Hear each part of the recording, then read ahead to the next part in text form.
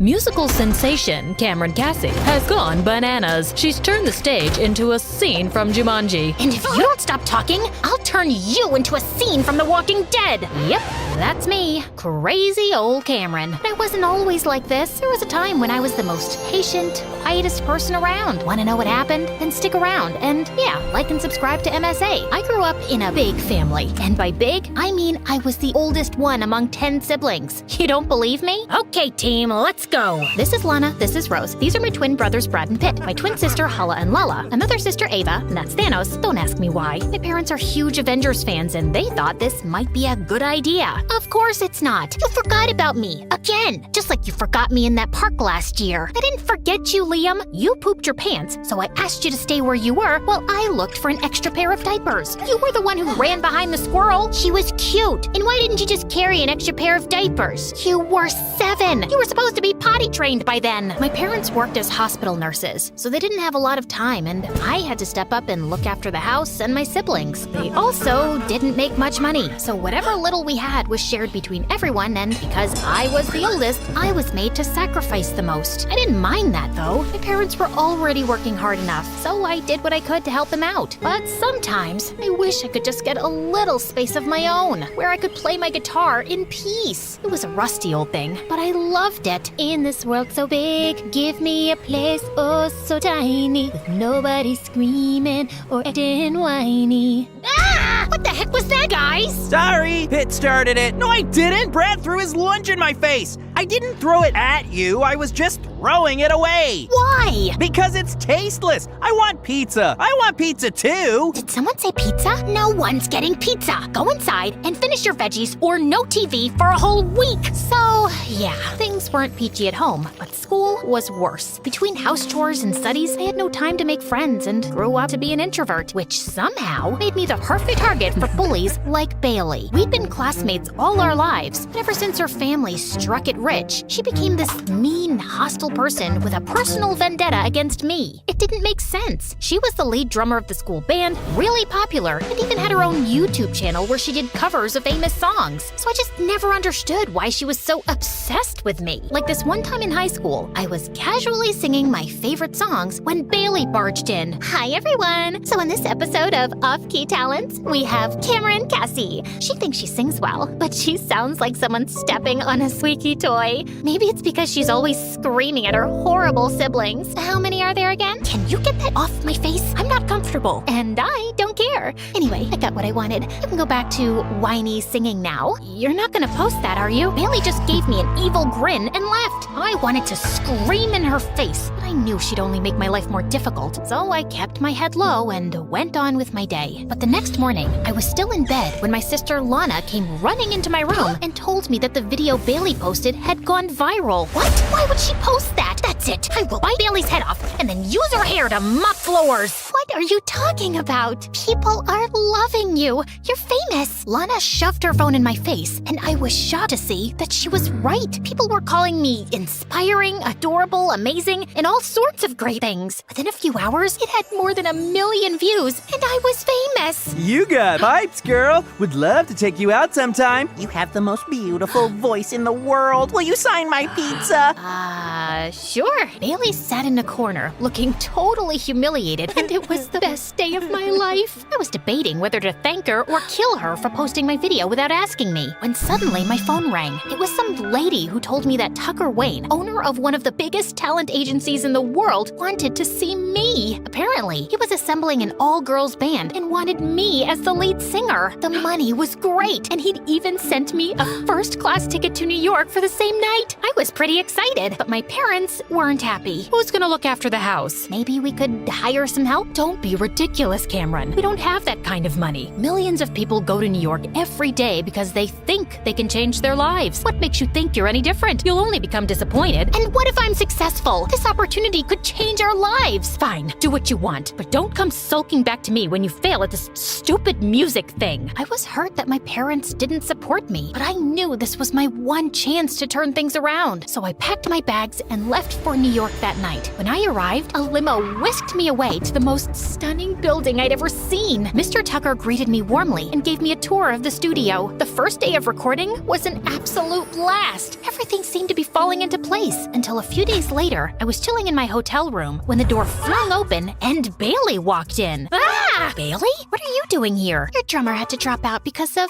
personal reasons, so Tucker called me in. Why? What do you mean, why? Because I'm talented, you butt face? Talented in making my life miserable? Ooh, someone grew a tongue while I was away. Relax, that was school. But this is real life. I won't bully my own teammate. You can take my word for it. As soon as Bailey left, I spoke to Tucker and he confirmed Bailey's story. He asked me if I was okay with it, and I wanted to say no, but Bailey was insanely talented, so I let it slide. But the next day, I regretted every bit of my decision. Not only was Bailey somehow more annoying, she was also really controlling. She gave me notes on my singing and would stop the recording every 2 seconds because she wasn't feeling the music. Then one time, in the middle of a performance, she changed the notes to my solo on the spot. What are you doing? Improvising? No, you're messing up my solo. And what are you gonna do about it? Bailey just left, and at that moment, something snapped inside me. I closed my eyes, focused on the notes, and sang. When I opened my eyes, the crowd stood still, and then they burst into a massive applause. Everyone was chanting my name, and Bailey looked like someone had pulled her kidneys out. From that moment forward, my life was an absolute whirlwind. We were getting more live shows, doing interviews, talk shows, and I was truly famous. I even got the first ever call from my mom, but it wasn't what I expected. Hey, Mom, I'm so glad you called. Your sister plays the oboe, you know. Lana? Yeah, I know. So let her in your band. But I thought you hated the idea of getting into music. I do. But Lana will be going to college soon, and playing oboe professionally will look good on her application. Now, will you help her or not? I wanted to say no. Mom was talking to me after weeks, and I didn't want to disappoint her. So I agreed, and a week later, Lana joined me. But I had no idea how to fit an oboe in the band. And Lana didn't seem too interested either. All she did was sleep or order room service all the time, and I barely had any cash left for myself. To make things worse, we were a month away from the album launch, and I still had a bunch of songs to write. In this world so big... Stop! This is not working out. We need something edgier. Could we try a different note? No! I want more emotion. Was there ever a time when you were angry? Not that I can recall, but maybe when Bailey posted that video of mine without asking me, or the time she dipped my books into spaghetti sauce, or when she tried to spoil my solo on stage. Darling, you can't let people walk all over you like that. Stand up for yourself. Dig into that rage and come to me tomorrow with a new song. I spent the entire night replaying the conversation with Mr. Tucker, and when I calmed down, I realized he was right. I was a pushover. Bailey had tormented me for years, and I'd never stood up for myself. My own parents had treated me like a pushover, but not once did they pay attention to what I wanted. And when I finally did something for myself, they tried to snuff that spark out too. Heavy with rage, I picked up the phone and dialed in. Bailey? Yeah, you're out. You're a bully, and no bullies are allowed in my band. And I cut the call before she had a chance to scream. On a high, I called my mom next. Hey Mom, Lana doesn't want to be here, and oboe doesn't make sense in this band. I'm sending her home. Finally! I couldn't believe I just stood up to my mom, and to be honest, I felt pretty proud of myself. The next day, I walked up to Mr. Tucker and told him the conversation I had with Bailey. I thought he'd be mad, but instead, he smiled. Good for you, darling. And don't worry, we'll find a new drummer. Let me hear that new song. I poured my heart into my song, and Mr. Tucker was so impressed, he sent it straight for recording. He even set up auditions, and within no time, we had a new drummer in our band. A week later, when the song was released, it got more popular than all our live shows combined. We rose to the top of every chart, got invitations to every celebrity show, and Mr. Tucker even extended my contract. I was making more money than ever, and life was pretty good. But the more I leaned into my emotions, the angrier I got, and pretty soon, I was lashing out at everyone. I ordered this salad with ranch. This is blue cheese. What are you doing? Trying to make me fat? I'm sorry, ma'am, I forgot. Did you forget to brush your teeth? Did you forget to take a bath? Did you forget to sleep? No? Then how can you forget to follow simple instructions? The waiter ran away crying, and I felt a bit bad. But with With the amount of money I was spending, I deserved better service. But the next day, I was making waves on social media for being rude and mean. Apparently, someone from the restaurant posted a video of me screaming at the waiter, and now everyone was out there to get me, including the paparazzi. Have you always been this spoiled, or has success gotten to your head? Have you always been this stupid, or did you fall on your way here and damage your brain? That's inappropriate. Your face is inappropriate, Jane. You are a terrible interviewer. You should switch jobs because I don't think this one's gonna last that long. I was mad with power, and no matter how much people called me out for it, I just didn't care. I partied like there was no tomorrow, shopped like a crazy person. I was finally living my life the way I wanted to. I didn't even care about showing up at work, and my bandmates tried to warn me, but I was the star of the show. No one would replace me. I thought I was untouchable until one day I walked into the studio and saw Bailey in the recording room. What is she doing here? Oh no, this is awkward. I was gonna tell you, but you're off the band, Cameron. Since when and why? Because you're a loose cannon, and I can't let you tarnish my reputation anymore. But I did what you asked me to do, and now you're kicking me out? I'm the star of the band. You can't replace me. Honey, everyone is replaceable in showbiz. Now bye-bye. Have a nice life. I was stunned. Just like Bailey and my mom, Tucker had manipulated and used me. I felt betrayed, but I had no time to sulk. I wanted to show these suckers what I was made of. So I tapped into my network to find a new label, but no one was ready to take me on, thanks to my negative image. And while I struggled to find work, Bailey rose to fame. She was having her first ever solo concert, and it was completely sold out. I couldn't let her win this time, so I crashed her concert, sneaked my way to the stage, and right before Bailey was about to sit down for her performance, I pushed her away. What are you doing? Stealing your thunder, just like you stole mine for years. Cameron's back, baby! I kicked over her drums, and in a moment of pure rage, I grabbed the guitar and smashed it to pieces. Some of the things went flying into the crowd, and everyone started panicking. The show was canceled, security was called in, and I was thrown out of the venue.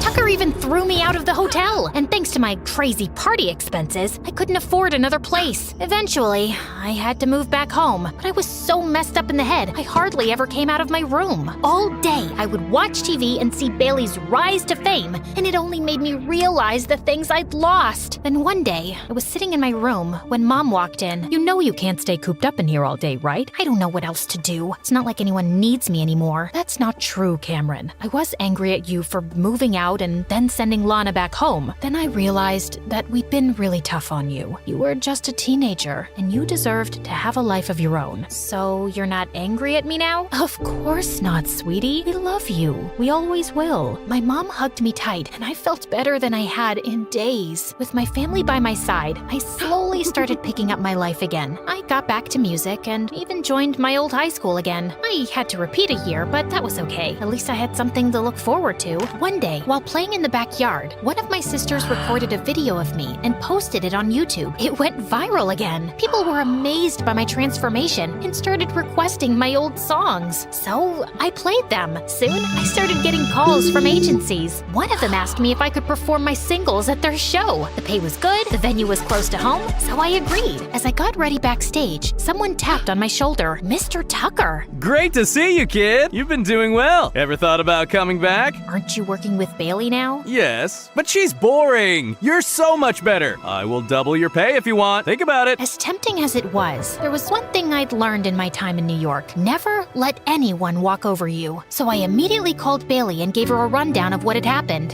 Why should I believe you? Because Tucker is a manipulative worm, and I don't want him to ruin your career like you ruined mine. You don't have to believe me, but just watch your back. Wait, thanks for letting me know. It's no excuse, but I'm an only child, you know? And my parents put this insane amount of pressure on me, and your family just seems so big and fun, and I was just jealous. Life's not always as it seems, but we can be a bit kinder to each other. Anyway, I'm glad we had this talk. Same. You know, I really did like your new album. Bailey and I never stayed in touch after that, but I heard she quit and started her own band. As for me, I'm still singing in the backyard and making my own music. That's the best kind.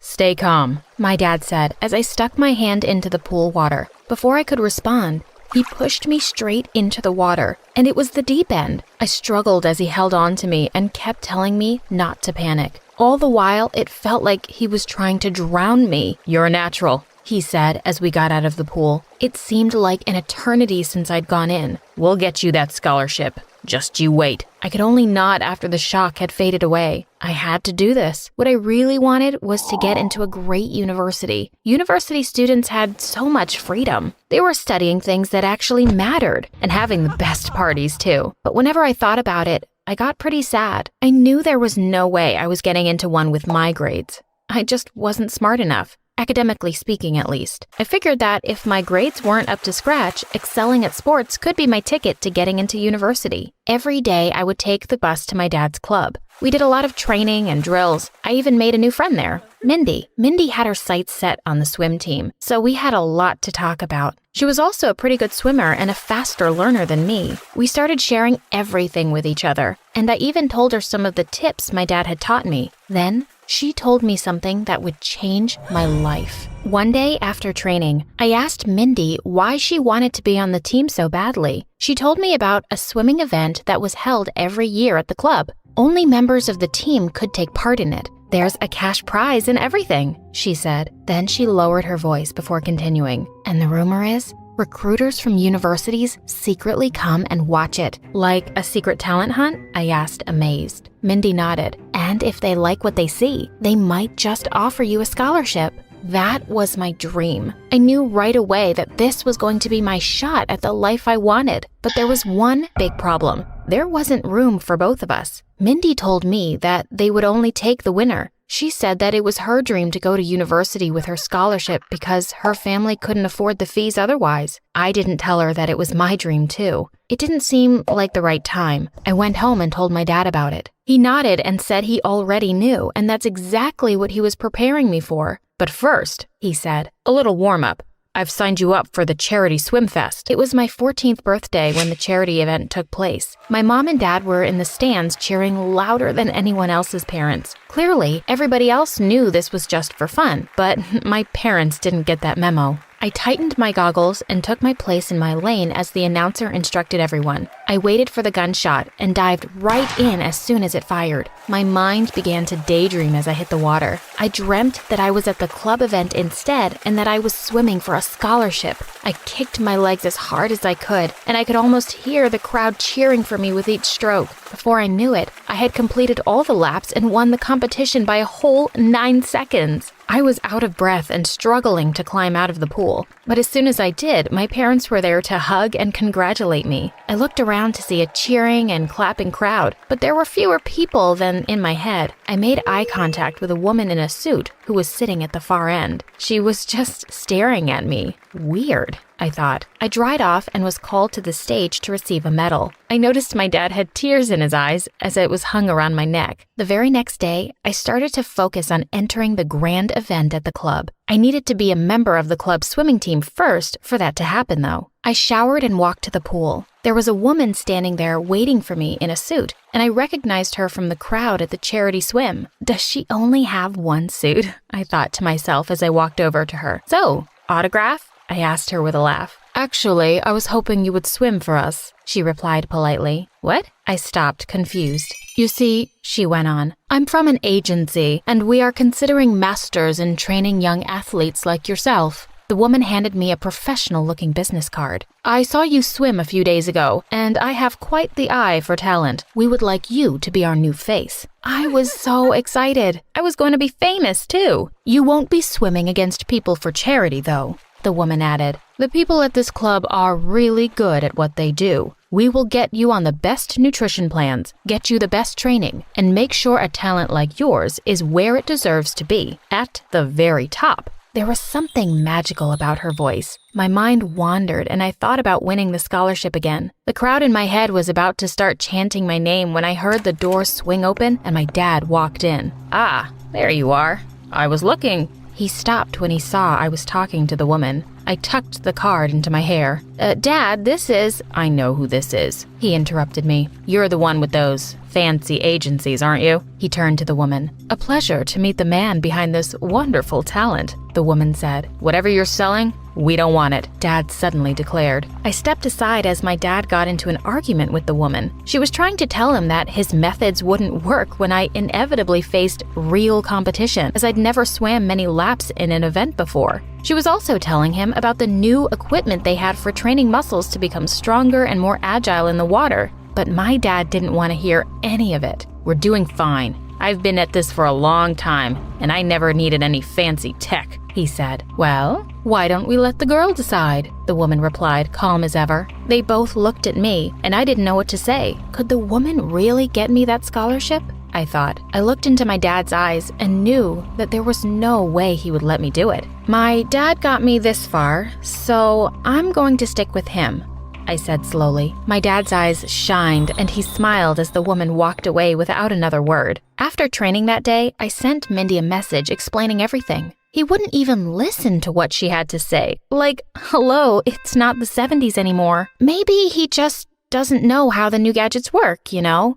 "My teacher thought airplane mode would get his iPhone to fly," Mindy replied. "Your dad hasn't let you down yet." She made a good point. Little did I know I would soon miss her good points. I decided to tell her everything. I told her that I was preparing for the swim team so I could get the scholarships too. Mindy was silent for a long time, and I got really nervous. Those 3 terrible dots were mocking me. Eventually, she sent a text. And it wasn't a happy one. "We both know you're a better swimmer than me," the message read. She said that I wouldn't have even known about the event if it weren't for her, and how I could take her dream away. I was surprised by her texts, one after the other, angrier and angrier. She felt so strongly about this. I started to feel bad. I looked at the mysterious woman's business card on the table, and I just knew that I had to see this through to the end. I texted Mindy that I was sorry, and I went to sleep. The trials for the swim team took place the year after, and I spent all my time training with my dad. Mindy stopped coming to the pool, and she wouldn't even reply to my texts anymore. I was really getting worried about her. After a few months, I asked my dad if he knew where she lived so I could go check on her, but he said that she was fine and he'd seen her around the club while I was at school. I was sad about losing Mindy, and I wondered if she'd given up on her dream because of me. Was I a terrible friend? How much more would I be willing to give up to get this scholarship? My dad started to notice that I was getting distracted and gave me more drills to keep me busy. I ended up falling asleep early most days because I was exhausted. But in all that time,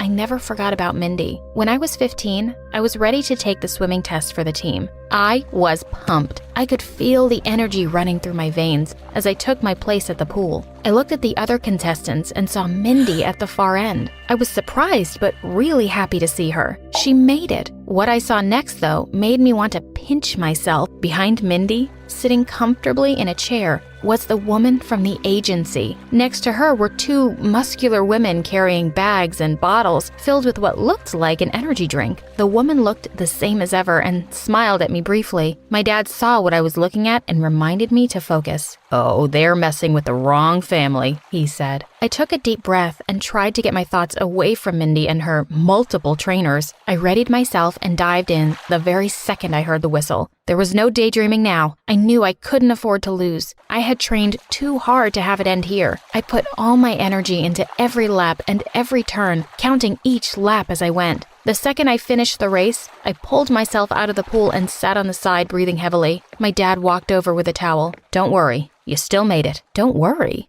I thought. That means I definitely need to worry. I stood up and saw Mindy sitting in a chair with some kind of special cushion. It looked super comfortable. She wasn't even breathing as hard as me. I looked at the scoreboard and my heart fell. Mindy finished in first position. I was in second by a full 3 seconds. 3 seconds? I thought, shocked. I was thankful that the club took the top 2 from this test, but I also started to wonder what special treatment Mindy was receiving from that agency and if my dad really was too old school. My dad was quiet on the ride home. He must have been thinking the same thing. The next morning, I saw the agency card lying on the table, and I couldn't resist. I dialed the number on the card, and the familiar voice of the woman answered, sounding way fresher than I thought anybody could on a Sunday morning. I asked her what she did with Mindy. "Why did you come to me if you were going to make her your star?" I asked angrily. The woman told me that the offer was still on the table for me and that Mindy's father hired her agency only until the club event. I paused for a moment. Still there? The woman asked eventually. I thought about the scholarship and what it meant to me. My dad wants what's best for me, after all, I thought to myself. I'm in, I told the woman. Somehow, I could feel her smile at the other end of the phone. Excellent. We'll be in touch. The woman hung up, and I took a deep breath. I needed to convince my dad. I found him watching TV and greeted him. There was no point in hesitating, so I told him I accepted the offer. He was furious. He angrily asked how I could betray him like this, and why I didn't trust him to get me the scholarship. You saw Mindy, Dad. You know I've always been faster than her, so how did she beat me? I managed to say. My voice was shaking. I'd never fought with my dad before. I hope you know what you're doing, he concluded and walked away to his room. I sat down on the sofa with a heavy heart. First Mindy, now my dad? How much more would I need to give up for this scholarship? We had lunch without speaking that day. My mom was confused as to what was going on. She tried to ask my dad, but he just grumpily chewed his potatoes. Right after lunch, I got a call from the agency. They said they would send over a car to pick me up.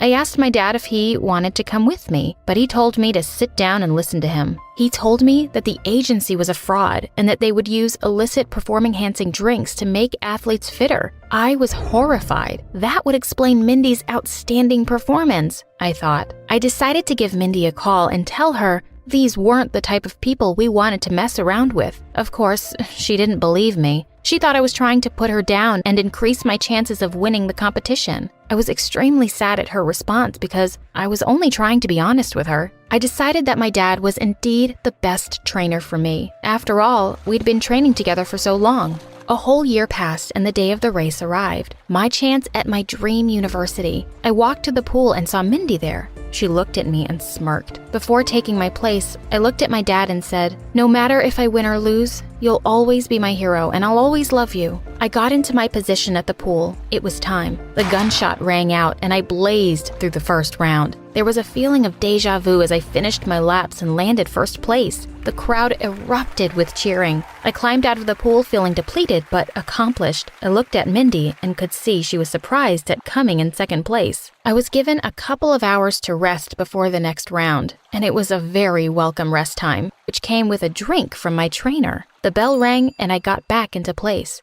I didn't even feel tired anymore. My training was paying off, but I got overconfident in this round. I swam thinking I was unstoppable. When you're underwater, you really can't tell. At the end of the round, I got to see that Mindy was in first place this time. I walked over to the woman, still in her suit. She was still calm as ever, so I asked, "Aren't you glad that Mindy won that round?" She replied, "We don't care who wins. We just want to experiment on younger athletes so that professional swimmers can benefit from the results." "Thanks for that," I said sarcastically. I sat down to rest, but something in me changed. The woman's voice didn't seem so magical anymore. She didn't seem worried about my scholarship like my dad was. All she cared about was her agency getting the credit for whoever wins. I looked over at Mindy preparing for the final round, then at my dad, who gave me a thumbs up. I was nervous. I'd lost my best friend for this. The bell ringing interrupted my thoughts. I went over to the pool for the final round. At the sound of the final gunshot, I dived in. As I swam, I gave it my all at first, but then I started to think about Mindy and what it meant to her. Maybe she did deserve it more than me. After all, I just needed to get better grades, right? Towards the end of the final lap, I made my decision and slowed down. I reached the end to hear cheering, clapping, and a roaring crowd. I was breathing raggedly, but I wiped my eyes to see all the applause was for Mindy. She'd won. Her family was crying happily with her outside the pool. I walked over to my parents and my dad was talking to me again. He was trying to console me and saying it'd be okay, but I didn't feel sad. I felt happy seeing Mindy so excited. She looked over at me and smiled warmly. I waved back at her. At least I'd won my friend back that day, and my dad. As we left, I saw a man approach her and take her aside from the crowd to talk privately. She'd clearly got the scholarship. When I got home, I went to bed and cried into my pillow. I was happy but sad at the same time. It was a strange feeling. The phone started ringing, and and it was an unknown number calling. I picked it up through tears and nearly dropped it as I listened. The man on the other end was saying he was a recruiter from a university, and he'd tried to find me after the race, but I must have left in a hurry. Then he said something I never expected. He was offering me a sports scholarship. I thought you only took the best, I asked with a runny nose, shocked. We're smart enough to see that this year there were 2 of the best. His voice made it seem like he knew about my decision not to win. So, what do you say? I thought about Mindy. She and I would be going to the same university. There was no way I'd let her go again. I'm in, I answered. When my mom was pregnant with me, the doctors told my parents they were having a boy. Wonderful. We'll name him Ace. Ace. I love that name. Then along came me. A girl, and I was born without a forefinger on my right hand. My parents were a bit freaked out at first, but they didn't really care. I was still their perfect baby. Hey friends, my name is Ace, and I live in a small town in Ohio. Please like and subscribe. When I was in kindergarten, our teacher asked us to paint with our fingers, and that's when a kid noticed my hand was different. Hey, look at Ace's hand. So cool. Are you an alien? Whoa, Ace. Did a mouse chew through your finger? No, dummy. My hand's always been like that. My classmates never bugged me about it, which was nice. Over time, more people found out, and some mean kids would call me a freak. But I was never bothered much, because I could do everything people with 10 fingers could do, like play baseball. Dad was really into it, and he taught me everything I knew. Once when I was 14, I saw some boys playing baseball in the neighborhood, and I asked if I could join, but they said they didn't play with girls. Losers. As I turned to leave, one of the boys hit the ball and it came flying towards me. I swiftly caught it and swung it at him. The guy seemed shocked. Whoa, how did you do that? Yeah, you threw a perfect curveball. How did I do that? And when I tried baseball over and over again, I learned that I could throw a perfect curveball because of my missing forefinger. After that day, those same guys wanted me to teach them. I started playing with them every day and gained a reputation for smashing the neighbors' windows. When I was in 11th grade, Dad gave me some big news. I'd have to finish high school in Cincinnati because he'd gotten a better job there and we could use the money. So we moved. The school was 5 times the size of my high school back home, and I was feeling nervous as I walked in. Just as I found my locker, a very pretty girl walked over to me. Oh, hey, you look like you're new here. I'm Bree, and I must say, your overalls look awesome. Oh, thanks. My dad and I have matching ones. Really? The janitor wears almost the same.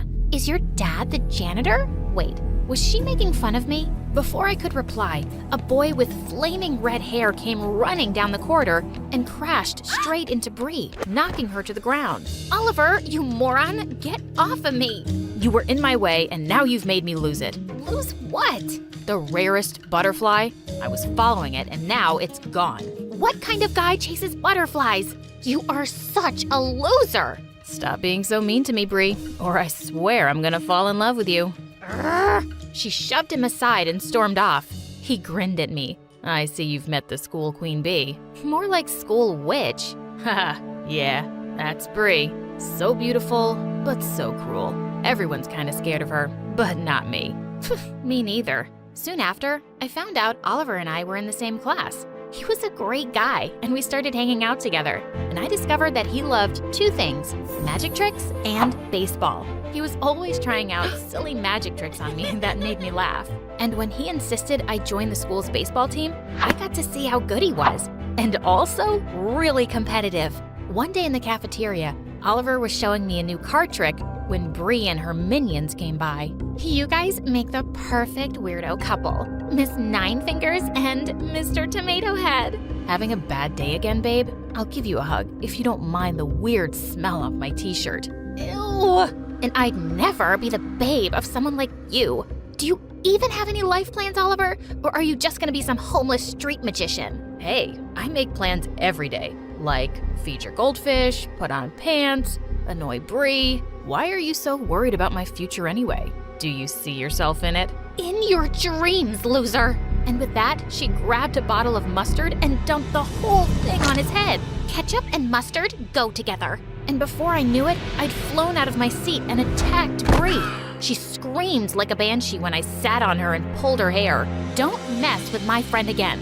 I can hurt you pretty badly with just 9 fingers, you dumb witch. That incident landed both me and Bree in detention, but I was a hero after that. No one had ever laid a finger on Bree before, and lots of kids were patting me on the back, and Oliver just couldn't get over it. That was epic, Ace. I can't forget the look on her face. I wish you'd made a video of me, dummy. Bree gave me death glares from afar every day, but I guess she backed off because she knew I could kick her butt. Oliver and I grew closer, and we played every day to help each other improve our game. Even my dad loved him, and his mom was so nice to me. I found out that his dad was always in and out of jail, and his mom was basically raising him alone. Since we were always together, lots of kids assumed we were a couple, but that didn't bother us much. We were best friends, and nothing could change that. One time we were having a practice match, and I was on fire. Oliver was really struggling to hold his ground against my curveball pitching. Are you trying to hit me in the face, Ace? Boo-hoo. Focus on your game, Oliver. You already have 2 strikes. 1 more and my team wins. For some reason, Oliver seemed tense, and when I pitched, he missed again. When my team started celebrating, he just threw his bat, ran off, and sat under a tree. Hey, don't be a sore loser. I'm just mad at myself. The final games are only a few months away, and that's where all the university recruiters pick talent. I really need a scholarship, and I'm playing so badly. And on top of everything, look, my shoes are ruined. Every player has some bad days. Cheer up, let's get some ice cream. Come on, let's go. He just sat there like a stubborn donkey as I pulled his arm with all my might. Suddenly he got up and I fell backwards, dragging Oliver with me. Awkward. By saying awkward, you made it awkward, weirdo. And then we both burst out laughing. I went to the bathroom to clean up, and that's when I heard Bree behind me. Do you know how gross it is to see 2 dorks making out? Get a room. We were not— Wait, why am I explaining anything to you? Think what you like. I was leaving when she said, I haven't forgotten what you did, Ace.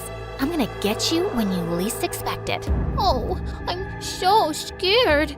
I'd go running to my mommy if I had one. And I walked off quickly before she could reply. She sounded crazy. A week later, it was Oliver's birthday, and I wanted to buy him the perfect gift. I had to use all my savings, but it was worth it. I went over to his place, and when he opened the box, his eyes shone. Oh my God, new baseball shoes. Ace, you're the best. Can you sign them, please? 'Cause for me, you're a star. Are you sure you want me to destroy these killer shoes with my sign? When he nodded, I gave him an autograph. Soon we had our summer vacations, and I went back to Ohio to see Grandma. When I returned, I was in for a shock. Oliver seemed to be over his awkward puberty phase, and he looked really different. I'd never seen his hair brushed before. Where is my crazy best friend, and what did you do to him? I'm still the same guy. Hey, Ace, I gotta tell you something. Let's catch up at lunch, okay? Of course. But when I got to the cafeteria later, I saw Oliver there with Bree, and she was all over him. I felt so angry. I wasn't jealous or something, but why her? And once she left, I asked him, and he was going on and on about how they'd bonded over the summer and how she'd really changed.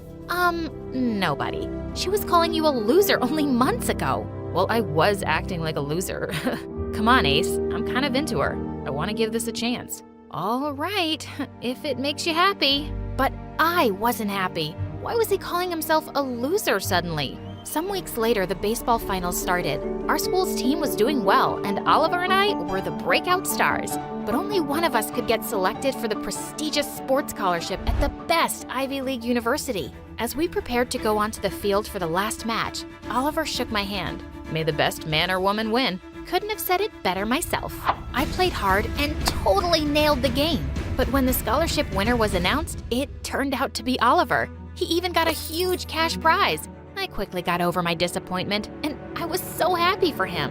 A week later, Bree threw a party to celebrate Oliver's victory. But when I got there, Oliver was just busy with people I didn't know. I felt out of place and went to go sit by the swimming pool. And that's when I spotted Bree showing off her necklace to her friends. Wow, Oliver sure has good taste. That looks expensive. It was the least Oliver could do after what my dad did for him. He's the head recruiter at that Ivy League university, and he basically gave Oliver the scholarship, even though Ace played better. That witch got what she deserved, and Daddy really thinks Oliver is gonna be a huge star one day. Oh my God, I felt gutted and furious. I ran up to Oliver and grabbed him by his shirt. You cheated? How could you? Oliver knew right away what I was talking about and quickly pulled me into another room. I yelled at him and he kept trying to shush me. Hey, I did what I had to do. Your dad has a decent job. My dad, he's in jail again. You know my situation. I need this, Ace. You can get it next year. Yeah, I know your situation, but that doesn't give you an excuse to stoop so low. Do you feel happy that you won by cheating? I don't even know who you are anymore. I spat in his face and left the party. Oliver and I didn't speak after that, even though he tried to talk to me and kept calling. A couple of months later, he stopped trying, and then one day, I saw him on the news. He was being called the next big thing. A few months later, I participated in a local fundraising match and led my team to victory. After I accepted the trophy, a man approached me. Hello, Miss Ace. I'm from a prestigious university, and we want you to apply for our sports scholarship. Your missing finger gives you an edge that I've never seen in any other player. No one throws a ball like that. I was excited to apply, and I got in. The opportunities my university provided me in baseball were amazing. After graduation, I got into the national women's team, and I heard how Oliver had received a huge offer from a league in Japan and had moved there. Sometime later, I met an amazing guy and fell in love for the first time. After dating for a few months, he proposed, and I said yes. One day, as I was walking into a coffee shop, I bumped into someone, and I looked up to see that it was Oliver. Oh my God, Ace. Oh, Oliver. Been a long time. I thought you moved to Japan with Bree. Yeah, I did. But things didn't go so well. Bree's with a soccer player now. She broke up with me after I had a rather serious injury. What? When did that happen?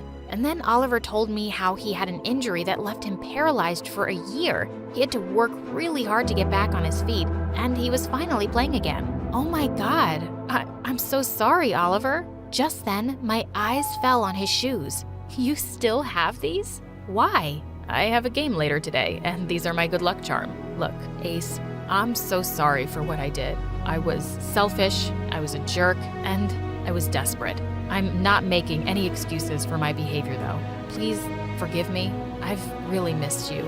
I didn't forgive him right away, but we kept in touch and slowly patched things up. The truth was, I'd really missed my best friend too, and I was happy to discover that he was still a weirdo. And when I got married a few months later, I was so glad my best friend was there by my side as my best man.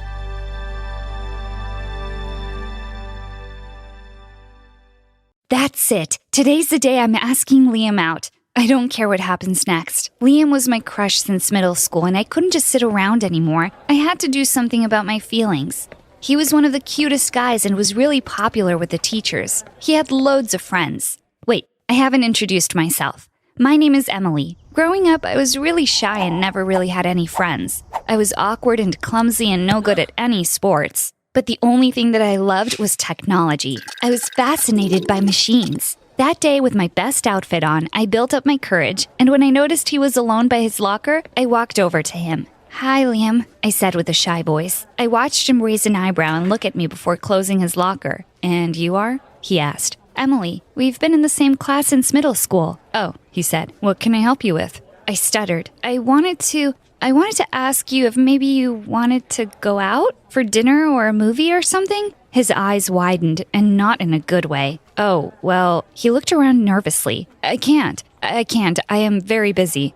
Studying, football, and I gotta go." And just like that, he literally sprinted away from me. How stupid can I be? I was so foolish to think that he would go out with me. I watched him run away, and feeling totally bummed out, I started walking to my next class when I stepped on something. It was a small black notebook. I picked it up and opened it. On the first page, I saw his name. I had found Liam's secret diary. Should I run after him and give it back? Or should I keep it? I had the key to finding out more about him. I could find out what kind of girl he'd like and become that girl. I quickly slipped the diary in my backpack and ran to my next class. Throughout the day, all I could think of was what I would find in that little diary. I sat by my desk when I got home. I took a deep breath, made sure the door was closed, and opened the notebook. Liam's handwriting was not how I imagined it. It was very neat. I started with the first few pages. The entry started from when he joined our school a couple of years ago. I spent hours reading through. It was not as interesting as I expected. Stories about other girls, about football, stories about family and holidays, and regular stuff like that. However, some details kept showing up that made me think there was something more to this boy. Things like, one of my toes fell out today, and I lost a screw. And I wish this was easier sometimes and things were back to normal, kept cropping up. What?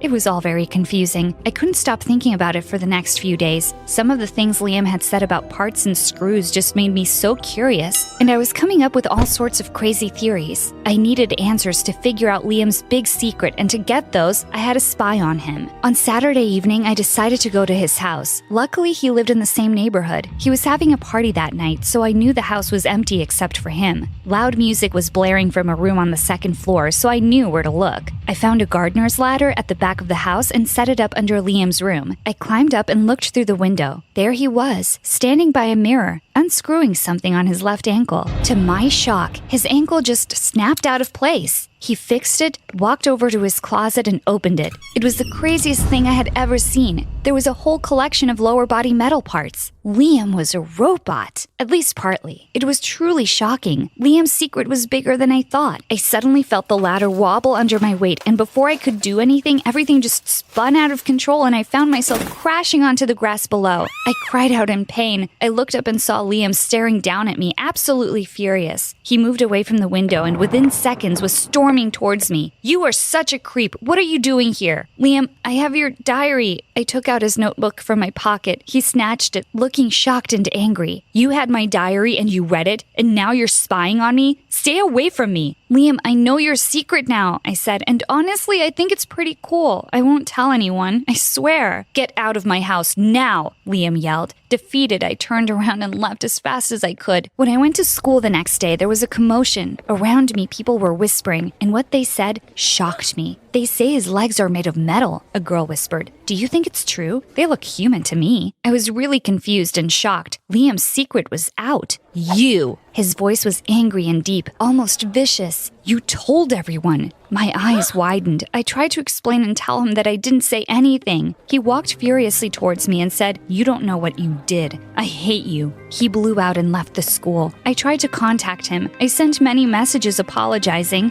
I wanted him to give me a chance to explain. It wasn't fair, but he never responded. As months passed, I could not get over that incident. I felt as if somehow I had betrayed Liam. I tried going out with other guys, but I couldn't stop thinking about Liam. I was never able to be with someone for more than a week because my heart was with Liam. The end of my senior year was not easy. Liam's secret was still the juiciest bit of gossip, and I felt haunted by it. Luckily for me, college came around sooner than I thought. I decided to major in robotics to keep my passion in technology alive. I could hardly believe my eyes when, upon entering my class, the first person I saw was Liam. I thought he had disappeared for good, but there he was, still looking as handsome as ever, and it was no surprise that he majored in robotics as well. I never tried to approach him or speak to him, and he always ignored me and always asked to change groups if we were paired together for projects. Part of him believed that it was me who had exposed him. I continued to keep my distance. Being so close to Liam every day was getting difficult for me. I started seeing this guy Kevin, who was also in our class, and had asked me out a few times. He seemed rather cocky, but I thought maybe I could get myself to like him if I tried hard enough. It was selfish of me, but maybe with him I could finally get over Liam and put him out of my life for good. It was Kevin's birthday, and he wanted to throw a grand party. During the party, I think he wanted to brag to his friends that he had a girlfriend and kept me wrapped around his finger all night. I was really uncomfortable, but didn't know what to do.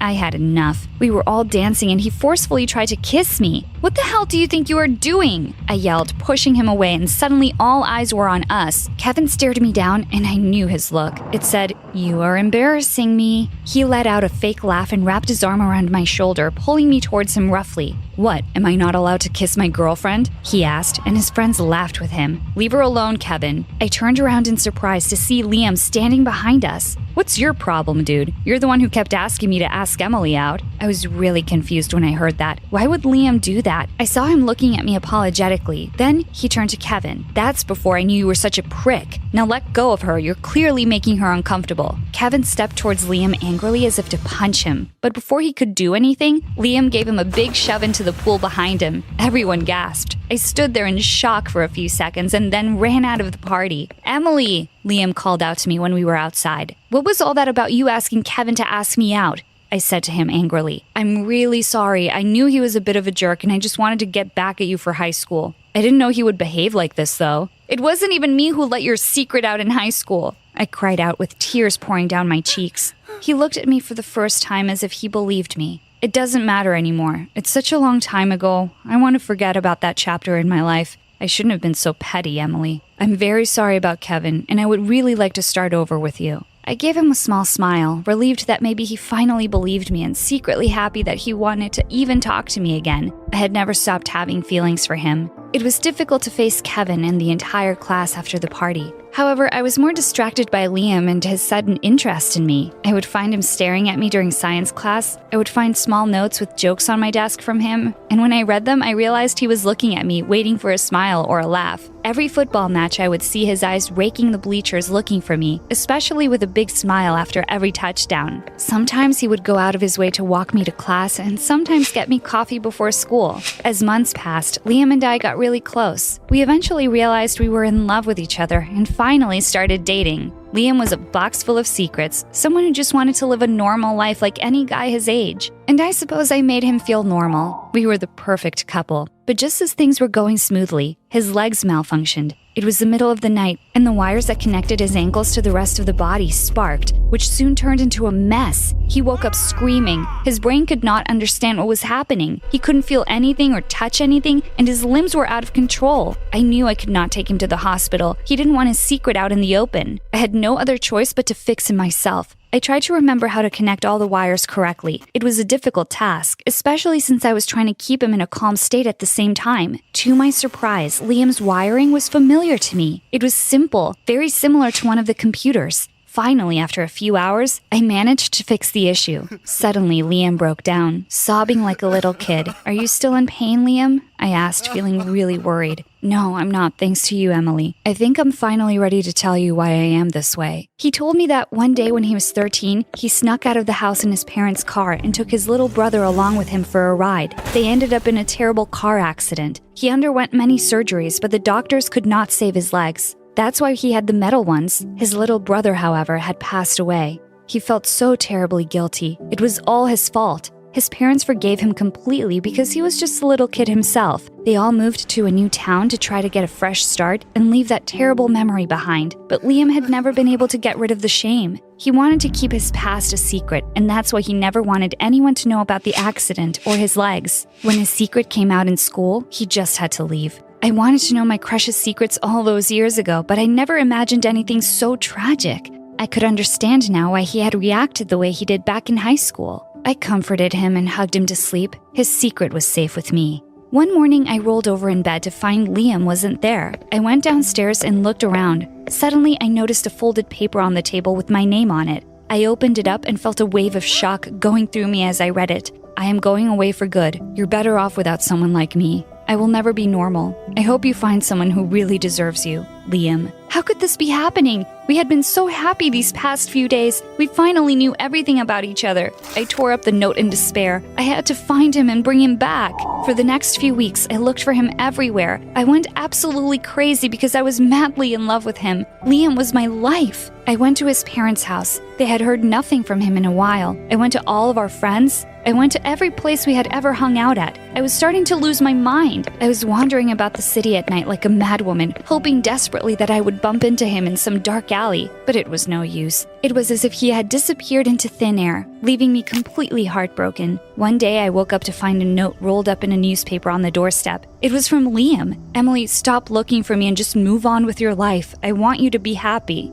He knew that I had been looking for him. That meant he had been spying on me all this time and knew what I was up to. This gave me an idea. Later that night, as I was walking down a street a few blocks from my house, a couple of thugs started following me. I broke into a run and they followed suit. One of them grabbed my bag while the other shoved me to the ground. Just as I was about to scream for help, I saw a tall, dark shadow behind the men. "Get away from her!" Liam shouted, running towards them. They immediately dropped my bag and ran off like scared little rabbits. Liam bent down next to me and took me in his arms. "Are you hurt?" I held on to him, sobbing. "I'm fine, Liam. I knew you would come if you thought I was in trouble." "Wait, what?" he asked. I explained to him that I had staged the whole thing. I knew he was spying on me, and the only way to make him turn up was to pretend that I was in danger. Liam shook his head, half amused and half angry. "So those goons are your friends? And I was thinking they ran away like that because of how scary I look," he said. "Oh, Liam, you can't ever leave me again. I thought I was going to go insane when I couldn't find you. I don't care if you're messed up. I can help you with your leg and I can help you deal with your past. Please don't break my heart. I can't live without you." My voice cracked as I tried to control my tears. "I thought things would be better for you if I went away," Liam replied, his eyes wet. "If I have to live without you, I'd rather not live at all." Liam pulled me close. "I can't survive without your love either. I thought I could, but I realized my mistake. I need you and want you in my life. Let's go home now." We have been living together for a year now, and Liam has made no attempt to escape again. I convinced him to see a therapist, and he has been feeling much better mentally. As for his leg, I'm pretty good at fixing him up. "What are you doing?" I gasped in horror as my mom tore apart our kitchen. She had 5 garbage bags full of perfectly good food. "I am making sure you stay nice and healthy," she responded as she turned her attention to me. It was a pathetic image. I was hugging a bag of baby carrots for dear life. She snatched them out of my hands and threw them into a bag. As she dragged the garbage bags to the curb, she told me it was for my own good. I was devastated. I couldn't believe some yoga freak had convinced her to throw away hundreds of dollars worth of food. If you think this is bad, wait till you hear what I did get to eat. Before I get into why a weird lady with hairy legs is the reason no one calls me by my old name anymore, take the time to like this video and subscribe to the channel. If you do, you'll have 10 years of good health. Trust me, I know a little something about health. I know that parents just want you to be healthy, but my mom takes it to a new extreme. See, my mom always prided herself on being a health nut. I never ate processed sugar or even meat.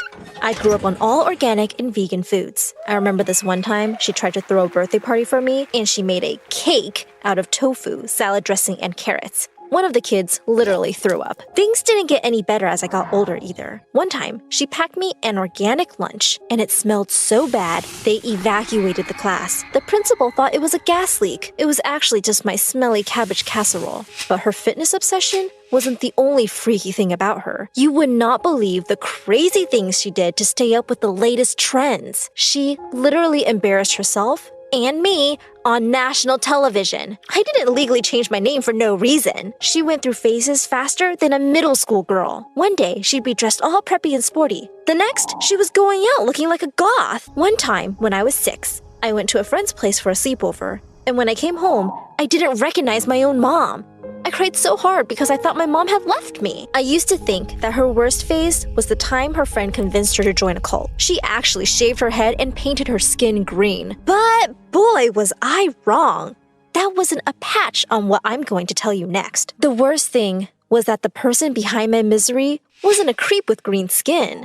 This time, it was a seemingly harmless lady with a sweet smile. So I really didn't see it coming. Even worse, I may have brought them together. I was an aspiring singer and actress, and I often performed at the community center and local theater. My mom met her at one of my performances and immediately became her best friend. She was calm and relaxed. I was actually pretty relieved about my mom meeting someone who was actually normal.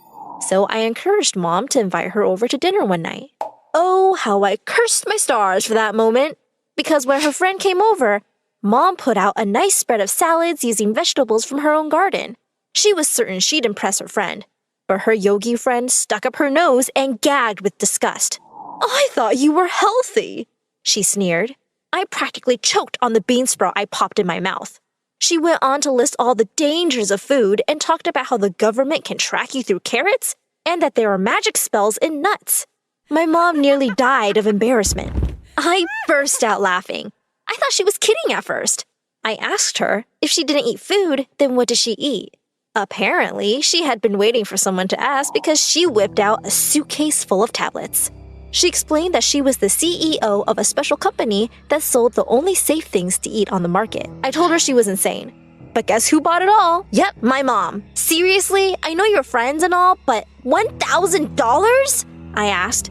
I told my mom it was a scam, but she was super positive that this was the food of the future. In fact, she even got so paranoid about government tracking that she made me wear a hat made of tinfoil that, you guessed it, was sold to her by her yogi friend. I figured it would blow over in a few days, like her last few phases. But I was very, very wrong. The next evening, when we sat down for a meal, she poured those stupid tablets on my plate. I asked her to make me a sandwich, and you would have thought I'd slapped her. She glared at me and refused to give me anything else. She said there was no way on earth she could do me such harm. In fact, she said she would throw away all our food. For the next month, I lived off of granola bars and vegetables I stole from the garden. I even ordered one of those snack boxes and hid all the chips in my room. I would literally drool whenever I saw a commercial for McDonald's or Pizza Hut on the TV. My mom, though, she seemed perfectly content eating those stupid tablets.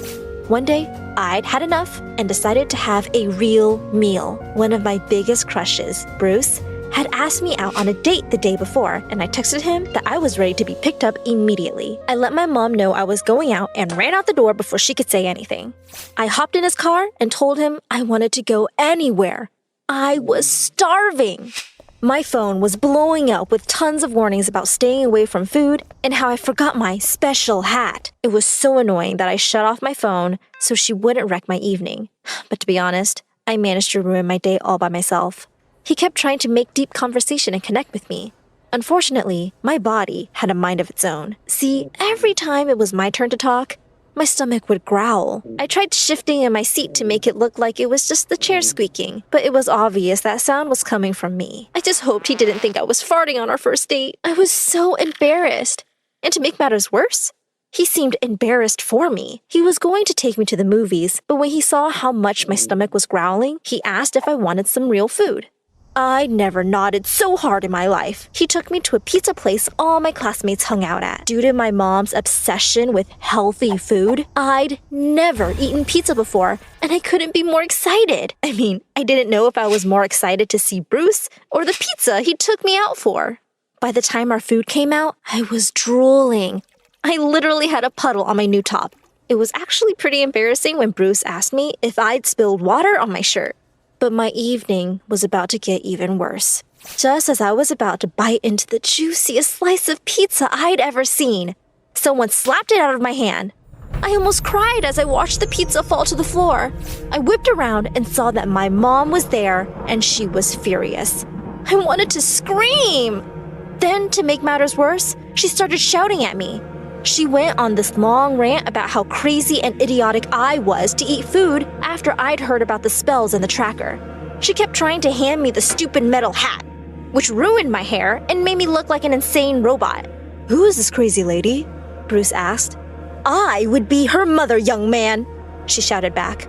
I wanted to crawl under the table, and that's exactly what I did. My hiding was rather short-lived as my mother dragged me out from under the table and pulled me back to her car. I had a feeling I wasn't going to get asked on a second date. To be honest, I was sadder about leaving the pizza behind. After that, Mom strengthened her iron fist.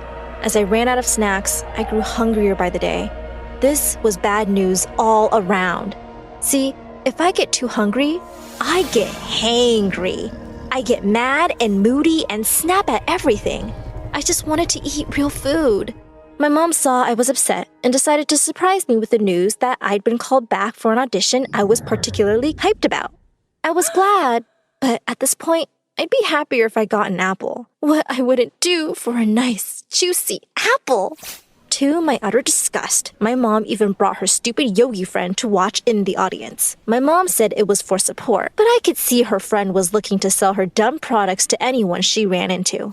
Today is not about that, though, I told myself. Today is about me. I was excited, but something felt off. I told my mom I was starving, and she just gave me a new round of tablets. They looked a little different from the ones I'd taken before, but I was too tired to even question it. Unfortunately, when it was my time to walk up and perform, I wasn't as prepared as I wanted to be. As I walked on the stage waving to the camera, I lost my balance from dizziness and tripped. If falling wasn't bad enough, I literally crashed into the musicians and even broke a guitar. Everyone started booing me. I stood up to try to show them my skills and make up for my blunder, but my stars had something else in store for me. I projectile vomited all over the crowd. I ran backstage without even seeing, as if I could now. I wanted this day to end, but judging by the numbers of cameras pointing at me, I wasn't forgetting this day anytime soon. I also was not talking to my mom anytime soon. This was totally her fault. I ran out of the hall. Thankfully, Mom was nowhere to be seen. I decided to go and get myself something to eat from the McDonald's across the street. It was trashy, but I deserved a burger right about now. When I walked through the door, I shrieked. It was my mom. She was sitting by herself at a corner table and had a hamburger half jammed into her mouth. I couldn't believe it. I ran straight over to her. So the pill diet isn't good enough for you, but it's good enough to ruin my life? Horrified, my mom asked why I wasn't on stage. She obviously hadn't even bothered to watch me. Instead of supporting me, she was cheating on the diet she forced on me. She said she could explain, and it was just a one-time moment of weakness. But no way was I buying that story. I was so disgusted. I decided I would rather starve than talk to her. But that's when I remembered. I was on the other side of town, and I was starving. I realized that my last hope was the only person I never wanted to face again. My stomach grumbled, and I knew I didn't have a choice. I made the call. Bruce came surprisingly fast. Turns out, he had come to watch me. Instead of laughing or making fun of me, though, he was super sweet. He even stopped and got me a milkshake so we could hang out. He then brought me to my empty house, where I packed up all my stuff and went to live with Bruce. I was done with whatever crazy things my mom had going on. I even filled out paperwork to legally change my name, so I would never have to be associated with that embarrassment who puked all over the stage. Bruce took me out on a date to take my mind off of everything. We decided to check out this fancy place that opened up on the other side of town. When we walked in, I saw someone fall out of the chair and break a glass. I ran over to help. And who did I see? None other than my mom. Again? One time weakness my butt. She had seen me walk in and was hiding from me. That's when I saw what she had on her plate. A steak! Was this what she always did? This time, I wasn't going to ignore her. I was furious. She was such a hypocrite. She begged and pleaded to explain why she did what she did. She said that when she was my age, she struggled with body image issues and had lost a big break because she had binged on junk food and gotten deathly sick right before an audition. Quite ironic, I thought, given that I'd ended up doing the same trying to starve myself. She said she thought that if she raised me on a strict diet to stay lean and thin, I would be successful and not miss my chance just because of bad eating habits. There was just one small problem. She couldn't lead by example, so she would go out and buy hamburgers and fries in private. Unfortunately, though, my problems didn't end there. Even after we made up, I couldn't go back home. My mom lost her house because of how expensive her friends' treatments were. Between tablets and crazy privacy devices, she was over $300K in debt.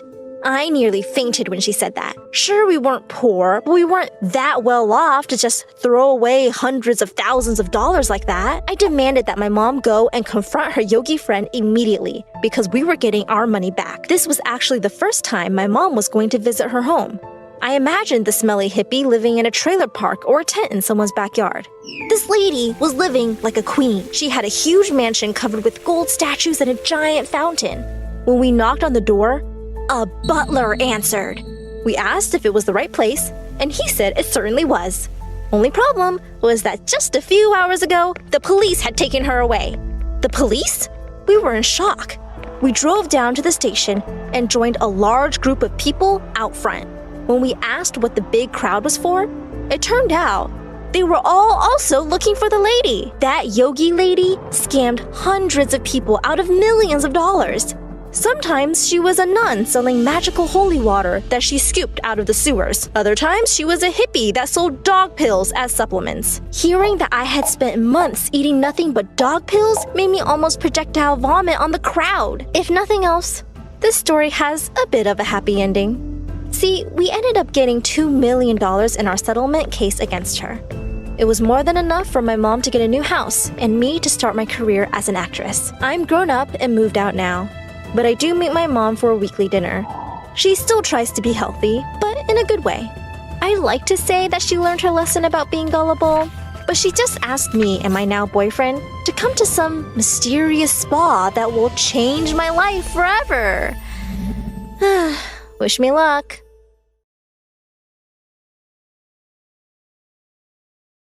Go, run. I ran up the basement stairs with Ryan right behind me. We sprinted out the door, and I paused to catch my breath. My teeth were chattering. Here. But then he hobbled out of his house. Get back here. We gotta go. How far can we go on the ice? Hi, my name is Melody Walker, and I'm from Whittier, Alaska. Before I continue, please like and subscribe. I was from the tiniest town, and my house was even further away, tucked between these frosted mountains. And I loved to play or roll in the snow, but what I loved most was whenever we had to go into town. The people bustling from shop to shop, the cars whooshing by, and the laughter all around. And when I saw kids, I knew I had to be friends with them. If only I could stay in town a little longer. By the time I turned 6, my parents had started homeschooling me. It was fun in the beginning. I could go to class in my pajamas, I could turn in homework late by batting my eyes, and our cafeteria was open 24/7. If I ate 2 cookies and then I'm gonna eat 2 more cookies? That's too many cookies. But when I would watch TV or a movie, well, school looked totally different. I had no desk, no detention, and of course, no dances. I complained sometimes to my parents, so they did everything they could to cheer me up. We would play hide and seek or a game of chicken, a Modern Family one, or become anchors of our own imaginary show. My dad even tried to teach me to waltz, but I only crashed into 1 or 2 vases. Still, it felt like maybe I was missing something. Like I had no one to give my friendship bracelet to or ask me to the prom. And when I was 15, my life took a sudden turn. My dad got a promotion, so we were moving to the city. And I was ecstatic. I can finally have friends and maybe a boyfriend like MSA. But it wasn't that easy. I wish there was a handbook for high school. I had so many questions. How do you get in line for lunch when the crowd never ends? And where do you sit in class? Why do all these kids leave that wobbly chair for me that keeps bumping me in the back? Soon, I felt like I wasn't fitting in, but I wasn't a quitter. So I remembered how kids would act on TV shows or movies, and I tried the same with Amy, who was sitting next to me. What are you doing? Oh, you gave the right answer, so I thought I'd... No, we don't high five. What are you, 10? And it got me. Alone during lunches, alone during class, and alone during dances. Maybe I wasn't cool, but maybe if I was smart, I would finally make some friends. So I posted my tests with an A+ on my locker and on my Instagram stories. Neither worked. And then I did something I shouldn't have. Mrs. Smith, didn't you want to pass out that quiz before class was over? You can guess what's next. But at least my teachers liked me. They knew I tried hard, maybe too hard, and word got around to the principal. He tracked me down one day and asked me to join the school's newspaper. You're pretty good at academics and writing, and the paper needs some help. And it was a ton of fun. It helped the day fly by, and I ended up hearing the gossip from everyone. I heard where to get the best spray tan, which corner of the library was best for, you know, and that Jessica P. stole Jessica's R's homecoming crown and wouldn't give it back. By the time I was 17, I was writing full articles and editorials in my free time. I also got to interview school hotshots, the big leagues, like cheerleaders and athletes. And finally, I was assigned to talk to Ryan, the captain of the hockey team, with a killer smile. So Ryan, how do you deal with the team pressure? Lonely? I'm feeling lonely, lonely. Stop glancing and tell me, hold me, hold me. I totally blurted it out. I slapped my hand over my mouth. As my face burned red hot, I immediately regretted serenading him. Ryan laughed, and I turned to hide my embarrassment, but my feet twisted over each other, and I fell back on Ryan. Whoa, you have a lot of school spirit. Are you okay? Oh, yeah. Oh, Melody, be professional. I took a deep breath and tried to recover. Are you excited for next week's date? Game? Next week's game? We're pumped, and I like a good date. Game. That smile again. I felt like I'd melted into a puddle. From that day on, everything changed, and my heart fluttered whenever he was even in the same room as me. And once, when I was in the cafeteria trying to merge into the lunch line with no luck, I was about to give up when a hand tapped me on the shoulder. You can stand in line with me. I spun around to make sure he was talking to the right person. Yes, you. Everyone gets feral at lunchtime. It felt like everyone had disappeared, and it was just him and me. I couldn't think of a single word to say, but spit it out. I believed you, I'm so stupid. I cringed at myself, but Ryan just laughed. Could this be the start of something? And then one day, as I was washing my hands in the bathroom, I saw Amy crying in the corner. I went to put my arm around her for a hug. What is wrong with you? Don't touch me. I'm sorry, you looked so sad. Amy rushed out of the bathroom and ran into the principal. It is way past the bell. Where's your hall pass? She's with me, sir. Is she? I'm interviewing her for, a story about the new tater tots. He angrily shuffled around the corner. Thank you. You didn't have to do that. That old man, he's a weirdo and always yelling and ranting and would love to give attention to everyone. Well, it seems like you were having a tough day. Yeah, boy trouble. Amy invited me to sit at her table for lunch. This was what I needed. I had a group of girls to hang out with every day, gossip about boys, or just share fries. Amy was cool. She gave me advice on how to wear my hair and which season my colors were in. We even worked on a history project together. I helped Amy get an A, and she helped me get out of that wobbly seat in the back of the classroom. And one day at lunch, everyone was buzzing about a party. Are you doing anything tonight? I can get you an invite. Oh, I don't know. I felt like one of the girls. I was also included. I have real, true friends now. Kelsey can pick us up. Come on, there will be really cute guys there. Like, anyone from the hockey team? Like Ryan?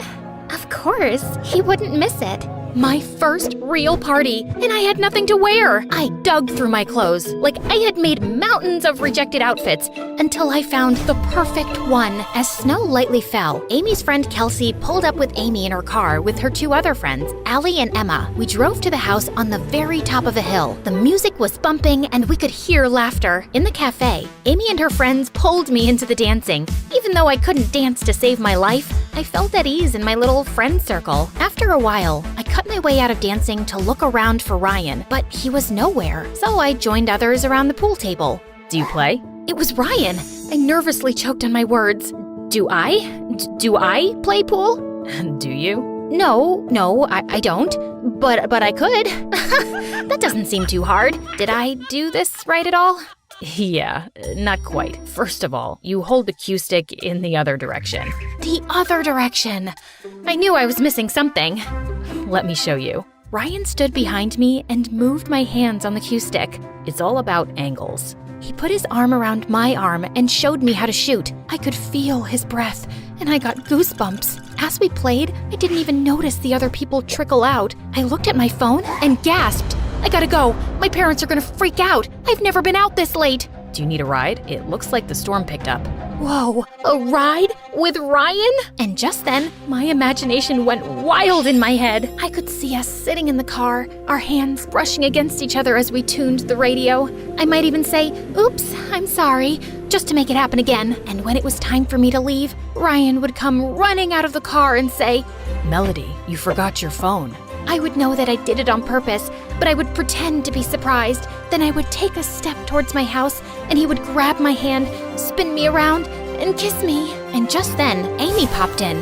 No, Ryan, she's getting a ride with me and Kelsey. She doesn't need your stupid truck. Okay, no problem. Thought I'd offer. See you later, Melody. Amy crushed my dreams badly, and with a heavy heart, I waved goodbye to him. Don't get your hopes up. He's a massive flirt. I think Kelsey is in her car. We walked outside, and all the other cars were gone, including Kelsey's. Where are you?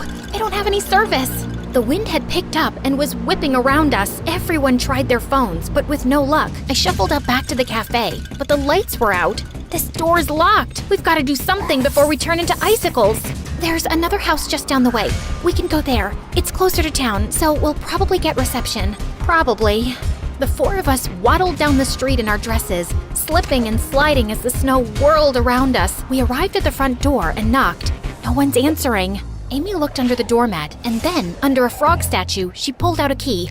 Too easy. I don't know if we should break into someone's house. We're not breaking into someone's house if it's already open.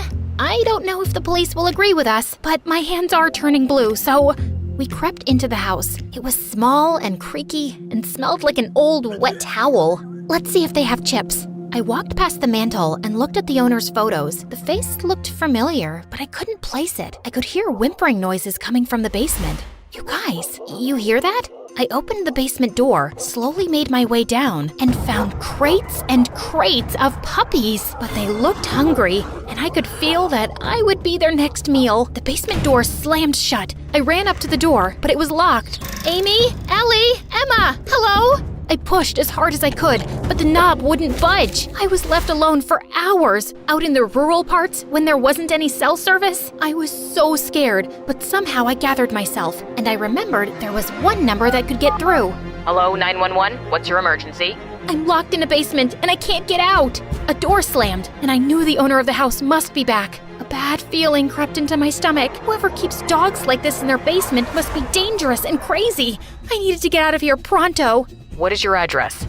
Up on a hill? I had no idea where I was. I could hear a man's footsteps upstairs, and the puppies started barking like crazy. I think I'm on a pine hill or a peanut hill. Something with a P, that's for sure. I picked up a crowbar just in case I needed a weapon to defend myself. The door swung open.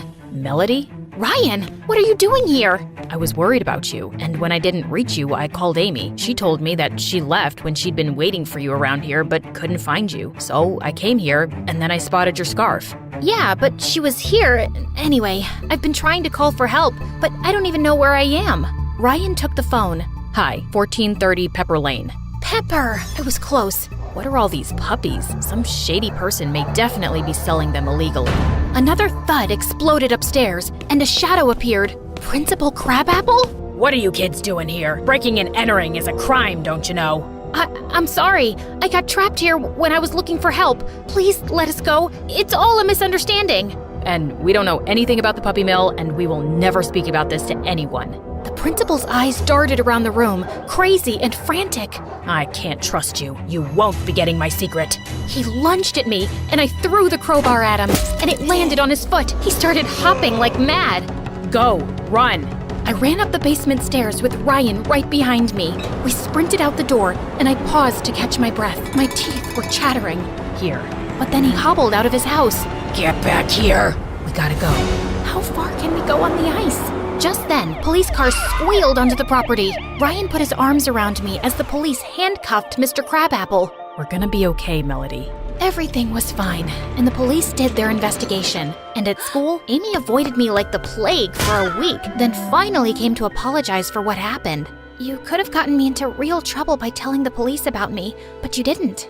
Why, Amy? Why did you do this? The thing is, Ryan and I used to date, but I wasn't over him at all. And then I saw him scribbling your name and poring over your newspaper articles, and it just drove me mad. So, you took me there on purpose? No, I had no idea about that eerie house, but I could have helped you out of the basement when I left you there on purpose, so that you would know that it wasn't your place to just take him. I thought it wasn't over between us, but it is, and I realized he only likes you a lot. I wish you would forgive me and we could still be friends. I have forgiven you, but I'm not sure about being friends again. Well, I volunteered at the shelter to help place every last puppy. I also wrote a gripping story for the newspaper about our ex-principal. It was the talk of the town, and I got famous too, only because I stayed true to who I was, even if it made me different from everyone else. Oh, and me and Ryan, we're still going strong. I can beat him at pool now, and we recently went out on a date with our cutie.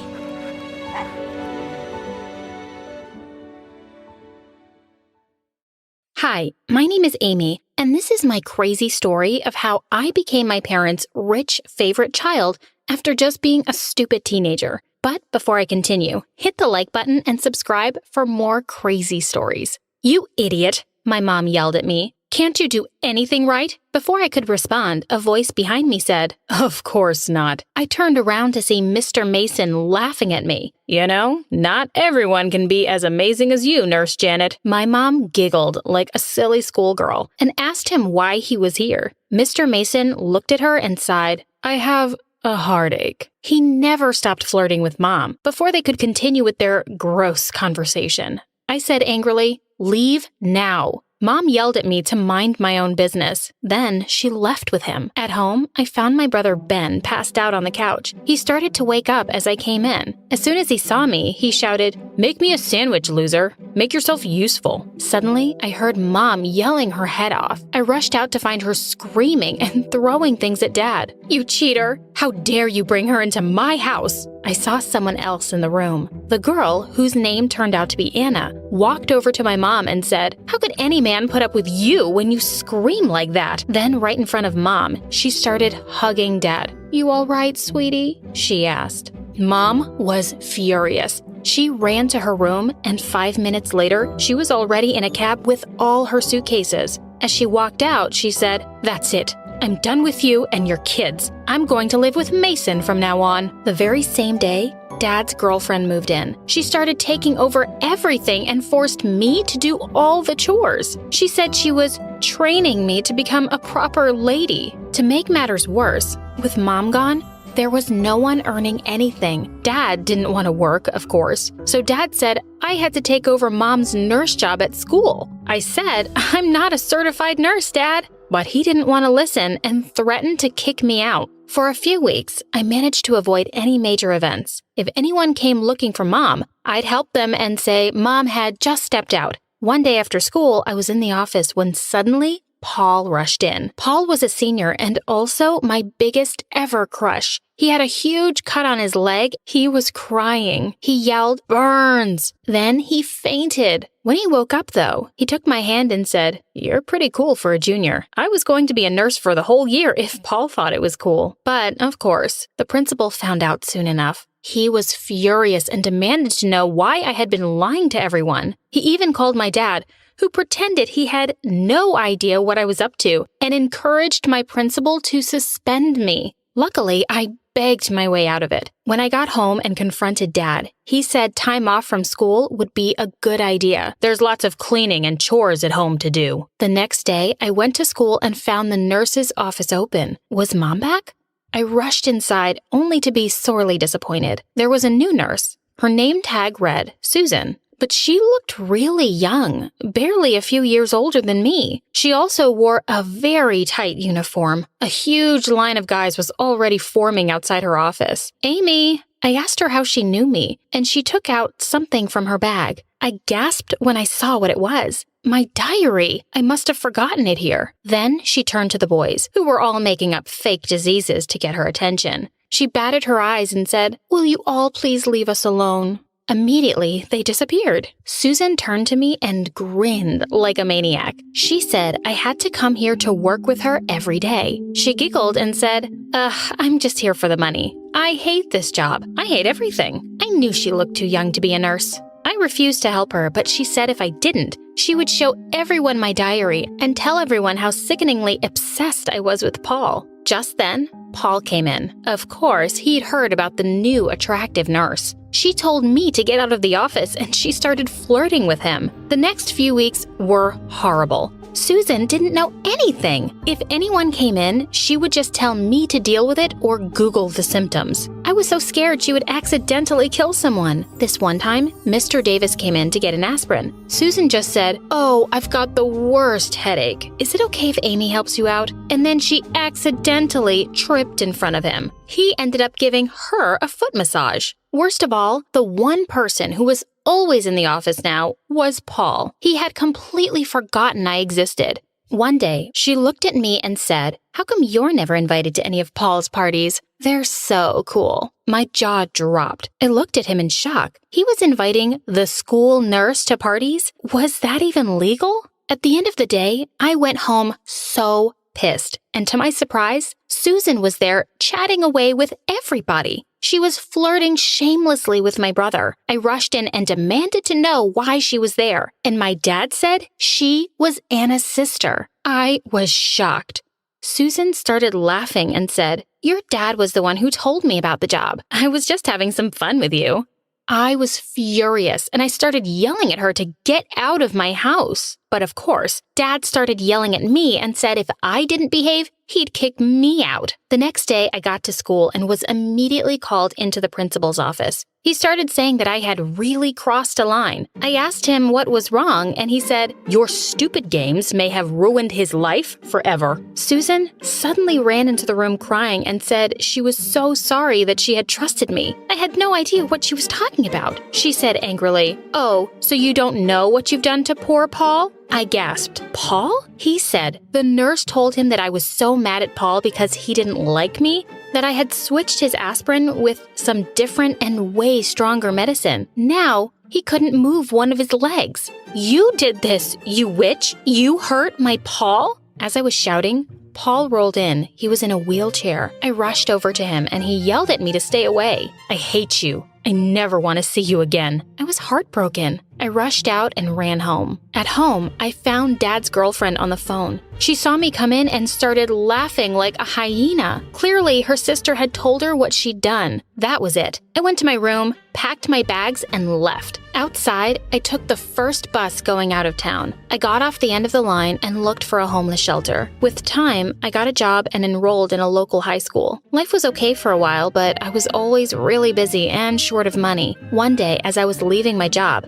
a guy came up to me. He introduced himself as Martin, and he said he wanted to offer me a job. "I'll pay you a lot," he promised. I asked him what he had in mind, and he told me that he had an uncle who had been caught in a gold digger's trap. He said, "She's after his money. She forced him to run away with her, and she won't let him spend a penny on himself or anyone else." I agreed to the job, and he said all I had to do was help him expose her. I asked him to take me to them. He was psyched.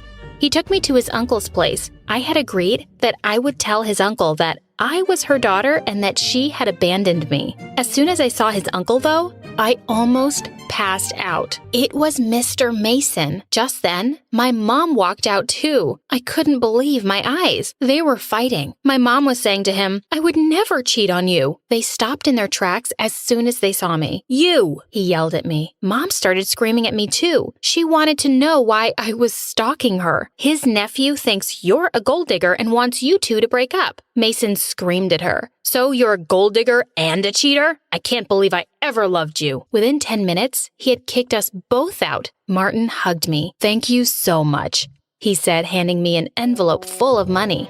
Mom started yelling at me for trying to ruin her happiness. Martin looked at me in shock. He asked if I really was her daughter. I nodded yes. He snatched back the envelope and said, "Like mother, like daughter. Gold diggers." After that, he walked away. Mom was still angry and she wouldn't listen to me, so I decided to leave. But she said, "Since you're the reason I'm homeless, I'm coming with you." She followed me to my shelter and was a real pain the whole time. As soon as we got there, she dumped her bags onto a girl standing near the door. "Take these to my room," she said. The girl threw Mom's stuff on the ground and walked away. Then, my mom saw Mr. Dawson, the kind manager, and immediately tried flirting with him. His wife jumped out from behind him and glared at Mom. Mom took one look at her and stepped away. But the next day, she put on a red dress, went over to him and asked, "Do you need any help? I'm a qualified nurse." "Yes, your daughter was a very good nurse too." Mom laughed and said, "Her? She doesn't know anything." Everyone around us looked angry. They all liked me here and thought Mom was annoying. I dragged Mom away and told her, "They'll kick you out if you don't behave." But Mom wasn't willing to back off. She decided to follow me to work and told my manager that she was a much better server than I could ever be. I'd had enough. I yelled at her in the middle of the crowded restaurant and told her to get out. I had to ask security to take her outside. I went back to the shelter hoping she'd gone away, but I was in for a shock. At the shelter, there was someone else waiting for me with Mom. Dad. This was the last thing I needed. I started yelling at him and demanded to know why he was there. More importantly, why are you holding Mom's hand? Mom just sat there blushing like a teen. "Anna ran off with my money. He wanted us to come back and live with him." I burst out laughing and told him he deserved it, but Mom was suddenly ready to forgive him. I told them to do whatever they wanted, but that I was done. The two left the shelter and moved back home. At first, they would call me every day to ask for money, and when I refused, They sent me a gift. One day, I returned to find my room completely trashed. My roommate was inside crying. I was horrified and asked her what had happened. She angrily looked at me and said, "Why do you keep bringing your crazy family here?" The door flew open and my brother barged in. He demanded that I give him money and said, "I've got a kid now. I gotta feed him too. Give me money or else." I was furious. I kicked him out and said if he ever came back, I'd call the cops. Then I decided to move away. I applied to a college far away from my parents' town. I thought the drama was finally over, but I was so wrong. On the very first day of medical school, I saw someone else I'd hoped never to see again. Paul. As soon as he saw me, he jumped up and started waving at me. He came up to me and said, "Amy, I'm so sorry. All these years, I've been looking for you." He explained that a few weeks after I had left, he had found Susan making out with some guy. When he confronted her, she said there was no way she was dating a guy with a bad leg. She also said she'd only pretended to like me because you liked me. I told Paul it was okay, and I was over it, but he held my hand and said, "But I'm not over it. I love you." I couldn't believe Paul wanted to be with me. We started dating, and after a few months, everything was perfect. Until one day, Paul stopped talking to me out of the blue. At first, I couldn't understand why he was acting this way. But then, one evening, I saw him at a college party with another girl. But the real shock was when I saw who it was, the nightmare nurse. I was furious. I rushed up to him, and before he could say anything, Susan cut in. "Get away from him. He's my fiancé." Then she said something even worse. "We have a child." I was shocked. Paul reached for me, but I pushed him away. As I ran away, Susan called after me and said, "We're getting married next week. Come see the wedding." On the day of the wedding, I got a call from my brother. I hung up the first time, but he kept calling and said, "I can't find my son." He said his fiancée had disappeared with their son. I asked him who it was, although I had a pretty good feeling I knew the answer. I had to stop Paul. At the church, the crowd had gathered, and the girl was walking down the aisle. As the ceremony started, my brother burst through the door screaming, "That's my son!" Susan gasped and tried to hurry through the vows, but it was too late. Paul pulled back and, well, long story short, they didn't get married. In fact, my brother grabbed his son and told her never to talk to them again. I made my way towards the boys' locker room, my eyes darting from side to side, paranoia on the rise. As I near the entrance, I feel my gut churning. Unable to hold it any longer, I rush to the bathroom, throwing up. After washing my sweat-drenched face, I look up. This is such a bad idea.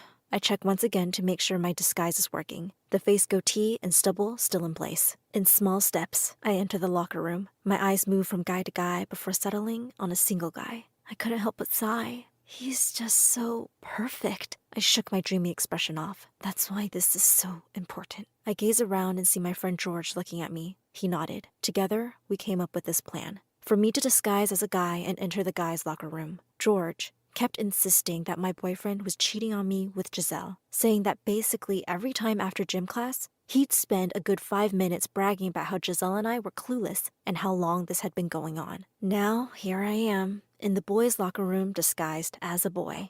Already, I feel like ripping off everything and making a run for it out of here, but I have to know. All the boys are half-dressed with towels wrapped around their lower halves. Seeing me, Charles's best friend Anthony says, "Who the heck are you?" Lowering my voice an octave, I tell him I am a new exchange student from Brazil. My boyfriend Charles seems to brighten at seeing me. Thinking that he recognizes me, I panic and make for the door. But my friend George stops me, and I remember why I am here. I apologize to the others and explain that I thought I had forgotten something. Charles is eyeing me oddly, but I think he's actually buying my disguise. Now we go into the gymnasium with everyone for gym class. I quickly realize another problem. The gym teacher, Miss Luna, doesn't know anything about a new student. George and I go to try and make her believe that I'm an exchange student who hasn't been added to the class list yet. She still seems uncertain, eyeing me suspiciously. She even tries calling the principal to confirm our story, but luckily, he doesn't pick up his phone. I'm beginning to realize how crazy this idea is. Miss Luna finally allows me to play volleyball with everyone else, but warns me that she'll be watching me with a menacing glare.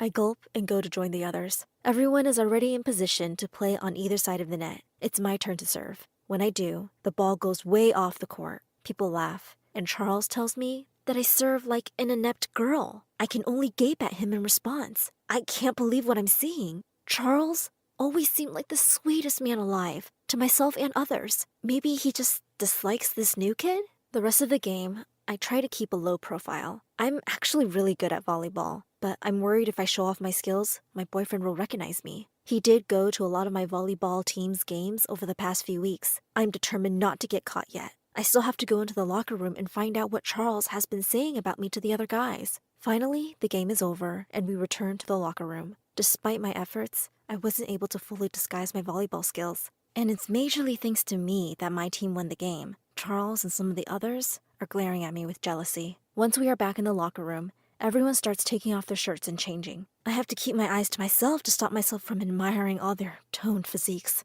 Charles's best friend, Anthony, asks me why I'm just standing around. I excuse myself to the bathroom. Inside, I try to calm myself down. I have no change of clothes or anything. I really didn't think this through. I'm sure that I'm going to give myself away. George comes to visit me. He brings me a change of clothes and reassures me that I only have to make this work for a few more minutes. Charles is bound to start his bragging any minute now. After George leaves, I quickly change and hurry back to join the others. Charles grudgingly admits that I did a good job at volleyball. I smile, but then duck my head away. I don't want him to see me too closely or recognize my smile, even though he must think that this new guy is acting like a weirdo. I sneeze and my hand goes to my mouth, coming away with some of my fake stubble. I groan, but luckily, Charles is too busy admiring his reflection in the mirror to notice, while the others are busy getting changed. I pretend to lean over and retie my shoelace. Charles asks me if I want some advice on girls. Knowing that this may be it, my heart skips a beat, and smiling, I tell him that I do. Charles takes out his phone and tells me that for girls, the more's the merrier. Take him, for instance. He has 2 girlfriends, and they don't have a clue about each other. One of them, Patricia, is even a little crazy, but he's been getting away with 2-timing her and Giselle for weeks. I laugh in his face. This must be some kind of joke. I'm Patricia, and I'm certainly not at all crazy. No way would Charles cheat on me, especially not with Giselle, the stupidest girl in our school. But Charles gets angry and grabs me, telling me that I have bony girl arms. He shows me 2 pictures on his phone, one of me and him holding each other, and another of him and Giselle kissing. Something in me snaps. I rip myself free and tell him that the first girl looks like a nice girl and that he is scum. He gets mad and lunges for me, the other boys cheering. I punch him in the face. He falls to the ground and starts moaning. Good thing I'm a whiz at Krav Maga. It's dead silent in the room. All the other boys are staring at me. I have to get away. No way do I want to get caught and prove Charles right that I'm a little crazy. I make a run for it, but slip and fall on my butt on the slippery floor.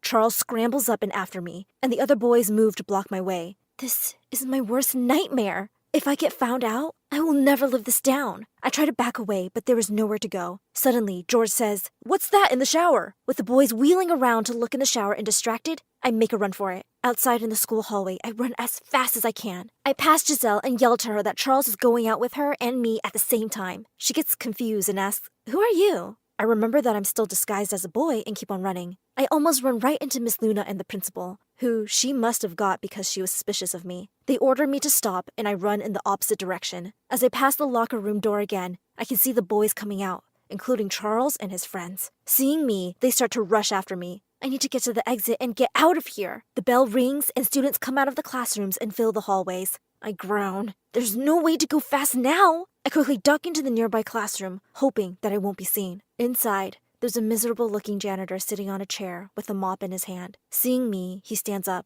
He asks me not to tell on him for slacking off. I agree not to, but ask him what's the matter. I really should hide into the closet in the back of the room, but I want to put it off as long as possible since I get scared in confined places. The janitor makes me promise not to tell anyone. I promise. He then tells me that his toupee is falling off and that he's completely bald underneath. He was teased by his ex-wife about being bald, so he's very self-conscious about it. He also tells me that he's bored by his job and wants a bit of excitement, even just for a day. I get an idea. I tell the janitor my situation and suggest that we switch disguises. Without my fake goatee and wig, and with the janitor's uniform and toupee, hopefully I can escape the school unnoticed. The janitor thinks the idea is funny and agrees. We switch disguises. Just then, there is furious knocking on the door. In marches Charles, the principal, and Miss Luna, all looking furious. The janitor looks at them, says, "Oh no!" and runs for the window. Luckily, we are on the first floor, so he is able to open the window and jump out and run off, whooping as he does so. "Get him!" yells Charles, and he goes to follow him out the window, while Miss Luna and the principal rush out of the room. Now alone, I wait a few seconds before leaving. Now I have to get out of the school. If they catch the janitor and he gives me away, I could still get caught. Outside, I run into George. He asks me if I've seen a guy with a goatee, and I laugh at him. I whisper and tell him that it's me. He is very relieved to see me. Together, we shove our way through the students milling around, rushing through them as fast as we can. Some students got angry and yelled after us. One even swore he'll get me fired for this. Finally, we reach the school exit. Once we get outside, check to make sure that no one is around. Change back into my normal clothes. I breathe a sigh of relief. It looks like I've actually gotten away with everything, but I feel bad for the janitor who helped me. I want to return his toupee, too. I'm also crying because my perfect boyfriend, Charles, is anything but. I sink onto the grass, not caring who sees me now. George tells me to cheer up, that Charles is a jerk anyway. I realize that he's right, as well as the best way to make myself feel better. Get revenge. George and I quickly come up with a rescue and revenge plan. George and I go back to school. Everyone is talking about the crazy goatee guy who punched Charles and was chased through the school. Miss Luna is back too, and seeing us, starts hurrying towards us, glaring at us ominously. We head straight for the principal's office. Inside is Charles's rich father, who is threatening to sue the school if they don't find the goatee man and expel me. Charles has clearly told him some kind of lie and won't even look at me. I get out my phone and show it to the principal. He is shocked and left speechless. When Charles's father demands to know what is going on, I show it to him too. He can't believe what he sees. Evidence that his son is a criminal. Charles goes white in the face and demands to know what's going on. I show him it too. A screenshot of the test answers he has been selling to other students. Charles gasps and asks me when and why. I tell him that I took the screenshot last week after trying to convince him to stop doing it, even though he cited the reason as wanting to take me on a luxury vacation. Charles grabs my phone and makes a run for it. Everyone just watches him go. Even the principal secretly wants him to escape since his father donates so much money to the school. George and I rush after Charles, but we don't have to run far. Charles runs straight into the janitor, who came back too. The adults rush after us. I grab for my phone, but Charles throws it. It smashes onto the hard floor. Even though it's clearly broken, I grab the remains of my phone and tuck it into my bag. I laugh at Charles, telling him that all my data is backed up, including that incriminating photo. The principal looks at the janitor suspiciously and asks if he's the janitor people were complaining about. Francis tells him that he's been at McDonald's for lunch and has the receipt to prove it. The principal tells us all to go into his office since he doesn't want to cause a scene. Inside his office, the principal tells Charles that George and I won't be punished and that he's being suspended. Charles's father gets furious and begins throwing things and threatening to shut the school down. He's sure that the evidence against Charles is fake. Charles maintains his innocence and throws things too. Everyone leaves in the pandemonium, including Charles's father, swearing that this school will pay. But my revenge isn't complete yet, especially not after Charles destroyed my new phone. George and I sneak back into the now empty office. I access my Google Drive files on George's phone and start to play one audio file over the loudspeaker. A weepy song Charles made for me the one time I did try to break up with him. On the loudspeaker, Charles's teary voice declares his undying love for me, how he'd do anything for me, absolutely anything. He sobs a bit, then tells me he's nothing without me, life is nothing for him without me, that he hates everyone in the school and feels like a slug, a horrid little slug, without me. After George and I sneak out, the hallways are dead silent. Seconds later, the school erupts in laughter. A few paces away, Charles's father leaves with disgust, while Charles has sunk to his knees. Giselle stalks by and screeches at him that it's over. Seeing me, Charles hisses that this is all my fault. I tell him that it's his own fault for cheating on me and bragging about it, then stealing test answers at school too. Students walk by and laugh at Charles, who insults them. Charles's old friends pretend not to see him. As I walk away, Charles snivels after me, asking if this is it. I tell him, sorry, my horrid little slug, but it is. As we walk away, George and I chuckle. To think this was the guy I disguised myself as a boy to get into the boys' locker room for. Hi, my name is Zoe, and I made a big mistake. Now my life is a raging inferno. Before I continue, please like and subscribe. If you do, you could be the lucky winner of $10,000 in just 7 days. Spread the word to your friends and family. Ever since I was a kid, I knew it was my destiny to be a famous chef. I baked my first souffle when I was 3, published my first cookbook when I was 5, and 2 days before my 7th birthday, I won the Grand National Bake-Off contest. I guess I got it from my mom, who was one of the best chefs in the country. She even had her own cooking show on TV. But my dad couldn't fry an egg to save his life. He was Mom's manager, and they were head over heels in love. Or I thought they were. But when I was 15, my world turned upside down. Mom ran off with a food critic. Dad and I were devastated. Dad sobbed for weeks and couldn't bear to leave the house because billboards of Mom were everywhere. Soon, he lost all of his clients, was fired from his company, and the bills started piling up. How could she do this to us? To me? I don't know, Dad, but it's been 6 months and the rent's past due. Maybe it's time to focus on getting a new job. Luckily, Dad took my advice and got a job online, but it wasn't enough to make ends meet. I tried my best to help out by baking pies and selling them to our neighbors after school. I even reached out to my mom to see if she could help us, but she said she had no money to spare because she was planning a huge wedding. I was so mad at Mom, I deleted her number from my phone. I couldn't believe she was so selfish. And Dad often started falling sick and would mostly stay in bed, sobbing. Stupid love had turned my mom into a selfish monster, my dad to a baby, and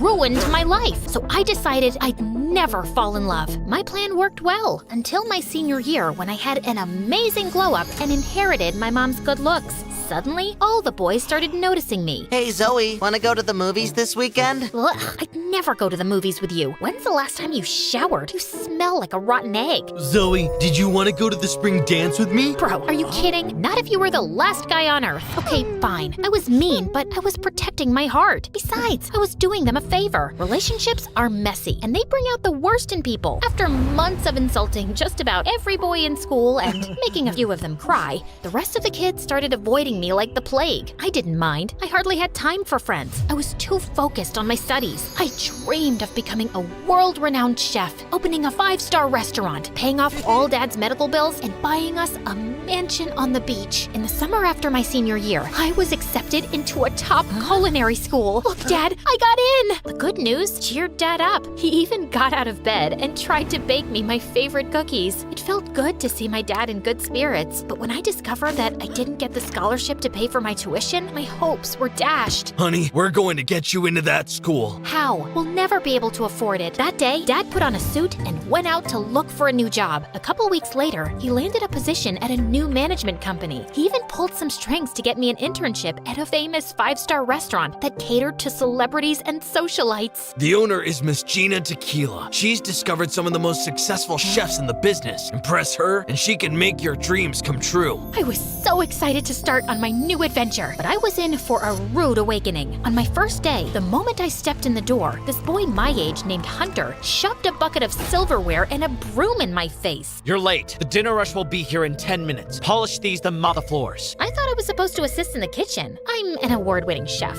I have my own cookbook. I showed Hunter some of my old newspaper clippings and my resume. Stop wasting my time with this foolishness. Only the best chefs in the world have the honor to cook in our kitchen, and I've never heard of you. Maybe I should talk to Miss Gina. I'm the manager, Miss Gina's eyes and ears, and what I say goes. You're not touching that stove. After you've done scrubbing the floors, you can start washing dishes. Hunter was a total jerk, and he got even worse once the guests arrived. Zoe, we need those dishes clean. Bro, I'm moving as fast as I can. That's not fast enough. He buzzed around me, yelling like a maniac. I got so nervous I dropped a handful of plates on the floor, and they smashed to pieces. Then the chef walked by and slipped and sprained his ankle. Oh my God, what's wrong with you? A second later, the whole kitchen went into a panic. The servers came in demanding their orders, but the chef was in no condition to stand, let alone cook. Suddenly, Miss Gina strutted into the kitchen in her Prada dress and jewels. The guests are complaining. This is unacceptable. Where is the food? Hunter turned as white as a ghost. The chef keys. I don't care. Fix it, Hunter, or you're fired. She stormed off in a huff. More servers came into the kitchen demanding food. Then Hunter looked at me. Zoe, you said you can cook. You think you could help us out? I thought you didn't want me touching the stove.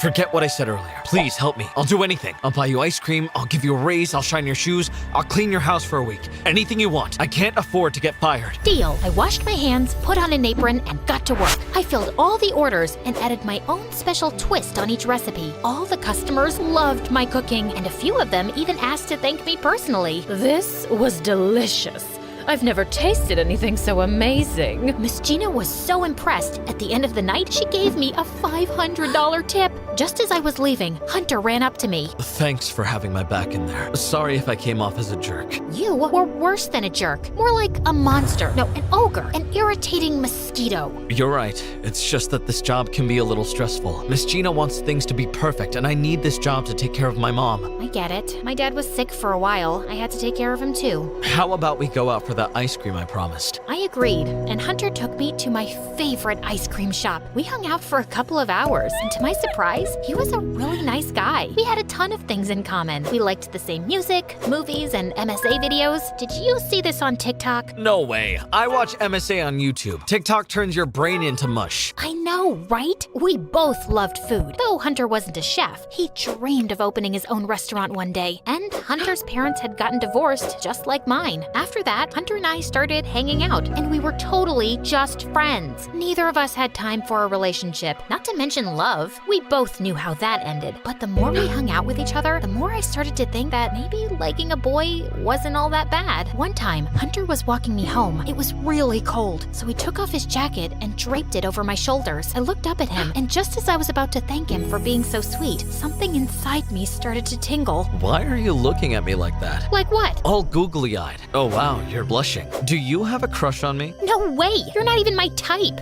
You're lying. No, I'm not. Hunter stepped toward me and smiled. He stared at me with his dreamy brown eyes, and I swear they were like kryptonite. My heart started racing. Then suddenly, we were hugging, and it was amazing. At that moment, I realized that I liked him more than a friend, but we never said the L word. That was totally off limits. As the weeks passed, my life got better by the day. Hunter was great. My job was fabulous. Dad was even doing much better and was making more money than he'd ever made before. Miss Gina was so impressed with my cooking that she gave me a raise and decided to mentor me. She called me into her office and let me help her choose new items for the menu. She even gave me advice on how to be a successful businesswoman. It felt really nice to have Miss Gina take me under her wing. She reminded me of how my mother used to be. But one day, the craziest thing happened. Miss Gina hosted a gala at the restaurant and invited dozens of wealthy guests. Towards the end of the evening, I saw Miss Gina hug a wealthy man with a really expensive watch, but as she pulled away, she snatched the watch off his wrist and slid it into her purse. The man didn't even notice. I couldn't believe my eyes. I thought I must have been mistaken, but then I saw her swipe a diamond ring off a woman's finger, an expensive necklace off an old woman, and a man's wallet. I was shocked. Miss Gina was a thief.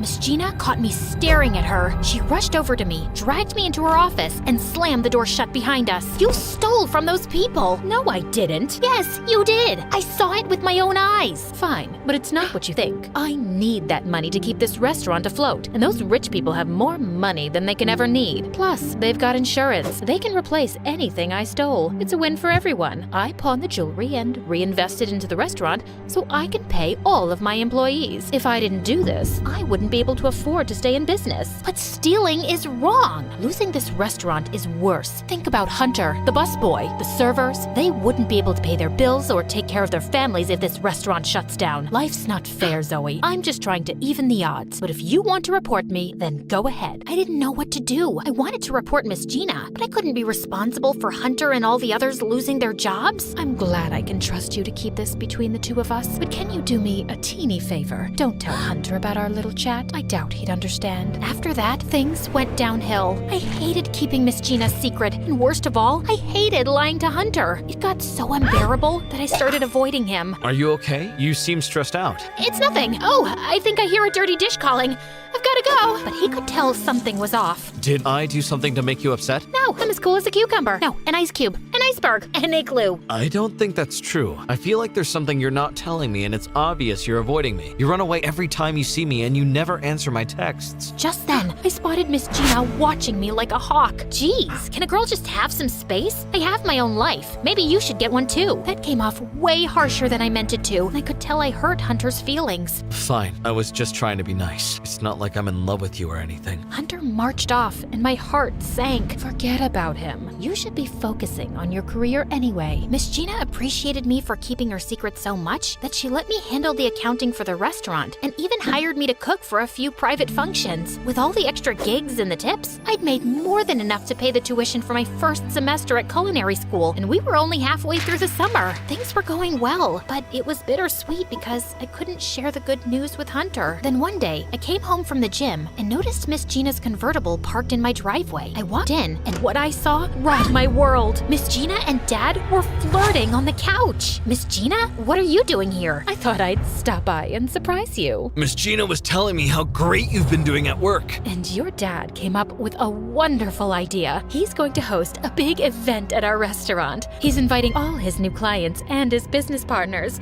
It's going to be fabulous. Why didn't you tell me your dad was so smart and attractive? My blood ran cold. All I could think about was Miss Gina stealing from Dad's rich clients. What if she got caught? What if she started stealing from my dad? What if she stole his heart? Maybe that's not such a good idea.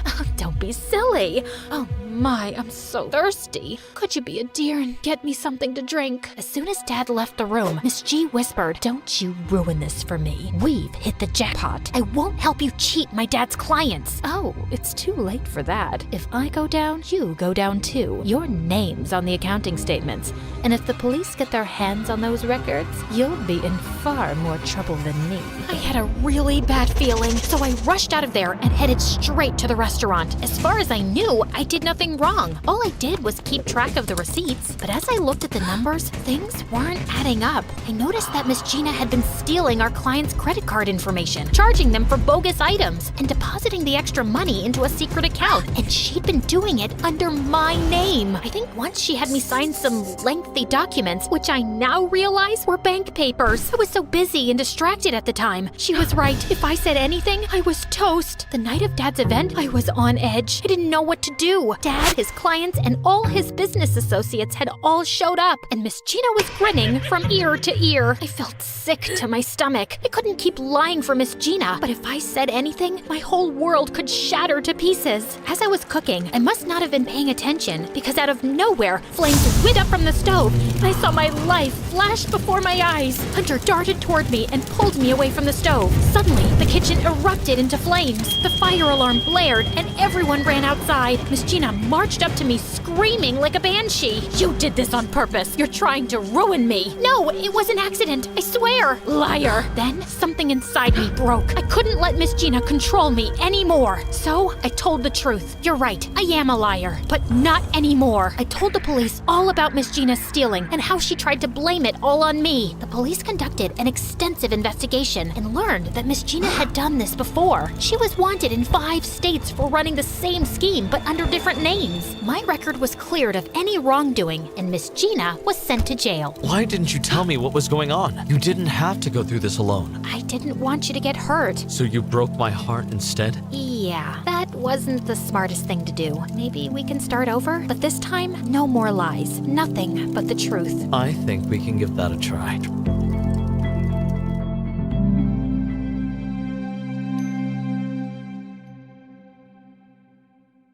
Hi, my name is Elaine. I was an average teenager finishing school with dreams of getting into college. I'd had a crush on Ben, the most gorgeous guy in my school, since middle school, but I'd never had the guts to approach him. He was one of those silent, brooding types. That made me want to get close to him even more. That was easier said than done. Ben wasn't a part of any clubs and he showed no interest in making friends. I was afraid that he'd just shoo me away, so I decided to slip him a note and ask him out on a private date. If he didn't want to go, he could simply ignore me. During a school football match, I sneaked up to the bleachers where Ben sat. I quickly stole his bag. I had seen him carrying it around, so I recognized it easily. I stood under the bleachers where no one would see me. Then I unzipped the bag to slip my handwritten note inside. The moment I saw what was in his bag, I shrieked and I dropped it on the ground. I knew I wasn't supposed to draw attention to myself, but I couldn't stop screaming. There was a snake in Ben's bag. A snake!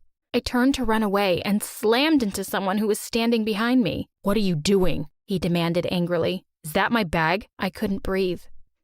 "Snake," I managed to whisper. "Snake, under the bleachers." Ben looked at me and sighed. I watched him walk behind the snake and grab the empty bag. I begged him to be careful, but he seemed to know what he was doing. He shocked me by lunging forward and grabbing the snake by its head. I had to scream again. The sight of the snake's enormous fangs was just too much. "Stop yelling," Ben said before throwing the snake back into his bag with considerable force. Then he zipped it shut and hung the bag on his back as if it had nothing more than books inside. Ben asked me why I was peeping into his stuff. He asked me if they sent me. I didn't know what he was talking about, and I told him that, but he didn't seem to believe me. He demanded to know if I was searching for his father. Why would I be searching for his father? I showed Ben the note that I had written and explained why I stole his bag. He seemed relieved by seeing the note, and he requested me not to tell anyone about the snake. I told him I wouldn't tell anyone if he could explain to me why in the world he was carrying a snake in his backpack. I demanded to know the truth. Ben said he couldn't speak freely here. He asked me to meet him in the parking lot after school. We would drive to his house.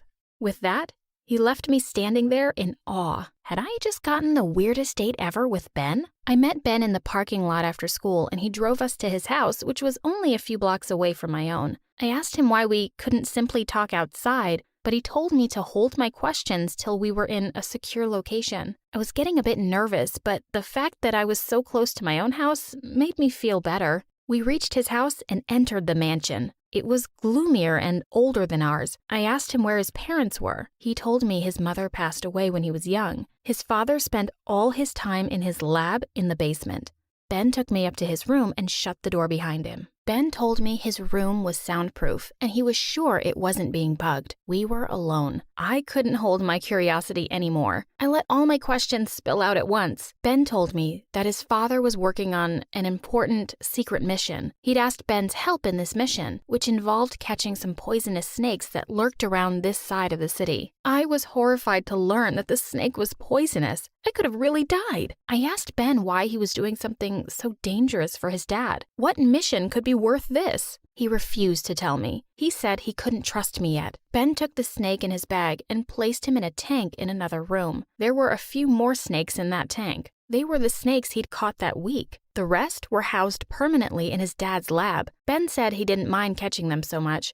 They were interesting creatures to him. He began to tell me more about them, and I couldn't help but listen. This was, hands down, the most interesting boy I'd ever met in my life. He told me the names of the snakes and all about their individual personalities. He said he usually caught the snakes after school. This was crucial work for his father. He was confident that with it, they could change the world. He said this work often made him lonely, though. It was very important to his father that all of this stay hidden, so he had to spend a lot of his time after school by himself. I was the only friend he'd made in years. I offered to help him catch his snakes and keep him company. He asked me if I was insane. Why would I want to help him, a strange guy, catch terrifying creatures? I told him that I was intrigued by him and the work he was doing. I wanted to learn more about snakes, maybe see him catch one. Ben seemed hesitant at first, but he came around quickly. He said he couldn't believe how well I was taking all this. I'd had a crush on Ben for way too long to let a few snakes ruin it. He dropped me home and we agreed to meet the next day. Our connection grew stronger quickly. I would meet him after school every day and we would go hunt for snakes. We would go to the forest, abandoned construction sites, and riversides, anywhere these pesky creatures could make home. With my company, Ben overcame his loneliness. He was grateful to me for not judging him for this work and enjoyed my company thoroughly. He could be his true, goofy self around me, and he loved that. Ben was funny, intelligent, and sensitive in an honest, unique way. I was simply crazy about him. He loved animals and taught me so much about the world that we shared with him. I wanted nothing more than to be with him. I no longer cared what his father's great secret was,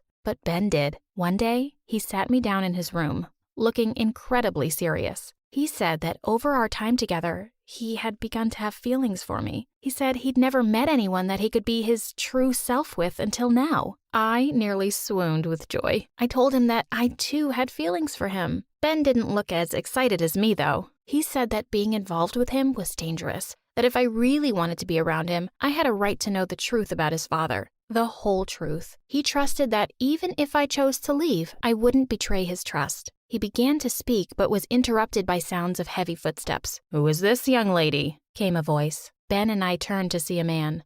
Dad, she's a friend, Ben said. His outlook changed from relaxed to alert, while I made sure I was presentable, meeting his father for the first time. A friend? I'm sorry to disturb you, but can you do what I asked you to do earlier? I'll keep her company. Ben nodded and went inside while his father sat beside me.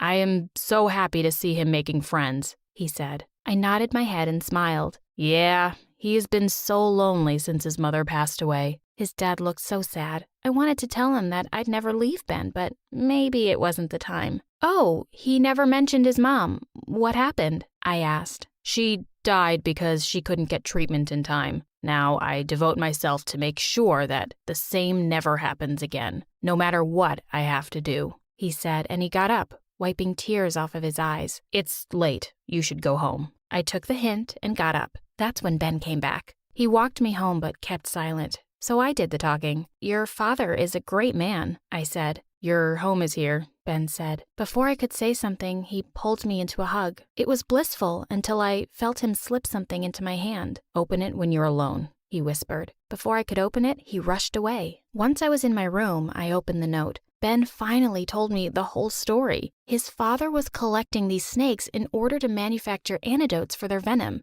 He was making several thousand vials, preparing for a massive outbreak of snake bites in town. His father was the one creating the outbreak. He was going to take all the snakes that they had captured and release them into a very posh, high-income area in our town. I was horrified by this. They were going to release poisonous snakes in an area with people?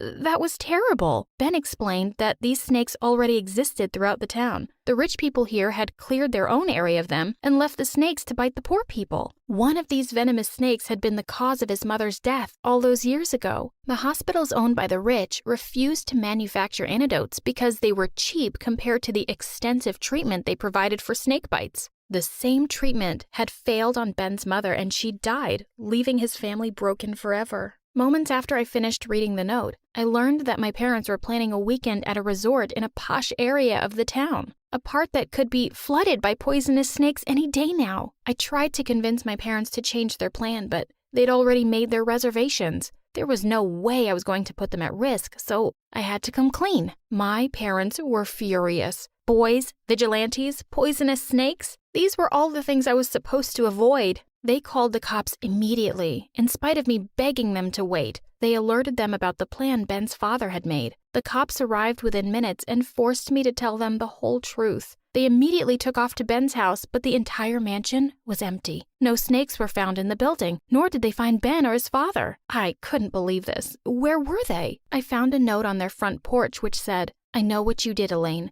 If you cooperate with the cops, I will fill your house with snakes. Ben." Suddenly, I was terrified. Had Ben found out that I'd tipped off the police? How? My head started to spin as I looked at the note. This wasn't Ben's handwriting. I read and reread the note and became certain about one thing. Ben didn't write this note. He may have been brainwashed by his father, but he was not a threatening person. Perhaps his father wrote this. Ben must have told him about me after he kicked me out. After all, I had been so against the plan that he must have gotten scared that I would rat him out, which I did. I immediately alerted the police officer about this, and they put out a search to find Ben and his father. I told the police they should increase security near the posh areas of the town. If Ben's father knew he was going to get caught, he could have decided to implement his plan early. The police thanked us for our help, and we went back home. When my mom, dad, and I entered our living room, we nearly had a stroke. Our living room was full of slithering snakes, countless snakes creeping and crawling all over our furniture. In the center of it all stood Ben's father. He had a gun in his hand. I knew it was him because he looked exactly like Ben, just older and worn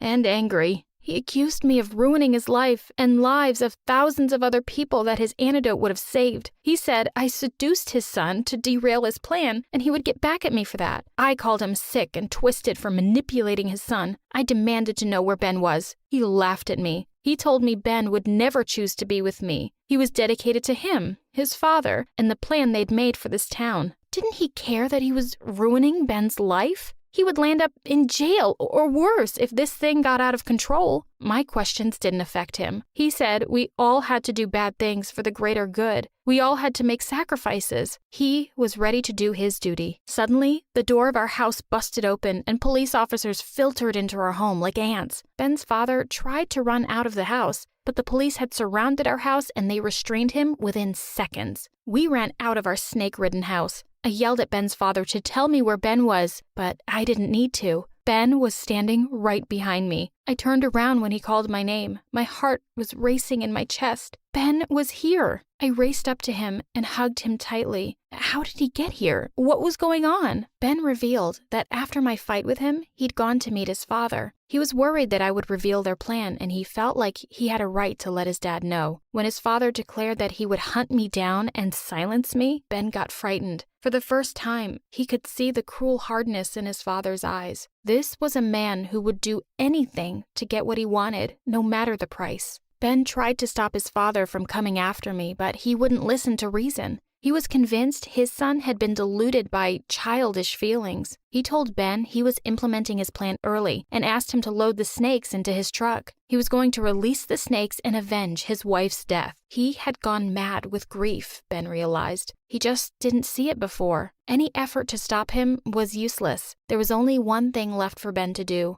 It was to destroy his father himself. It was Ben who'd tipped off the police about his father's attack on our house. He'd revealed everything to them in exchange for immunity from prosecution. He'd saved the lives of my whole family. My family was eternally thankful to Ben, especially my mom. We got Ben to stay with us in our house while his father was in jail. The police charged his father with conspiracy to murder, animal cruelty, and about 10 other smaller crimes. He was sentenced to jail for 10 years.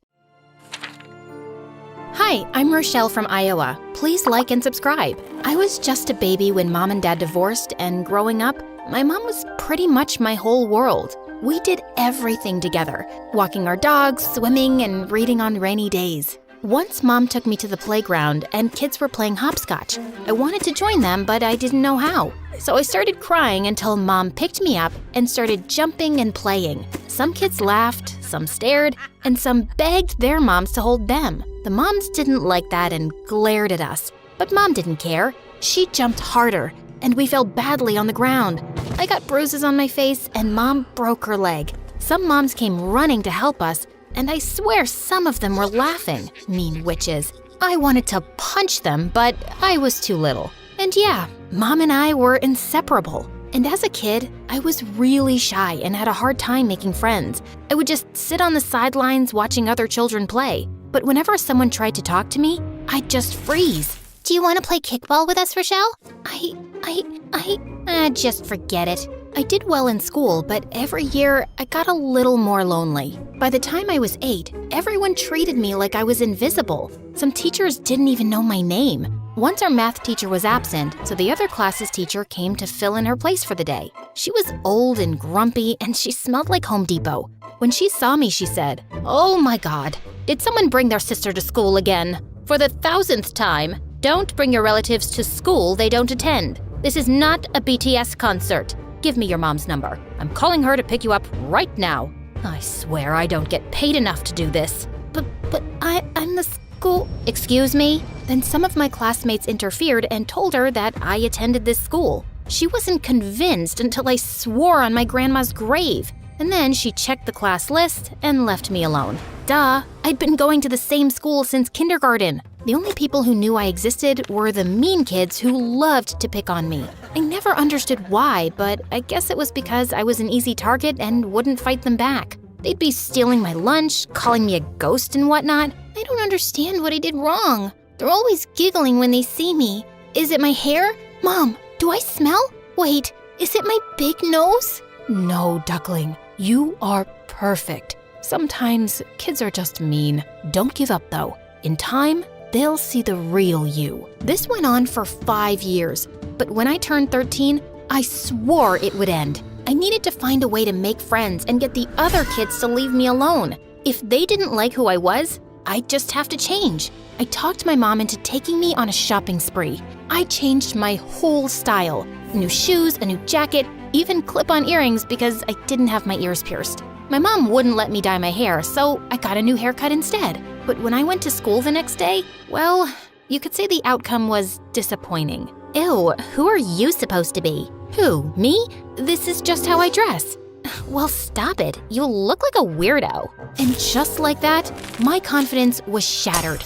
Julie, the most popular girl in my school, hated how I looked. I felt so stupid. I waited for the end of the day, then ran home and cried in my room. But then I had a moment of realization. What does Julie have that I don't? If she can be so popular, I can too. Fine, if a new look wasn't enough, I'd just have to do something more extreme. I'd be like Julie. I made a list of everything she did. The food she ate, the movies she talked about, the sports she played. Don't ask me how I got all this info. Shy kids have their ways. Shy kids are the scariest. Don't be a shy kid. If I couldn't get friends by being myself, I was ready to fake it till I made it. 3 weeks later, I sat down at the popular girls' table in the cafeteria. Everyone stared at me. I was panicking. Julie loved volleyball. I wanted to talk about it to win her over. Volleyball.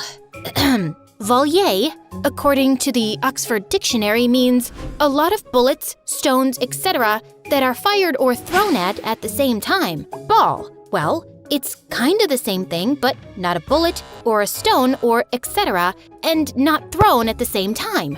Everyone at the table was looking at me like I had 2 heads. Someone get this freak away from me? Okay, I needed a new plan. So I spent the whole summer planning, and after much thinking, I knew what I had to do. I would pretend to have spent the summer in Italy. I even practiced an Italian accent. No one else from my school had ever been to Italy. They would have to think I was cool. On the first day back from summer break, the homeroom teacher called on me, and I knew this was my chance to show off my new accent. I'm here. Since when do you talk like that? Oh, this? I spent the summer in Italy. Julie burst out laughing behind me.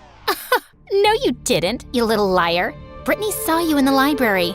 You're lying about going on vacation. Oh yeah, that's a new one. Thank God you didn't work in a zoo during the summer break. Imagine how you'd be talking now. Who lies about going on vacation? Someone whose mom died. I couldn't believe I said it, but it was too late to take it back. Julie stopped laughing, and everyone got quiet. The teacher was busy at his desk and didn't notice. Wow, I'm sorry, Rochelle. Sam was comforting me? I didn't remember the last time she'd even spoken to me. Yeah, I'm sorry too. I didn't know. Do you want to, sit with me at lunch or something? Sure, I guess that'd be okay. I didn't know why I said that. I just panicked. But suddenly, I had a spot at the popular girls' table. Kids who had always bullied me were now fighting over who got to buy me lunch. I'd gone from being the most hated girl in my school to being the most loved one overnight. Everyone was sympathizing with me and wanted me to feel better. Not wanting to lose all the attention, Julie took me under her wing and started acting like a big sister to me. We hung out between classes and she even walked me home after school. So, who's taking care of you now that your mom's, gone? My aunt is looking after me for now. I'll probably have to move in with her later. Her house is even bigger than my mom's, and she has a pool. Not that I'm okay enough to swim and have fun. I'm still sad, but I thought it was worth mentioning that she had a pool. I ran inside before Julie could ask any more questions. My mom was in the kitchen cooking spaghetti. Oh, hi, Rochelle. How was school? Sorry, Mom. Can't talk now. Lots of homework. I locked myself in my room and tried to catch my breath. How could I have lied about that? And about my mom of all people? But I couldn't go back now. Everyone would hate me even more than they did before. Even my mom would hate me. I would just have to keep pretending my mom had died, forever if I had to. What I was about to do was crazy, but what choice did I have? It's okay.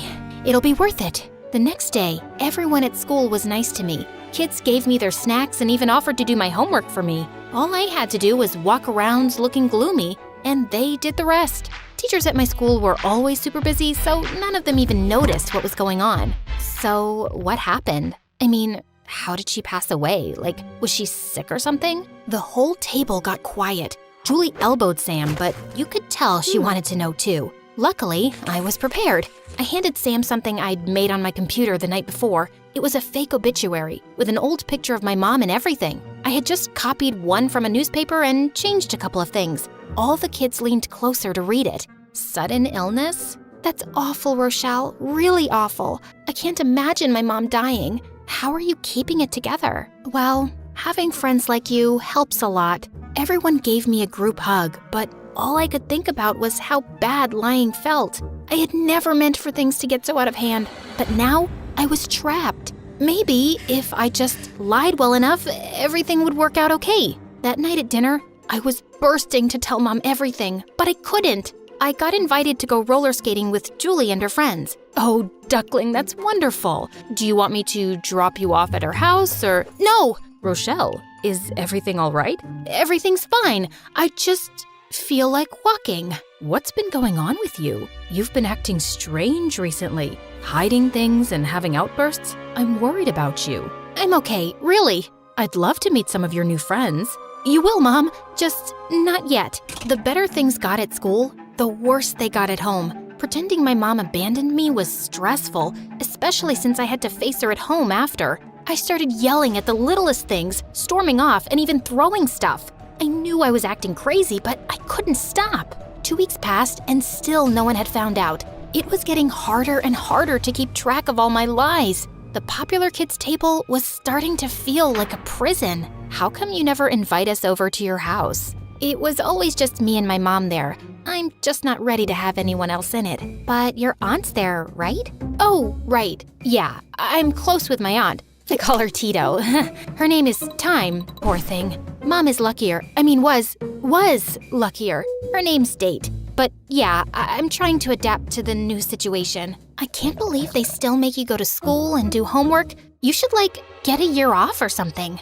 Do you want me to talk to the principal for you? No, don't do that. I need school. It helps distract me. And I've already talked to the principal anyway. The week after was Julie's birthday, and she threw a huge party at her house. Half the school was there, even some parents and teachers who were friends with Julie's parents. I was laughing and joking with some of the other girls when I saw Julie start to do a speech. I want to thank everyone for being here to celebrate, especially my best friend, Rochelle. It's so sad that it took your mother's death for us to become friends, but I'm so glad to know you now. Her mother's what? I couldn't move. I couldn't breathe. There was my mother, standing at the back of the crowd. How had she heard about the party? Who had told her? This couldn't be happening. Excuse me, are you her mom?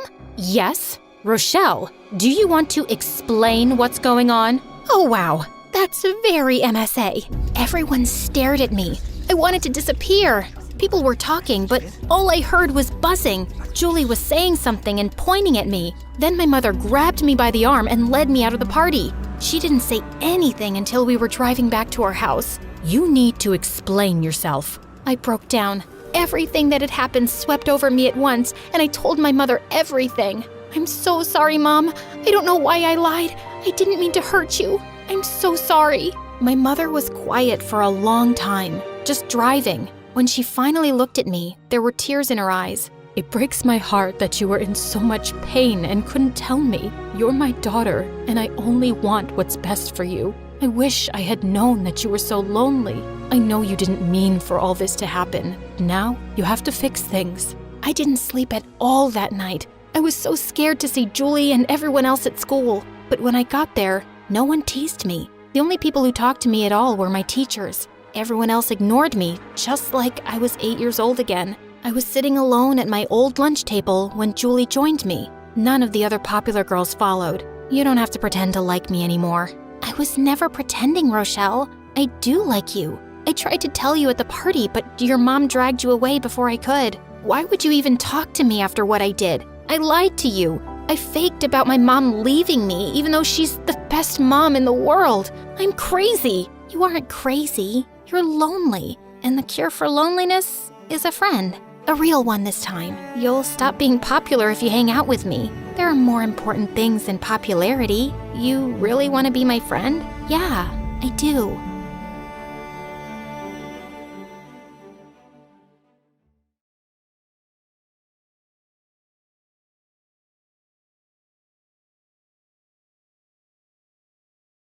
I was walking towards the lockers one day when I noticed the 3 most popular boys in school looking at me, like I was some kind of snack.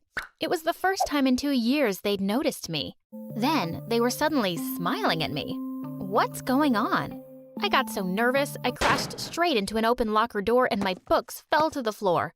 Wow, what an entry. Seriously? Her? The nerd? Well, she is cute, but are you sure she should be our new target? She looks too innocent. Heck yeah! I'm gonna make her fall in love with me and win the bet. Get your $10 million ready, losers. We'll see about that. Hi, my name is Athena, and let me tell you how these 3 annoying playboys pulled me into the most confusing situation ever. First though, please hit the like and subscribe button. After my class, I was walking down the stairs when I suddenly tripped, but someone caught me just in time. It was Andre, the guy who was literally dating half of the female population in our school. He was staring at my lips as he pulled me close. Your lips look lonely. Do they want to meet mine? Please, get off me. Whoa, easy there, baby girl. I'd rather kiss a trash can, by the way. Oh, wait, what's the difference?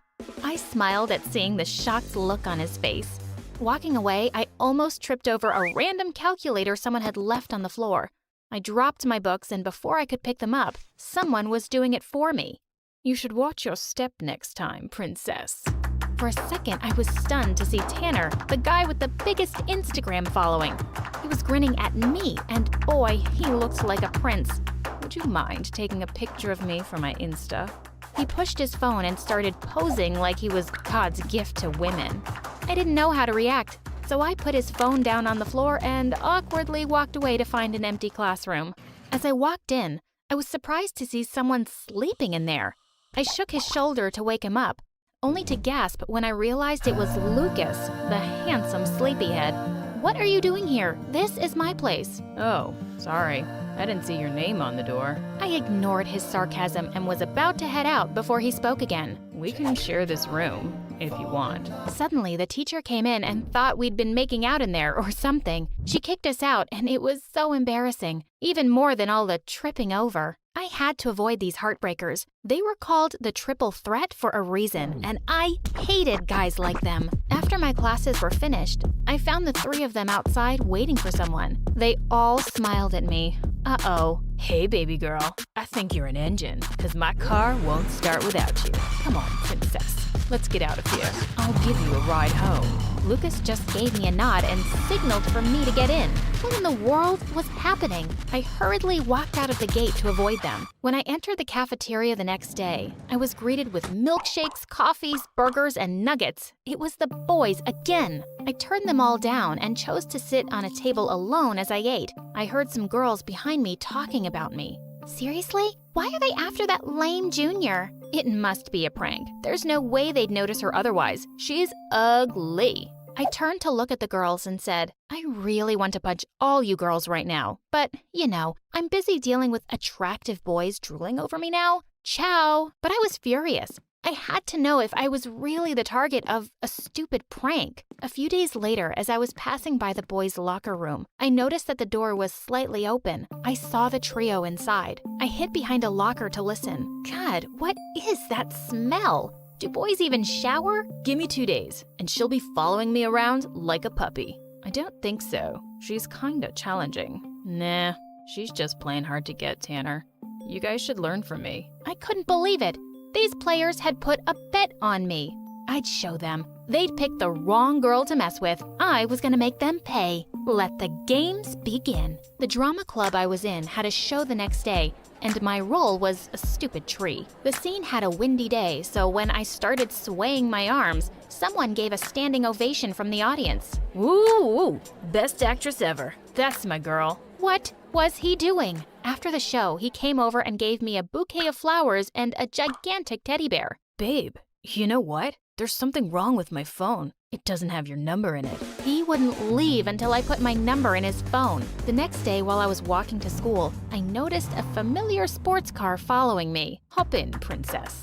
It was Tanner. This time I got in. Let's see what his deal is. During the ride, I spilled my coffee over his squeaky clean dashboard on purpose. Oops, sorry. I'm just so clumsy. I was expecting him to get mad about it, but instead, he reached for some tissues and cleaned my hands with them. I found myself staring at him while my heart raced. No.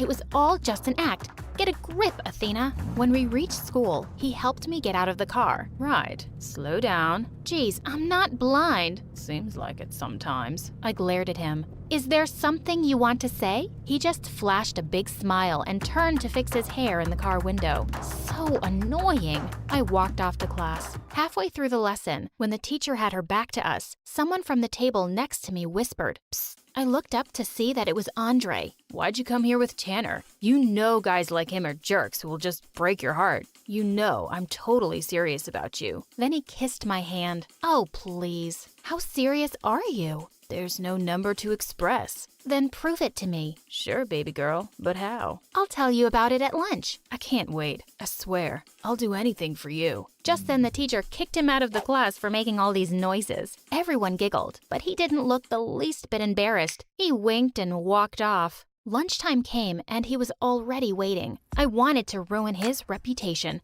especially in front of the girls, so I whispered my dare to him and his eyes grew wide. If I do it, will you be my girlfriend? I nodded. He immediately walked to the front of the cafeteria, jumped on a table, and shouted, I have something to confess. I wet my bed every night, and I don't know what to do anymore. I burst out laughing when he made a whole drama out of it while fake crying. But to my surprise, the girls started comforting him. What? My plan had backfired, so I sneaked out of the room, devastated. The next day, while I was reaching for a book in the library, Lucas suddenly appeared and grabbed it for me. I gave him a smile, but he just nodded. While I was doing my homework, he sat across from me and started reading a book. I waited for him to say hello or something, but he totally ignored me. I asked him what he was reading, but he just gave me a glare. Oh, I get it. He was using the snobbish bad boy style. I moved beside him and leaned in. Are you mute, or does your breath just stink? I was caught off guard when he grinned. Do you really want to know? I immediately pulled away when our lips almost touched. I cleared my throat and got myself back on track. Are you free tomorrow?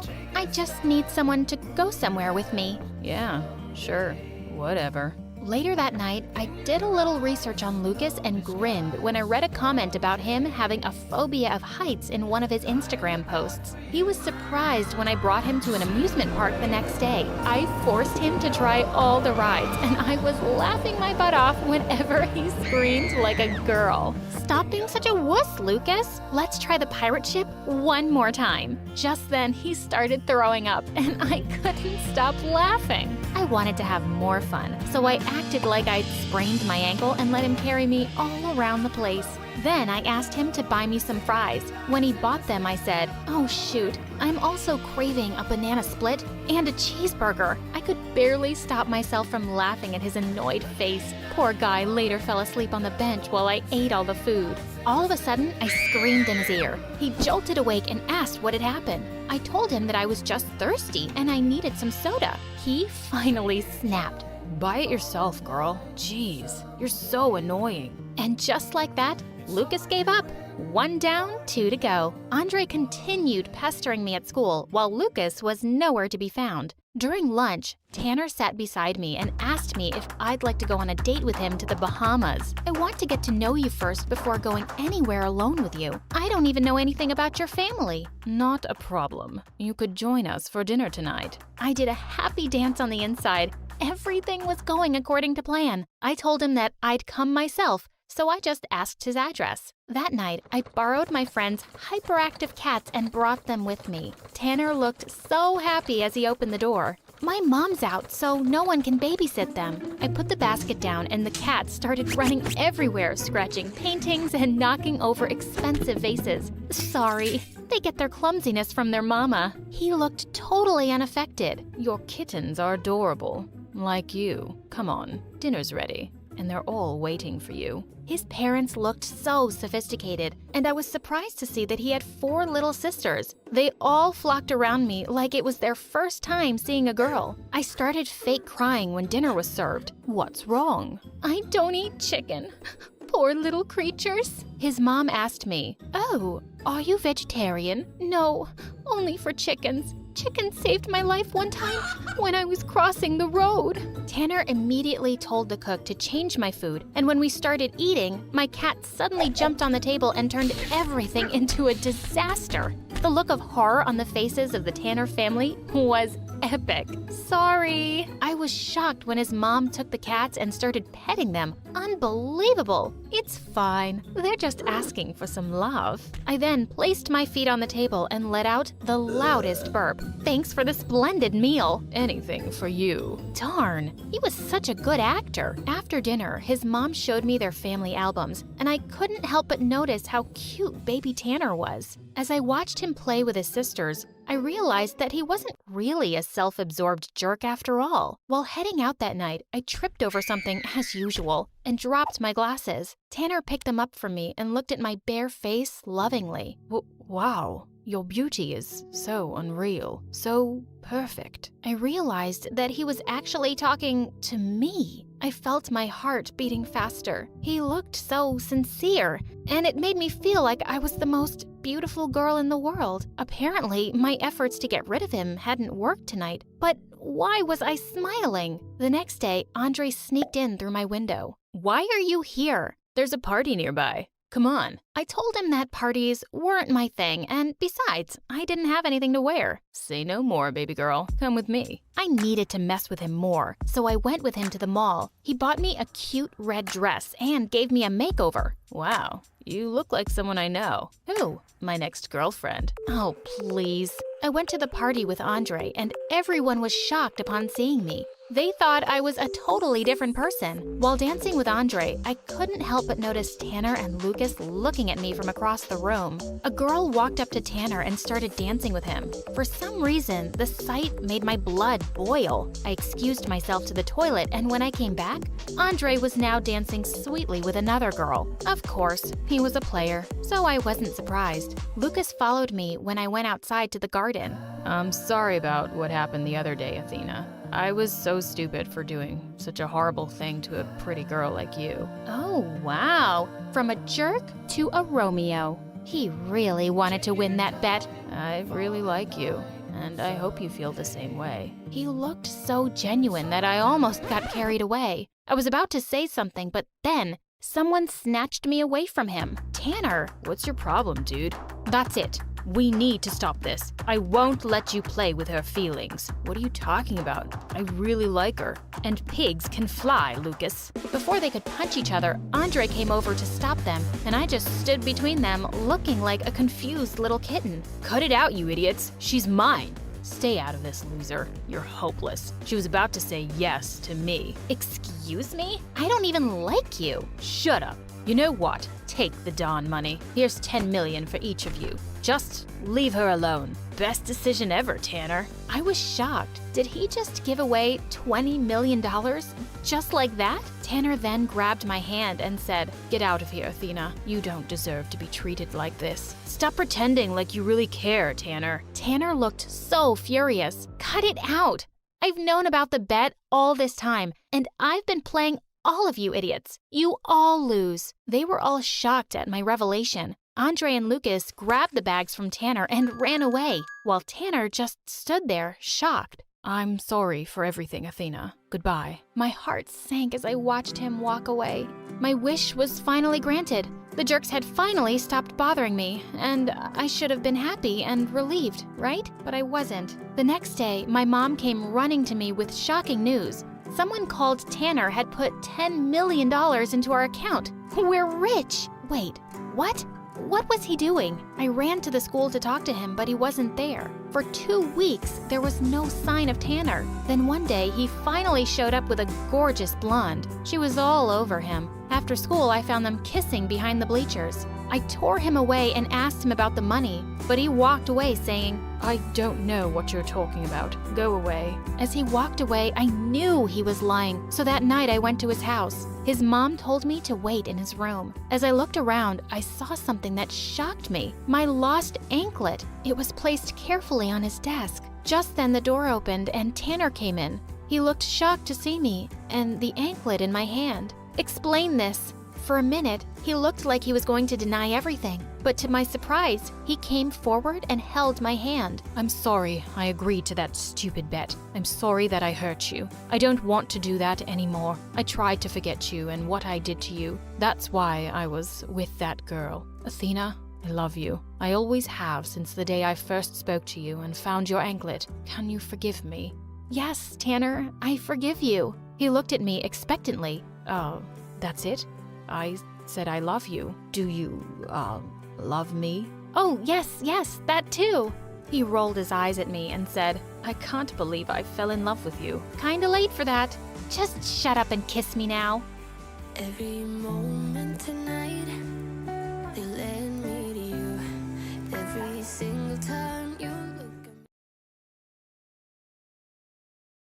My name is Z. I lived with my best friend Gwen. We've been together since we were young and ran away from our foster home. Things were working well until I met my next-door neighbor. His name was Adam. He was too handsome for me to ignore. I fell head over heels for him at first sight. One day I worked up the courage to go over to his place to introduce myself. When I reached Adam's house, his front door was already open. I walked inside and called out his name, but I heard no response. Suddenly, I heard a growl behind me, and I froze. It sounded deep, like it belonged to an enormous dog. When I turned around, I shrieked like a maniac. There was a tiger behind me. A freaking tiger! I screamed again, walking backwards, falling over the couch. I jumped up and tried to run, but the tiger was blocking the door. Suddenly, Adam appeared with a huge stick in his hand. Then he shot it with a tranquilizer gun. The moment the tiger fell, I fainted with relief, my entire world turning black. I woke up to Adam giving me CPR. I felt his hands on my chest, his lips on mine. I woke up gasping, reaching for my inhaler. I was having an asthma attack. Once I became stable, Adam got me some water. I forced him to explain himself to me as soon as I got the courage to speak again. He told me that he was a smuggler. He brought in tigers from abroad and he sold them to rich people living here in our city. He brought them here from the docks in his truck and stored them in the basement. There were 5 tigers in his house at the moment. One of them got out due to rot in the walls. I couldn't make sense of this. How much money could a tiger possibly get him? Could it really be enough to risk being eaten alive? Adam told me that one tiger could go for millions of dollars, if not hundreds of millions. I was amazed at this news, with the sale of only one of these animals. This was the kind of money that one could not pass up on. I told Adam that I knew that this operation was highly illegal. If he didn't want me to rat him out, he would have to give me something. He would have to allow me to join his business and get my own share of the sales. At first, he was unsure, unwilling to be blackmailed. I told him about my experience managing my own business, to show him I could be valuable. Eventually, he agreed that he could use a second set of hands, and he was already searching for help. Having his neighbor help him would be convenient, too. He agreed to my terms, and I went home for the evening. The next day, I joined Adam's tiger smuggling trade. Every night at 7 p.m., a buyer would stop by. Adam was extremely careful and only allowed one buyer to visit him each day. The buyers were enormously wealthy. A sheik, a princess of an unknown island, a business tycoon. My bank account began to swell up very quickly. I loved my life so much at that time. I could work beside my crush every day. Adam and I flirted endlessly and even made out on some breaks. I could suddenly afford things I could never even dream of purchasing before. I decorated my house, got all new gadgets, and even bought my roommate Gwen a whole new wardrobe. Gwen was shocked to see how much money I was blowing. She knew I wasn't from a rich family. She knew how much money I made. I know I should have been careful and spent less money around Gwen in order to keep a low profile, but I couldn't help myself. It was my first time being so unbelievably wealthy. Gwen's suspicions grew stronger. She started asking me where I was making all this money. She demanded to know what I was doing in Adam's house every day. I told her that I was dating Adam and that Adam was from a very rich family and so he liked to spoil his girlfriends. Gwen seemed satisfied with that answer, so I moved on. I underestimated her. One day when Adam and I were working down in his basement, Gwen sneaked into his house. She had decided to investigate Adam. She was suspicious of some rich guy spending too much money on her friend for ulterior motives. Unfortunately, we left the coat closet open, which is where the basement door lay. Gwen came downstairs and found us in the basement, surrounded by tigers locked in cages. Gwen demanded to know what the hell was going on. We had no choice but to tell her the whole truth. She had caught us red-handed. Unlike me, Gwen was really freaked out by our illegal activities. She wanted to go to the police immediately, and Adam pulled out his gun to stop her. The scene could have turned grisly, but I managed to convince Gwen not to rat us out. I asked her to join our business instead. Adam was hesitant, but I told him that with Gwen on board, we could hide tigers in our basement as well.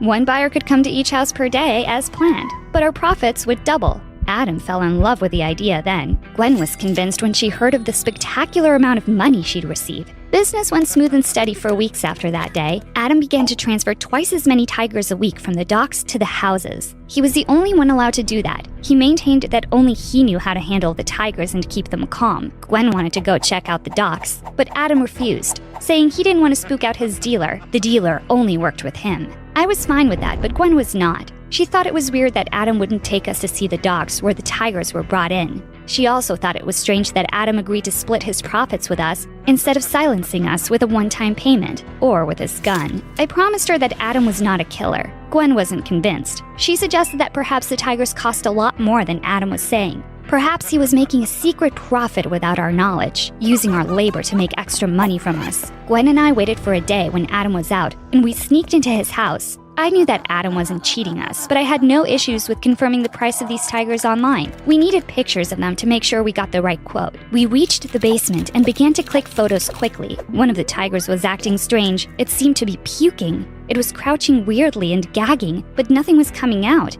Suddenly, the tiger retched loudly, and a packet slipped out of its mouth. I stared at the gross, sloppy item on the floor. It was a small plastic bag full of diamonds. I couldn't believe my eyes. But Gwen was right. Adam wasn't just smuggling tigers into the country. He was also smuggling diamonds. And he was lying to me about it. That one packet of diamonds alone could get Adam a cool $1 billion. He had been fooling us this whole time, giving us a few measly millions while pocketing more money than we could ever dream of. I couldn't believe that he was lying to me. It stung so bad.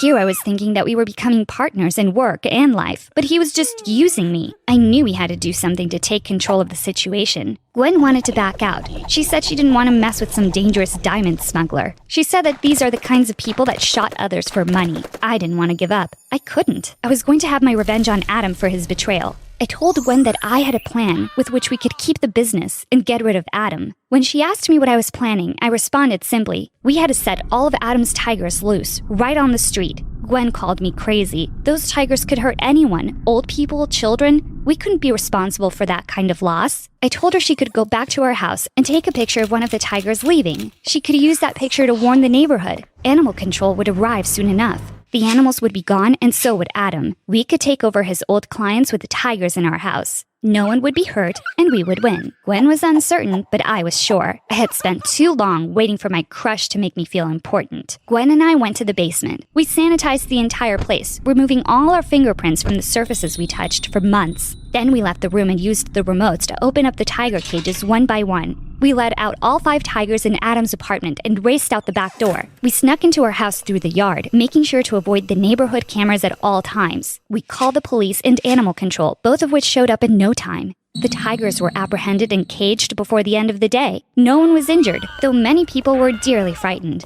Gwen and I were congratulated and celebrated for a quick warning on social media that allowed people to barricade themselves in their houses before the tiger attack. The police captured Adam and took him into interrogation for the incident. I knew what Adam was going to do now. I knew he would tell the police all about me collaborating with him. He would tell them about the tigers hidden in my basement and my history as his partner.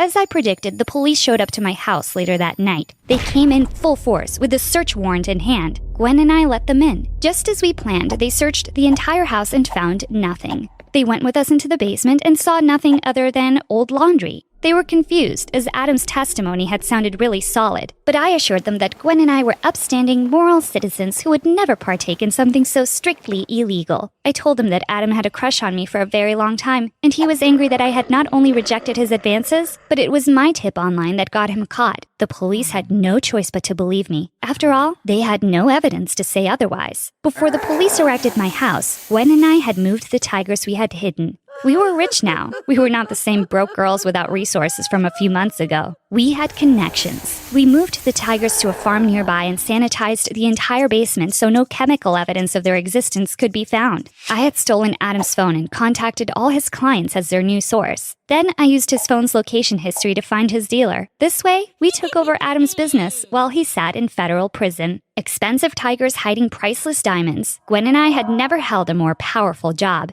We were like the kingpins of our town, hiding in our modest house and living like queens. We could buy whatever we wanted, go wherever we wished, and have whoever we craved. We wanted to avoid suspicion, so we continued to stay in our old house. From the inside, we did it up better than a luxury hotel. Life was perfect, until the day Adam was let out of prison. He'd gotten out early due to good behavior and community service. This was terrible news for Gwen and I. I was scared that he could come back like a ghost haunting us for ruining his life. Over the last few years, as the police had forgotten us, Gwen and I began to store tigers at the house once more. I was suspicious that Adam would tip off the police and send them here again, now that he was free. Gwen said we couldn't be sure he would do that. She wondered if Adam would return to us and try to make things work. I scoffed at her hope. I had sent Adam to jail, so why wouldn't he try to do the same to me? I knew we had to make plans to get rid of the tigers before Adam could rat us out. Gwen and I quickly got to moving the tigers to our farm. As we loaded one of the cages into our truck, a small mishap caused the door to break open as it slammed onto the ground. Neither of us saw it coming, and the tiger leapt from the cage like a beast, kicking the gate open. The force of the gate slamming against me sent me flying against the ground. It knocked my lights out, and I fainted, my world fading to black. Seconds later, I felt hands on my chest, thumping. I felt soft lips touching mine, and I opened my eyes. Adam was sitting over me, giving me CPR. After all these years, he was here, saving me again. I looked around me and saw that the tigers were gone. I asked Adam where they were. Gwen said that Adam helped her move the tigers back into our basement. She said that they didn't need to shift the tigers to the farm anymore. When I accused Adam of sabotaging our plan, Gwen stopped me. She said she wanted me to stop assuming the worst about Adam,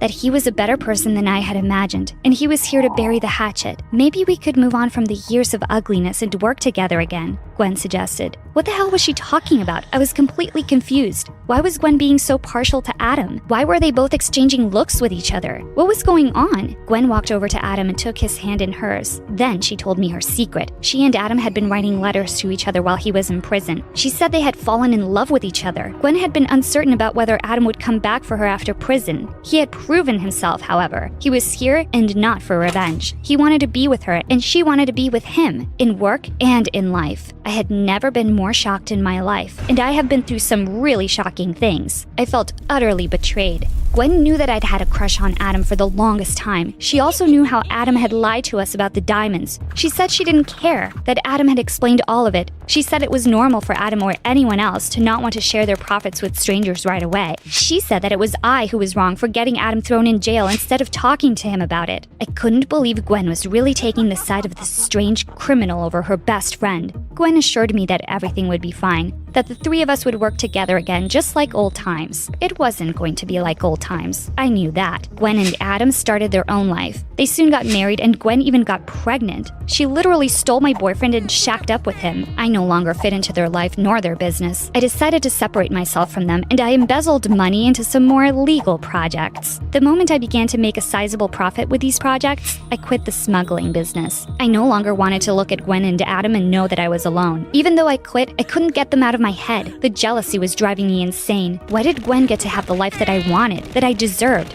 I wanted to take it away from her. It was I who had truly boosted their business. It was I who had secured profits from Adam all those years ago. Without me, Gwen wouldn't even have a business to split. I decided to make a plan to rat them out, to have them arrested and keep the business for myself. I found a man named Jeeves, a bounty hunter who helped frame people for copious amounts of money. I paid him off and told him what I needed to get done. I told him about the tigers and how we would have to transport them before we framed Gwen and Adam. Jeeves and I formed a plan, and he came over to my house to execute it. We were going to Gwen and Adam's house, and then we would call the cops from their basement, saying we discovered hidden tigers. Adam already had priors. They would believe us without a doubt. When we finally met up with Adam and Gwen in their house, I got my phone out to call the police. I didn't need to. We were already surrounded by the police. I just didn't know it yet. Once we were all in the same room, Jeeves pulled out his gun and revealed his true identity to us. He was a detective, sniffing out a tiger smuggling ring here in our city. He had recorded every single thing I had told him, and he had enough proof to arrest all three of us for animal cruelty and the destruction of 100 other state and federal laws. The police jumped out of the shadows and arrested all three of us. I couldn't believe my fate, and I couldn't stomach how careless I had been. I had vetted Jeeves, but clearly I hadn't done it thoroughly enough. I was so eager to get what I wanted that I let my guard down. I was tossed into federal prison. Gwen and Adam testified against me, saying it was me who owned the business all along. They told them how I had released tigers all those years ago to frame Adam. They said I had forced them to work with me for years and threatened to kill them and their child if they tried to back out. I was filled with so much rage at this fake testimony that I began to scream at them with anger during the trial. The judge made the cops seize me and send me back to my cell. My cell has been my home for 10 years now. Gwen and Adam did minimal time. After all, no one wanted to take a child's parents away from it. I was blamed for everything that happened, and it was I that did the time. I was tortured by rage and loneliness in my cell, furious that with all my power and strength, I could not destroy my crush and my best friend. Hi, I'm Victoria from Slovakia, and this is the story of how my dumb family could never stand that I was smarter than all of them, and they did everything they could to ruin my life. But before I continue, click like and subscribe. It all started when I was a baby. I have a twin brother, Mark, and even though I came into the world 5 minutes after he did, I was always miles ahead of him. By the time he'd learned to roll over, I was crawling everywhere. He was just making spit bubbles when I spoke my first words. But for some reason, Mom and Dad were so proud of everything he did, and I just seemed to get on their nerves. Once, when we were playing with our toys, Mark picked up a mini train excitedly. Look, Dada, it's a choo-choo. It's not a choo-choo, Mark. It's a train. Oh, be quiet. He's so cute when he talks like that. I don't know why you speak like an annoying teenager already. On our 4th birthday, I only got stupid dolls, while my brother got a super cool toy airplane. He just ripped the box open and started pushing the buttons like a maniac. I picked up the manual and read the instructions. I felt fascinated by how it worked. Here, Mark, let me give it a try. No, you leave it to the boys. Even my dad couldn't get it to work. This is garbage. And with that, he tossed it aside. I quietly picked up the airplane, and a few seconds later, everyone looked up in shock as it zoomed over their heads. Mark started to cry, and Dad snatched the remote control from me and told me to teach my bratty brother. But after I did, he would never let me have a turn. I would just sneak into his room at night and take it whenever I wanted. Once when we were in the 4th grade, my brother and I were playing Scrabble and my parents joined in. What I thought would be a fun family game night turned out to be a nightmare. I get 54 points for Sphinx. That's not even a word. You're just making stuff up. No, I'm not. It's an imaginary creature. So it's not real. Ha! I knew it. Cheater. Just because you don't know something doesn't mean it's not true. Suddenly, Dad lost his temper and knocked the board off of the table. You think you're smarter than all of us, huh? I never said that, but maybe I read more books than you guys. So that's the problem. Well, here's an easy solution. No more books for you.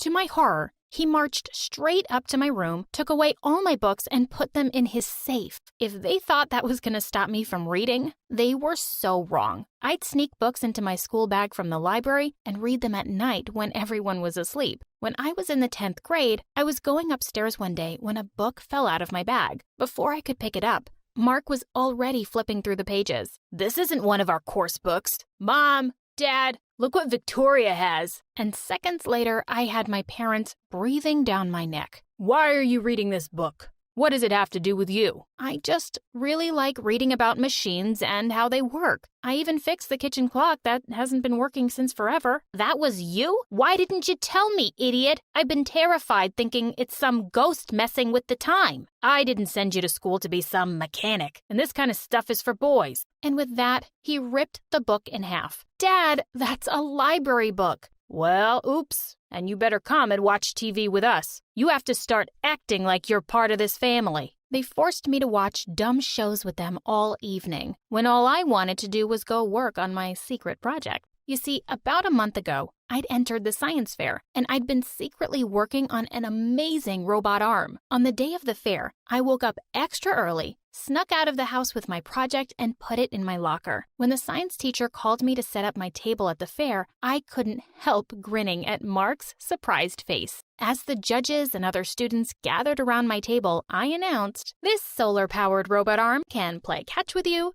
chop up vegetables, and even write with a pen. Exhibit A." Everyone gasped as the arm started chopping up carrots at warp speed. And then suddenly, something went very, very wrong. The arm started making some strange sputtering noises, and the next thing I knew, it flung the knife towards the crowd, missing one of the judges by an inch. As the horrified crowd started to scatter, I burst into tears. I couldn't understand how this had happened, until I spotted Mark's ugly face smiling in the crowd. Of course he tampered with it. I didn't win anything, and to make things worse, I was called into the principal's office. I gulped when I walked in to see the judge who almost got hurt, but he actually smiled at me. Victoria, we obviously couldn't give you a prize because your robot failed, but I was still very impressed, and your teachers speak very highly of you. Would you like to join the program for gifted kids at my college? College? I couldn't believe it. Why don't you come spend a day on campus? Bring your parents along. I agreed to the college tour immediately, and I was foolish enough to think that for once my parents might be proud of me. As I went downstairs that evening to talk to them, I was met with roars of laughter. You should have seen it, guys. It was so funny when the arm went haywire. She almost hit someone. I wish you could have caught it on camera. Gosh, what was she thinking? Maybe she wants to build a robot arm one day because she's too ugly to get a real boyfriend. I turned angrily and went back to my room. I wasn't telling them anything about the college. The next day, I gave the principal the permission slip I'd signed myself and left for the college tour. I had an amazing time touring the campus. Later in the cafeteria, I bumped into someone, and when I turned to apologize, I saw the cutest boy smiling down at me. Hey, let me help you with that. I'm Luke, by the way. Luke was really sweet, and we struck up a conversation immediately over lunch. I didn't even notice how quickly the time had passed. When I was leaving, he said, I know we just met, but I'd love to keep in touch. It's hard to find people you can talk to easily. I knew exactly what that felt like. I was on cloud 9, but I fell back pretty hard on earth as soon as I got to school. Waiting at the gate were the principal and my parents, and they looked livid. You forged my signature? Dad, let me explain. Where were you all day? I've been offered a full scholarship at an amazing college. College? What kind of college would want a stupid schoolgirl? Sir, your daughter is very smart, and you can visit the college. I'll be doing nothing of the sort. That's because she's not going. And I want you to stop telling her she's better than the rest of us, or I'll sue you. As furious as I was, I knew there was no point in arguing with these guys. I would just have to wait a couple of years to get out of here. They couldn't take everything away from me, I thought. I called up Luke and we started seeing each other. As we grew closer, I opened up to him about my crazy family and how my achievements bothered them. That's really unfair. You have a college scholarship waiting for you. Don't let their insecurities hold you back, Vic. His words made me realize that I didn't need to feel bad for being smart or having big dreams. Luke helped me set up a tutoring gig on the side, and I started making money. A couple of months later, he asked me to move out and come live with him, and I said yes. We decided to break the news to them together. To my surprise, they looked rather pleased to see Luke. Oh, wow. I was pretty sure by now she was gay. Yeah, she thinks she's so smart she doesn't even need a man. Luke immediately took my hand. She doesn't need a man, sir. I'm lucky that someone as smart and lovely as her chose me. I just wanted to tell you all that I'm moving out, and I'm going to college next week. At first, they looked shocked. Then Dad started laughing. Oh, now I get why she's with you. You do need a man to pay the bills. I'm on full scholarship, Dad, and I have plenty of savings. Oh, is that so? Well, I'm pretty sure you'll come crying back soon enough. You've always thought you were something special, but you're not. And you never will be. Maybe you're right, Dad. Maybe I'm not special, but I'm smart and hardworking, and I love to learn. And now that I won't have you putting me down, I can be anything I want. And with that, I walked out with Luke. I was going to put my family behind me for good. On the first day of college, when someone came and sat next to me in class, I looked up and nearly fell off my seat. Mark,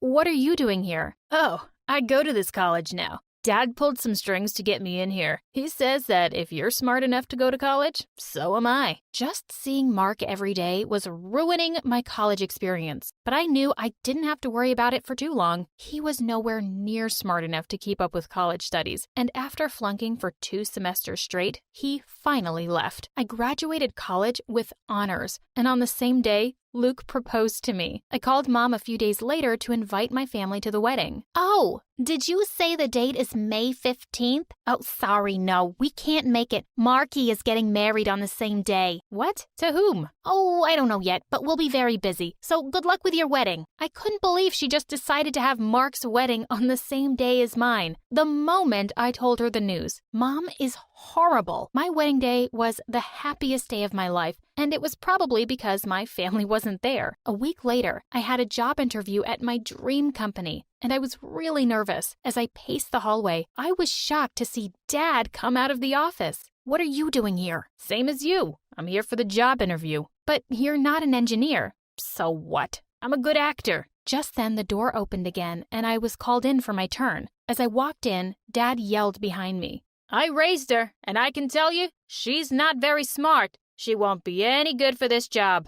Everyone in the room looked rather shocked, I felt so humiliated, but I managed to collect myself and I aced the interview. I was immediately offered the job. A year later, we welcomed a beautiful baby girl, Maddie, and we decided that we needed a bigger place. We started going to open houses, and I fell in love with a beautiful Victorian cottage. When we approached the realtor, she said, "Oh, don't get too attached to this place. Another family's already made an offer on it." I turned around to see that it was my family she was pointing to. Unbelievable! I'll match any offer they make, and I'll personally talk to the homeowner about how much it would mean for us to live here. After speaking with the owner, I made an offer. As expected, my parents went up even higher. I didn't want to get into a bidding war, and I let them have it. Luke and I walked by the house a day after they'd moved in. The minute the trio spotted us, they all came running out. "Guys, come in. Don't you want to see our lovely new home?" "Thanks, Dad, but I'd rather not. Not after the stories I've heard about it." "What do you mean?" "Oh, I spoke with the owner, and she told me that 10 years ago, a tenant mysteriously died in this house, and nobody stays here too long ever since because strange things keep happening. That's why she decided to finally sell it. Such an honest old lady."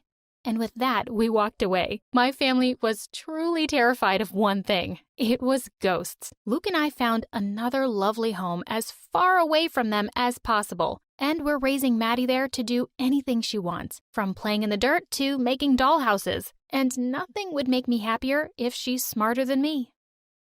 Hey friends, I'm Ella from New York. Please like and subscribe. People say fairy tales are just stories, but today, I'll tell you my story, and you'll see how this is wrong because I can confidently say that I'm a modern Cinderella.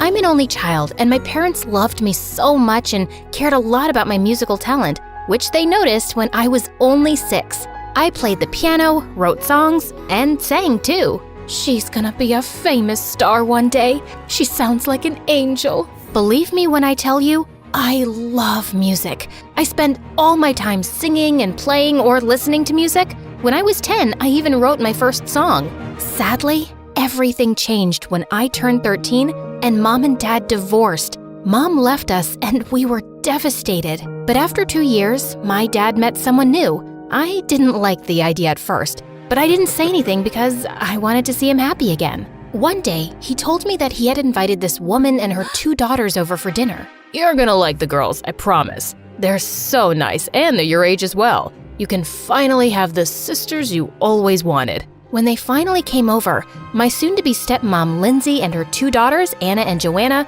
pretended to be nice to me, but I don't know why I felt like they were lying the whole time. "Oh my, look at you, aren't you a dear?" I feel like we'll be best friends. I like your hair so much. Can I see your room? My dad and Lindsay got married after a short time, and she and her daughters moved in with us. "Our house is bigger than theirs, so we'll all fit in nicely together here. Anna and Joanna will keep you company all the time. Isn't this amazing?" Yeah, Dad, it is. I'm so, excited. I really didn't like the idea because there was just something weird about them, but I didn't have the heart to say that to my dad. Not long after the wedding, my father came home one day looking extremely happy. "Girls, guess what? I got promoted." "Really? Congrats. How much will they pay you?" I don't know yet, but I'll have to travel every now and again. It's a very important position." "But Dad, I don't like having you away for long." "Don't be silly. He'll make a lot of money. He has to take the job." When are you gonna travel? What will you bring for me? I need a new phone. Please. What about me? I want a new laptop. Mine is old. "Baby, I've always wanted a diamond ring. The golden one is not so nice. Can you please get me one?" "What about you, Ella? What do you want me to get you?" "Nothing, Dad. Just don't stay away for too long." See, this is the sad part. I discovered that Lindsay had married my dad for his money, and she literally cared for nothing else. When Dad started to travel a lot, Lindsay, Anna, and Joanna showed their true colors. They were terrible. They treated me horribly. They were only nice to me when he was around. "Just stop playing the stupid piano. Your playing sounds like nails on a chalkboard. You think you're a musician? Such a loser." Oh, yeah, stop it, will you? You're giving me a headache. Just like that, Lindsay didn't let me play the piano anymore. She didn't let me do anything, basically. Wait a minute, is that my shirt you're wearing? It was your shirt. I liked it, so I took it. Do you have a problem? Anna, why is your stuff in my room? I'm bored with my room, and it's very small. I want yours. It's bigger and nicer. Get the rest of your stuff out of my new room now. That was the last straw. I couldn't take it anymore. I planned to tell my dad everything when he got back. Oh my God, I never did that. You told me you wanted us to exchange rooms. I'm really hurt. Didn't you give me this shirt because you took my orange one? I didn't take anything from you. Oh my, I didn't let her play the piano? Why would I ever do that? If anything, I encouraged her to practice more. What? What are you saying? I'm not lying. Ella, I am very disappointed in you. I never thought you would lie to me. Lindsay and the girls are trying to be a family to you and you're telling lies about them? I never want to hear anything like that ever again. I mean, the audacity! 2 years passed like this before everything changed, when I learned tragic news. Apparently, the company Dad was working for was a fraud, and he was in jail, miles away. And if things were bad in the beginning, they got even worse. Lindsay and her daughters made my life terrible, and I didn't know what to do. Music was the only thing that helped me. When I saved enough money, I bought a secondhand microphone and downloaded an app that would let me play different kinds of instruments on it.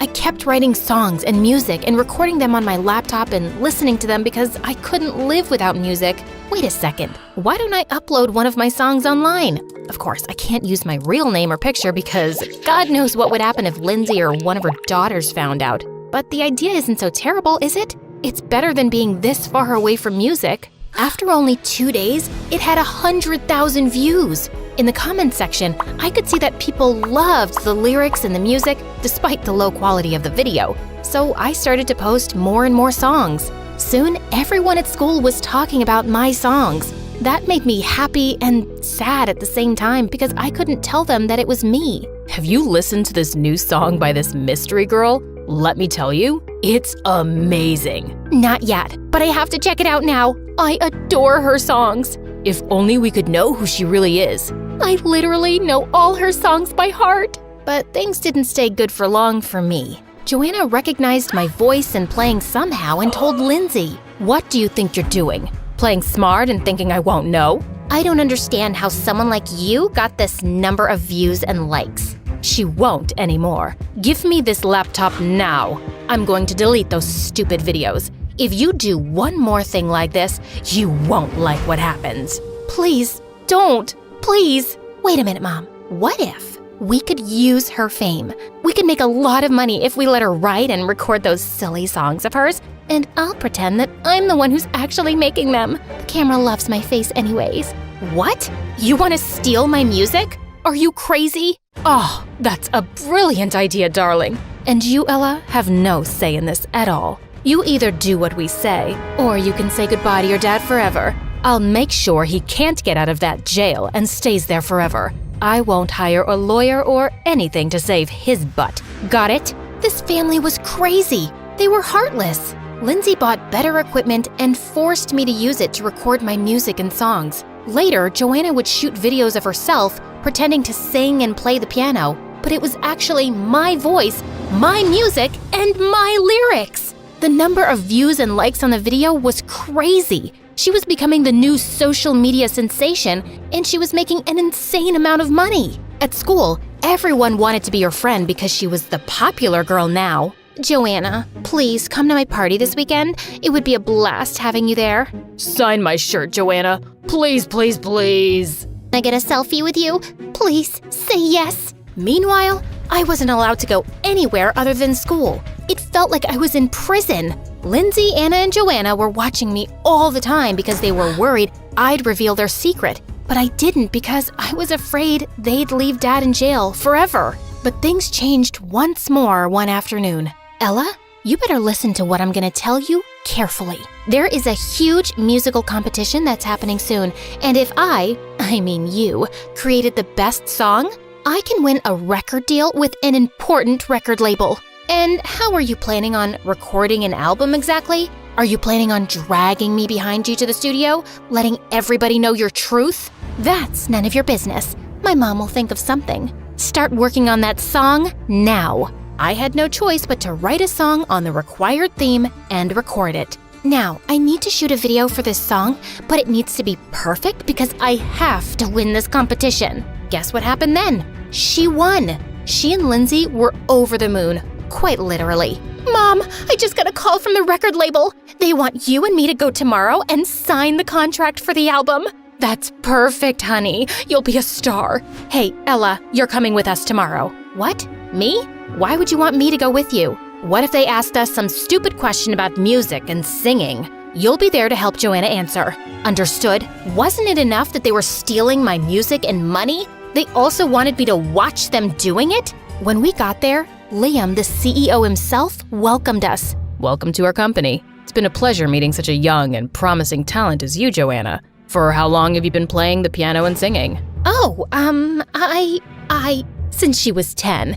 She's the most unique kid ever. That's nice. And have you had any teachers? Well, I don't... Oh no, she taught herself all that she knows about music. Isn't she amazing? Sure. And you are? Oh, that's Ella, my stepdaughter. She's one of our family and we love her dearly, just like she loves us. Right, darling? What?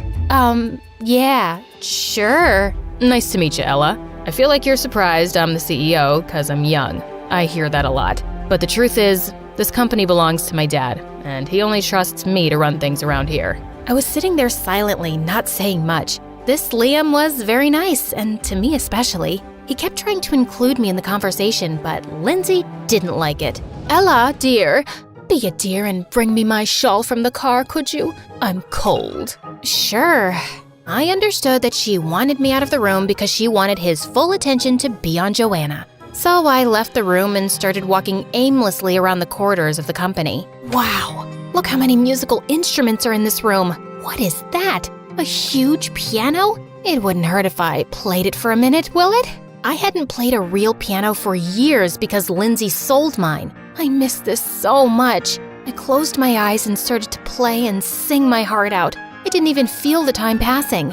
I didn't even feel Liam standing behind me by the door. What's that? How's that possible? How is this your voice and not Joanna's? I don't understand. Please, just forget what you saw and heard.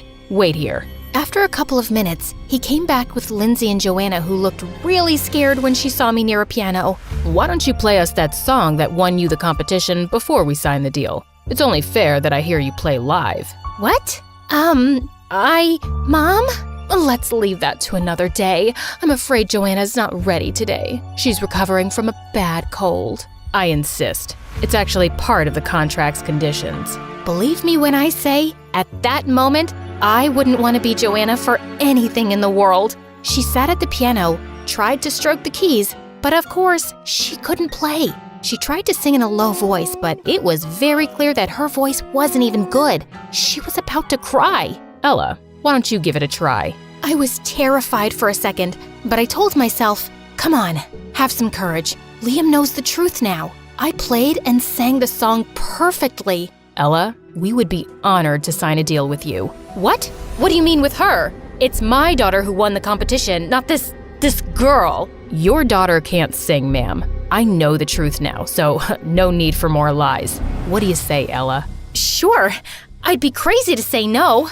Let me tell you that the album I made with Liam was a hit. I had enough money to hire a lawyer and fight Dad's case, all with the help of Liam, and he was finally home. Please, Ella, you know we love you, honey. Please don't throw us out. Please, I am so sorry. We're really sorry, Ella. You can have your room back.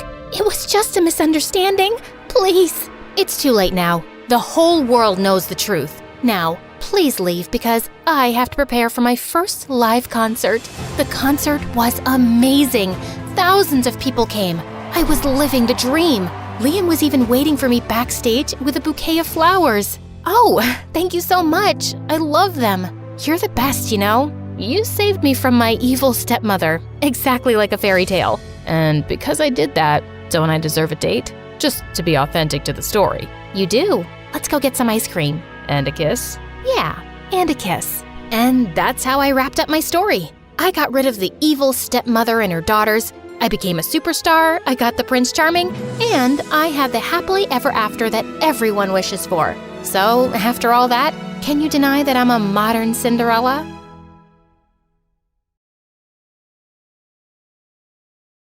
Hey there, I'm Natalia, and I just moved from Moscow to LA to live with my grandma while my parents are still in Russia. Don't forget to like and subscribe. Imagine being a young girl from Russia, starting 3rd grade in an American elementary school without your parents by your side. That's me. My parents sent me to live with grandma, and they said they would come when they got the opportunity. Fitting in at this American school wasn't easy, especially the language barriers. They can lead to some hilarious misunderstandings. One time I said, "Excuse me, can anyone tell me where the strawberry is, please? Are you trying to find a fruit or a place to read?" I meant the library. "Excuse me, can I borrow a racer, please?" "Sure, Natalia. Do you want a Ferrari or a Lamborghini?" "Oh, I meant an eraser. Excuse me, can I have a sheet of paper, please?" "I have a cow of paper. Would that work?" "Hey guys, cut it out. She's new here and learning the language. We all make mistakes, right? Here you go, Natalia. Here's a sheet of paper." I don't know why, but I just hugged Jake and mumbled a thank you. The whole class laughed even louder. When are you guys getting married? Jake just smiled and shrugged off the teasing. Over the next few weeks, my friendship with Jake grew stronger. He became my go-to person for navigating both the school and the English language. We'd sit together at lunch, share stories about our families, and even work on homework together. One afternoon, after school, Jake invited me to his family's small flower shop. Jake's mom warmly welcomed me and offered me a cup of hot chocolate. As we explored the shop, Jake asked me about my favorite flowers, and I told him about the beautiful jasmine that grew outside my home in Russia. To my surprise, he found a small jasmine plant tucked away in the corner. "Here, Natalia, I'd like you to have this jasmine plant. It's not much, but maybe it'll help you feel more at home." I couldn't help but smile. It was a sweet moment that strengthened our friendship and also made me feel more connected to my new home. I envied Jake for having such a lovely family, and I missed mine so much. Once in the 7th grade, my grandma fell ill and had to be admitted to the hospital. The doctor said it would be about a week before she could return home. With no other family nearby, I felt lost and worried. But when Jake's mom heard about my situation, she kindly invited me to stay with them at their place till Grandma was out of the hospital, and I gladly accepted. Jake had been telling me that his dad was the sweetest, but that was far from the truth. His dad was a very moody man. Some days, he'd be yelling at his mom and having fights with Jake and his siblings, but some other days, he was just a cool, cheerful, annoying dad. While I stayed in their house, I took Jake's bed and Jake slept on the couch. One night, Jake's dad burst in yelling, "Jake, time for a little wake-up prank." With that, he splashed a bucket of water onto the bed, soaking me completely. Startled, I gasped and sat up. He immediately realized his mistake and his face turned red. "Oh, Natalia, I am so sorry. I thought Jake was in here. Are you okay?" But just then, Jake came in looking super angry. He pushed his dad away. "Can you just behave normally? Like a normal dad? It's not always the right time to joke or prank. You're the most..." "It's okay. He was joking." "Stay out of it, Natalia. My dad is crazy. I don't know why he's here instead of being in a mental asylum." Suddenly, his dad started crying like a little boy. It was so loud that he woke everyone up. This was crazy. But what happened in the morning was crazier. When Jake's dad saw me, he started yelling at me and threatening me for shouting at him yesterday. "No, sir, it wasn't me." "Shut up. Just leave my house." Jake held my hand and took me out. He started apologizing and told me that his dad had some issues and he was very ashamed. There's nothing to be ashamed of, Jake. Some parents just love their children in their own way. The important thing is to understand them and respect them. Respect a crazy psycho like him? Easy for you to say. You're lucky your parents don't even care enough to come for you. Oh, darn. I'm sorry. I didn't mean... It's okay. Let's go to school. We're late. After that incident, Jake became a bit distant with me. It was as if he felt ashamed that I knew about his family secret. I wanted to talk it out with him, but then summer break started and life got hectic when my family came to visit. My parents and younger sister Sasha, who's 2 years younger than me, flew in from Russia. Sasha was a true people pleaser. She was always willing to go above and beyond to make others happy, even if it meant sacrificing something personal. One night, she and I went out to explore the city. We stumbled upon a street musician playing a dope tune, and Sasha started clapping like crazy. But then the musician just stopped and yelled at her. "Yo, your clapping just wrecked my jam. What's the deal?" "Oh my god, I'm so sorry. I didn't mean to mess up your performance. Let me make it up to you." She quickly grabbed some cash from her pocket and dropped it into the musician's hat. "Here, I hope this helps. Seriously, I'm so sorry. Okay, fine. Just take all my money. Here, please smile." I stopped her and took the money back from the musician's hat. In fact, I took everything, and we both ran like crazy. I mean, I didn't take all the money, but he started it by being a rude person. When we got back home, I started yelling at Sasha. "Can you stop being such a fool? Just be Be okay with making people upset, especially those who deserve your anger. Sasha, my sister, I love you. That's why I'm insulting you. Please listen to me. Just then, Mom barged in. Lucky for her, she has her entire life to listen to you. We're going back to Russia next week, and Sasha's going to stay with you and Grandma. We're coming to live here as soon as we can, honey. On the first day at school after summer break, Sasha was super excited to join me. As we walked through the hallways, I introduced her to my friends, and soon enough, we bumped into Jake. Hey, Sasha, nice to meet you. Your sisters told me a lot about you. Oh, really? I hope it's all good stuff. Because, sometimes I can be a disappointment.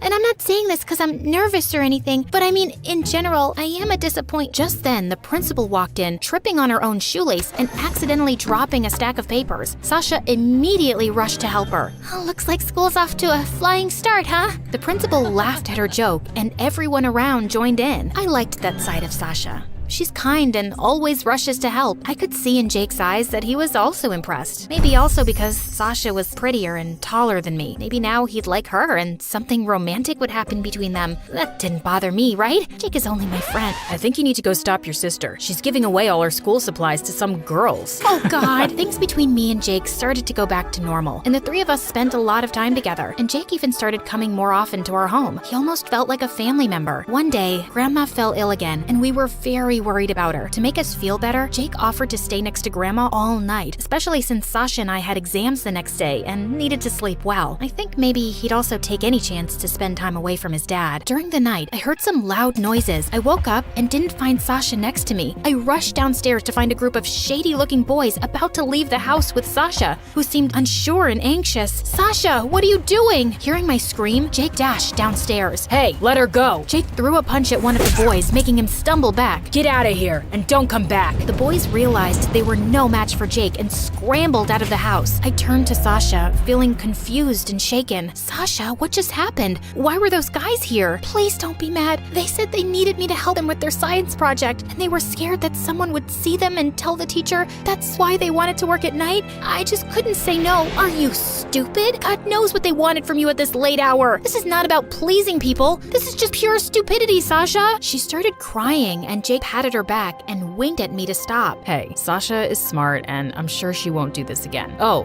by the way, I meant to ask you, Natalia, would you be my girlfriend? What? What a weird timing. No, it's perfect. I feel like I'm the man of the house. Just saved a damsel in distress. So what do you think? I think I want to be your girlfriend. And with that, I kissed him. We started dating, and Sasha got stronger, and Grandma felt better. Life seemed good and peaceful. Jake was the perfect boyfriend, sweet and protective, and I loved him so much. I couldn't imagine my life without him. Years went by, and we both graduated high school and went to the same college. We lived together until we graduated college, and it was the best time of my life. Then Jake proposed, and I said yes. On my wedding day, everything was perfect, and I was the happiest. Just as I was about to put on my dress, Sasha came into the room, her face filled with worry and fear. Natalia, I need to tell you something important about Jake. I've been keeping this secret for years, but I can't let you marry him without knowing the truth. What are you talking about, Sasha? Do you remember that night when those shady boys came to our house? They were actually Jake's friends. He promised them a girl they could take to a dance club with them, and he convinced me to do it, saying he'd always protect us. He threatened me, saying that if I told you, he'd hurt me. I was young and terrified, but now I can't let you marry him without knowing the truth. He's gonna be your husband and the father of your kids. No, you're lying. Jake would never do something like that. Maybe you're just jealous and trying to ruin my happiness. Why did you wait all these years to tell me? I was scared, and I didn't want to hurt you, but I can't let you marry him knowing what he did. Please, believe me, Natalia. Leave, now. You're not invited to my wedding anymore. Soon after the wedding, we left for our honeymoon, but it was cut short when we received a phone call that Jake's mom had been in an accident. We rushed back to see his parents, who we hadn't visited much since graduating high school. Jake had mainly kept in touch with his mom through phone calls and social media. At the hospital, Jake went into his mom's room while I sat in the waiting area. His dad, who was sitting beside me, started to berate Jake.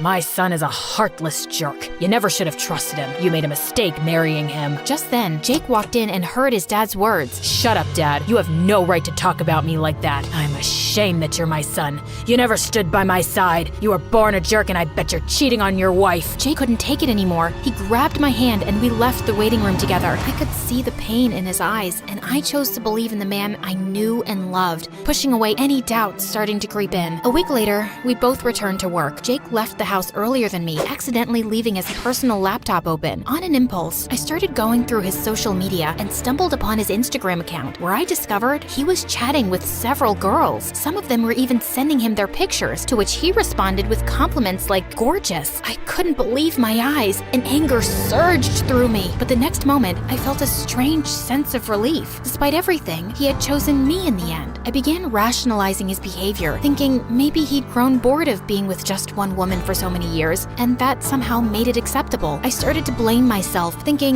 maybe I'd been too busy with my studies, work, and life in general. In that moment, I made a promise to myself to become a better wife and to give Jake the attention he needed. Days went by, and I did everything to become a better partner to Jake. I even decided to become a stay-at-home wife, dedicating my life to our marriage. I also made up my mind to get pregnant, even though Jake had suggested waiting for 2 more years. I thought a baby would solve all our problems. Eventually, I got pregnant. I planned a romantic surprise dinner to share the news with Jake. When I finally told him, he snapped. What? Are you serious? We agreed to wait 2 years. I don't want kids right now. I thought it would be a good surprise, and it might bring us even closer. Look, I'm sorry for reacting like that. It caught me off guard. I didn't mean to upset you. Still horrified by his outburst, I told him I'd be sleeping on the couch that night. I said I'm sorry, but if that's what you want, then fine. The next morning, I apologized to Jake for my mistake and asked for his forgiveness because my reaction was exaggerated. He simply said, "I forgive you." Weeks went by, and it seemed like my plan didn't work, as I could still see Jake smiling at his phone, and I started getting depressed. One day, while pregnant and cleaning the house alone, I slipped. I called Jake multiple times, but he didn't answer. I had no choice but to call Sasha, who rushed me to the hospital. After the doctors examined me and said everything was okay, Sasha came to me. "Hey, I'm glad you're okay, and so is the baby. Jake is on his way. I'm gonna talk to him outside your room. Please, pretend you're asleep and just watch." Soon enough, Jake arrived and met Sasha in the waiting room, where I could see them, but he couldn't see that I was watching. He held Sasha's hands and touched her cheek in gratitude. I was stunned. Then Jake entered my room and kissed my forehead while I pretended to be asleep. As he leaned down, I grabbed the vase next to me and hit him on the head. "I've had enough of you, Jake. Just leave me and the baby alone. He's been hitting on me since forever." I sent him a message an hour ago telling him I agreed to be his girlfriend, and the rest you saw, Natalia. Don't listen to her. She's lying. Shut up, you lying jerk. Your dad was right about you, you heartless snake. I choose to believe my sister, to believe my own eyes, and what I saw on your laptop. I'm such an idiot for putting you first, but I know better now. I come first. I'm an amazing woman, and I deserve better. Just get lost, or I'll start screaming until security takes you out. Go to hell, Jake. You're such a witch, a stupid immigrant that I felt sorry for and took care of. And this is how you repay me? An ungrateful monster? He kept screaming like a madman till security guards took him away. I knew I'd never allow Jake to come back into my life again. I turned to my sister and I hugged her tight.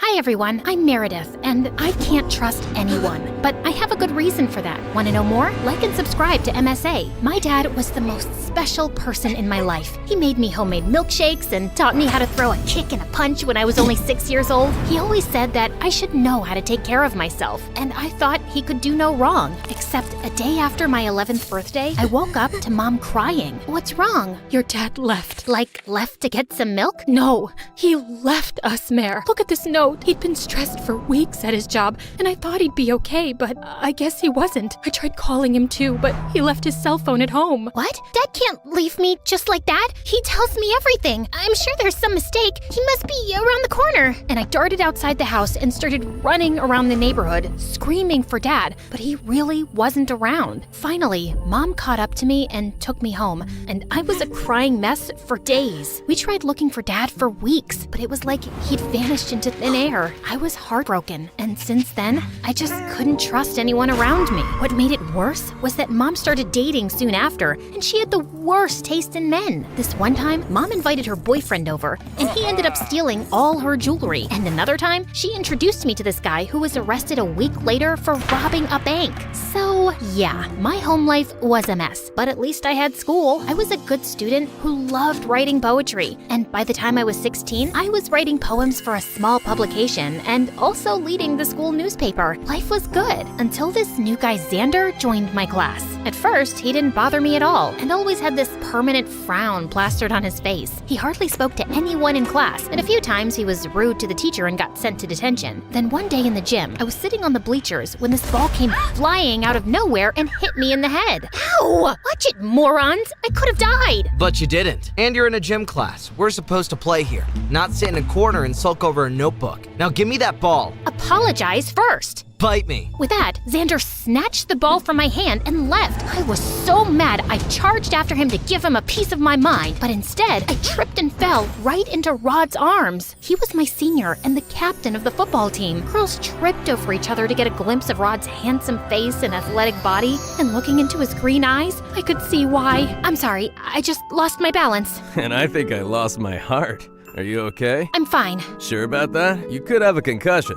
You know, we've never had a chance to talk, but I think we'll have a pretty good conversation. How about we find that out over dinner? I don't eat dinner. Coffee? Nope. Water then? I'm late for class, but thanks for the help. And I just quickly left before Rod saw my knees shaking. I knew most girls would kill for a date with him, but all men were jerks, so I decided to ignore Rod. But boy, Rod was persistent. He would send me flowers in class, leave chocolates and notes in my locker, and one time, he even showed up at my home in a limousine. I was just trying to figure out how to get rid of him when Mom walked into my room. That boy looks fancy. Yeah, whatever. I'm not interested. He will break my heart like Dad broke yours, and you don't know that. Not all men are the same. Now get dressed and go. I reluctantly agreed to go out with Rod, and it wasn't so bad. He was cute and fun, and he took me to this cool pizza place. So I was wondering, you could date anyone. Why me? 'Cause you're smart. I've never dated smart girls before. Did you just call me a nerd? No, I called you a pretty nerd. You're sweet, unlike that rude Xander. He's such a brat. You'd know him, actually. He's on the football team. Xander has always had temper issues. If I were you, I'd stay away from him. Anyway, let's not spoil our date by talking about him and concentrate on more important things, like me. Rod reached for my hand, and my stomach felt like it was in knots. We ended up talking some more before Rod dropped me home, and soon after, we started dating. School was twice as fun with Rod around. We'd have lunch together, and Rod would take me to these amazing parties, and things were going well. But then one day, I walked into my class and saw Xander bullying a student. I barged in and pushed Xander off. What's your problem, weirdo? Just mind your own business. I will when you stop treating people like trash. I was just asking some questions about chemistry. I'm not blind or stupid. Just get away from this poor guy or what? You'll hit me, princess? Xander inched closer, and I could feel his breath on my face. I wanted to move, but I just felt numb. And seconds later, the teacher walked in, and we all went back to our seats. I tried to ignore Xander after that, but I guess luck wasn't on my side, because a week later, I was picking up a cake for Mom's birthday at the local cafe when someone tapped on my shoulder. May I take your order, You! I don't remember the last time I turned around and didn't see your face. I don't like looking at your face either. It doesn't look like that. In fact, it looks like you're stalking me. Excuse me, but before I could get another word out, my stomach made a loud rumbling noise. Xander's face softened and he smiled. Looks like someone's starving. I'm fine. Just come with me. You can be angry while you eat. I wanted to say no, but my stomach made another really loud sound. Xander took me to the back kitchen and quickly fixed me a sandwich. As I gulped it down, a cat crawled in and Xander filled a bowl of milk for it. I watched him play with the cat and he looked so calm and peaceful and really cute. If you keep staring like that, I'll get uncomfortable. Thank you. You're good. I mean, the sandwich is good. It's my specialty. My mom taught me. And you're staring again. Sorry, I was just wondering. You're rude to teachers. You barely have friends and you pretend like you're mean, but you're actually soft. You're nothing like I imagined. You're nothing like I imagined either. Meredith, why are you with Rod? What do you mean? I mean, he's not what he looks like. I know it's not my place, but I don't think he's right for you. You're right. It's not your place. And why should I listen to you? You're literally the biggest bully in school. Just because you fixed me a sandwich doesn't mean you get to comment on my personal life. You're taking this the wrong way. I guess I was taking it the wrong way. But now everything is clear. Thanks for the sandwich and bye-bye. And with that, I just picked up my cake at the counter and left. But I couldn't stop thinking about what Xander had said. What did he mean that Rod wasn't what he looked like? I wanted to talk to Rod about it the next day in school, but he was absent. I tried calling him, but his phone wasn't reachable. So I decided to go to his place. I was at the gate when suddenly I saw Rod screaming at some woman. What do you mean you can't do the job anymore? Tell Xander that I still have the video proof, and I will send him to jail if he doesn't get me what I asked for. But he's already done so much for you. Please, sir, we are poor and vulnerable, but you're rich and kind. Please understand. Don't touch me, you filthy woman! And just tell your son that if he doesn't deliver the papers by tonight,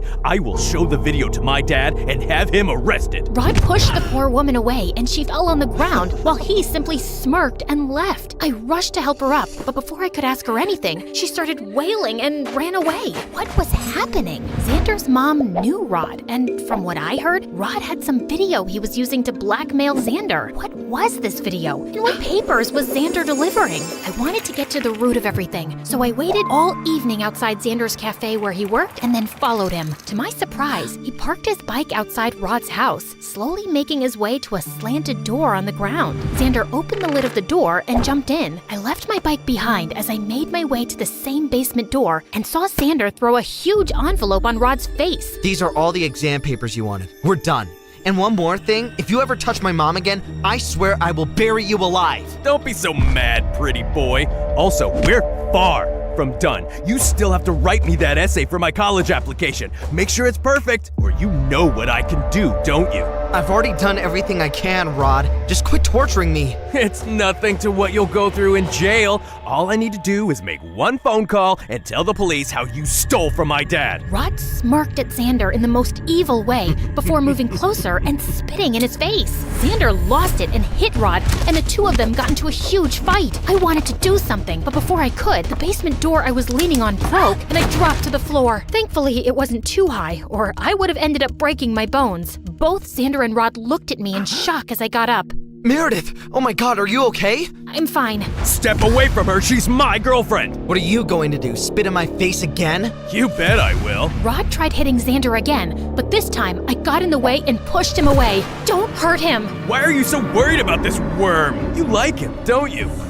I dated you even though you're way beneath me. You should be thanking me, but instead you're choosing him? I'm not choosing anyone, but I do know now that I don't want to be with a psychopath like you. Rod turned to me with crazy eyes, and I thought he was about to hit me when suddenly his dad barged in. He must have heard the noise when the door crashed. What is this mess? Xander, what are you doing here? Dad, Xander is a thief! Remember you lost your favorite watch? It was Xander who took that. See, I have proof. Everything was caught on camera. Rod's dad looked at Xander in shock as Rod showed him the whole video, and then Xander explained the whole story. Apparently, his mom worked with Rod's family as a housekeeper, and he and his little sister grew up with Rod's family. Last year, my sister was diagnosed with a lung condition. We really needed a lot of money for the treatment, but Mom didn't have any. So one day, while the whole family was away, I broke in, stole one of your watches, and sold it to pay for my sister's treatment. I thought I'd somehow collect the money and replace the watch eventually, but Rod found out, and since then he's been blackmailing me to cheat on his college applications. He told me that you'd cut him off if he didn't get into a good college, sir. I didn't want to go to jail, so I did what he said. But Rod's demands never stopped. I'm so sorry. Xander broke down in tears, and I felt so bad for him. Thankfully, Rod's dad understood and forgave Xander and said he wouldn't press charges. Rod lost his mind and started throwing things like a maniac, but his dad called in security and they dragged Rod away. Xander escorted me outside and called me a cab. We were waiting when he finally spoke. Meredith, I've never said this before because you were with Rod, but I really like you. I always have. You're a good guy, Xander, but I can't be with someone I can't trust. You should have just told Rod's dad the truth. I know, I was a coward, but I felt I didn't have a choice. You always have a choice. You had the choice of being honest. Meredith, I want to go. Saying that, I slid into the cab and left, leaving Xander alone. I didn't hear from Rod again, but Xander tried calling me a million times, and I ignored him. I didn't even want to go to school and felt totally lost. I guess Mom saw that because one night she walked into my room and asked me what happened, and I ended up spilling everything. I loved your father, and I know you did too. He suffered some hard knocks and didn't deal well with it, and it hurt us, but that doesn't mean everyone else will be the same. Well, Rod turned out to be crazy, and what if Xander is dishonest again? Look, he shouldn't have stolen from Rod's dad, but he did it for his family, not out of some greed, and that says something about him. Go talk to him, Meredith. I hugged Mom and rushed to the cafe Xander worked at, but he wasn't around. Luckily, the manager recognized me from before and handed me Xander's address. I went to his place and knocked, and seconds later, a cute little girl answered the door. Hey, is Xander around? Nope, but you can wait. You're Meredith, right? How did you know? Xander told me you were the prettiest girl he'd ever seen, and you are pretty. I didn't say that. I said she's pretty, but she's the smartest girl I know. I turned around and saw Xander behind me. He signaled his sister to leave, and then it was just him and I. So what brings you here? I thought you didn't want to see me. Xander, all my life I've hated my dad for breaking my trust. It's really difficult for me to open up to people. And dating someone like Rod, who turned out to be a complete psycho, messed up my mind, and I just needed some time to figure out my feelings. And have you figured them out? Kind of, but I need you to promise that you won't lie about anything to me. I promise. Now can I ask you out on a date? Depends on how well you kiss. Let's find out.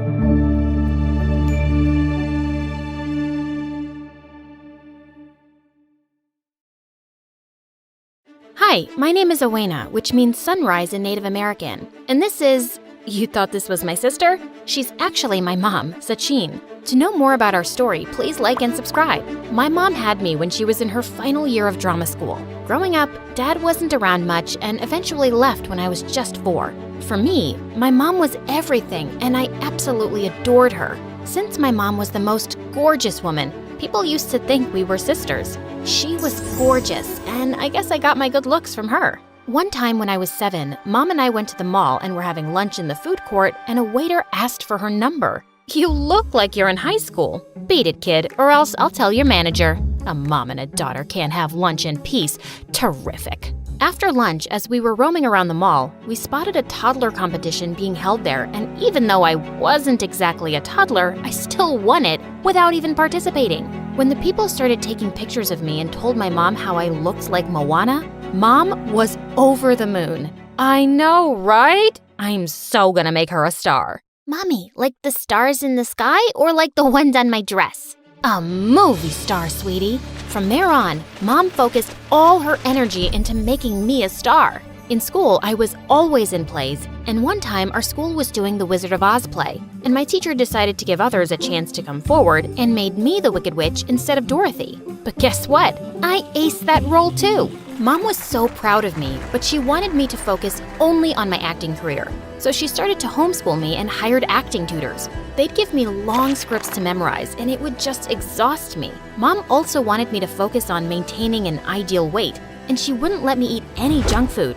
And worse, no ramen noodles, which was my favorite. It's for the best, my love. Remember, a moment on the lips, forever on the hips. Oh, that wasn't all. Mom also had the knack of embarrassment and stressing me out. No, it's not ghiaccio. It's pronounced ghiacciu. What am I paying you for? Mom, please. He is Italian, you know. I think you should let the professional do his job. But he's not doing it right. The audition is tomorrow, and we have so little time left to perfect your Italian accent. Well, the teachers stormed out, and I was left to practice with Mom. The next day, I was pretty nervous because I had a lot of trouble remembering my Italian lines. Right when I decided to have another look at the script, I realized it was gone. Just then, I spotted a girl looking really sneaky. It was Chloe. She used to be my friend when I started out my career, but the more roles I got, the more she hated me, and she didn't even try to hide it. We were always up against each other for every advertisement. I followed her, and what I saw made me scream. Chloe ripped my script and flushed it.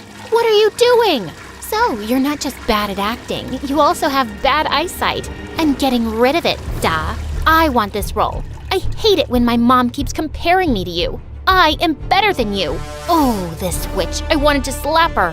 Of course she compares me to you. I'm good at what I do. Unlike you, you jealous, two-faced witch. I then chased after her and crashed into a man, almost dropping his camera. He noticed I was in tears, and then I told him what happened. Whoa, didn't know she was a nasty player, huh? You know what? Just then, he pulled out the script and gave it to me. He was the camera person for the advertisement and had the script with him. As I was practicing, I noticed him setting up the camera and couldn't stop staring. He then showed me how to set it up and even shot a video as I watched in awe. That was the day I knew I love being behind the camera more than in front of it. Oh, and I got the ad. Time flew by, and on my 18th birthday, I received the best news ever. After the party while cleaning up, I heard the sound of glass breaking and my mom screaming in the kitchen. Mom, what's wrong? Are you hurt? You got it. Oh my God, you got it. Mom, slow down. You got the audition for Elijah's film.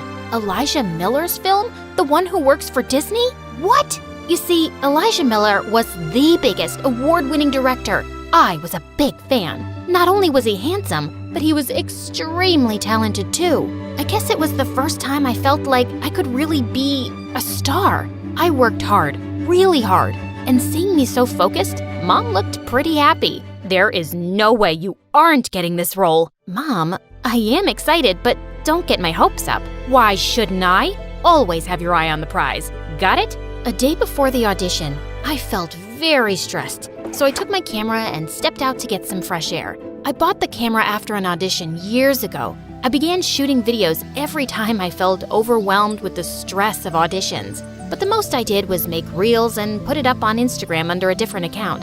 The videos did very well and many people appreciated my work and even suggested I send it to filmmakers. But I had to focus on becoming an actor. Mom's dream and all. The day of my audition had finally arrived. I was shaking with excitement and nerves. Mom was there, as always, to support me on this big day. We suddenly saw some of the actors run with their friends and family members towards the door. My eyes almost popped out of my socket when I saw the Elijah Miller walk in. What happened next, however, dropped my jaw on the floor. Sachin? Oh my God, Elijah! It's been a long time. You still remember me? My mother knew Elijah Miller? What the heck? They kept talking and laughing like they've known each other for years. And they did. Turns out, Elijah studied at the same school as Mom and knew each other. She then introduced me to him and I tried my best not to throw up, scream, and cry all at the same time. The fangirl in me was doing her very best to stay calm. Owena, it's nice to finally meet you. The last time I saw you was when you were a baby. It's nice to meet you too. I'm a big fan of your work. Elijah Miller saw me as a baby? What? Okay, Mom talks about everything under the sun to me, and she keeps this important information to herself? But oh my God, Elijah Miller knows me! Mom sent me away so she could talk to Elijah. As I walked towards the room, I felt someone's leg before I tripped and fell, screaming in pain. Everyone came rushing towards me, and I noticed my ankle was beginning to swell up. It was that snake again, Chloe. Oh my God, Owena, are you all right? How dare she? And then I heard Mom yell like crazy, and soon Chloe was taken away. Looked like everyone saw her trip me. Let me go! She's always taking my roles! Wow, I didn't know she hated me that much. I'm fine. I have to audition. Mom helped me up and took me to the room where my audition was taking place. Even though I tried to do my best given the situation, I still felt on edge and began stuttering. Mom then suddenly walked up to Elijah. She is good. Trust me, it's just the foot. Just let her finish. And then Elijah did the most weird thing. He handed Mom my script.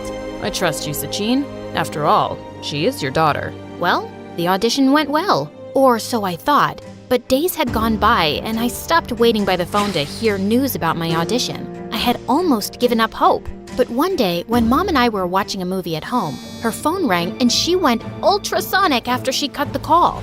Owena! Owena! Mom, words? You got a role in Elijah's movie. You're kidding, right? I'm sure I ruined it. No, you didn't. but it isn't the one you auditioned for. They said someone else got that and you got the other one, which is like the second lead. Mom, it doesn't matter.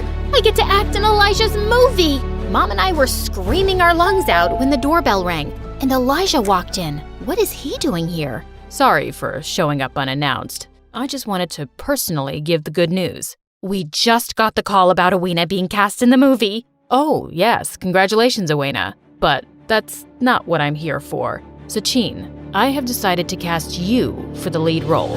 I know you didn't audition, but What the what? Exactly. Elijah, I didn't audition.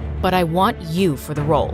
Only you. Oh my, really? Owena, isn't that great? I felt so hurt and betrayed, and when Elijah left, I spat. You're kidding, right? You can't take this role.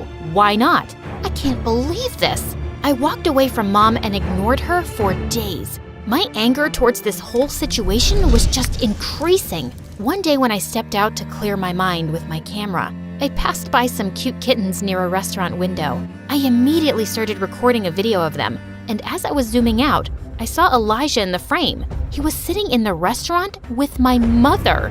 Here I was, struggling with my sprained ankle, feeling guilty, betrayed, and used because of her, and she's having lunch dates with him. I cannot believe her. The minute she reached home after her date with Elijah, I exploded. How could you? This is why you came along with me to the audition.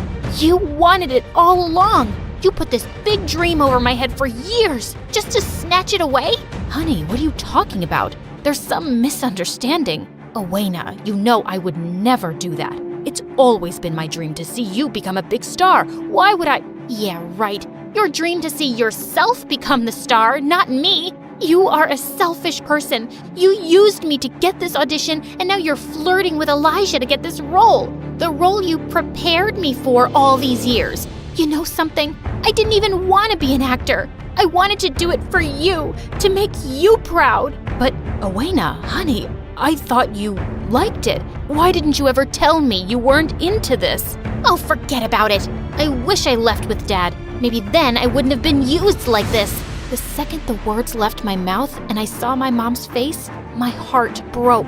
But the feeling of betrayal overpowered me. Days passed by, and every time I saw Mom around the house, I would walk the opposite way. She tried to talk to me and would get me food, but I ignored all of it, and even let my anger get the best of me once when I flung a plate of food against the door. One day, I decided to stay out the entire day. I didn't want to see her face and say awful things to her again. Great. I'm still thinking about how she'll feel. As I was busy recording some videos, I saw a car with tinted windows slow down next to me. Like my life wasn't bad enough, and now I have some creep who might kidnap me. Right as I was about to try and run, the window rolled down and I saw Elijah smiling at me. He offered to drop me home, and I accepted only because of my sprained ankle. So, still angry at Mom? How did he know? That day, I wasn't exactly out of the house yet when you... Anyway, I wanted to tell you that it's not Sachin's fault, you know. This was her role from the beginning. Her role? And then Elijah told me the most shocking thing.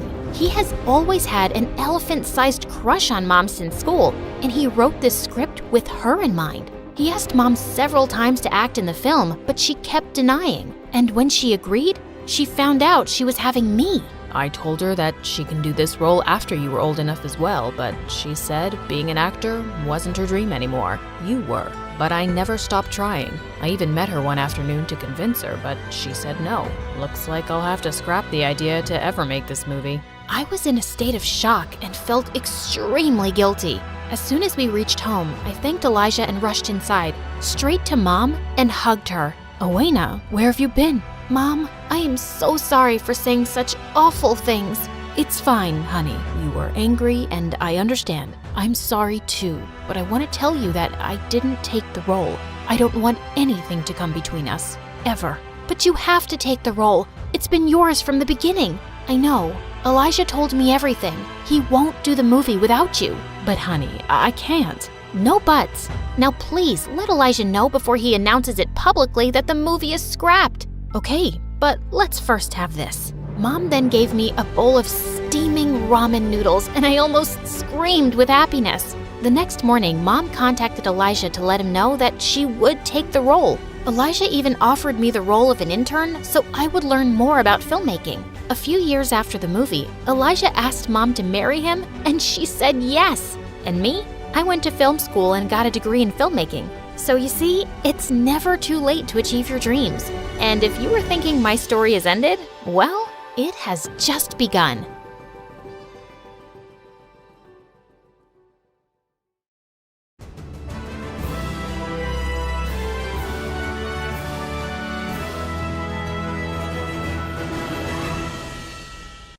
I was born on the 1st of January at exactly 12 a.m.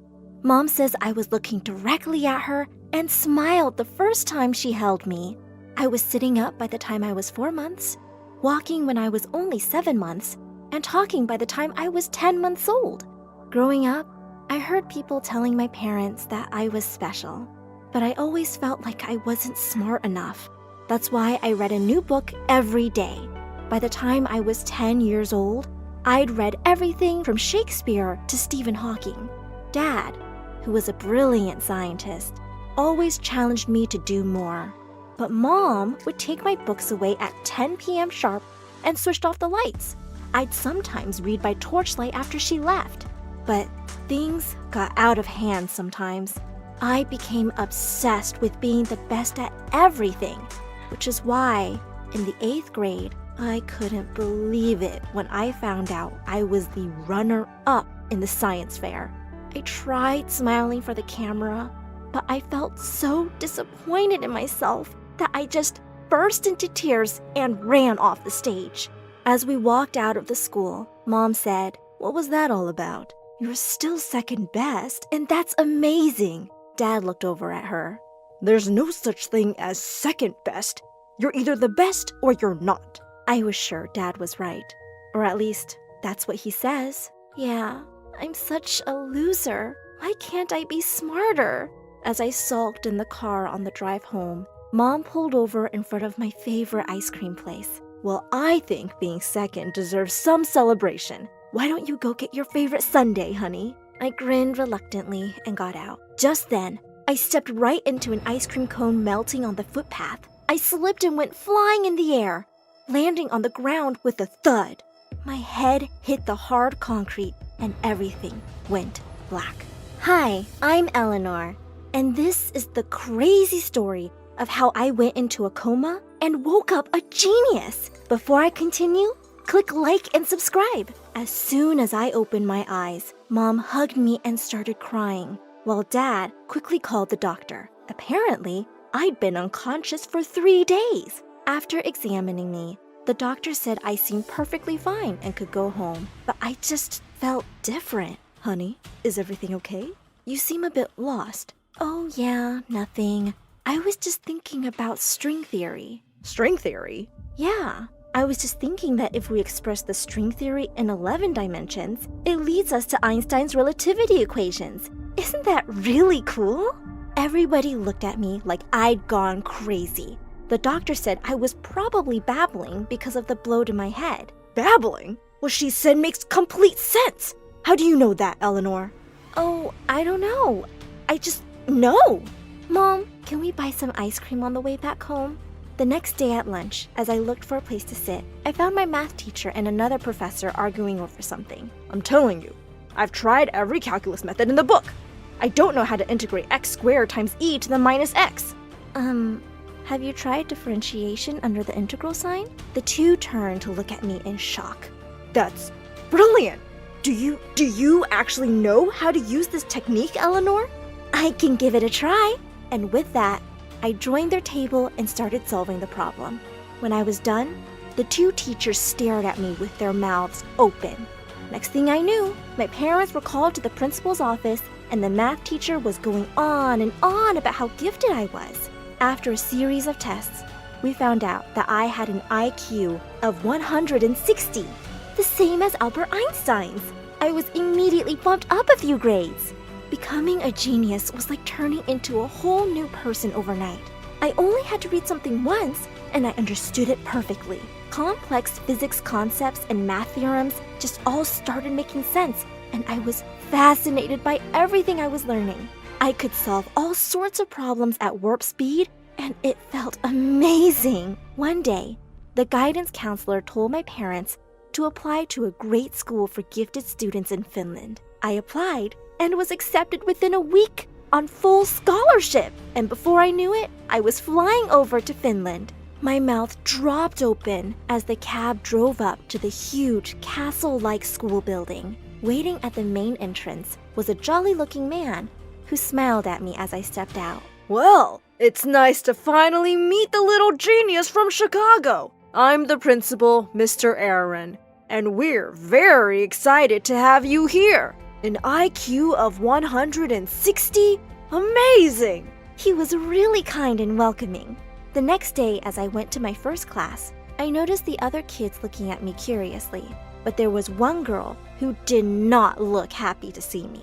I instantly recognized her as the mean girl of the class. Just then, the math teacher walked in with the principal right behind him, who quickly slipped to the back of the classroom. The teacher announced an oral quiz, and I was on the edge of my seat. Turns out, things weren't that easy in a class where everyone was a genius.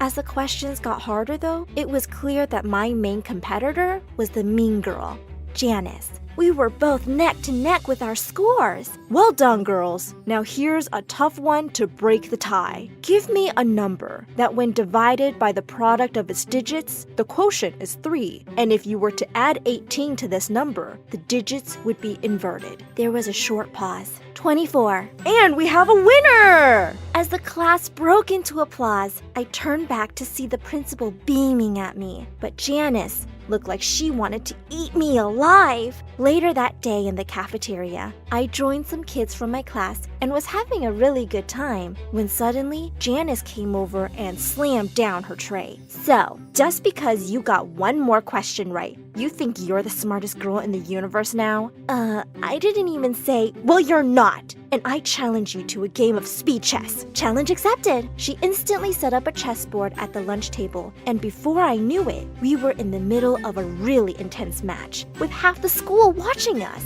After Janice made another move, she looked at me, and I smiled. You lose. What? The game isn't over yet? Yeah, it is. My knight to e7, your king to h8, bishop blocks, queen to h5.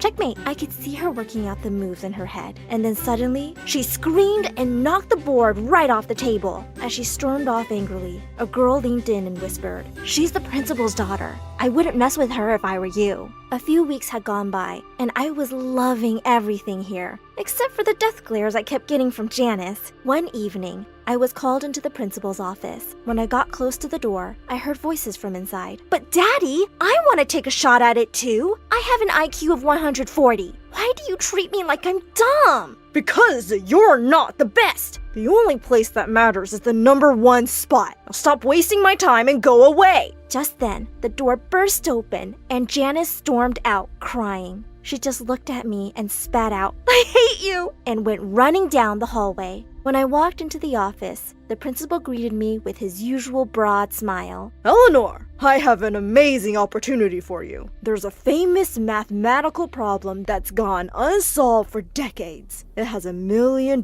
prize for the person who solves it. I really believe that could be you. Wouldn't you love that? You can use my private study to work in peace, and you can have anything you want. You just name it." I'd really love some Doritos. I have no idea what those are, but I will search all of Finland and get them for you. You just work on this and make us proud. I pored over the problem for days, barely leaving the study. I became obsessed. I started missing my classes, but the principal said I didn't have to worry about that right now. One night, I'd fallen asleep at the desk when I woke up with a start. Of course! I couldn't believe the answer had been in front of me all this time. The next morning, I was up early waiting for the principal outside his office. I think I solved it! He settled in his chair, and as his eyes scanned the pages, they grew wider. And 10 minutes later, he looked up at me in shock. Unbelievable! I really think you've done it. Then suddenly, I saw an expression on his face I'd never seen before. Now, get out of my office, please. Wait, what? Aren't we going to submit the solution, sir? Oh yes, but not we. Just me. What does a little girl like you need $1 million and all that credit for? Oh my god! You're an evil jerk! You can't steal my work! I can! Watch me! And with that, He shoved me out of the office and slammed the door in my face. I couldn't believe he'd made such a fool out of me with his nice guy act. That evening, as I paced my room furiously thinking about what to do, Janice suddenly walked in. What do you want? I know what he did, Eleanor. I know what he's really like. We can't let him get away with this. For the first time, I realized we were a lot alike. We both just wanted to be the best, and our dads had always made us believe we just weren't smart enough. I'm listening. A few days later, the principal was planning to make a presentation in front of his colleagues and board members. Janice and I snuck into the conference room as everyone gathered there. The principal stepped up in front of the mic. Before I start, I just want to say that I'm so excited to present the solution to a problem that has baffled so many brilliant minds. This will do wonders for the reputation of our school. With that, he switched on the projector. Everybody stared at it, looking unamused, while Janice and I nearly burst out laughing. Mr. Aaron looked at the slide in horror and quickly shut the laptop off. Clearly, there's been some mistake here. No matter. Let me distribute copies of my solution. As everyone opened up the pages, they stared at him angrily. Is this some kind of joke, Mr. Aaron? Why are you wasting our time? And with that, everyone got up and started leaving, looking really displeased. When the room was empty, we came out of our hiding place, and the principal turned purple. You stole my paper and changed the slides. No, you stole my paper and we just took it back. And it's already on its way to be reviewed by the country's mathematics board under my name. And he screamed in rage. Janice and I walked out arm in arm. At the door, Janice turned around. Daddy, put a password on your laptop next time. I know your IQ is only 126, but that was kind of dumb, even for you. Fast forward a few weeks, and I was invited to a ceremony in Belgium to receive my prize for solving one of the greatest math problems of our times. Mr. Aaron quit and left, and no one knows where he is now. I'm graduating school next month and heading off to university soon. With the prize money, I have big plans to open a school where all sorts of kids feel valued. Janice and I have become really good friends, and I sometimes let her beat me at chess.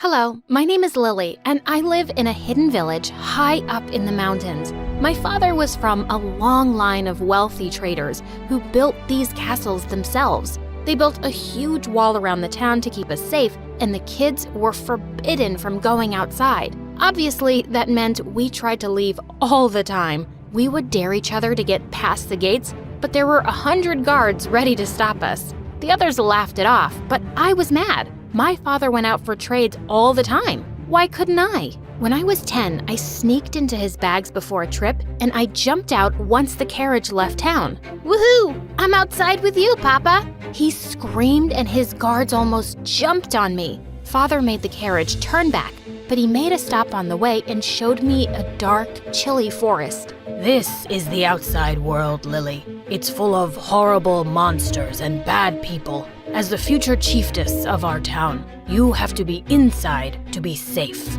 I believed my father completely, and I raced back into the carriage. When I reached home, I told everyone who would listen all about it. Father said there are monsters with giant teeth who chase you, and it's always dark and cold. I'm never going outside again. Suddenly, I heard someone laughing at me. It was Arthur, the boy who delivered milk to the town every day. There are no such things as monsters. The chief is a liar. How dare you? Take that back. Nuh-uh. I live outside and I have never seen any monsters. And it's sunny all the time. You're a fool. Everyone laughed at me and I turned red with embarrassment. People started asking Arthur what he had seen, and he said there were towns way bigger than ours. There was even something called a school where hundreds of children got together to play games and learn skills. Hundreds of children? Our entire village had 30 kids. I couldn't believe Father lied to me. I demanded that he tell me the truth and let me out, but he refused. You are my princess. This is the only place I can keep you safe. His control over me changed everything. Over the next few years, I stopped being the sweet Lily he used to know. I turned into a total troublemaker. I broke expensive vases he got from his travels and tore up tapestries he dearly loved. One time he had an important meeting with big traders, and I let all of our goats run free into the room. It was so funny to watch all the men screaming. Father was furious at my antics, and one night I overheard him talking to my mom about setting my engagement. If we get her married, I can officially make her the chiefess. Then she can stay here forever. Be here? Forever? This was my nightmare. I knew that if I wanted to see the world outside these walls, I had to do something drastic. The only person I could think of was Arthur, the milk boy. He rode into our town in a carriage every day, so I packed up some gold and clothes and sneaked inside. I held my breath as Arthur rode out of town, but when we were away from the walls, I couldn't help but scream. Yes, I made it out! Ah! What are you doing here? I needed to get out of there. You can take me to a new town, right? Are you joking? Your father will end me. Just then, loud bells started ringing through the village. Alarms. They must know you're missing. I'm taking you back. No, please, I'm begging you. If I go back, my father will get me married to some stranger, and I'll be locked in there forever. Not my problem. I'll give you all the gold I have on me. I showed him the contents of my purse, and he agreed to help me right away. Yes! Arthur's carriage raced away from my village, and I finally got to see the outside world for real. Yes, there were dark, scary forests, but they ended soon, and we reached a bright town that was bursting with people. Arthur tried to leave me in the middle of the crowded square, but I held on to him. No, you have to keep me with you. Not a chance. There's going to be guards looking for you all over. I gave you all the gold I had. The least you can do is give me a place to sleep one night, please? He groaned and took me to his house, complaining the whole way there. I got to meet Arthur's family, his mother and his little sister Gwen. When I told them the story of my escape, Gwen and his mother accepted me with open arms. I can't believe you've never been to school. You're much too young to be engaged. You can stay here until your father sees sense. Arthur protested, but the ladies shouted him down. They even had a secret basement to hide me in when the guards came to search everyone's houses. Even though they wanted to help me, living here was not easy. Even though I wore an elaborate disguise, Arthur's neighbors noticed I was new, and they were so nosy. One evening, all of them streamed into the house to ask who I was. Is she the lost girl? The one all the soldiers are searching for? No, I'm Arthur's cousin. Arthur doesn't have any cousins. We've known him our whole life. Who are you really? I thought I was done for, but Arthur stepped in and said, "She's my fiancée." Everyone gasped, and my jaw was on the floor. She's from another village. She's visiting to see her future home. She's really shy, so please stop staring at her. People walked away, whispering to each other, and I threw my arms around Arthur. Thank you. Now that everyone thought I was his fiancé, I was free to roam around town, and Gwen even took me to school. I got to play games I'd never even heard of, with more children than I'd ever seen in my life. I was just getting used to being here, when one day horses charged into town with my father's crest. I ran home and tried to get into the basement, but Arthur blocked the door. I'm so sorry, Lily. Sorry for what? Open the door. That was when my father marched right into the house and caught me. His men put me into his carriage and he thanked Arthur publicly. You must be rewarded for helping me find my daughter. From now on, you work for me, son. I will take care of your education and your family. Pack up your things and follow us. Thank you, Chief. I was in shock. Arthur had betrayed me. My father yelled at me the whole way home, but I couldn't hear a word he said. I was too busy punching Arthur in my head. Father locked me in my room and put guards to watch me. And the most annoying part? He asked Arthur to be my servant. I was so furious with him that I wasn't going to touch anything he brought me. I sat in my room hungry and thirsty for hours. You're being childish. You have to eat. No! I'm sorry I betrayed you, but my family was struggling every day outside. Your father offered a huge reward. I couldn't turn it down. The gold you took wasn't enough?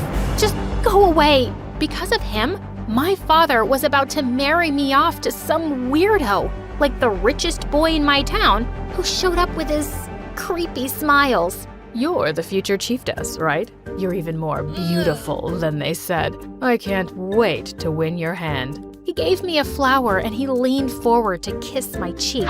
Arthur pushed him away. Who kisses a lady like that? The guy who's going to marry her. No way was I going to marry this idiot. But my father actually agreed to his offer. He didn't even care when I said no.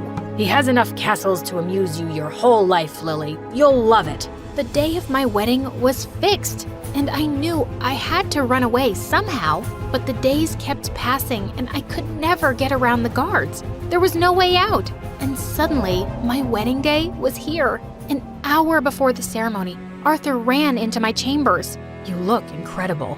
What do you want? I'm freaking out. You want to run away, right?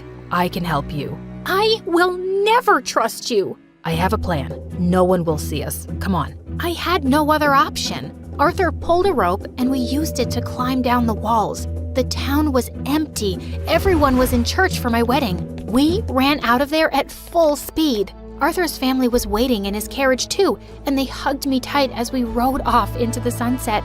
Why did you do this, Arthur? You just lost everything you got from my father. I felt too guilty for ruining your life. I can't live with that. I'd rather go back to selling milk.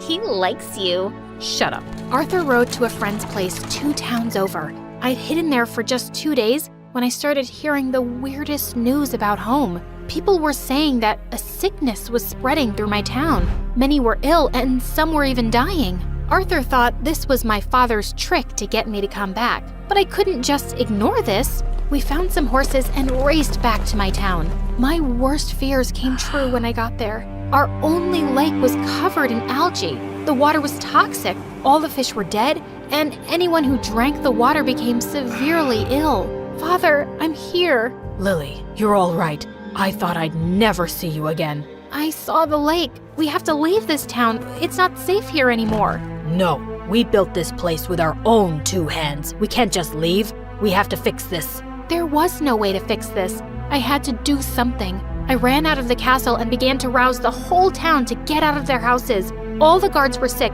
and there was no one to stop me. We have to leave. You all know it. This place has kept us safe for generations, but we won't last 3 days without water. I'm going to a nearby town, and anyone who wants to live can come with me. Lily, we can't do this. Yes, we can. You wanted me to be the chiefess, right? Don't stop me from doing my duty. One by one, the villagers packed up their things and followed me. We all marched to Arthur's old town, and the people there were ready to help our weary and sick. Even though my father resisted, seeing his villagers healing melted his heart. He agreed to merge with this town, and we shifted our gold and our possessions over the next few months. It was the start of a new beginning for our people. Everyone was happier to be out of the walls, especially me. A few months after our town shifted, my father knelt before me with apologies. If not for you, I would have doomed all of our people. Yes, you would have. I was a complete fool. We are all lucky that you came for us, Lily. Can you ever forgive me? Only if you promise to trust me. Let me make my own decisions and my own mistakes, Father. Can you do that? I promise. I will. It wasn't an easy promise to keep, but he tried his best. A few years after that move, Arthur and I fell madly in love with each other. I couldn't wait to be with him and his family. But when I broke the news to my father, he reacted poorly. I can't let you marry a milkman. You're a princess. Father, remember your promise? You have to trust me. He grumbled and gave Arthur an angry hug. Hurt my princess and I will end you. Yes, sir. Aw, you guys are adorable.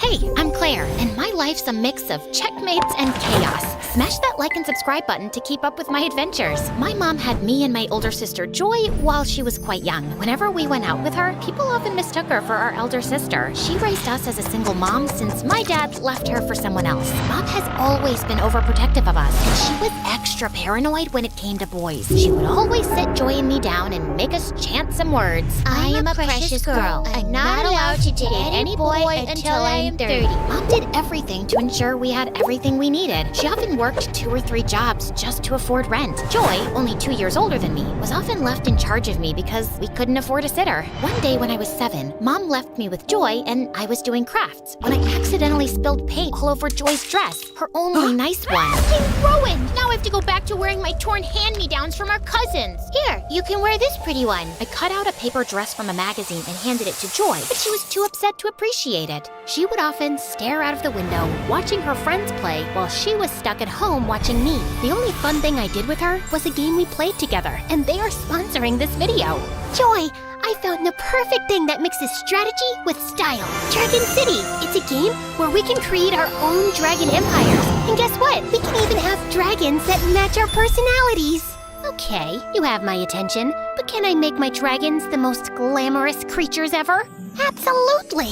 You can collect over 1,000 unique dragons, including some that look like they've walked right out of a makeup tutorial. And you're going to love customizing their habitats. It's like designing the perfect home, but for your dragons. And not only that, there are dragons of your favorite YouTubers. Oh, and there's a vibrant community of players who trade dragons and collaborate in alliances to unlock exclusive rewards. I'm in, but if my dragons end up being more fabulous than yours, you owe me a makeup tutorial session. Deal. And to get us started, there's a special bundle for new players. If you download it by clicking the link in our video description or scanning the QR code, you get 15,000 food, 30,000 gold, and the Black Metal Dragon.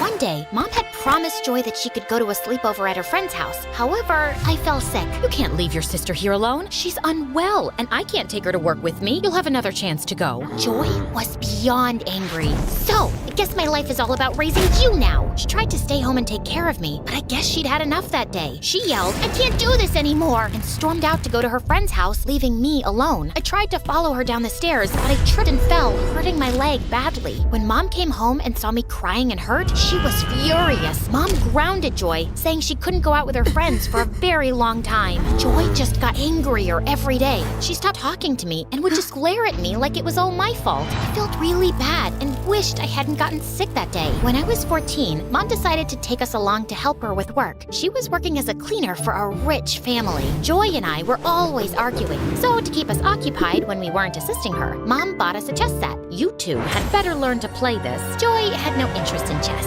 She was always preoccupied with makeup and talking about Dan, a boy she had a crush on at one of Mom's jobs. I had never met Dan, but from Joy's descriptions, he sounded handsome. One day, while Mom was cleaning a client's house, I sneaked into his office. He had an amazing chess set. I set it up and started playing alone when he walked in. I'm so sorry. I just wanted to try it out. I've been watching you play by yourself for the last hour. I'm impressed. Would you like to play against someone? I've never played against anyone, but I can try. He sat down to play with me. Feeling nervous, I imagined that I was alone, and to my surprise, I won in less than 5 minutes. We played over 10 games, and I won each time. Checkmate. Whoa, I didn't see that coming. Maybe I've lost touch with the game. After many tries, he finally admitted defeat. He showed me his trophies from various chess tournaments, revealing that he was once a world champion. I was astonished that I'd won against him. Maybe you need a younger challenger. He then introduced me to his son Dan, who was incredibly handsome. This is my boy Dan. I'm training him to be a champion too. Don't expect me to go easy on you just because you're pretty. Bring it on. Playing against Dan was a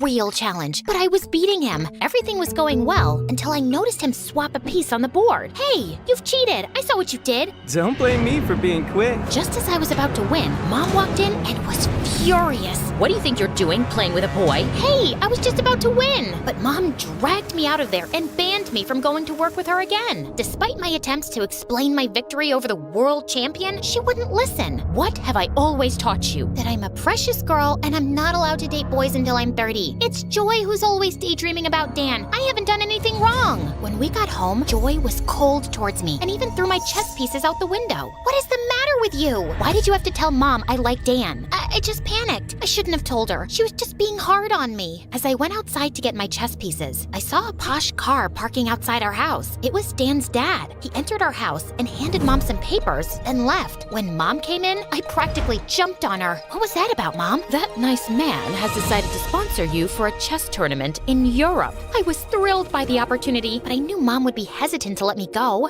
Please, Mom, can I go?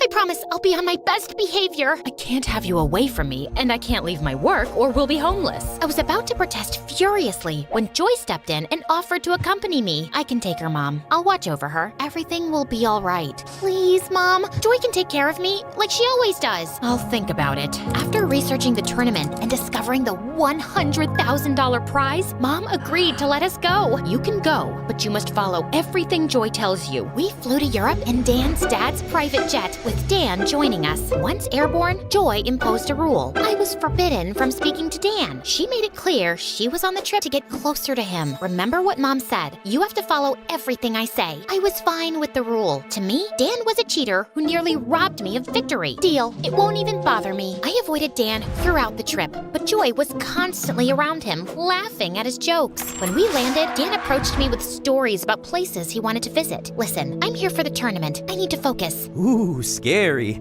I was just trying to distract you from the competition. When Joy saw us talking, she dragged me away. You're already breaking the rules. That's 1 strike. 2 more and you're out. He approached me, and you're breaking Mom's rules too. We're not supposed to talk to boys. Mom's not here, and I'm older, so I make the rules. At the tournament, I quickly became a favorite, advancing to the semifinals, while Dan was eliminated early. So, you're really good, huh? Looks like it. I don't even need to cheat. Soon after, my popularity soared. During an interview after qualifying for the semifinals, Dan suddenly joined me and told the reporters he hadn't seen someone as good as me in years. And then he hugged me. Of course, Joy saw that, and she was mad. We're going home. I saw you hugging Dan. That's against Mom's rules. He hugged me. It wasn't my fault. Joy didn't listen and started calling Mom to tell her. I couldn't leave before the semifinals. In a moment of desperation, I tackled her, and her phone fell into a drain. I'll follow your rule, but I won't let you ruin this moment for me. You're just stealing my crush. You've always known I liked Dan. I was about to defend myself, but things escalated quickly. Our argument turned into a huge fight, and we were both shouting and not listening to each other. In the heat of the moment, I pushed Joy away, but she lost her balance, tripped, and fell badly. I was horrified. Joy, are you okay? But Joy was in a lot of pain. We rushed her to the hospital, and the doctor said she had broken her hip and needed rest for several weeks. I felt terrible. I'm so sorry, Joy. This is all my fault. Let's just leave now and make sure you get better. Are you insane? Go win that $100,000. Don't worry about me. I was only pretending to call Mom because I was angry. I wasn't actually gonna let you miss the semifinals. I was taken aback by her words. After everything that had happened, she was still thinking about my chance in the tournament. Aren't you worried about me flirting with your crush, Dan? Oh no, I don't like him. Not really. What? So why were you stopping me from getting close to him? I've always taken care of you. I never had friends or anything special going for me. And when I felt a little crush on a boy, he liked you. I wanted to stop it, but then I realized I really didn't even like that boy. I just didn't back off because I didn't like you having everything. I understand, Joy. You've always been there for me, and I've taken that for granted. You deserve to shine and have your dreams too. Let's promise to support each other from now on. No hugs, please. Your sweat stinks. Now go win that prize. I need some rest. Thank you, sis. I hugged her and left. The evening after Joy's accident, I was sitting outside the tournament hall before the match started, and I was startled when Dan quietly sat beside me, handing me some flowers. These are for Joy. I thought you could take them with you to the hospital. The flowers were Joy's favorite, daisies. It showed he really cared about what was happening in my life, not just the chess tournament. I've arranged for a video call set up in your room so you can talk to her before and after your matches. I thought it might help both of you. Thank you so much, Dan. I don't mean to be rude, but I don't think we can start a relationship right now. Winning this prize is my top priority, and I really need to stay focused. I can't afford any distractions. I just wanted to make things a little easier for you. You've got a lot on your plate. You have a tell when you're anxious. Your ears get red. Maybe cover them. You've noticed that? That was kinda sweet. Nobody but Mom and him had ever noticed that. The next day, I played well in the semifinals and won. I was excited, and Dan rushed to congratulate me. He hugged me, and then he kissed me. About the kiss, I'm not allowed. I know.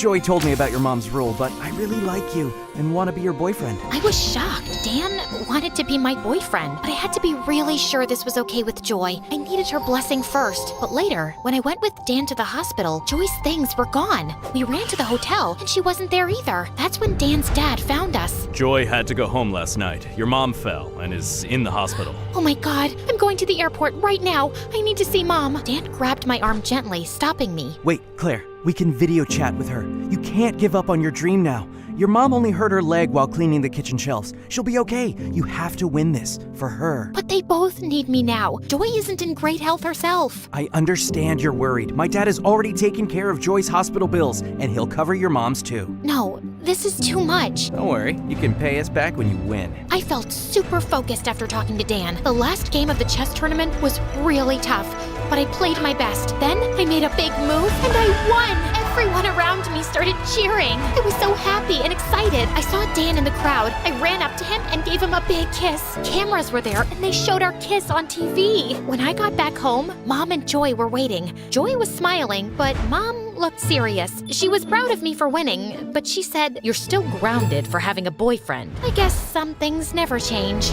And remember, you can download Dragon City by clicking the link in the description or scan the QR code and get a special bundle with 15,000 food plus 30,000 gold plus the black metal dragon to get you started.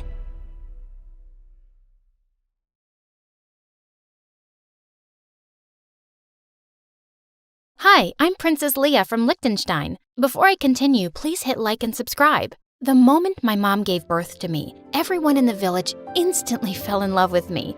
I was the world's friendliest baby and loved attention. Then when I was 2 years old, my sister Emily was born, and she was a little different. Every time Emily was around people, she would scream and find somewhere to hide. One day, when I was 8 and Emily was 6, Mom and Dad had a royal garden party. I loved talking to all the grown-up guests, but Emily was terrified. Leah, I don't want to be with all these people. I want to be in my room, but Mom isn't letting me. Here, you can hide underneath my gown. Then no one will see you and I'll sneak you out. But hiding my sister underneath my dress wasn't the best idea. I ended up tripping over the refreshment table, spilling a chocolate fountain over some lady's dress. Mom and Dad were horrified, and my clumsy accident ended up being all over the news.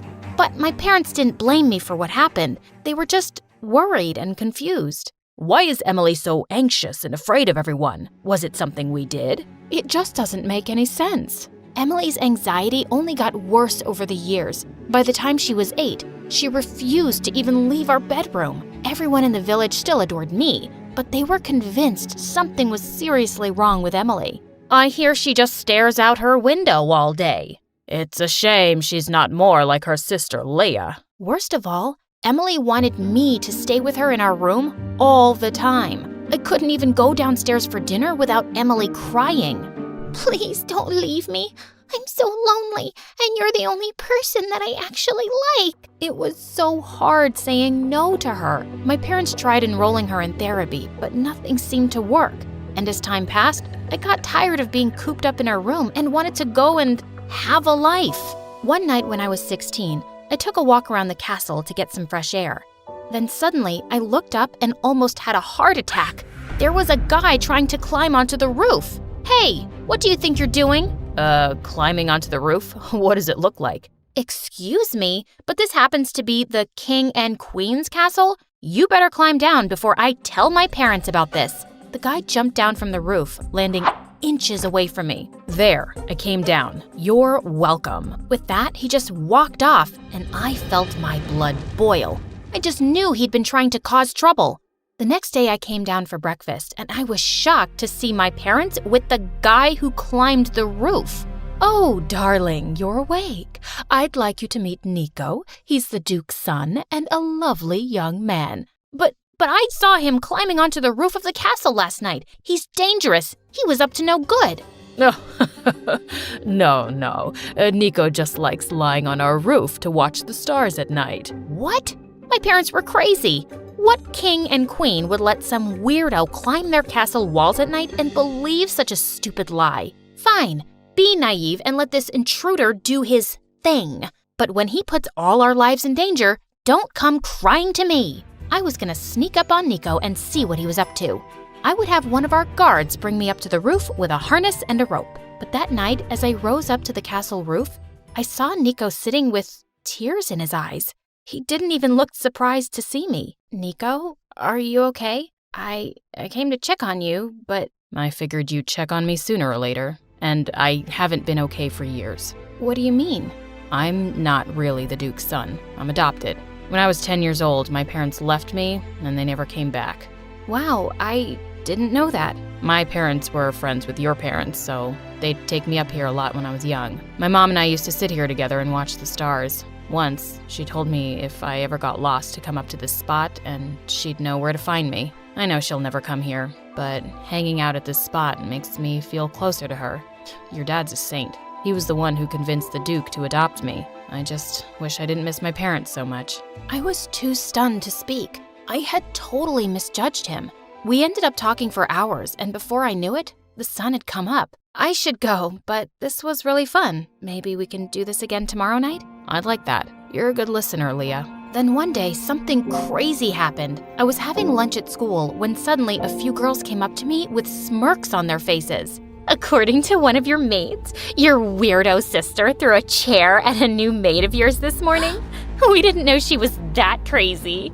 Oh God, I wanted to disappear. They should just lock her up forever. You shouldn't have said that. I yanked the girl's hair hard and she started to scream. Just then, someone pushed the girl backwards and I saw it was Nico.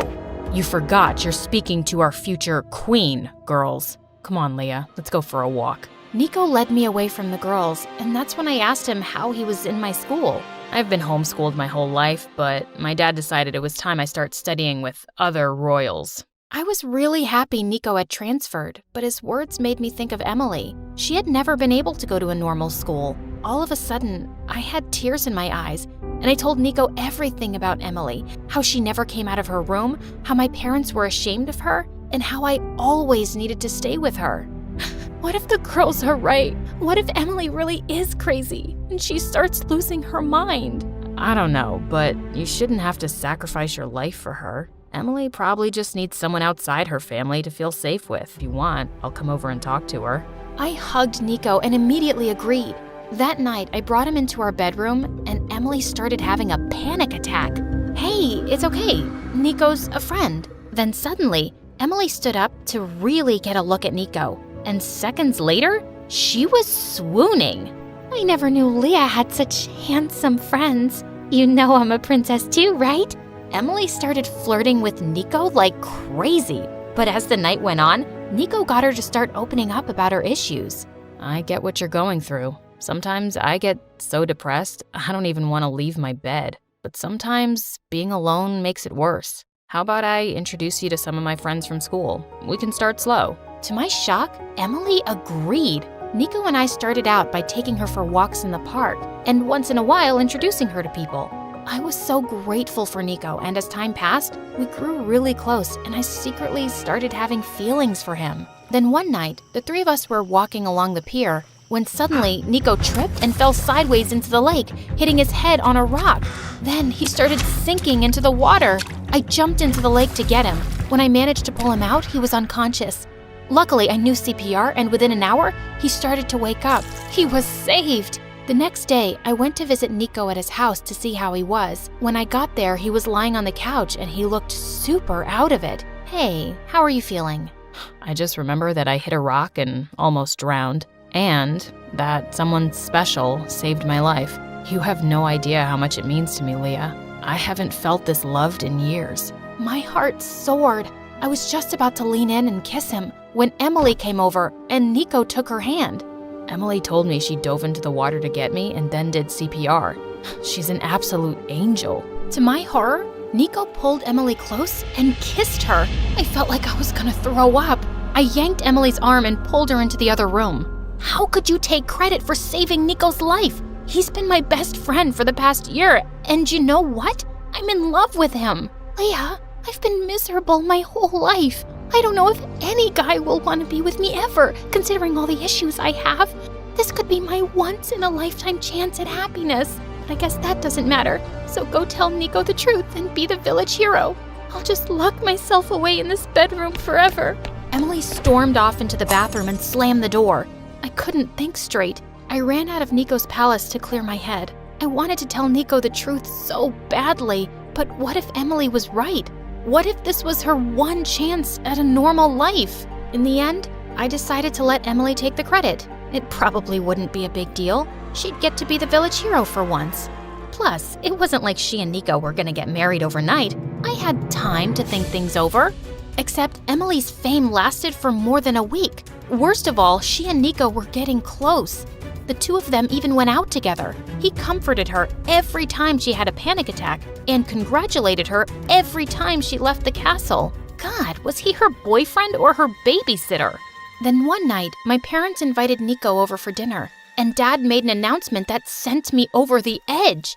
After much thought and discussion, we would like for Nico to be our new king. We love him like our own son, and we can't think of who'd be a better husband for our daughter. My jaw dropped. I was gonna be with Nico after all? Everything was gonna work out? But Emily was fuming.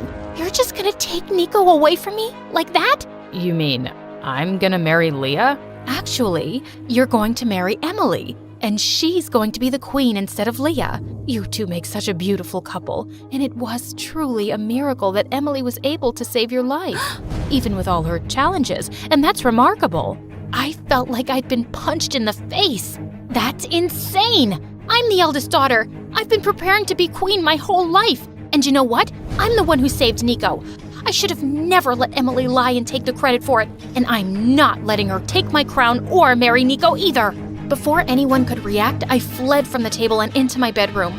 Then suddenly, I felt someone standing over me, and it was Emily, with fire in her eyes. Why would you rat me out like that? You can still have any guy you want, as long as it's not Nico.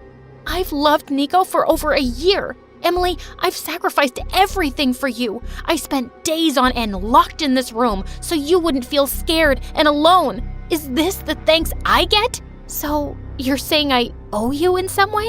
I never asked you to sacrifice yourself for me.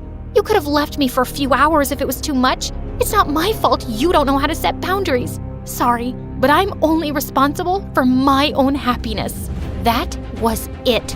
Without thinking, I slapped Emily across the face hard. Emily turned around and was about to push me, but instead, she tripped and fell backwards, tumbling down the stairs. Everyone called for help and an ambulance came. What had I done?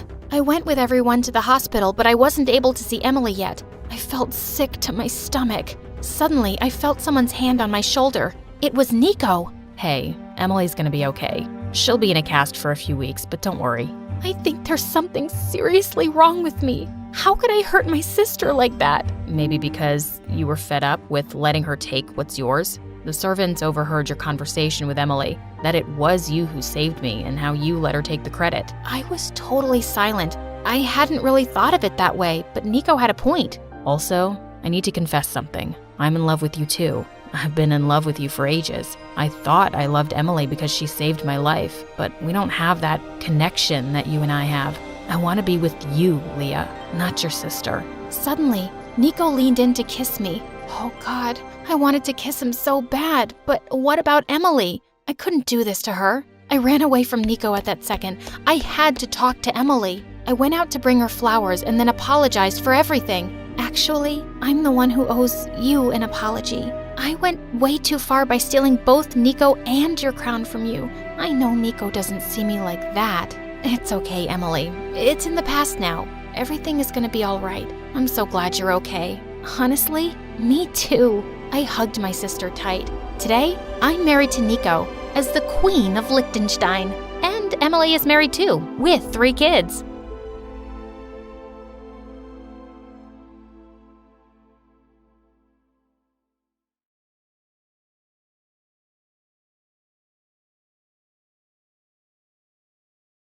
Hi, I'm Jade, and I made a fortune without knowing how to read a single word. But before I tell you my extraordinary story, click like and subscribe. Also, please follow us on Instagram and Facebook for exclusive content and to always be updated. When I was born, my dad named me Jade. He was a geologist who studied precious gemstones. and he said people around the world believed that Jade brought good fortune. Well, that's all I knew about him from Mom. Growing up, it was just me and her, and we were always moving around. Sometimes we lived in tents, sometimes in minivans. Mom was a car mechanic and found jobs wherever we went. Once when I was 4, we were sleeping in our tent when I woke up in the middle of the night and noticed something strange. Mom, I can see the sky. Yes, honey, it's lovely. Go back to sleep now. No, Mom, I can see the sky because our tent has flown away. And that's when Mom sat up straight, but she wasn't too bothered by it. We lay back under the open sky, and she pointed out all the stars and constellations. When I was 5 and walking back home with Mom one day, I saw some school kids going by. I asked her when I'd be joining school, but her face clouded over. Never. Your dad went to the best schools and universities, but that didn't make him a good person. He just left us one day to be with his PhD professor. You don't have to learn how to read or write to have knowledge or kindness, Jade. You're probably thinking, what a dumb mom. But she really wasn't. She homeschooled me wherever our home was. There was no paper, no books, just us talking and imagining. And she also taught me all sorts of handy skills. By the time I was 9, I could change a car tire by myself. One day, Mom and I were at the grocery store when suddenly a masked guy walked in holding a board with something written on it. Everyone looked terrified and stood quietly while the guy started robbing the cash register. I felt really scared and ran for the door screaming, "Help! Help!" "What are you doing, stupid girl? Can't you read? Stop that!" But my screaming had already caught someone's attention outside, and seconds later the police arrived and caught the robber. Everyone thought I was a hero, but Mom was terrified. "You could have been killed because you couldn't read. I'll have to send you to school." And that's how I joined school in the 9th grade. On my first day, the teacher asked me to read out loud in class. I can't read. Haha, nice one, kid. You picked the wrong teacher to mess with. Read now. I just said I can't read. Why do I have to repeat that? Gosh, you are so rude. I swear on my grandma's grave, I can't read. What are you doing in the 9th grade then? Go back to kindergarten. Fine. Can someone guide me? I don't know where kindergarten is. Oh my God. To the principal. Now! Okay. I also need someone to guide me there too. She looked furious and was about to drag me off to the principal, but she was already standing in the doorway. I think she made it clear that she can't read, didn't she? Or do you just enjoy bullying students? The teacher's face turned tomato red. She's really dumb, and I don't want her in my class. Are you sure about that? Go on, ask her something from the textbook. Fine. Can you explain what gravity is? Of course. If you'd only let me before. Gravity is an invisible force that pulls objects towards each other. The teacher looked shocked, and so did everyone else. The principal said that when she'd interviewed me, she realized I was a genius. But Jade, you do have to learn how to read. Come by my office every day after school, and I'll help. And you'll stay in the 9th grade. As I took my seat, I tried to keep the grin off my face, while the teacher glared at me like a fire-breathing dragon. While I was eating lunch in the cafeteria that day, a girl called Paige walked up to me, grabbed my notebook, and wrote fat letters on it. When I looked up at her confused, she burst out laughing. Wow, the loser doesn't even know how to read her own name. Oh, are you a bully? Like one of those people who are insecure and try to hide it by being mean to others? My mom told me about people like you. Well, you can't mess with someone like me. I'm the daughter of the jungle, babe. The daughter of what? What are you talking about? I'm just here to tell you that I'm impressed by how you embarrassed that grumpy teacher. So whatever, you can be my friend. You just call me a loser, and I don't want to be your friend. Gosh, who do you think you are? No one talks to me this way. And then she slapped me. I stood on the table and jumped on her. The grumpy teacher saw us and took us both to the principal. And she told the principal that it was all my fault. I couldn't control my anger and I called her a liar. This time, the principal didn't tolerate my behavior and suspended me for 3 days. When I returned to school, Paige came over to me at recess looking annoyed. I really don't want to talk to you, but the principal sent me. She wants you to meet her in the back alley. That sounded weird, but I didn't want to make the principal mad at me again, so I went. When I entered the alley, I saw the wired gate was open, and I walked in. There was a yellow board that had something written on it, but I didn't understand, obviously. And suddenly, I fell, and I kept falling. I landed with a thud at the bottom of a deep ditch. Oh my God, how was I gonna get out of here? I screamed for help, and thankfully a janitor heard me soon and helped me out. Oh, that page was dead meat. I rushed off to the principal's office to tell her everything, but she saw me and spoke first. Please, sit down, Jade. I'm afraid I have some bad news. She told me that Mom had been badly injured at work. I rushed to the hospital, and the doctor said she'd hurt her back and wouldn't be able to walk for a while. Mom was devastated. I was too, but I put on a brave face and hugged her. Don't worry, Mom. You've raised me to be tough like you. I'll find a job and take care of everything till you're better. Later that evening, when I went to get some medicines from the grocery store, the cashier didn't have $1 to give me as my change, so he gave me a scratch-off lotto ticket instead. I scratched it, but before I could ask someone to read it, I heard giggling behind me. It was Paige and her gang of bimbos. Fancy running into you here. I thought you'd still be in that ditch. I was already having the worst day, and I snapped. Paige, just shut up. I can't deal with your stupid face right now. I'd give you the money to shut up, but I don't have any. Here, take this. I flung the lotto ticket at her and started walking away, when suddenly I heard screams behind me. OMG! This has a $30,000 prize, you idiot! Thanks a bunch. Wait, what? I ran at her and tried to snatch the ticket, but her friends fought me off. Give it back! I need the money! Yeah, who doesn't? I'm gonna buy me some shoes. And with that, they all pranced away. Gosh, how could I be so stupid? I was walking back home one day and saw a few people crowding near a poster on the way. I was not interested in looking over it at all. Still, I passed by close. I saw pictures of maids on the poster.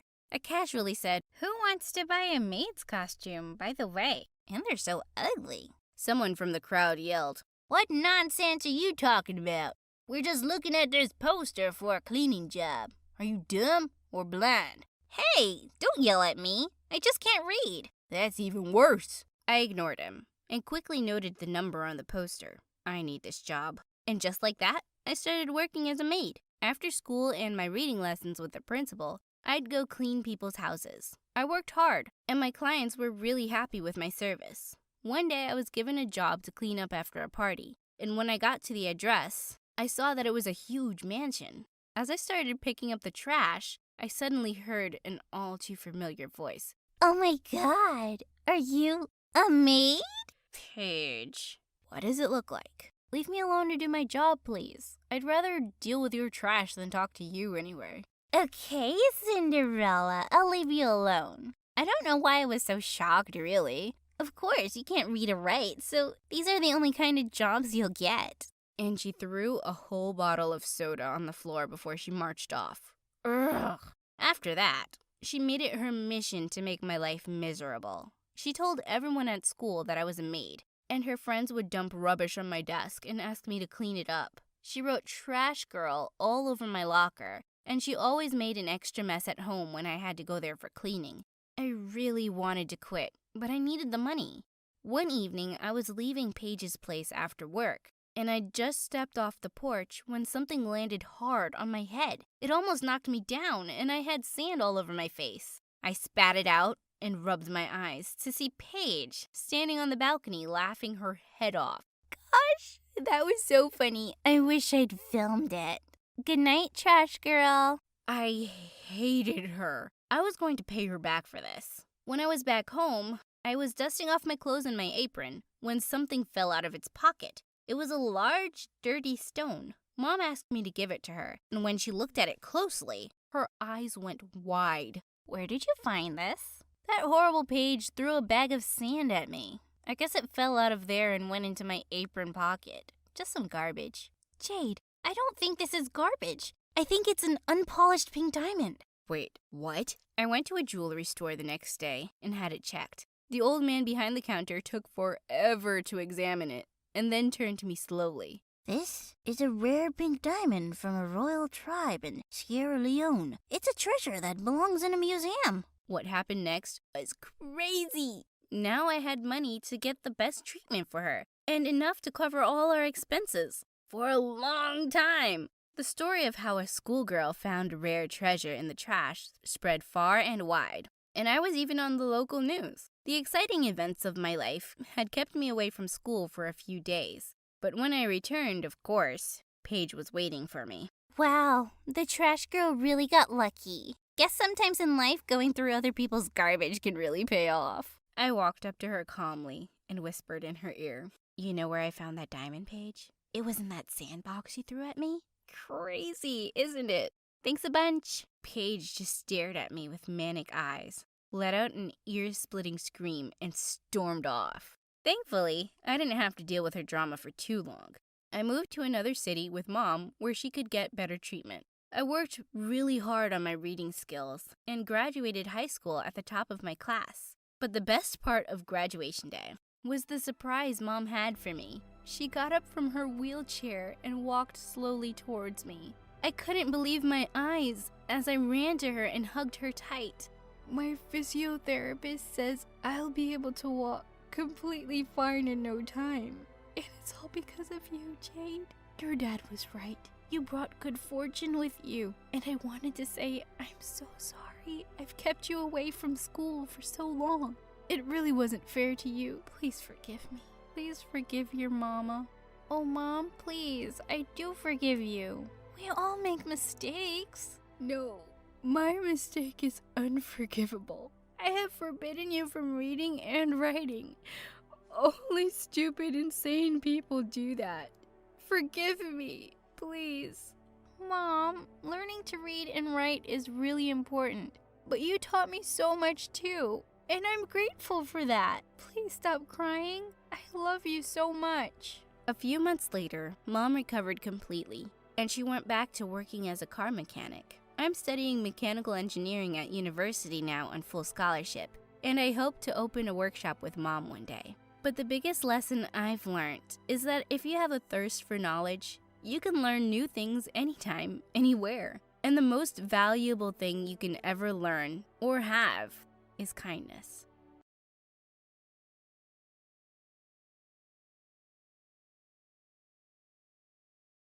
You know when your life is dreamy and amazing and just perfect? I'm mopping up ice cream a kid threw up, and someone left teeth in the tip jar. What do you think?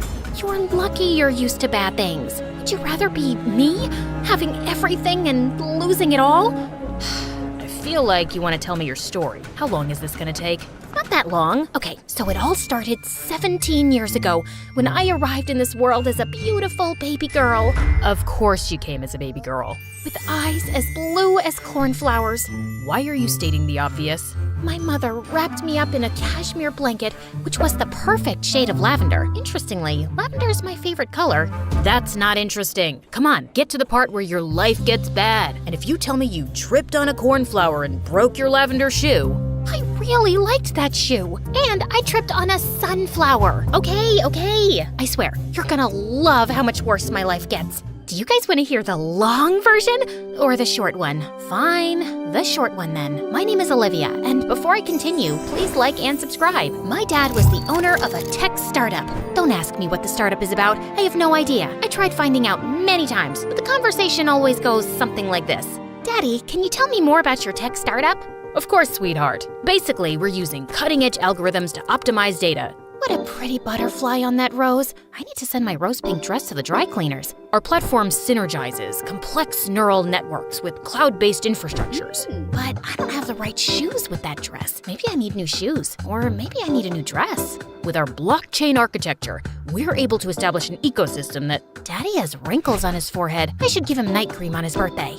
In short, we are revolutionizing the industry. That's amazing, Daddy. I don't know, man. Your guess is as good as mine. The important part is that his startup made us very, very rich. Like, take a private jet to your private island kind of rich. We lived in a huge mansion where Mom and I had closets as big as rooms and clothes and shoes for days. My life was a whirlwind of glamorous parties, fancy vacations, and global shopping sprees. I went to a great private school, had tons of friends who adored me, and the cherry on top of my sweet life was Dad's friend's son, my dreamboat boyfriend, Chad. I really had everything. Then it all went to hell one day when I tripped on a sunflower and broke the heel of my 4th favorite lavender shoe. Are you kidding me? It's about to get worse, I promise. I was meeting Chad in the park. My heel broke, so I had to walk barefoot. I was crossing the track when this stupid kid on roller skates ran right over my toes. I screamed and fell back on my butt, and then out of nowhere, a crow started attacking me.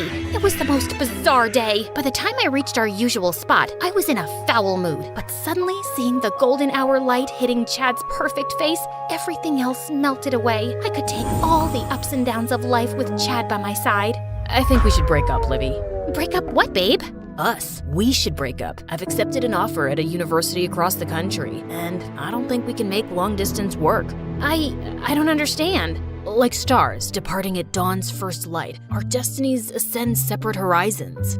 What? Our hearts, like birds in migration, must seek divergent skies to find our true selves. I am so confused right now. I love you, Livy, but we're too young to tie ourselves down. It's best to part ways, and if we're meant to be, we'll find each other again. Then he kissed me on the cheek and just left me there. Oof, that's rough. The story's finally getting good. You're such a sadist. I was depressed for days and just sobbed in bed as I watched MSA love stories. I always thought Chad and I would be up there one day with our own little video. I mean, look at me. My face is a dream for any animator to work with. Anyway, just when I thought the worst thing in my life had already happened, the police showed up one night and arrested Dad for embezzlement. He was charged for stealing money from his investors. And before I knew it, my life really turned upside down. Most of our assets were seized by the government, and we had to leave our house only with things we could carry. I managed to put on 14 dresses, 9 shirts, 4 pants, 5 coats, 6 pairs of shoes, and 2 bags. Mom and I moved into a tiny apartment on the poor side of town, and we got a lawyer. But it looked like an open and shut case with too much evidence against Dad, and he was sentenced to prison for a decade. I swear I'm innocent. I've been framed. I need you to believe that I'm not a crook. Of course we believe you, Daddy. We'll get your name cleared, I promise. Naturally, my first course of action was reaching out to Dad's friends for help. You need to leave. I can't be seen with you. My girlfriend is a very suspicious woman. Aren't you married? Exactly. I wasn't running away from you. I was just getting some exercise. Oh look, what an unusual bird. Where? I recently hit my head and I have amnesia. I don't know who your dad is or why he made me your godfather. You're my godfather? Gotta go. I need to poop. Chad's father was out of town, and I was so relieved when he returned. He was Dad's BFF. If anyone would help, he would. I'm sorry, but Sir is still away on business. His car just passed me as I was walking here. You must be mistaken. He's not home. I can literally see him in his study from that window. Let me put this another way, miss. He clearly stated that whenever you show up here, I have to say he's not home. That just made my heart break. No one wanted anything to do with Dad because they all thought he was a crook. Next, I turned to my own friends, and I only met more closed doors. Wow, really, Penelope? Remember the only person who could look you in the face when you went through your hideous acne phase? And remember whose shoulder you cried on when the plastic surgeon botched your nose job? And remember who took the blame for your smelly fart when we were hanging out with your crush? You know it, me!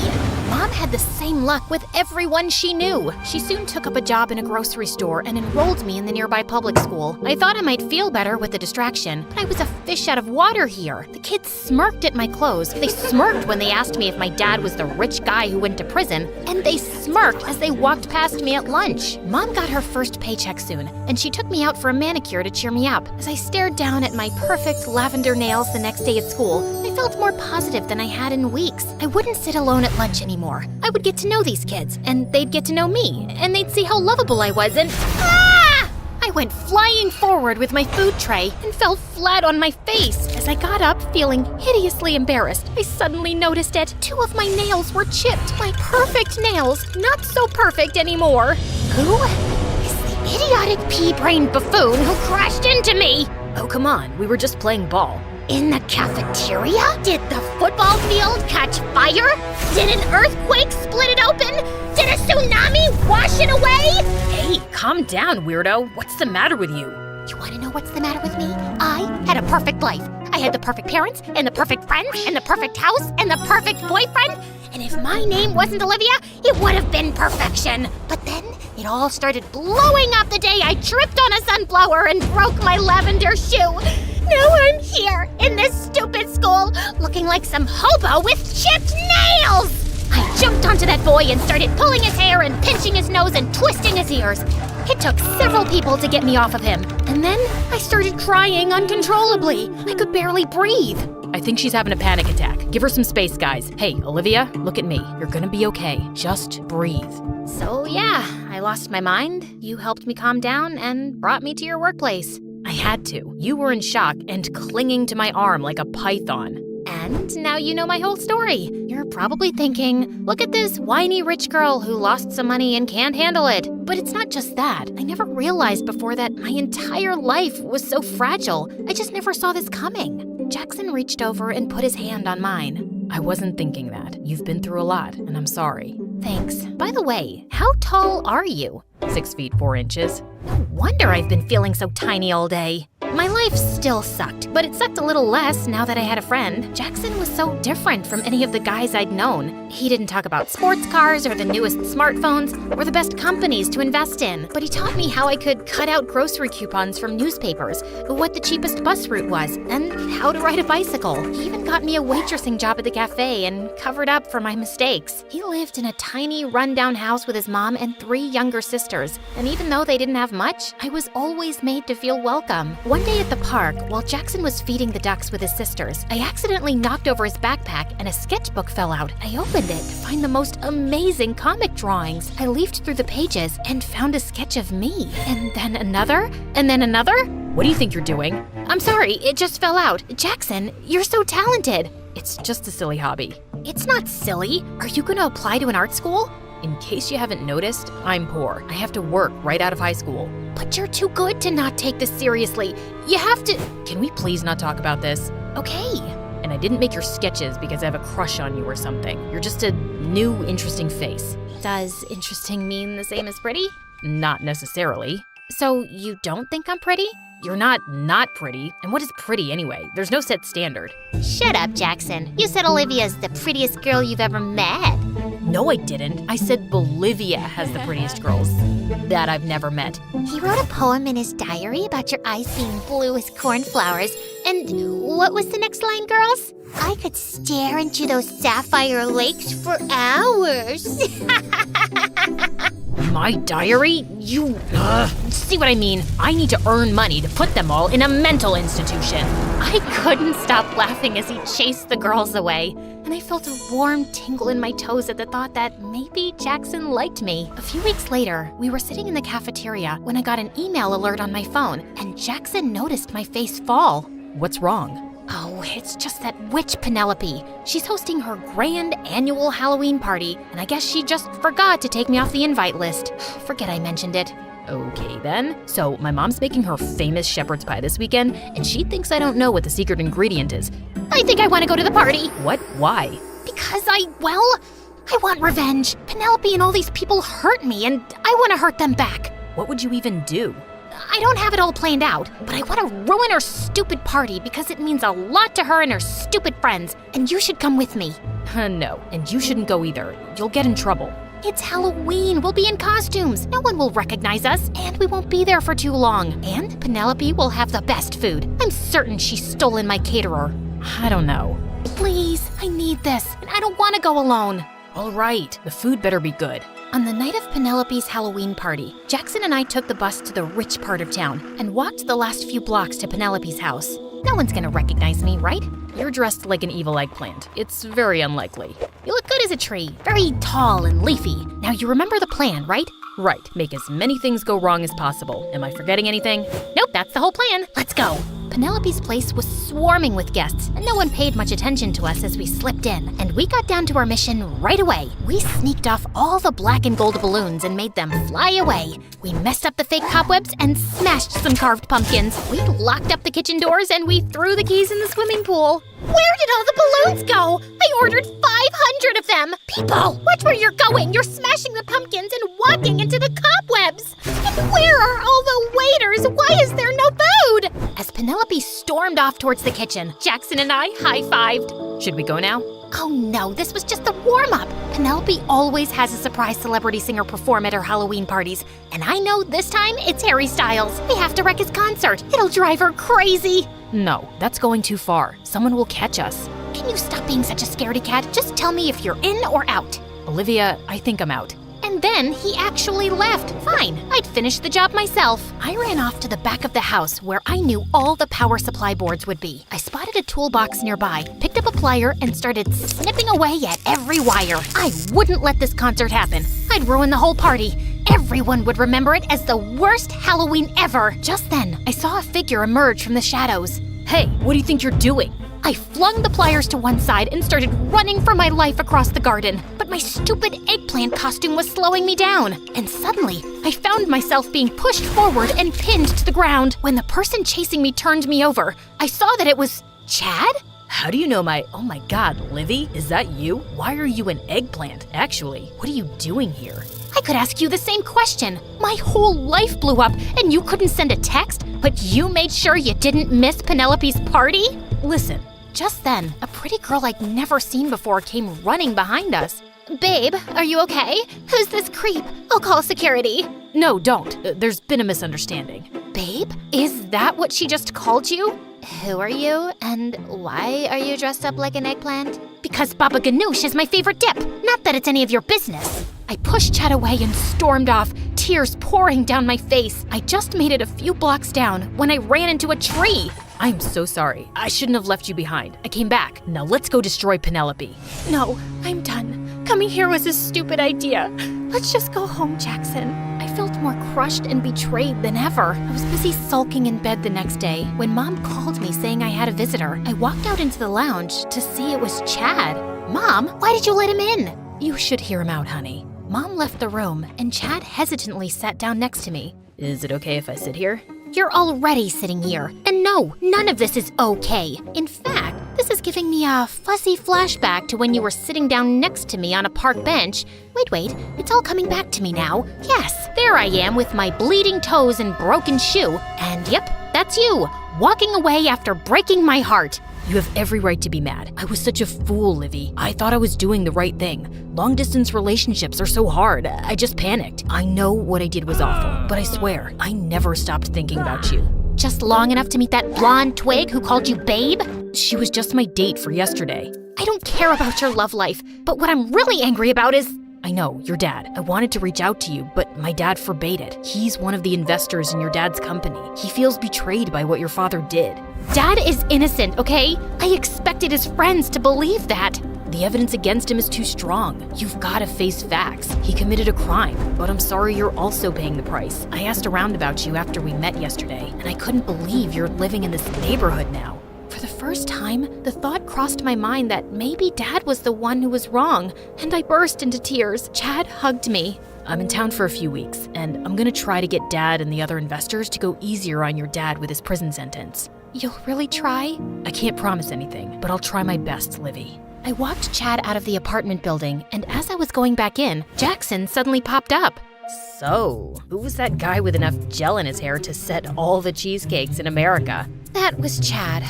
Chad? Like your ex-boyfriend Chad? Like the guy who broke up with you on a park bench Chad? Yes, that Chad. That's such a stupid name. Chad is a country. Isn't Jackson a city? Not the same thing. What was Chad doing here? Offering to help me?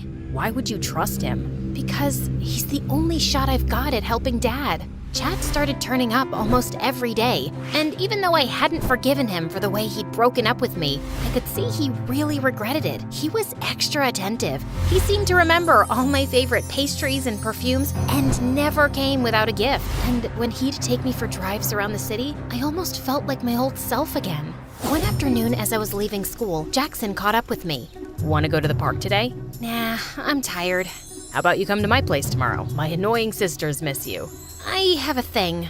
A Chad thing, right? Look, it's none of my business, except as your friend, I would advise you not to date Chad again. We're not dating. We're just meeting up to discuss Dad's case. And what's the progress on that? He's working on it. Okay then. Enjoy your thing tomorrow. Don't do those dumb air quotes. It's not a date. Why don't you come with me? We're just going to an art exhibition and then having dinner. Sounds like a date. It's not a date, you giraffe. Join us. Chad won't mind. Chad didn't look too happy either, and I could see the way he looked Jackson up and down disapprovingly. But things got worse in the art gallery. Wow, what a stunning piece of art. Holy mother of noodles, that's for $50,000? It's a picture of a rotting apple. It shows the complexities and slow ruin of postmodern society. Dude, it's an ugly apple. I could draw this with my left foot in my sleep. I didn't expect you to know anything about art, but you're even more...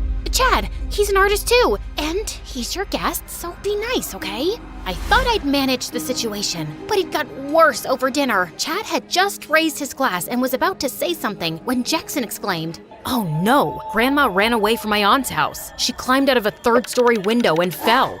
"Oh my God, is she okay?" My sister is just updating me. Yeah, she survived the fall, but then she went out to the lake on a paddle boat and fell in the water. What? Did she drown? Okay, no. Apparently, she's a very good swimmer. But then she went to a diner and choked on her food. Is she still alive?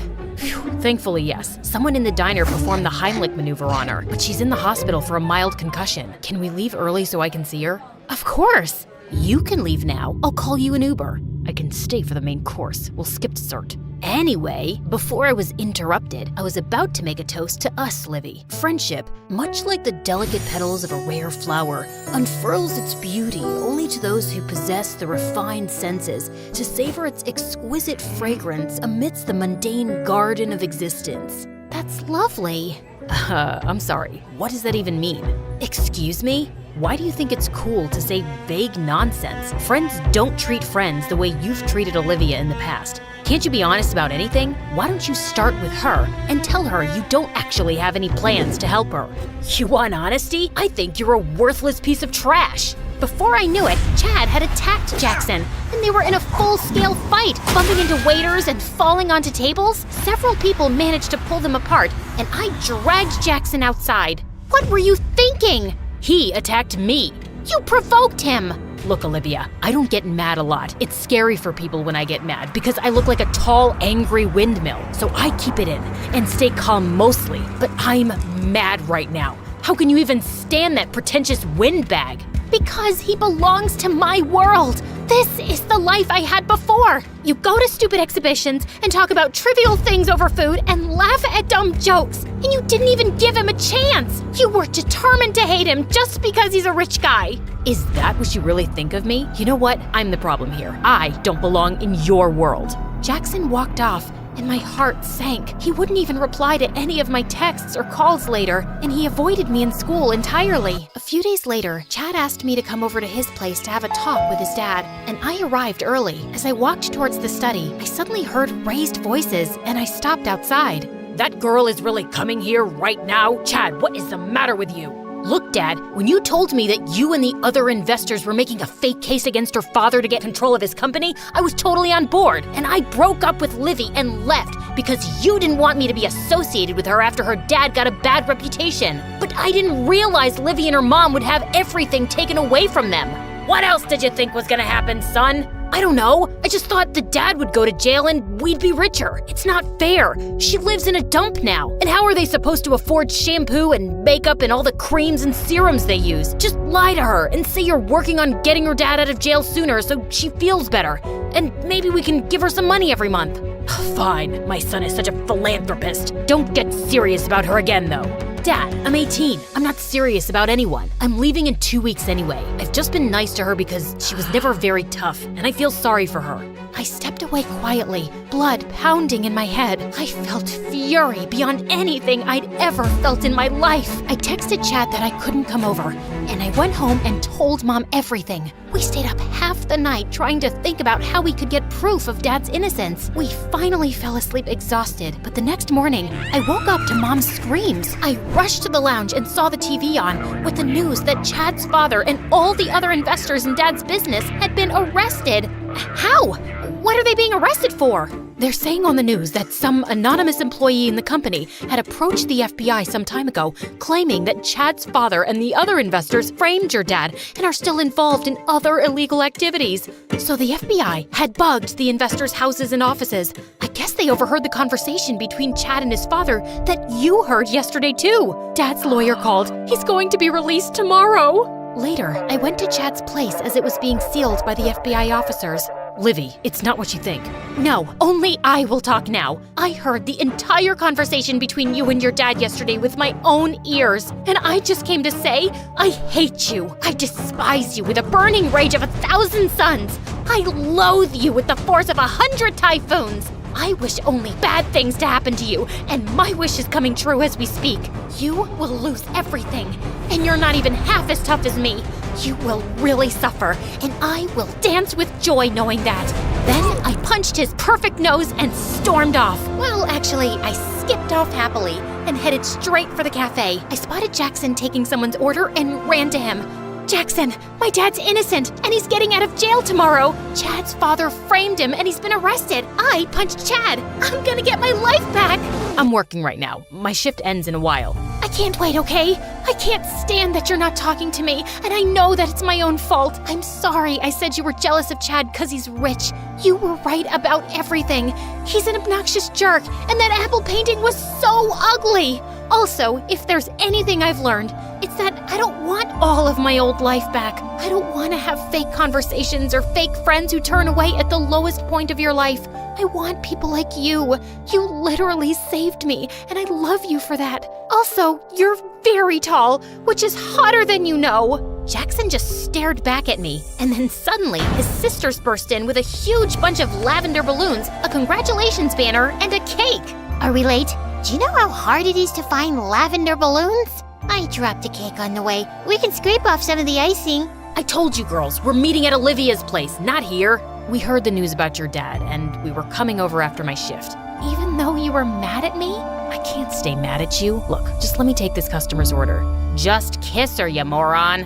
Hey, don't call him a moron. But seriously, just kiss me, dummy. Wait, how's your grandma doing? You want to talk about my grandma right now? Actually, I don't have one. I made up that whole thing to annoy Chad. I like you even more right now.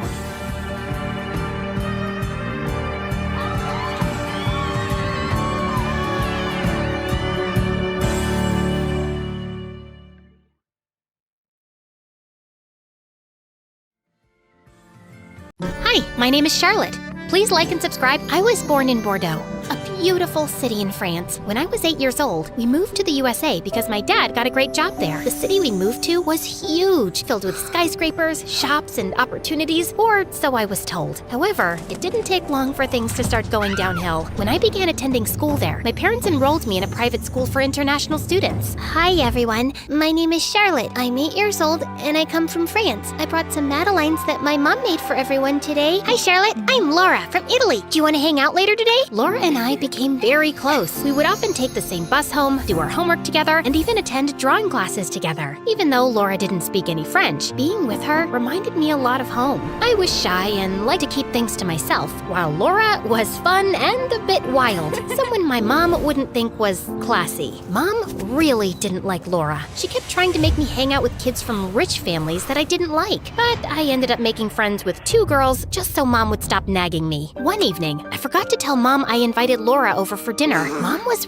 really mean to Laura when she came. Charlotte mentioned your mom is a saleswoman. Do you guys even eat dinner every night, or is it too expensive? Elise, why would you say something like that? It's okay, Uncle. No, we don't always have big dinners. But what we do have is each other. What's the point of a fancy dinner if the family isn't close? What do you mean by that? Oh, nothing. Did I upset you? I thought your family was okay. I think you should go. Mom, why? She's not going anywhere. She leaves now, or you'll be sorry. And awkward silence fell, which Laura broke. Don't worry, I'll go. Seems like I just got my answer about the kind of family this is. Mom sharply told her, "Leave now." And with that, Laura left. I was really upset with Mom, but she didn't seem to care. Laura told me not to let it bother me. You already have it tough with a mom like that. I won't make it worse by leaving you alone. I love you for being here. One gloomy day in the 6th grade, everything changed when my parents started to struggle financially after my dad lost his job and they had to move me to a public school. We can't just pull her out of school. She's doing so well. What would I even say to my friends if they asked? I want her to succeed here in the USA, to make something of herself and make me proud. Dad slammed his hand angrily on the table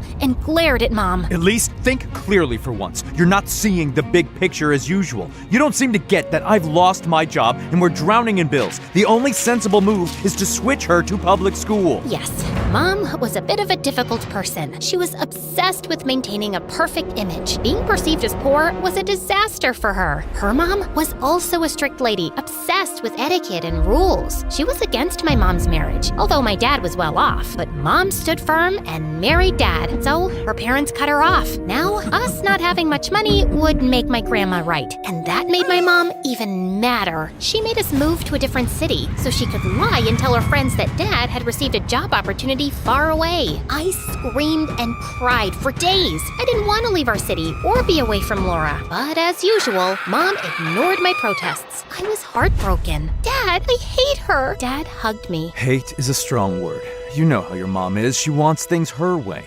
Life hasn't ended, though. You'll make new friends. And about Laura, you can still talk to her on the phone, and I'll help you see her once in a while. Thank you, Dad. You're too kind to be with someone like her. But I guess life isn't fair. Saying goodbye to Laura was incredibly hard. And to make things worse, after we moved, I realized I forgot the notebook with Laura's number in it. I was utterly heartbroken. Even though we didn't have a lot of money, Mom kept having big parties at fancy places for her friends. We were getting more and more into debt, even though Dad asked her many times to stop the parties. One day, she even gave her friend a really expensive ring for her birthday. Dad got really upset when the bank called him. Listen, woman, I can't take this anymore. This is your last chance. If you don't stop, we might have to split up. And I'll want to stay with Dad. Really now. With that, Mom left. She was gone for a couple of days. Although Dad and I were worried, we didn't try to reach her. It was time for her to act like the adult she supposedly was. When she returned, she walked into the house and started doing laundry as if nothing had happened. From that day on, she stopped seeing her friends so much and didn't waste our money anymore. I was relieved she finally came to her senses, but I could see a change in her. Her eyes had lost their spark. It was as if she had aged 10 years. Well, things at the public school weren't perfect either. At first, it was okay, but things changed quickly when I started junior year of high school. I noticed my body changing rapidly, even spotting some freckles on my face. It wasn't just my appearance that was changing. My social life was too. Suddenly, boys started looking at me differently. Girls were going out with boys, and there seemed to be more parties. Hey, Charlotte, how about grabbing some ice cream after school? Just the two of us. Just us? Alone? Yeah, just us. Why, were you planning on turning it into a group event? Well, I thought maybe we could invite Jessica too. Look, I wasn't making a guest list. You know what? Forget it. I gotta go. And hey, Charlotte, or should I call you the Lost Little Raccoon? Just because you're from France doesn't mean you're anything special here. If anything, it just shows you can't take a joke and always dampen the mood. Before I could respond, he pressed his gum into my hair as he walked away. It was not just embarrassing. It felt like a sharp hug at my dignity. I came back home that day, wanting to tell Mom about it. She was cooking in the kitchen when I walked in. Hi, Mom. I had a weird day at school today. I really don't have time for your stories right now. You know, we've been living in the USA for quite a while, and you still call a lot of things weird. I felt so angry I started crying. Our relationship wasn't that great to begin with, but now it felt ruined. If a girl doesn't find confidence in her mother, then the relationship feels distant, and each day I was growing further away from my mom. I headed to my room to put away my books when I spotted a sketchbook on my desk. It was from the drawing classes with Laura, and it had her number inside. Turns out I'd saved it here as well. I was ecstatic. I quickly and quietly went to the living room, grabbed my mom's phone, and dialed Laura's mom's number. Hello? Elise, what do you want? Hi. It's actually Charlotte here, Laura's friend from school. Do you remember me? Can I talk to Laura? Oh, Charlotte. Yes, I remember you. One moment. Laura, your friend Charlotte is on the phone. Charlotte? Wow, I've been trying to find you, but I couldn't. How are you? Hey, Laura. I'm not on social media much. I really miss talking to you. We should hang out soon. I'd love to, but my family is going to Europe this Friday. Europe? That's so cool. I wish I could go too. You're so lucky. Why don't you come with us? My grandparents' house is big, and you can stay in the guest room. I'd love to, but my mom would never say yes. We don't have to tell her everything. Just say you're going on a school project abroad. She loves to brag about this stuff, no? Laura, that's smart. It's gonna be so fun. We can eat lots of good food, see new places, and maybe even paint. I'd love to paint in a quiet spot away from all the noise, especially away from Mom. In fact, I found out that the city Laura and I were visiting was hosting a big art competition during our stay, and I signed up for it. On Friday, my mother drove me to the airport with a big smile on her face. I'm so proud of you, darling, for getting accepted to this elite school program. I'm sure it'll help you get accepted to one of the Ivy League schools. Sure. Yes, Mom. I got out of the car and walked to the airport gate when I saw Laura. She looked great, ran up to me and gave me a big hug. Charlotte, we're going to Europe. It's gonna be so fun. I'm so excited. I entered a drawing contest over there too. The prize is also about $500,000. Can you come and cheer for me? It feels like a dream. Sure, but you have to draw me and make my eyebrows look good. I enjoyed spending time with Laura, but sometimes things felt off. It seemed like she would suddenly stop talking to her mom when I showed up, as if they were hiding something from me. One night after we had dinner, she said something strange. You know, I was actually happy when your family started having money problems. What? Why would you say that? Well, your mom was a witch, and seeing her getting humiliated was so satisfying. First of all, becoming poor has nothing to do with humiliation. Second, Mom becoming poor also means me becoming poor. I thought your love for me was bigger than your hate for her. Oh, come on now. She's awful. Okay, let's change the subject. Want to eat some ice cream? I suddenly don't feel like it. I think I'm calling it a night. And with that, I stormed off. The competition day was getting close. It was going to last 2 days. The first for live painting in front of an audience, and the second for a closing ceremony where judges would announce the winners. Do you think the judges will be fair? I'm sure they will be. Are you excited to cheer me on? Of course. Will you cheer for me too? What do you mean? I'm entering the competition too. You knew that, right? What? No. You think I've lost my touch? I've been taking drawing classes for the past year. I see this as a great chance. But Laura, you never mentioned this. I didn't think I needed to report my plans to you. Anyway, I think it's better we focus on our own preparations for the next few days, so we probably shouldn't hang out too much. I was stunned. What happened to my best friend? I almost regretted coming on this trip. The only thing keeping me here was the upcoming competition. I was determined to win and get the prize. The first day of the competition arrived. We were led onto the stage, each competitor equipped with a set of pencils, colors, and a blank canvas. Laura leaned over with a mischievous grin and whispered, "May the best girl win." I was too stressed to respond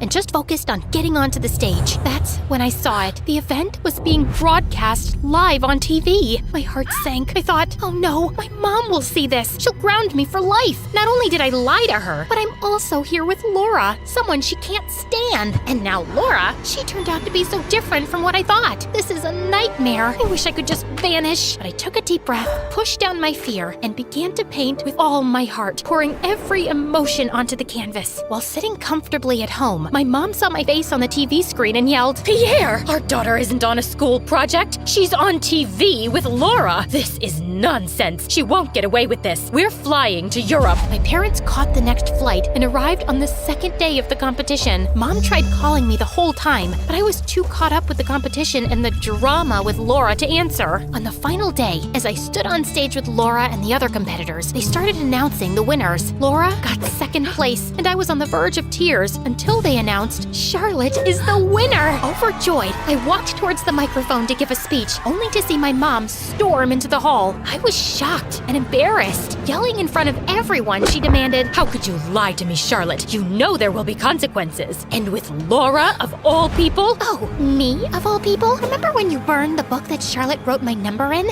You called and insulted me and my mom. You even threatened me, a child, to stay away from Charlotte. Do you want me to say what you did too?" Shut it. Don't you dare speak to my daughter like that. Laura, what exactly did my mom do to you? Let it go. Didn't you just win? Take your prize and leave with your parents. Your mom threatened Laura's mom with her connections in immigration, saying she'd get her deported. What kind of sick person hates a kid like this? What has she ever done to you? You need help. I'm taking the prize money and I'm leaving with Dad. You should consider getting help. I'll even pay for your therapy. I traveled all this way for you to side with her? What lies has she told you? Enough. Let's go, Charlotte. Laura, what my mom did was wrong, but targeting me wasn't fair. Still, I'm here if you want to start over. Then I went to receive my medal and prize, hugged my dad, and we left.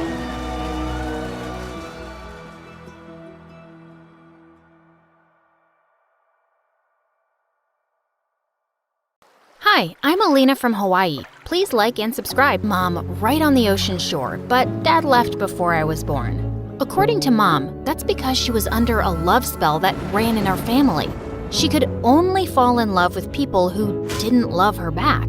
And apparently, I was under the same spell too. Mom told me the only way I could avoid the curse was by staying away from all boys. So whenever we left the house, I'd march around with a toy water gun and sprayed it at any guy that came my way. Girls rule, boys are dumb. Any boy who comes close is gonna get sprayed. I also went to an all-girls school and even wore a custom I Hate Boys t-shirt. Then one day, everything changed. I was swimming in the ocean when the cutest guy ever glided over to me and stared into my eyes.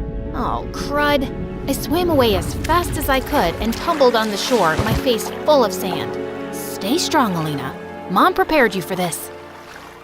Has anyone told you you swim like a fish with cramps? I did not. Also, any guy that tries to talk to me gets a face full of sand. How about you help me eat some pineapple cake instead? If you don't like it, you can go back to being mad. Pineapple cake was my weakness, so I agreed to sit with the guy for a picnic.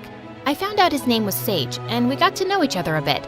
I told him all about my crazy life, my family's love curse, and how I wasn't supposed to talk to boys. A love curse? Your mom sounds like a nutcase. My mom isn't a nutcase. I don't know, she says it's been in my family for generations. I felt guilty for betraying Mom, but I was having fun with Sage, and he didn't seem like a bad guy. So after that day, we secretly became friends. We either met at the beach or we'd go over to each other's houses when no one was home. Then 1 year later, Sage and I were sitting on my roof talking when I heard Mom get home. But when I went down to see her, I suddenly heard Sage yell, I could use a hand here. Who are you? Sage, you idiot! So you know this boy? Before I could answer, Sage fell from our roof and landed in our hammock. Oof, lucky fall. Yeah, Alina and I are friends, but we never told you about it because of your wacko family curse. No offense, ma'am. Please stop talking. Mom, it's not like that. Sage is a really cool guy. But Mom's face was red with anger, and she sent Sage home immediately. I was sure the whole thing would blow over, but a couple of days later, I saw that Sage had changed his number and deleted all of his social media accounts. And when I went to his house, I saw his family had moved out. Tears stung my eyes. I just knew Mom had sent him away. And when I confronted her, she got mad. I did no such thing. But you shouldn't even be thinking about that boy. You disobeyed me and betrayed my trust. You sent my best friend away because you're a lunatic who believes in some family legend. Sage was right. You are nuts, and I'm not following your rules anymore. And I stuck to my word. I forced Mom to send me to a co-ed school, and our relationship went downhill from there. I did everything I could to go against Mom's rules. I dated every boy I could get and made sure to rub it in Mom's face. Oh, Tommy, your lips are so soft. Grab a net and catch me. I must be dreaming. I knew I was making her crazy, but I just couldn't forgive her for sending Sage away. One night, I was at a high school party with my newest boyfriend, Connor, and we were dancing the night away. Then suddenly, a girl pointed to the door. Oh my God, it's the new guy from school. Who invited him? He's a criminal. At that second, I saw someone smoking a frickin' cigarette, and my heart dropped when I realized it was Sage. I hadn't seen him in over a year. What had happened to him? Oh, whoa, babe. Are you okay? Do you know that guy? Sage walked over to me and, to my horror, handed me his cigarette. Good to see you again, stranger. If you could throw this away for me, I'd really appreciate it. Ew, I don't want that. Sage, what is going on? This isn't who you are. You don't know who I am anymore, Alina. Good luck dating this weirdo, bro. Did you know she's under some love spell? Sage walked away and I was totally speechless. What a jerk! Later that night, I got more scoop on him from some kids. Sage went to juvie once because he smashed a lady's car with a bat. And one time, Sage stole a little girl's kitten and ran away with it. There had to be some kind of mistake. That entire week, Sage ignored me at school, even though he stared at me 24/7, especially when I was with my boyfriend. One time, Connor bought me a hazelnut latte, and I was about to kiss him on the cheek to thank him. But then stupid Sage walked by, and I was so distracted, I ended up spilling coffee all over myself. Good God, he was freaking everywhere, like a really handsome Mafia guy from a horror movie. One afternoon, I was studying in the library when I saw Sage reading a book there, and suddenly he smiled at me mischievously. So, you really are dating boys now. I'm sorry I said that mean stuff about you the other day. I was feeling protective of you and wanted to scare Connor away. Oh, are you also sorry for ghosting me for a year? Look, my life is more complicated now than it used to be, but things at school are normal. So maybe we can try to be friends again? What do you say? Sage squeezed my hand and I felt butterflies. Then suddenly, a hand pulled us apart and it was Connor's. He insisted on sitting with us since he didn't trust me sitting with a so-called criminal. But Sage just left soon after Connor came, which made my heart sink. Later, Connor ended up walking me out and pulled me close under some lovely trees. I know you and that Sage guy used to be close, but it's obvious he's changed. The good thing is, I have you all to myself now. No guy will come in between us. Connor kissed me, and that's when I realized I didn't feel any sparks or anything between us then. What was wrong with me? I am so confused right now. You're perfect. I'm awkward, and I don't think I can date you. Something's stopping me, but I have no idea what it is yet. Ugh, pull it together, Alina. I gotta go. I ran off feeling really guilty about dumping Connor. He was as sweet and perfect as a guy could be. He was furious with me that whole week and started telling everyone what a witch I was. I guess I really hurt him. One afternoon, I walked to the bleachers for some peace and quiet when I saw Sage sitting there alone. Oh, great. You're here. Don't worry. I'm leaving. Alina, can you keep a secret? There's something I've been wanting to tell you since I came here.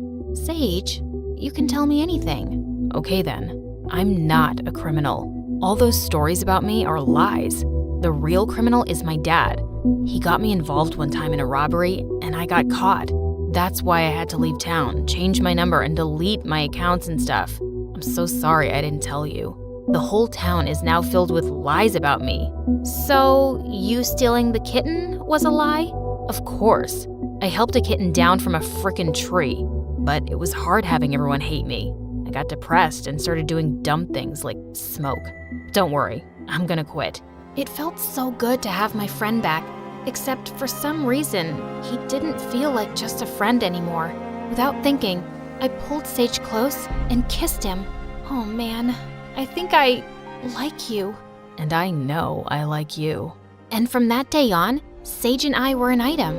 He was still the dork I knew from before, but he was all grown up. And God, I was falling harder for him by the day. But there was one person who was really upset about it. Mom. And one night when I was in 12th grade, she totally lost it. Do you not remember how Sage shut you out for a year and broke your heart? You're going down a dark, dark path. And you're still seriously crazy. I've been dating for a while now and nothing bad has happened because I know how to take care of myself. I don't blame stuff on magic spell nonsense. This is different. You love Sage, and I can't have you getting hurt. So if you decide to stay with this person after high school, I'm out of the picture. I won't come to your wedding. I won't support it. It's just too much for me. I couldn't believe what I was hearing. Mom and I had never had a good relationship, but now I just had it with her. So after I graduated, I moved in with Sage and we were happy together, even though I still wasn't speaking to Mom. Then one day, I was at the mall when I saw a gorgeous aquamarine engagement ring. I felt butterflies and pictured Sage proposing to me with it. I snapped a picture of it and sent it to him. I sure hoped he could take a hint. But when I arrived home, Sage was sitting on the couch with all the lights off. Hey babe, what's going on? My dad got arrested again. For 2 months. I'm so sorry to hear that, Sage. But I have something that may cheer you up. It's about a text I sent you. About an engagement ring. Ahem, ahem. Alina, we can't get engaged. What if I end up just like my dad? I can't do this to you. I love you too much. I'm gonna stay at my cousin's place for a while to think things over. I'm sorry. Before I could blink an eye, Sage left, and I was shaking with shock. Did he just break up with me? That's when I burst into tears and drove over to Mom's house. For the first time in years, she held me and tried to calm me down. I'm so sorry about everything. You were right. The curse is real, and I'm such an idiot for not believing you. I wish Sage and I had never even met. Oh, darling, don't say that.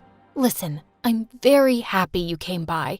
I want to apologize for everything. While you were away, I started dating someone who treated me like royalty, and I realized something. The curse was never real. It was all in our heads. Yeah, that's what I thought too. But Sage left, Mom, just like Dad left you. That's just how love is, honey. It's hard, but it can also be the most wonderful thing in the world. I stayed with Mom for a few months after that to think things through. Sage flooded my phone with apology texts and calls, but I needed space from him. Then one day, I went to the doctor and she told me some news. I was pregnant, except there was one problem. I didn't trust my boyfriend one bit to raise a kid with me. How many times do I have to tell you I'm sorry and that I won't leave you again? I was just upset about my dad and I got scared for a second. Well, how do I know you're not gonna get scared for a second time and leave again? I don't need you to help me raise this baby, so just leave, okay? But the truth was, I missed Sage more than anything. And 9 months later in the delivery room, I was still missing him. Then suddenly, Mom walked in with the nurses who were carrying my beautiful baby Michaela. And behind them was Sage. Oh my God, what are you doing here? I thought I told you to stay away. Alina, listen to me. My dad's out of the picture. I reported him and got him arrested after he confessed to more crimes. I don't want someone dangerous like that in my life anymore. I love you, and I want to raise our daughter together. I won't let anything or anyone get in the way of that. So, is that your way of saying you want to meet Michaela? Let me see that gorgeous face.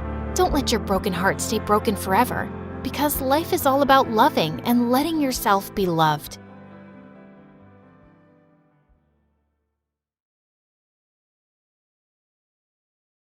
Hi, I'm Jessica from Napa Valley, and I have a weird story to tell you today. But first, please like and subscribe, as MSA will give $1,000 to one lucky person in the coming 7 days. I lived in a beautiful house surrounded by trees. I had a good life, but growing up, I didn't get along too well with my family. For starters, my mom was like a 5-year-old trapped in an adult body. All she wanted to do was run around and play. Mom's idea of having fun was a water balloon fight with me and my older brother Dylan, and I found her childish behavior so annoying. I could never study in peace without hearing Mom sing show tunes around the house. Come on, you little bookworm. Let's bake some cupcakes. Don't you know how to have any fun, you nerd? Ugh, see what I mean?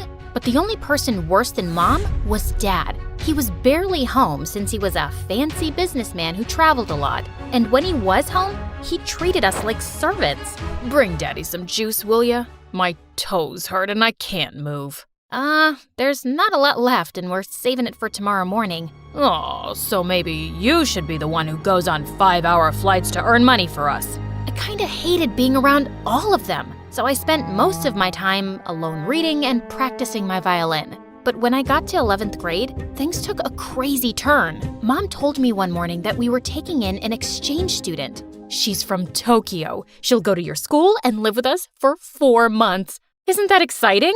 Sure, but we'll have to clean the kitchen first so she doesn't run crying. Be happy, Jessica. Now you'll have a live-in friend to bore to sleep while you play your violin. I sure hoped she wouldn't be a living headache like Dylan. That weekend, we all drove to the airport to pick up our Japanese guest. Her name was Queenie, and she looked like a goddess out of a wonderland. Even her fingers were beautiful. Thank you for having me. Truly, it means so much. It's our pleasure, sweetie. Look, I got you a stuffed welcome panda. Mom? Hi, I'm Jessica, and I'm the normal one in the family. Please, don't judge me based on them. Oh my goodness, this is so sweet. Can one of you help me with my bags? They're heavy because of all the books I brought. Wait, Queenie was into books? I loved this girl already. She and I were talking about our favorite authors on the way home, and after that, we really started to bond. It was nice finally having someone I had stuff in common with. Queenie was also super helpful around the house, so both of my parents adored her, especially Dad. Aren't you amazing? How about I buy a present to thank you for all your hard work? Maybe new shoes or gold earrings? I would have bought some for Jessica, but all she cares about is school and homework. That's very kind, but you guys have already done enough, really. Then one night, Queenie and I decided to go on a walk, and she grabbed a jacket from the coat closet. Oh, that's actually Dylan's. But it's so comfortable, and I don't have any warm jackets. Can't Dylan lend clothes to his guests? You can't just take someone's jacket without permission. Give it back. I don't want you wearing it. Fine, here you go. I'll just freeze to death then. Come on, Jessica. Dylan looked really mad, and suddenly he pulled me aside. What's her deal? After all we're doing for her, she gets this worked up over a jacket? I don't get why you can't just lend it to her for 10 minutes. Because there's something about that girl I just don't like. You mean 'cause she's actually sophisticated and has manners? Makes sense why you wouldn't like her. Dylan just looked angry and stormed off. Jeez, what a drama king. He probably was just jealous that Mom loved Queenie so much. He'd always been Mom's favorite. The next day at school, I was studying for exams in the library when Queenie came in and sat next to me. Hey girl, listen, I just want to apologize about Dylan being so mean to you. He must have forgotten to take his meds. Don't worry about it. Actually, I was wondering if you could help me with my English assignment later. I'm still not fully comfortable with the language. Yeah, of course. Thank you so much, Jessica. I'm really grateful for you. Queenie hugged me super tight, and I realized I was her only real friend here. I could just feel how sad and lonely she was. I waited for Queenie at her house for several hours, but she didn't show up, even though I called and texted her 100 times. Then finally, Queenie arrived carrying a small box. Sorry I'm late. I was buying you a present. Here, open it. Aw, Queenie, you didn't have to get me. At that second, I saw a hissing rat and I started to scream. Jessica, calm down. This is a pet rat. I have one just like him at home. He's so sweet. Just hold him. Queenie let the rat crawl on my arm, but he bit me. Minutes later, I had to go to the emergency room, and Queenie burst into tears. I swear, I had no idea that rat bites were poisonous. I have the exact same one at home, and he's such good company. It's okay, Queenie. The doctor said I'll be fine. Just don't go around giving people pet rats in the future. Queenie just kept apologizing and hugging me. I felt bad for her, but man, it had been an exhausting day. And for some reason, things kinda went downhill after that. Queenie wanted to be around me 24/7 and do everything together. I was thinking I could come with you to your violin lesson today. I've always wanted to play an instrument. I have a recital tomorrow, Queenie, and don't take this the wrong way, but I need a little space. We already go to school together and live in the same house. Of course, I totally understand. Your mom wants me to make dinner anyway. I was relieved that Queenie wasn't upset, but when I knocked on my violin teacher's door, I saw he looked mad. What is it now, Jessica? Haven't you caused me enough stress today? Caused you stress? What are you talking about? Your mother called in to tell me you wanted to quit the violin for good. The recital is tomorrow night. I have 24 hours to find a replacement. My teacher slammed the door angrily, and I was so confused. Why would Mom tell him I was quitting the violin? I went home to confront her when I saw Queenie standing by the kitchen, smiling at me. How was your violin lesson? Was your teacher disappointed that you quit? How did you know about that? Wait, unless you were the one who said I quit? Yeah. I was a little hurt that you didn't let me observe your lesson. So I thought a good punishment would be taking the violin away from you for a while. I'm sorry, punishment? Queenie, you're not my mom. How could you do that? Playing the violin is one of the only things that gives me joy. Like you already don't have enough joy in your life, you don't appreciate anything your family does for you, especially your mom. You make it so obvious that you think she's dumb. You're just an ungrateful witch. That made me so mad that I slapped Queenie hard across the face, and then I stormed off to my room. I refused to speak to Queenie that whole morning and didn't even say thank you when she made me breakfast. I suppose all sisters fight once in a while. Honey, Queenie's going to come to school late today. We have to renew her passport. Good. Get it renewed ASAP so she can go back to Japan. And she's not my sister. Jessica, what's gotten into you? Queenie just smirked at me and I left. I tried to forget about her at school, but around lunchtime, I got a text from her. Jessica, where's your mom? I haven't seen her all morning. Is she okay? What was she talking about? Hadn't they gone to the passport office together? I called and texted Queenie to find out more, but she didn't answer. And when I called Mom, her phone went right to voicemail. I started panicking and went home as fast as I could to see what was going on. And I found Dylan on the porch looking super upset. I just got a text from Queenie asking where Mom is and if she's okay. What is she talking about? Neither her or Mom are answering their phones. Why would Queenie send a text like that? Something's going on. We have to call the police. Okay, but go tell Dad first. I found Dad in his office and told him everything, but he shrugged like it was nothing. What's the big deal? She'll turn up soon enough. So you're not worried at all if Mom's okay? You don't think those texts were weird or… Quit bothering me, Jessica. I could use a break from your mom. Get a little peace from her morning singing. What? What kind of monster was my dad, not caring if Mom was safe?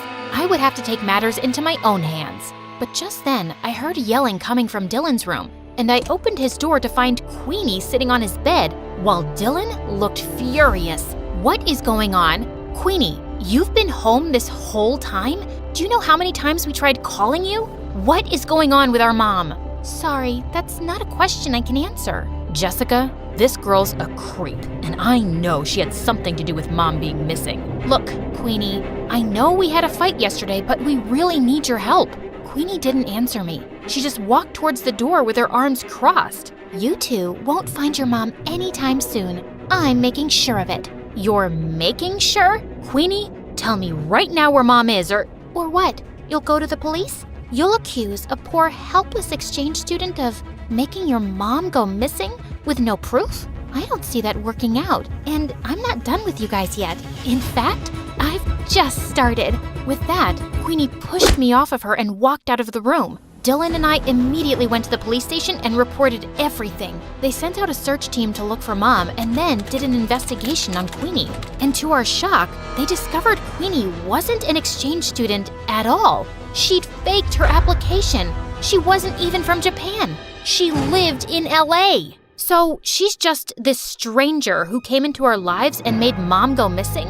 Who is this girl and what does she want from us? I don't know, but that chick gave me weird vibes from the start. She's obviously out to get us. We stayed at the police station for several hours, waiting for any news. Then finally, the police came back with Mom. Oh my God, what happened to you? It was Queenie. She said she had to show me something important, then drove me into the middle of the woods and threw me out of the car. She just left me there without my phone. I was just lucky some forest rangers found me. But don't worry, I'm all right now. Just then, some policemen walked in with Queenie. Looks like Mommy made her way out of the woods. You're a monster, Queenie. We know everything. How you kidnapped Mom, how you faked your exchange student application. Who are you and why are you trying to ruin our lives? Because you ruined my life first. When I was 10 years old, your dad conned my parents out of all their money and disappeared.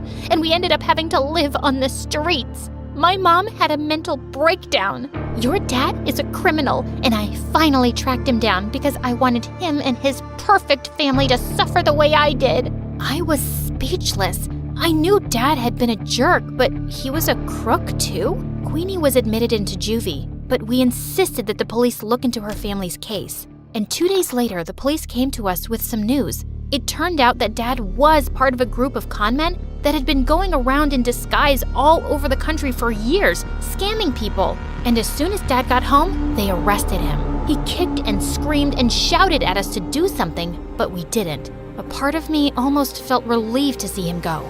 I am so sorry, you guys. I never knew much about your father because he always told me to mind my business and kept everything a secret from me, and I stopped asking. That's why I was never happy in our marriage. He was the worst. He never cared much about you or us. You did everything for us, Mom, and I really appreciate you. I'm so sorry if I looked down on you for being messy or childish or whatever. Now come on, let's go talk to the police to get Queenie's family help for their situation. Be grateful for the life you were given. Every day is a gift.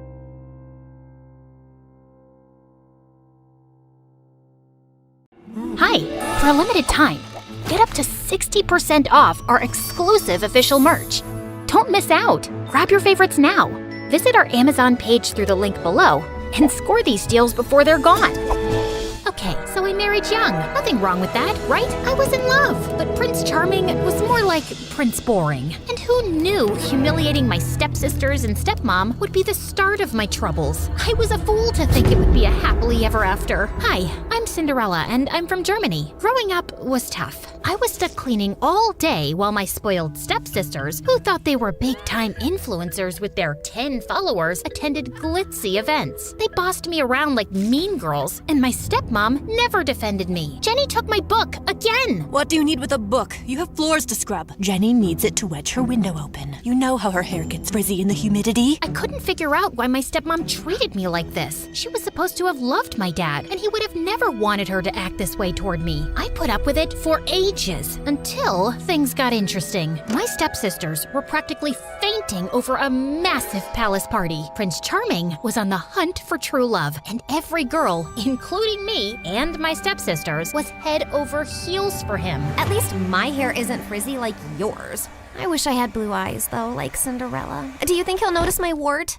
Not unless he's asleep. And I'm taking a fan for my hair. Thanks. Prince Charming was so handsome, always being photographed holding cute animals. We all had tickets to his party, and I pictured myself in a stunning ball gown, but I was in for a shock. Why, you're not going, Cinderella. Only glamorous ladies get to dance with the prince. And your dress looks like it's a thread away from a dish rag. I'll be sure to warn the royal family you're nothing but trouble. They all laughed, and I was furious. I'd had enough and wanted my own independence and to find true love. I was just about to pack my bags when my auntie, who'd been out of town for ages, turned up. She had the latest couture dress in her suitcase and dried my tears. You know the rest. Epic glam makeover, crashed the royal party, lost my shoe, and boom, Prince Charming goes on a shoe-fitting tour. And the next thing I know, we're married. I couldn't wait to start my new life with my wonderful Prince Charming. Big mistake. Prince Charming was a total fraud.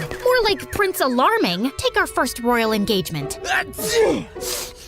All right, you know the drill. Quick photo op, and if any animal comes within 1 inch of me, I'll sue. As it turns out, Prince Charming is allergic to animals. All the cute animals in his photos superimposed afterward. He was petting air. The worst part was he followed me around everywhere and was so clingy. You are the most beautiful girl in the world. Yep, same as an hour ago. Shouldn't you be examining royal policies or something? That gets done for me. I can do whatever I like. We can do whatever I like. Shopping again, a holiday. There's more to life than a pool always being precisely 36 degrees. Don't you want to give something back? The people are fine. What's wrong with enjoying the finer things? You'll never scrub floors again. You just don't believe you deserve it, but I do. Royal life was not what I expected. Sure, it was fun splurging on whatever I wanted and hitting up some epic parties, but it all felt so empty. Little did I know, things were about to change. It all started with the arrival of my new assistant, Larissa. She was super pretty, with flawless skin and those big blue eyes. Most of my assistants were usually a nervous wreck around me, but Larissa was cool and relaxed and seemed to know exactly what I needed, even before I did. Why, Cinderella, are you about to do your speech? You have spinach in your teeth. Soon we became good friends. We had a lot in common. I shared about what it was like growing up, how my stepsisters were mean and my stepmom hates me. My dad dad only liked my brothers and hated that I was a girl, said I was useless and not strong and practical like them. So I ran away. But luckily I found this job. And you. We goofed around the palace and read books in the library. She was the sister I never had. I even let her take some photos, as normally phones were banned in the palace, but she never posted them online. I totally trusted her. I began to confide about feeling lonely with Prince Charming. I thought love would make me giddy, just like in the fairy tales. We all deserve true love.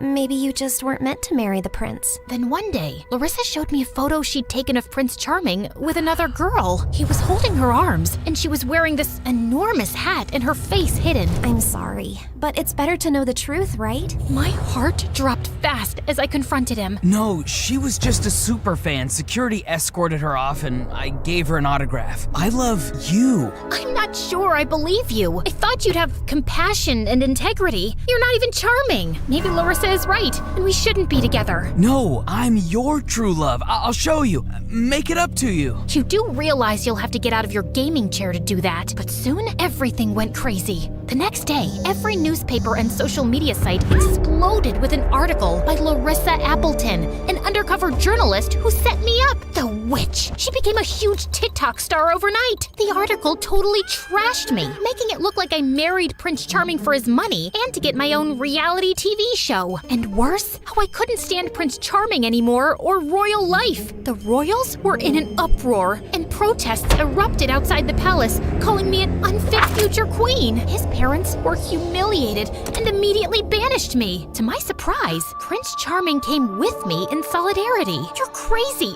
You'll lose everything. A chance for you to see I'm your true love. I know I always say you're beautiful, but it's more than that. Your kindness stood out. You say thank you, open doors for people. You make me want to be kinder. But it was hard to believe him. We moved into a tiny apartment with no money or possessions. I thought I'd give him a chance, but I spent over an hour teaching him how to boil a kettle, during which he managed to blow the electrics. It was tough. See, this is why you have staff. I wondered why my fairy tale had turned into such a disaster. What would Larissa have against me? Was that photo with the other girl even real? You missed it when her hat fell off and all the frizzy hair spilled out. That's when I realized the girl in the photo was Jenny. And it hit me. Larissa was actually Carrie. She must have gotten rid of her wart, worn a wig, and used colored contacts. I'd had enough. I marched right over to my stepsister's house to confront them. As soon as the door opened, I was shocked to see my stepmom grinning. Missing the mop and broom, are we? Where are my stepsisters? And I thought we'd moved past all that. Oh, did you? Well, you were prancing around on marble floors. We were shunned from society. My daughters had no chance of marrying anyone respectable. And you did nothing for us. No money, no bigger house, not even a hand-me-down tiara. You should be grateful I didn't throw you out onto the streets. You treated me like a servant and told me my dreams would never come true. You see, all this time I've been patient, biding my time. Then I came up with a perfect plan for revenge, and Carrie and Jenny were all too pleased to play along. I just needed to get you out of the picture so that Carrie could take your place. And once more, I'd have the power and influence I deserve. But the prince doesn't love Carrie. He loves me. You are so naive. You think I married your dad for true love? That's why you treated me so badly growing up? You didn't care about him or me. Well, I won't let you do this to the prince. I felt so angry. Oh wait, do I have feelings for Prince Charming too? You're too late. I warned the royals about you at your wedding, and they feel bad they didn't believe me. Now we've struck a deal. If you disappear quietly and he marries Carrie, Larissa won't release her new article tomorrow exposing his hatred for the people and his scandalous baked photos. It'll ruin him, and they know it. So if you really love him, go. Mortified, I stepped back as she slammed the door. I knew I couldn't do that to Prince Charming, and there was no way he'd want to humiliate his family anymore, so he would have to marry Carrie. Just then, there was a knock at the door. It was my auntie. Had she come to magically save me? No, sweetie. I heard you were still in yesterday's outfit, so I brought you a Chanel. And remember, your dreams can come true. Auntie dressed me up in a silky pink ball gown, and I hitched it up and ran to the palace. I patted the security dogs and slipped inside, where a huge party was in full swing to introduce Prince Charming's new future queen. There were my stepmom and stepsisters. My stepsisters soaking up the attention and posing for selfies. I looked down at my now muddy ball gown. Who was I kidding? I wasn't a queen. Carrie and Jenny had spent their whole lives dreaming of this. Then it hit me. I had my own dreams and deserved them. What was I doing here? I was about to leave when a security guard dragged me up and paraded me inside. My stepmom and stepsister's mouths dropped open. I was gonna go. Please believe me. Don't hurt Prince Charming. I don't want him if he doesn't really love me anyway. I deserve better. And I hope Carrie will be a great queen. I thought there would be yelling and punching and kicking, but unexpectedly, Carrie bowed her head. He didn't show. Huh? I secretly met him to see if there was any real spark. You did what? Even after the wart removal, all he talked about was you, and I want true love too. Honestly, I felt bad, as I did have fun when we hung out, when we were friends. I'm really sorry. Do as you're told, Carrie. I want creme brulee and pate for supper, not crumbs. Mom, you treat us just as bad as you did Cinderella. Everyone, I set Cinderella up and manipulated the article to make her look bad. The crowd gasped. When really, she'd make a perfect queen one day, so caring and passionate. But then I turned to see Prince Charming standing there. I was mortified. It's okay, I'm going. Good luck with Carrie. But to my surprise, he knelt and kissed my hand. Then he addressed the crowd, admitting he doctored photos and didn't give the attention the community deserved. So my stepmom couldn't blackmail him anymore. But I want to change, and it's only because I met my true love, Cinderella. I felt all giddy. Jenny and my stepmom stormed off, while Carrie and I shared an awkward hug before she left. Turns out he really was my Prince Charming after all. As for my stepmom and stepsisters, they moved away and lost a ton of followers. Karma's a digital age beast, and me, I'd still scrub floors if I had to. But let me tell you, everything's a lot more fun when you're wearing a crown.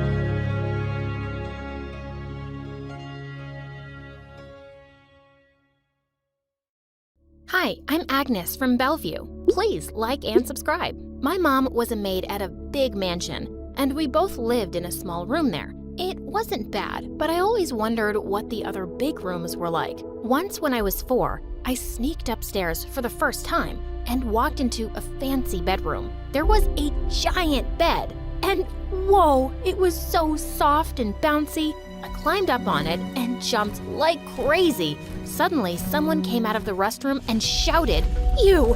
What are you doing in my room?" That was Mrs. Darcy, the rich lady who owned the house with her husband. I immediately jumped down and tried to run away, but I bumped into Mr. Darcy at the door. "What's this girl doing here? Isn't she the maid's daughter?" "Yes, honey.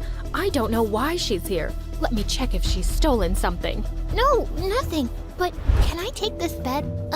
But then where will you sleep? So can I just jump on it one last time, please? Oh, this girl is smart and cute. He put me back on the bed and said I could play there for as long as I wanted. He was so sweet. But seeing Mrs. Darcy glaring at me, I ran out that instant. A few days later, we heard Mrs. Darcy was pregnant, and soon little Bella was born. Though she was 4 years younger than me, we grew up like best pals. And when it was Bella's time for school, she insisted that I leave my public school and join hers instead. And Mr. Darcy happily agreed. I was super nervous about the new school, but my classmates were cool and I made friends quickly. I was doing really well in my lessons too, but sadly, Bella got all F's in her exams. From that day on, I started helping Bella with her homework. Soon I realized something though. She wasn't reading or writing at a normal pace like other kids. I tried speaking to Mr. Darcy, but his wife would never let me near him. So when Bella got bad grades again, I went with her to get the report card signed by her parents. Mr. Darcy looked a bit upset, but her mom wasn't bothered at all. "Come on, honey. She has years to learn. Relax." "But, ma'am, I think Bella has some difficulty in learning." "Don't bluff 'cause you got all A's. You're not some teacher. My daughter is perfectly fine." She even tried to prove it a few days later at Mr. Darcy's birthday party, announcing that Bella was gonna read out a poem for her dad. Oh, poor girl. She was stuttering at the very first line, and everybody was staring at her. I couldn't see my best friend breaking down. I walked up to her and took the mic from her. I think Bella is very nervous today. Come on, let's just read it together." And Bella whispered, "I love you, Agnes." But this incident got Mr. Darcy's attention, and he came to school the next day to talk to her teachers, who told him Bella had dyslexia. That's when Mr. Darcy arranged for a special tutor for Bella, and I continued helping her with her homework and test prep too. Years passed, and she was improving steadily. Finally, in 6th grade, when Bella got straight A's, nobody was happier than me, and the Darcys even threw a celebration party. I was helping my mom in the kitchen when I heard Mr. Darcy calling out my name. I peeped out and he signaled me to join them. Come on, Agnes. You're the real angel today. The one who understood Bella more than us and helped her always. This party is for you. As he gently pulled me in, Mrs. Darcy looked furious. And in the photo shoot that followed, he literally glued me with Bella in every shot. It was a bit embarrassing, but holding Bella's hand like a sister made me quite happy. But suddenly, Bella shook off my hand and shouted, "Dad, I'm tired. Can we stop this rubbish, please?" And with that, she stormed off. What was going on with her? And the next morning, she'd just taken the car and driver and gone to school without me. I was too late to even catch the bus now. Just then, Mr. Darcy was heading out and offered to drop me off. During recess, I found her in the cafeteria. I walked up to her and took her hand. "Hey, why'd you leave me this morning?" Get your filthy hands off me, you maid. Wait, what did she just say? The whole cafeteria turned towards us, and Bella looked raging mad. Why did my dad drop you at school today? 'Cause you left me behind, Bella. Call me Miss Bella. Fine, Miss Bella. And you call me, well, don't call me anything. I'm so disappointed in you. I pushed her back to her seat, but she missed and fell on the floor. I tried to pick her up, but she dragged me down and pulled my hair. We were wrestling on the floor with all the kids cheering around us when some teachers pulled us apart and gave us both a month's detention. I was so angry, I just stopped talking to her. Why had she become Mrs. Junior Darcy suddenly? Soon after, Bella's uncle came from Canada to visit the family, and she turned happy immediately because he was her favorite. One evening, I was sitting in the kitchen doing my homework when he came in, and he seemed really impressed by the math problems I'd just worked on. Well, clearly you're a very bright kid, but do you ever have fun too, or are you always studying? Oh, no, I love to sing and dance. You sing? That's awesome. Let's hear something. He led me to the main hall and started playing a song on the piano, and I sang along. Mr. Darcy was very amused, but just then I caught sight of Mrs. Darcy and Bella's faces. They looked like furious dragon sisters. Later that night, Mom told me Bella wanted to see me in her room. What did she want? Reluctantly, I knocked and went in, and she started throwing stuff at my face. Our matching headbands, friendship bracelets, birthday gifts, everything. She went berserk. Take all this trash, you devil. Why are you always taking over my life? First, you got close to my dad. Now my uncle, too? What? Look, I never wanted your life. Besides, but she just pushed me against the wall angrily. And that's when I saw a picture of me and her behind the door with dart pins stuck to my face. You did this? You've become a frickin' psycho. Mind your words, maid. You're talking to the princess of this house. Going by the way you're behaving, I'd rather call you a witch. I pushed her away and left the room. I was super upset by everything. Mr. Darcy's brother was leaving the next day, and he said something that left me shocked. Turns out, he was a teacher in a Canadian private school for gifted kids. After knowing about my grades, he said he could have me study there on full scholarship and make living arrangements for me and Mom. It sounded amazing. I jumped and hugged Mom, who looked at the Darcys for approval. Oh, wow. This is an excellent opportunity for your future, Agnes. You have to go for it. But suddenly, Mrs. Darcy went ballistic. No, she can't. She won't. How dare your brother just show up and steal my maids? He has no business doing that. We are already sending Agnes to a great school and giving her a good life. They are not leaving, and that's final. Not another word about it. Bella's uncle looked uncomfortable and quickly left, and I felt furious. Before I could stop myself, I shouted, "You've never liked me, Mrs. Darcy, and now you've made it clear that you don't want anything good to happen to me." I'm gonna leave someday for sure, and you won't be able to stop me then. I ran away before she could reply, and from that day, I stayed away from the family as much as possible. Soon it was Christmas, and I woke up that morning to see a beautiful dress on my bed. Mom said Mr. Darcy had sent it for me and requested me to join their party later. I didn't have the heart to refuse him, so I dressed up and went down that evening and bumped straight into Bella, who was wearing the exact same dress. Oh, how lovely. You both look like sisters. That's why I bought them. How do you like the surprise, girls? I smiled uncomfortably and looked at Bella. She was clenching her jaw. Like the surprise? It's the worst thing you've ever done, Dad. I don't want to look anything like this poor loser. Suddenly, she took a pair of scissors, marched towards me, and started cutting my dress right in front of everyone.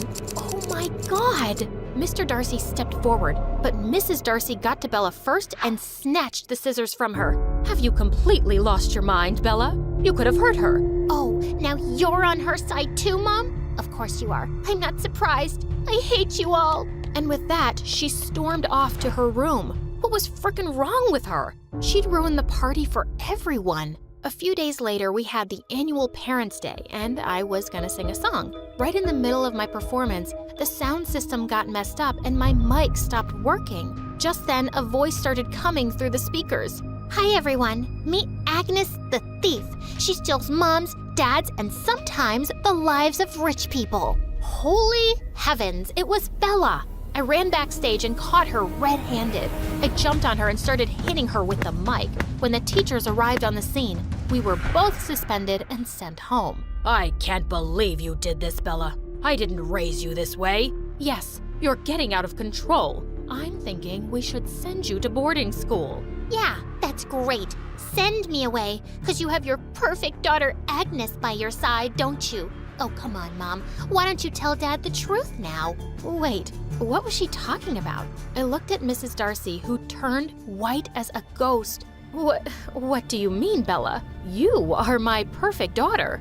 Enough of your lies. I can't hold this in anymore. She ran to her room and returned with a piece of paper that she threw at my face. I found this in the attic one day, which proves this moron is also your daughter, Mom. Everyone looked as shocked as I felt. The paper was my birth certificate, and Mrs. Darcy's name was there as my mother. Stunned, I looked at Mom, who then told everyone that Mrs. Darcy had gotten pregnant with me before her marriage and had to hide it and marry Mr. Darcy. She'd given me to my mom to be raised in front of her eyes. What the frickin' what? I'm Mrs. Darcy's daughter? I can't believe this. So my whole marriage is based on a lie? You kept something so big from me all this time? I can't even look at you, at both of you. He walked out of the room and Mrs. Darcy burst into tears. I'm sorry I hid this from you, Agnes, but it wasn't my secret. But now you know everything, and you're one of the Darcys. You can choose to be with them, or... I'm not crazy. To leave a true, loving mom for someone who was ashamed to have me and hates me till now? Agnes, I don't hate you. I just pretended to be mean so that nobody would see how much I actually love you. I only tried keeping you away from the family so my husband wouldn't sense things and discover the truth. And I didn't let you go to Canada because I couldn't bear for you to be away from me. I'm so sorry. She tried to hold my hand, but I took Mom's hand and walked out of that house forever. Mom got another job as a maid and I joined the public school, and I tried to put the Darcys out of my mind until one day I got an unexpected visitor. Bella? What now? I'm tired of getting hated. And I'm tired of hating you, sis. She started crying. I'm so sorry, Agnes. I just got so jealous when Dad was always so proud of you. And I got more insecure when I found out that you're Mom's real daughter. But the truth is, I've always loved you as a friend. And isn't it amazing that we're actually sisters? Please, try and forgive me. I know I've behaved terribly. Please come back. She was like my little sister always, and my heart melted a bit. Bella, I forgive you, but I can't come back. Mr. Darcy probably hates me now, And I don't know how I feel about Mrs. Darcy. Just then, Mr. Darcy appeared from behind the door and took my hand. Of course, I don't hate you. It was a huge shock at first, but I've forgiven my wife. I understand. She only did everything out of love for you. She misses you terribly. Please, give her a chance. I looked back at Mom, who nodded at me and smiled. Okay, I will. Hi, my name is Elsie. I used to be one of the greatest musicians of all time. But before I continue, please like and subscribe. If you do, you'll excel at your hardest subject. Growing up in a small town in Nebraska without siblings was super boring and lonely. I didn't like playing with toys by myself, so my parents would send me outside no matter how much I complained. There's nothing to do outside. You could ride your bike. But they wouldn't let me go anywhere since I was only 8, so I would ride in circles around the driveway. School wasn't much better. I'd fall asleep in class, and all the kids were boring too, except for my best friend Gina. You want to help me with my science project? Sure. We made a volcano that blew up at the science fair, and a robot that went insane and tried to kick the teacher. The glitches may have been my fault, but Gina was always positive. It's okay. We all make mistakes. It's how we get better. Even Gina's life was more fun than mine. At least her parents took her on fun vacations. In high school, I realized that my life was lame because I wasn't special. I was an ordinary girl with ordinary parents and ordinary grades, and I just blended into the background, unlike a mean witch named Ashley. Look at her. She's so amazing. Wow, she's beautiful and talented. Ashley always got the leads in the school plays. She was head cheerleader, the student body president, and my worst enemy. It all started when I accidentally spilled some grape juice outside her dressing room on the night of the school play, and Ashley slipped and sprained her ankle. It was an accident, I swear. No one believed me because I was Ashley's understudy and ended up taking her place even though I wasn't very good. From then on, Ashley made my life miserable. She barred my entry into all the clubs and convinced the cheerleading coach not to let me try out too. How was I supposed to find a talent that made me stand out? Then one day in 10th grade, I was watching videos on my computer when I came across a girl playing the violin, and I was mesmerized. The video had a gazillion likes. She had sponsorships and a dozen fan pages, and she traveled all over the world playing to sold-out auditoriums. I knew right then that I wanted to be just like her. I begged Mom to sign me up for violin lessons. But they must have given me a broken violin because when I tried it, nothing but these awful screeches would come out of the stupid thing. Screech, squeak, screech, squeak. But my newfound love of music could not be ignored or abandoned. I just needed to find the right instrument. Next, I tried a guitar. Then I quit because the strings hurt my fingers. Singing seemed fun and easy, so I sang all the time. In the shower, at the breakfast table, on road trips, during my parents' important phone calls, late at night, until they finally screamed, "No more singing!" They should have said something sooner. It hurt my throat more than it hurt their ears. Finally, the piano. And the teacher was my own grandmother. She could play music better than the violin girl, and even taught me some easy songs. I was so excited, I invited Gina over to hear me play. That's really cool. You're so talented. Did I become a great musician right then? I wish. Is that the only song you know? Can't you play something else? Somehow, months passed and I could only play the same lame pieces. I hated practicing. It was tough and frustrating, and it took forever. Slowly, I kinda gave up on my dream of becoming some musical genius. It just seemed too far out of my reach. But then something happened in 11th grade that changed my life forever. I don't remember much after my parents dropped me off at the fair. One minute I was walking past the petting zoo and sending Gina a text.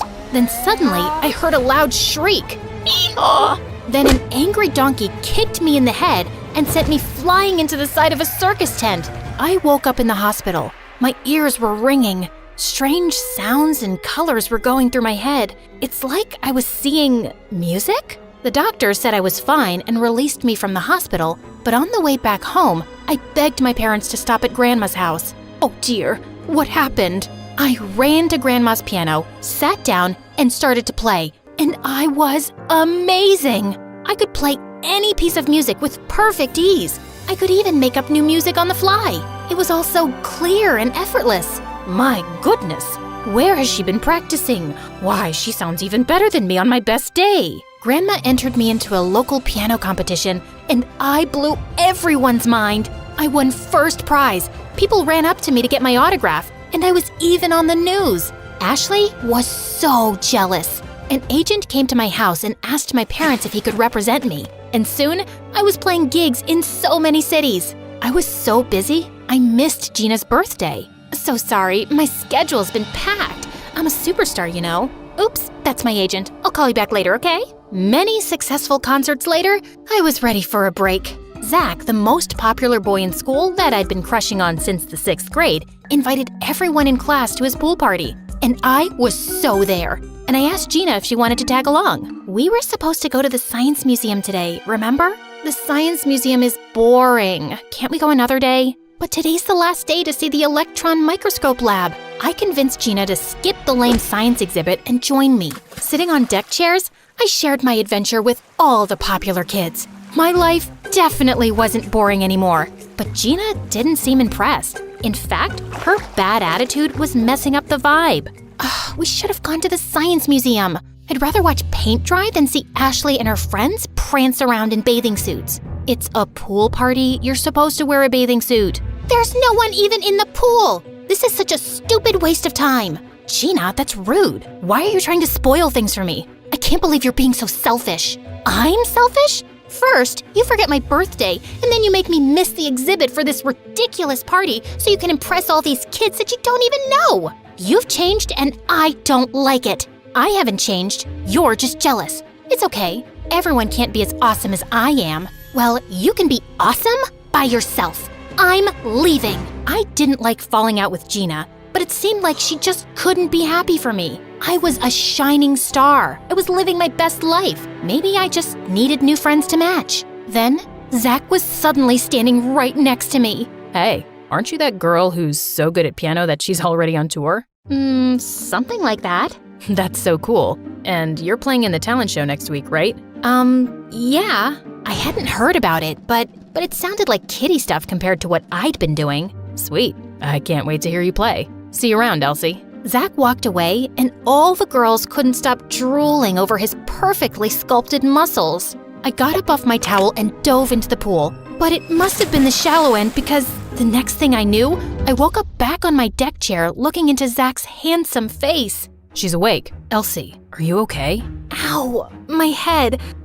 I think I hit my head. On the bottom, yeah. You should have a doctor check. I'll be fine. But I wasn't fine. After I passed out face first into my soup at the dinner table that night, my parents took me to see the doctor. He said I had a concussion and had to stay home for a week. I agreed, but only for 1 week. There was no way I was going to miss that talent show if Zach was expecting me to be there. I was backstage when the day finally arrived, awaiting my turn to perform. I should have been excited, but something was wrong. Something felt different inside my head. I couldn't see the music anymore. My heart pounded as I walked on stage, feeling dizzy with panic. I sat down at the piano, but it didn't have that comfortable, familiar feel. Yeah, Elsie. The auditorium fell silent. By the time I touched the keys, my hands were shaking. I started to play, and I was horrible. Every note was off key, and the melody was all wrong.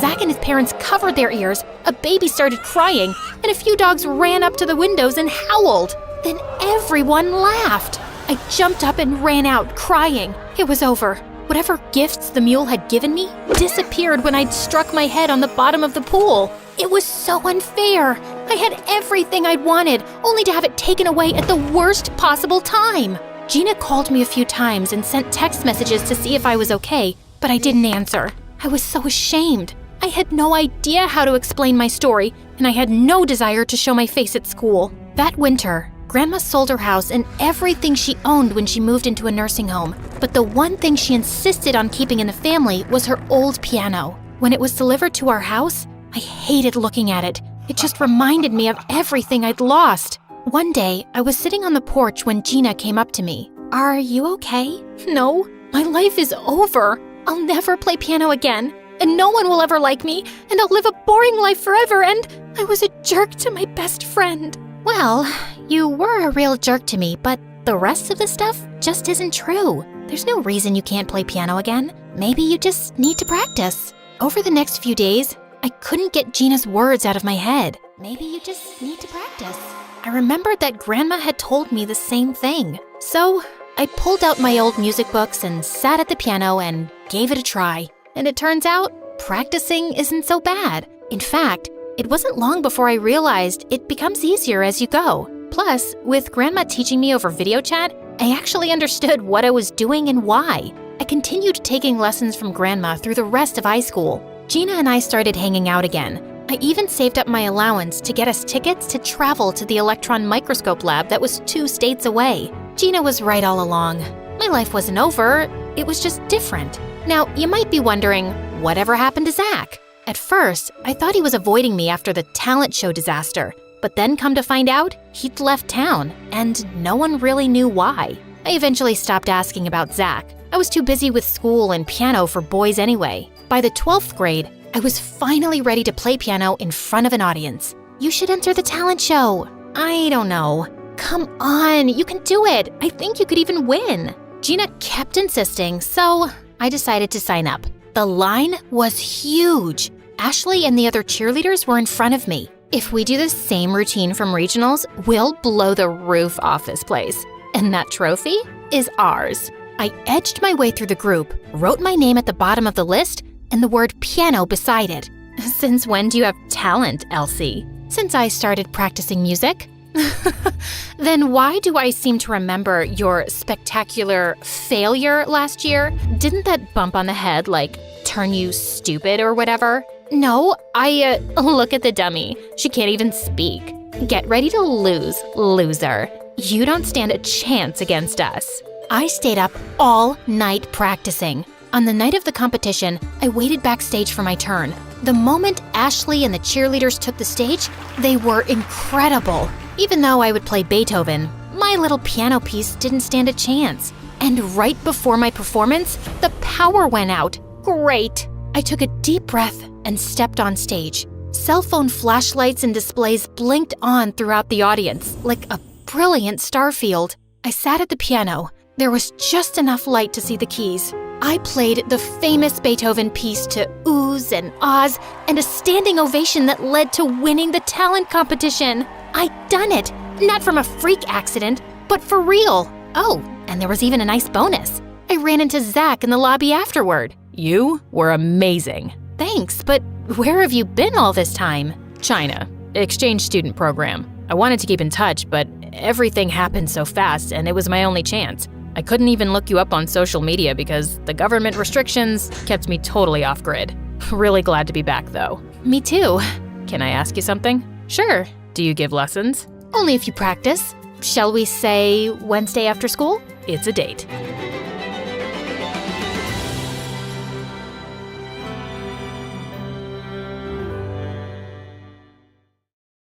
I was enjoying my ice cream cone when I heard screaming and saw people running from a nearby bank. Most girls would go for safety, but I am not like most girls. I ran towards the bank and saw a robber in a ski mask holding a hostage. I had to think fast. I pulled my hood over my head, hid my ice cream cone around my back, and entered the bank. Nobody move! I'm robbing this bank! The robber turned around, totally confused. This is awkward. I'm actually robbing this place, so... No way! What a coincidence! Let's team up. Sorry, sister. I work alone. As the robber moved his gun to talk to me, I threw my ice cream, splattering him in the face. I moved like the Flash, grabbed his gun, pointed it at him, and he surrendered immediately. Hi, I'm Astrid, and all I've ever wanted to be is a hero. Fun fact, I'm actually the youngest girl to ever go through Navy SEAL training. Well, thanks to my military family. I'm the youngest girl of 5 brothers, all in the Marines. I know what you're thinking. Wow, that's military training in itself, right? And you are so right. But before I continue my truly action-packed girl power story, please like and subscribe. Everyone was telling me how heroic I was. I felt amazing until I overheard one handsome guy in the crowd respond. Wow, she's amazing! Yeah, she's brave, but also stupid to put herself and others in danger. She should have let the police handle it. What was his deal? I turned towards that jerk to give him a piece of my mind, but a muscular hand grabbed my arm and pulled me away. My eyes sparkled with excitement when I realized that hand belonged to Aiden, my oldest brother's best friend from boot camp. And I totally had the biggest crush on him ever since I saw him hugging my brother at his graduation. Wow, Astrid. I was in the area and saw everything. Can I take you out for lunch? Pinch me, because Aiden just asked me out on a date. Ah! Are you okay? Sir, yes, sir. I followed Aiden to a nearby park where he had rented a rowboat for us. This was my notebook moment, minus the dying grandparents. I prepared myself for Aiden's love confession. When he leaned in, I readied my lips. Now that we're alone, I wanted to offer you a job on behalf of the president. What? I work in secret operations, and there's a job you'd be perfect for. Have you ever considered going undercover? Like a spy? Well, not really. We've been chasing this exotic animal trader known as Wildcat Carla. We think she just stole a bunch of albino tigers from a nature preserve and wants to turn them into coats. What a monster. But wait, the president cares that much about animals? Actually, the president wants her in jail for other things as well, but they're top secret. Ah. We also discovered she's looking for a housekeeper, and we need to get you on the inside. So, you want me to pretend to be a housekeeper just to collect evidence on this Carla Cat girl? Just because I'm a girl doesn't mean I'm good at cleaning. No, but you were raised by a military family, and I've been to your house. It's spotless. He had a point. We have a saying at home, cleanliness is close to godliness. We need a girl so it's not suspicious, especially one who can defend herself just in case. Someone I can trust completely, and it's only you who comes to mind. Mind? Aw, I wish I was closer to his heart than his mind. And if you're able to confirm that Carla has the tigers, we'll pay you $3 million. I'm in. That wasn't a bad deal. I got the job easily, but when I showed up, I realized this place was a dump. No wonder no one else wanted this job. I turned a corner cleaning when, crash! I slammed into one Mr. Tall, Dark, and Handsome. To my shock, it was the same jerk who called me stupid after I had saved all those people at the bank. Thankfully, he didn't recognize me. Achoo! Then this thirst trap started sneezing everywhere. Suddenly, Wildcat Carla came running in. What have you done, you stupid girl? My son, Mason, is highly allergic to dust. And he sneezed right on Carla's face. I'll fix this. I grabbed Mason and ran to the bathroom, throwing him into the shower as fast as I could. As water poured down on us, Mason stopped sneezing. If he wasn't known as a jerk, or I was so worried about keeping my job, I would have considered this romantic. I turned off the water, but Mason kept blinking at me. You good? Yeah, you saved me. You can stay, for now. And Carla disappeared back into the darkness. I'm sorry. Don't be. I'm just a housekeeper. But if I save a few lives, I guess that's a win-win. No, I mean about my mom. She can be a lot. Sure you're up for this? Why wouldn't I be? You look delicate, and it's a tough job. And then I grabbed him with one hand and pulled him to his feet in one swoop. Mason was floored, literally. How's that for delicate? I walked off like the awesome boss I am. The look on Mason's face told me he would not make that mistake again. The next day when sweeping, I saw Carla enter a suspicious warehouse on the edge of her property. I was just done setting up some microphones when… Well, if it isn't my hot housekeeper. The name is Astrid. I'm throwing a party here tonight and I want you to clean it up for me, since you are my employee. And then, with a flip of his hair, he walked away before I could answer. I showed up to the party that night with a new +1, my mop. Romantic, right? But Mason's friends were bigger jerks than he was. They started having mess-making contests and would force me to clean up after them, laugh, then make a mess all over again.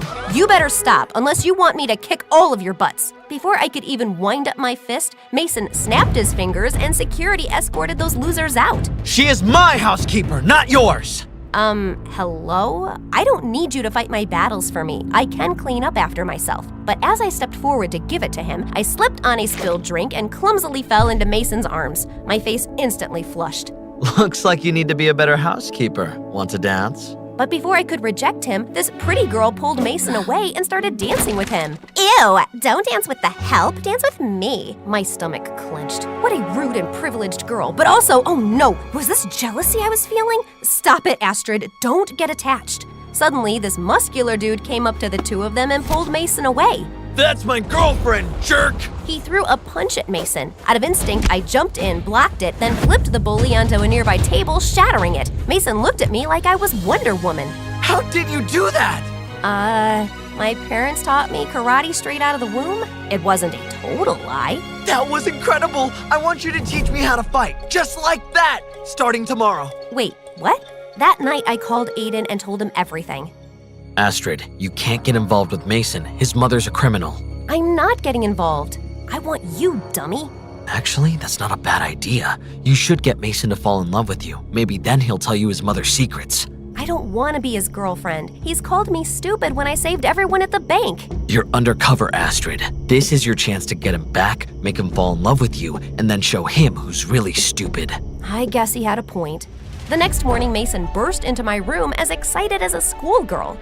Training time, it's Astrid and Mason's training time. Gosh, he was annoying. But why did he look cute being excited? Ugh, focus, Astrid. Aiden's idea was already paying off because Mason took me into the warehouse through a key card he kept in his jacket. Noted. But inside, no tigers. Show me what you got. And what he had was pathetic. Mason got tired after 2 tiny punches. You're gonna need more focus if you want to defend yourself.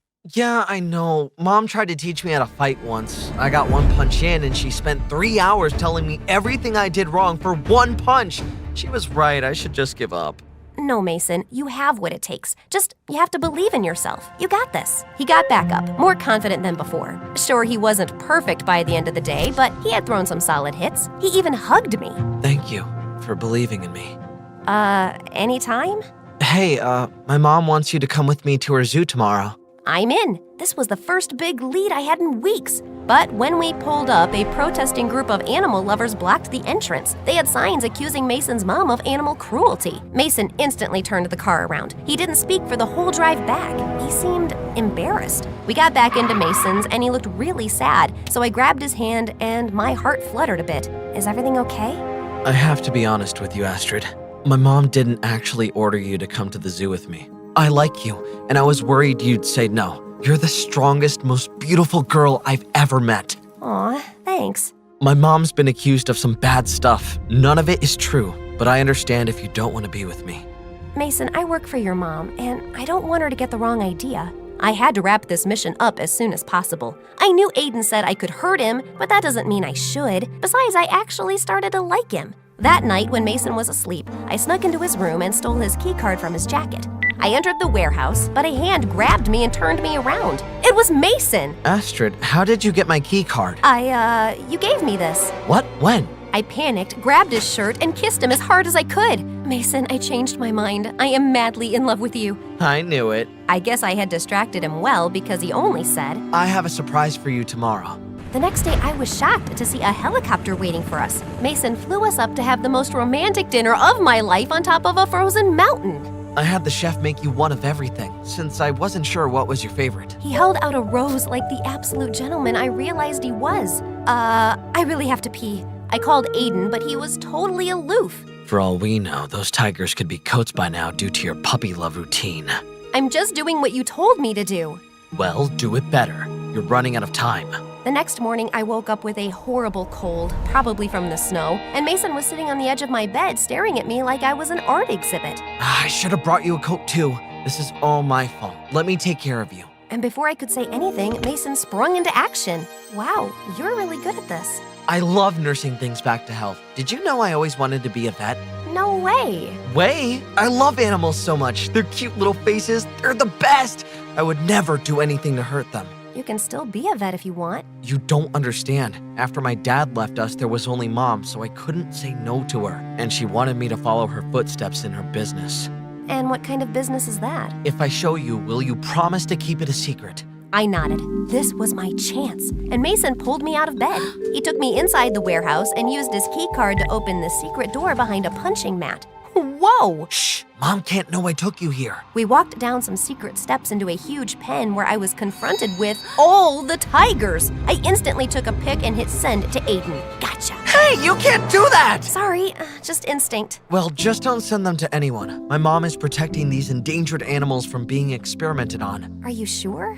Yes, of course. That's what she told me. Had I just made a huge mistake? Maybe Mason's mom wasn't the Cruella de Vil I was told she was. Gotta pee again. I ran up the stairs and called Aiden. Great job, Astrid. The special agents are on their way because of you. Tell the police to stay where they are. Carla is protecting the tigers, not turning them into coats. He's lying to you, Astrid. Suddenly, 2 strong hands grabbed me. It was Carla. I knew I never should have hired you. Mom, let go of my girlfriend! We turned to see Mason standing in the corner, distraught. Some girlfriend. This little double agent just called the cops on Mommy's operation. Astrid? You what? I can explain, Mason. Your mom wanted to turn the tigers into coats, not save them. Mom, is this true? And by the sheer look on Carla's face, I could tell it was true. Just then, the military burst into the warehouse, arrested her, and rounded up all the tigers safely. And then a familiar arm wrapped itself around me. Great work, Astrid. It takes a lot to pretend to fall in love with someone just to get information out of them. You've earned this. And he handed me a suitcase filled with cash. I turned around to see Mason staring at me. Aiden got to him first, though. She's come a long way from that stupid girl at the bank, hasn't she? What? That was you? I knew you looked familiar. Mason, wait, it's not what you think. I can't believe I trusted you, Astrid. I gave you my heart, and you locked my mom up. Mason, I'm sorry. I like you. Yeah, right. You think I believe you after you just lied to my face for months? Goodbye, Astrid. Forever. I couldn't blame him for blowing up on me, but he didn't realize that I had actually fallen in love with him during everything. The next week, Aiden asked me out. This was everything I thought I wanted, yet why did I feel so sad about Mason? He took me out on a rowboat again, but this time he leaned in and said, The president wants to hire you as a full-time secret agent, if you want. What? I thought you were gonna tell me you loved me. Oh, Astrid, I do love you. Just not in that way. Didn't you know your brother and I are a couple? I was definitely happy for them, but I also felt silly for obsessing over Aiden for years. Clearly, I wasn't his type. So, what's it gonna be? You want the job? But I politely turned him down. Going undercover wasn't worth it if it meant hurting someone I cared about. I texted Mason a novel of an apology, but he blocked my number. I guess I deserved it. A few years later, I was walking in the park when I saw our hurt baby bird. I wrapped it gently in my handkerchief and was pointed to the best animal hospital in town. When I arrived there, I was shocked to see Mason tending to a sick hamster. My heart raced. It had been too long. I pushed the door open and Mason looked up. For a split second, our eyes locked. The world seemed to fade, then reality set back in. I found this little one and thought you'd be able to help. I heard you're the best in town. Mason smiled softly. Always the hero, huh, Astrid? As we looked at each other, the weight of our past seemed both heavy and distant. I'm sorry, Mason. Not just for how things ended, but for everything. It hurt, Astrid. Not just what happened with my mother, but thinking that everything between us was just an act. It wasn't. Not all of it. Not the moments that truly mattered. Mason took a deep breath, releasing the bird, which flew away. Second chances are rare, but I believe everyone deserves one. Even someone like me? He reached out, wiping away a tear with his thumb. Especially for someone like you. The room suddenly felt lighter, and we both felt hopeful. We knew there were tough times ahead, but together, it felt like we could do anything.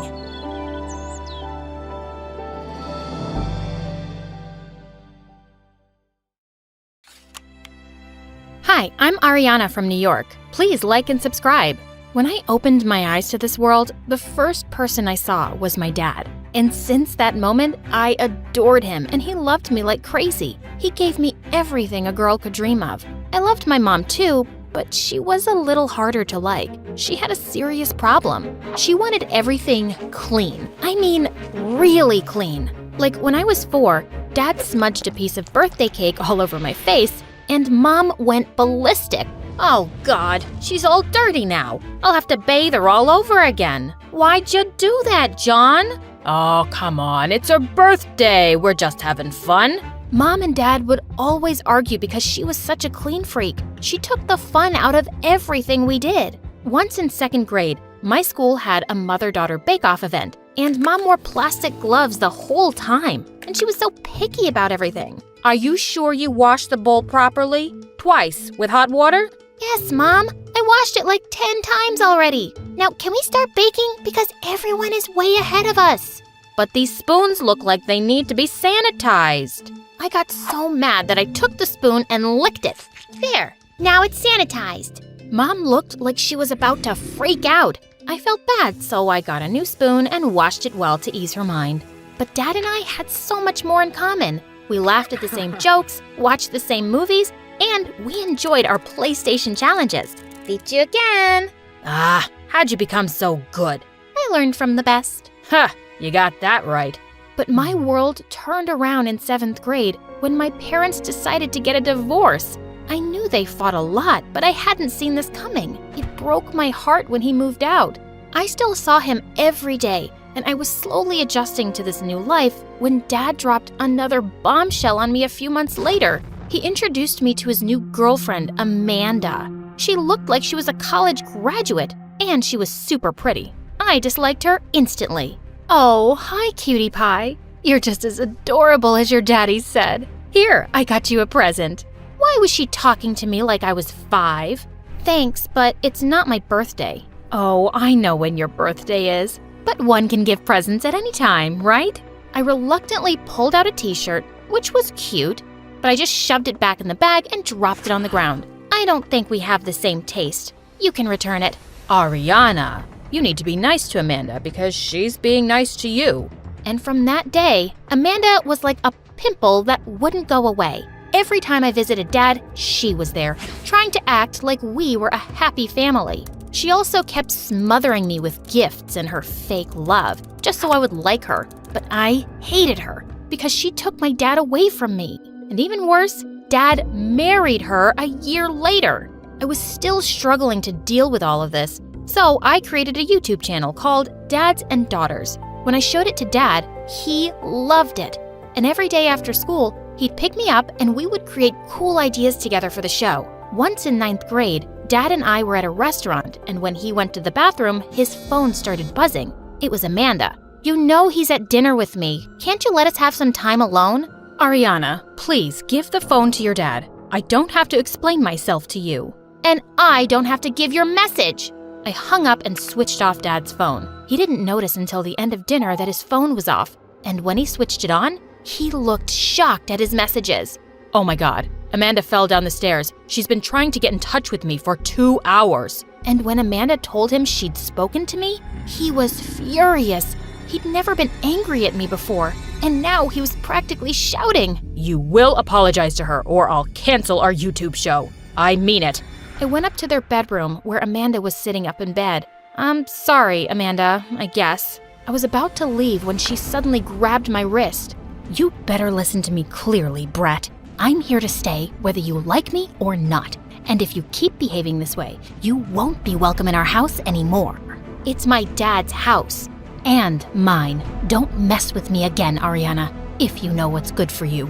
Just then Dad walked in and she was all smiles. She was more evil than I thought. She would definitely try to push me out of Dad's life. And just a few days later, Dad told me that he and Amanda had some big news. You're gonna be a big sister soon, Ariana. A big sister to what? Your dad and I are having a baby. Isn't that great? Did they expect me to be happy? All I felt was anger and heartbreak, but I managed a small smile. Congratulations! And soon after, when the baby was born, Dad looked at her the same way he looked at me and called her his little princess. That's what he used to call me. He was too busy being a new dad to shoot more episodes for our channel, and I decided I needed to stay away from him and his family. Amanda had won. Maybe Mom noticed that I was really downcast because one day after dinner, she said the two of us should go out for ice cream. I could see she was trying to connect, and I agreed. She wore her gloves as usual anytime she went out, but it didn't bother me anymore. I'd learned to accept her the way she was. So tell me, what's bugging you? I feel like Dad doesn't love me anymore. Oh, honey, that's not true. You'll always be his little princess. No, he has another princess now. Mom stayed quiet at that and just hugged me tight. And then she gave me some news. A girl from Thailand will be attending your school on an exchange program, and she'll be living with us for some time. Are you okay with that? Mom worked in a company that dealt with exchange students, but it was the first time we'd had one as a guest. As long as I don't have to share my room, I guess it would be cool. A week later, we fetched Macy from the airport. She was a short, cute girl my age, and she was so excited when she saw us. Hi, I'm Macy. It's so nice to meet you. You're both so pretty. She hugged me and Mom, and the whole ride home, she just wouldn't stop talking. The flight was so long. I'm so excited about school tomorrow. Have you ever been to Thailand? No, but Oh, it's such a beautiful place. You should visit. Maybe when I go back for the holidays, you can come with me. Wouldn't that be fun? Yeah, it would, I guess. Gosh, I had to live with this chatterbox for the next 12 months? And the next morning, she woke me up at 4 a.m. so that we could go jogging. Couldn't even say no because she was our guest and I was trying to be nice. When I showed Macy around school on her first day, she spoke to just about everyone. I was quite popular at school because of the YouTube show, and it felt a bit embarrassing that she said anything that came into her head. I could see people laughing at her. Later that day when school ended, I couldn't find her anywhere. That's when she texted me to come rescue her because some kids had locked her up in the janitor's closet. Listen, Macy, things are different here. People here don't just start talking to strangers, and we don't talk that fast. We let others speak and listen to them. Okay, so I shouldn't speak? No, you can speak, just not so much. Oh, I see. But those girls were really mean to me, and I hadn't said anything mean to them. I know, people can just be jerks sometimes. Just then, I spotted Dad's car and he was waving at me. He said he'd been wanting to catch up with me, and I was really surprised and happy. That is, till I saw the new baby was with him. Ugh.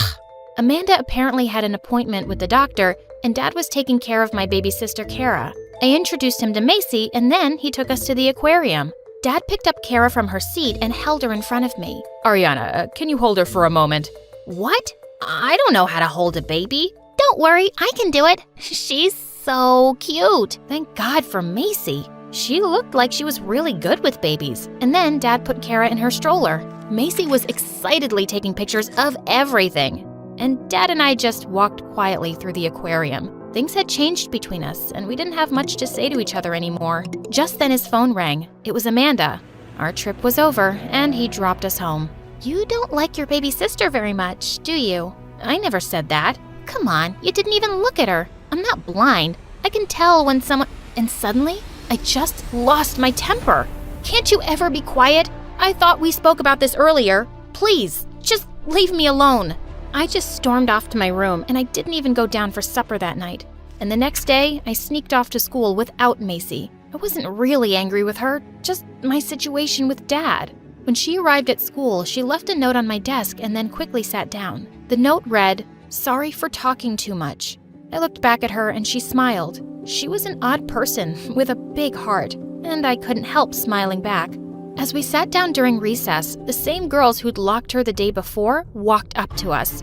"Hey, Ariana, you still have your walking, talking parrot with you? Aren't your ears bleeding by now with her non-stop chatter?" "No, I really like listening to her, but your voice is giving me a headache, so please go away and get a life." But just then, the girl dunked her juice on Macy's head, and I pounced on her. As we rolled around fighting, Macy came running and sprayed ketchup all over the girl's face. "Don't hurt Ariana, you witch!" We all ended up in detention, but it was totally worth it.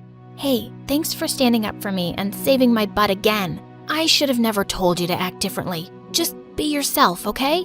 Oh, what a mistake that was. It was hard to stop her, especially when we watched MSA videos together on YouTube. She had a running commentary going the whole time. Soon after, it was my 16th birthday, but Mom wasn't keen on having a party at home because of the mess, so Macy and I just went out to celebrate. As we were shopping at the mall, we bumped into Amanda and Kara.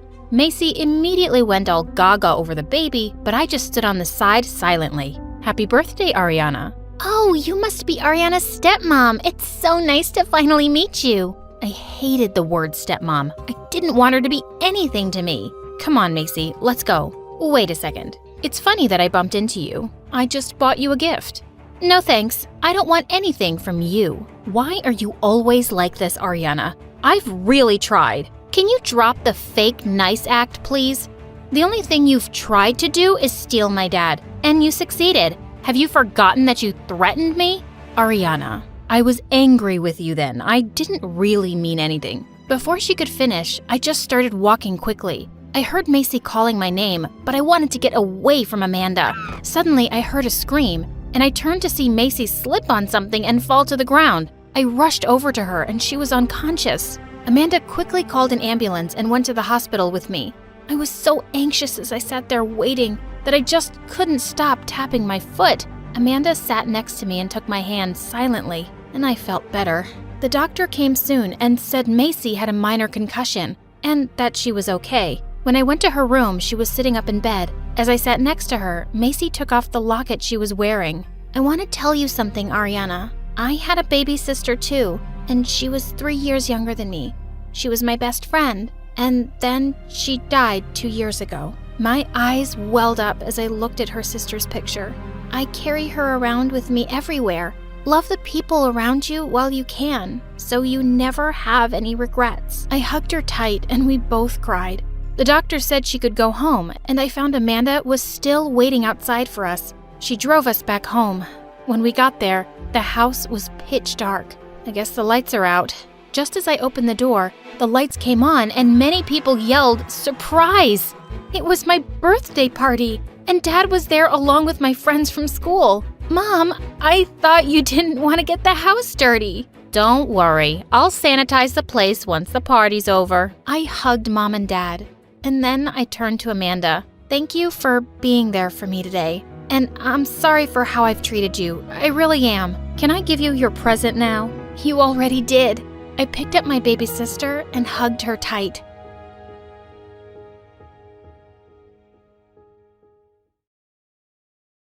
If we'd known what was waiting for us in Spain, we probably would have stayed home. But no, we just had to go.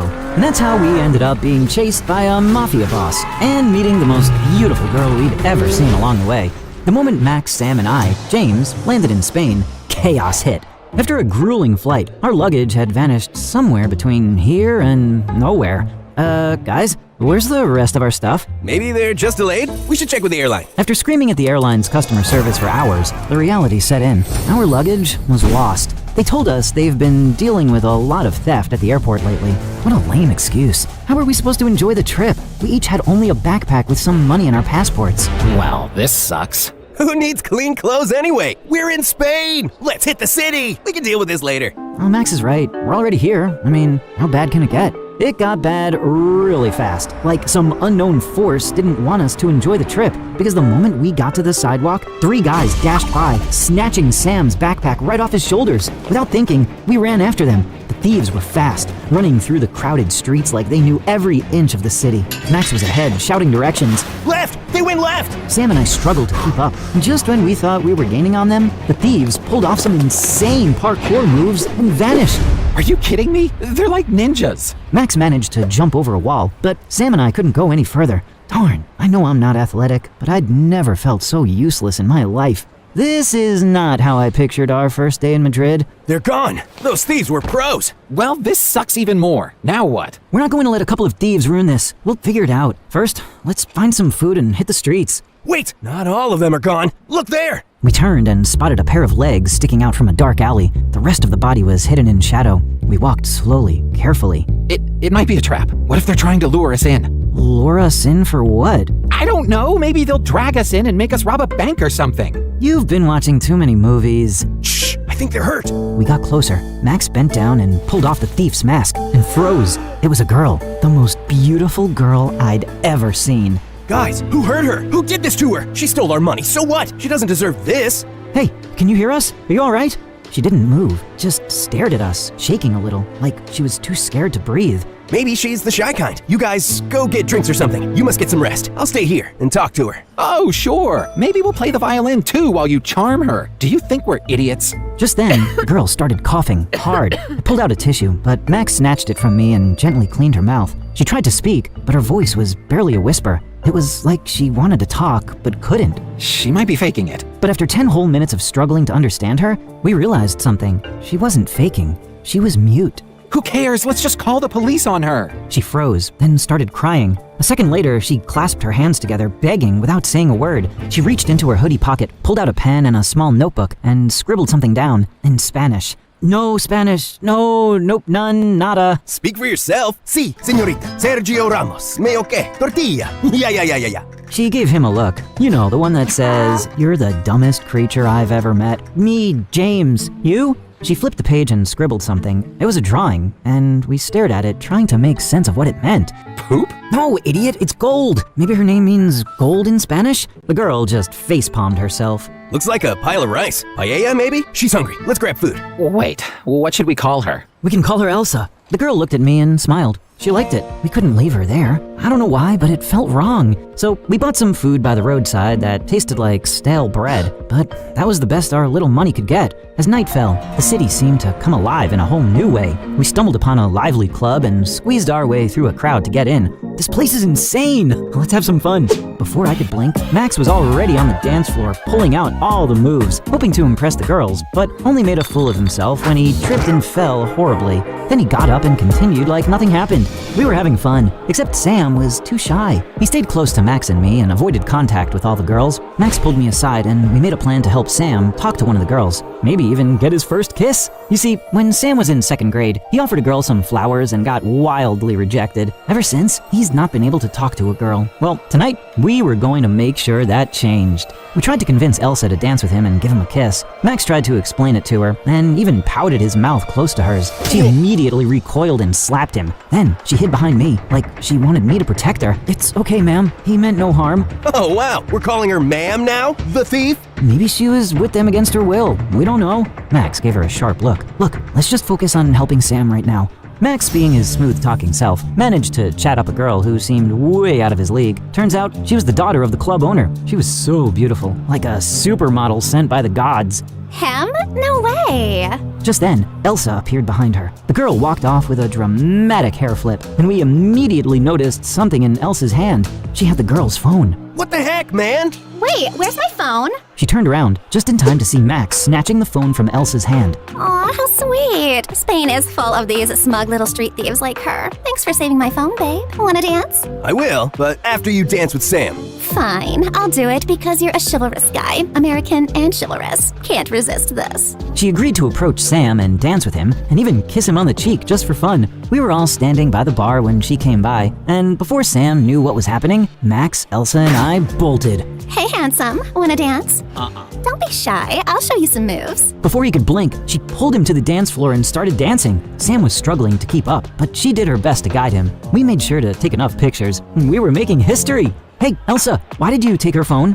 Elsa made a funny gesture by holding her neck and shocking it, as if she was saying the girl deserved it. "I know you meant well, but that doesn't mean we can commit a crime." Elsa nodded her head and smiled innocently like she agreed with me. Then it was time for the main event. The girl stepped closer to him, pouting her lips to give Sam a kiss on the cheek. Just as her lips touched his cheek, he froze. "Yeah, go Sam!" Then a huge guy appeared out of nowhere and punched Sam so hard that he sent him flying to the floor. I mean, it wasn't just a punch, it was like something out of a movie. Max and I rushed over trying to help Sam, but 2 other guys appeared and joined in, shoving us back. Suddenly, it was chaos. Max punched one of the guys, and before we knew it, all hell broke loose. Just then, this weird dude in a torn suit came out of nowhere and crashed right into Sam. He looked terrified, like he was running for his life. The guy suddenly grabbed Sam's hand and put a shiny ring on his finger really fast, like the Flash. Suddenly, more men in suits burst in, yelling and pointing at the guy, and he ran off like a terrified rabbit, disappearing into the chaos. What the heck just happened? Dude, why are you wearing a diamond ring? Sam tried to pull it off, but it was stuck, like really stuck. Then, as if things weren't weird enough, the guys in suits who were chasing the dude stopped and exchanged looks like,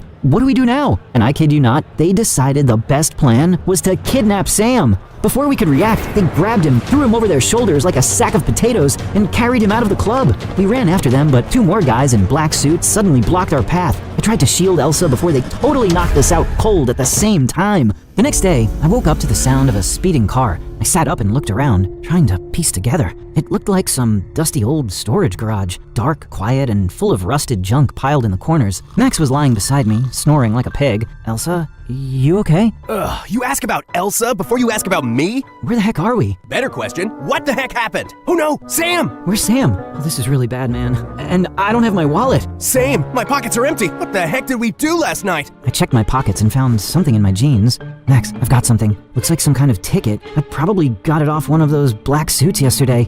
Darn it, I can't even remember. Why does it have the name El Toro Loco written on it? That doesn't sound like a friendly name. This just keeps getting better. What the heck did we get ourselves into? We need to find Sam. He could be in serious trouble. Agreed, but we don't even know where to start. The ticket might be our only lead. First, let's find out where or who El Toro, whatever, is. I tried to walk ahead, but my legs felt wobbly, and I just fell to the ground. Elsa rushed over to help me. We can't even stand straight. We're supposed to take on the Mafia? And yeah, I thought about calling the cops, but what if that just gets Sam a bullet to the head? Just then, Elsa stood up like a soldier in command. She gestured for us to wait, then turned and left. Where are you going? Wait. Let her go. Maybe she's trying to make up for all the trouble she's caused. It's not her fault some weird dude slipped a ring on Sam's finger and a gang kidnapped us and dumped us here. Why do you hate her so much? Because she didn't choose you? Choose me for what? What am I, some sack of tomatoes? Don't act so smug. And for the record, the club owner's daughter was into me. She wanted you because you're American. How do we know Elsa doesn't want the same thing? Max, all I'm asking is that you be nice to her. Is that so hard? Yes it is. 2 hours later, Elsa came back carrying 2 boxes of pizza and some blankets. Max lunged for the food, but Elsa stepped back and he stumbled, falling flat on his face. God darn it! Thank you, Elsa, but how did you even get all this? She just shrugged, handed me a blanket, and tossed the other at Max. Wow, green olives, green peppers. You really love the color green, huh? Like the green card. We ate until our stomachs were full, finally feeling like humans again. After a while, Elsa pulled something out of her pocket, a small, worn photo. She held it up to me. It showed a younger version of her, standing in front of the Statue of Liberty, with a man and woman on either side of her, arms around her shoulders. I leaned closer. Wait, is that you? Are you American? She shook her head. Oh, just visiting? She nodded once. I studied the photo. Are your parents still around? She paused, then slowly shook her head. I'm sorry. She blinked a few times like she was trying not to cry, but her eyes were already glassy. Hey, I'm really sorry. Thanks for showing me. She looked at me, quietly nodding. A few minutes later, we were curled up under the blanket she brought, and before we knew it, we were out cold. What we thought would be a quick nap turned into 12 straight hours of sleep. We woke up freaking out. I grabbed Elsa's hand and the 3 of us rushed back to the road to find someone, anyone, who could take us to the El Toro Loco address. We walked along the dusty road for what felt like forever. Every time we waved at a car, it just sped past us like we didn't exist. Are we cursed or something? Do we look like hitchhiking criminals? Well, you are wearing a bloody shoe on one foot and a sock on the other. Max ignored me and kept flailing his arms at passing cars, but no one cared. Then Elsa stepped forward. She barely just raised her finger. A truck slammed the brakes and stopped right in front of her. When she walked toward it, the driver noticed we were following her. No, tú sola, see? The idiot wants her alone. Let her go. She's been nothing but bad luck. Elsa glared at him. I'm joking.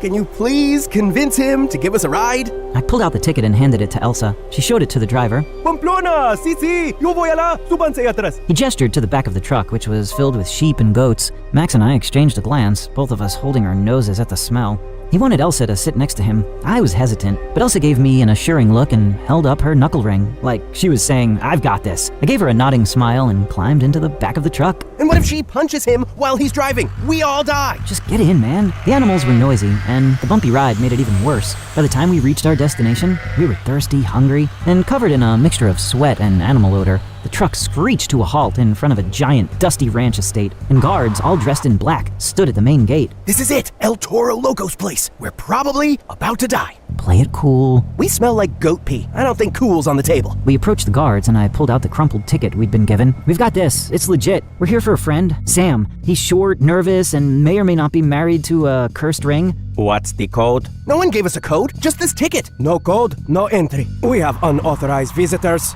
Okay, wait, code. Loyalty? Godfather? Paella? Jennifer Lopez? She's Puerto Rican, you idiot, and your goat stink is giving me a headache. Turn around and leave, or else. Elsa stepped forward calmly, then reached into her hoodie pocket, pulled out a notebook, and flipped it open to a page. It said, like and subscribe. Haha, joking. But seriously, like and subscribe. It was a detailed sketch of a man, shirtless, heroic, riding a flaming bull through a thunderstorm while wielding a sword. The words, El Toro, King of Fire, were written at the top in bold. Is that the boss? On a bull with a six-pack. Elsa turned the page to show more sketches. El Toro sitting on a throne made of gold bars. El Toro arm wrestling a lion. Do we show him? We show him. He took the notebook and disappeared into the building. A few minutes later, he came running back. He wants to meet her, right away. The guards opened the gates and led us into the ranch. Elsa marched on forward while we followed in shock. Did she just fan art her way into the Mafia? I have so many questions for her.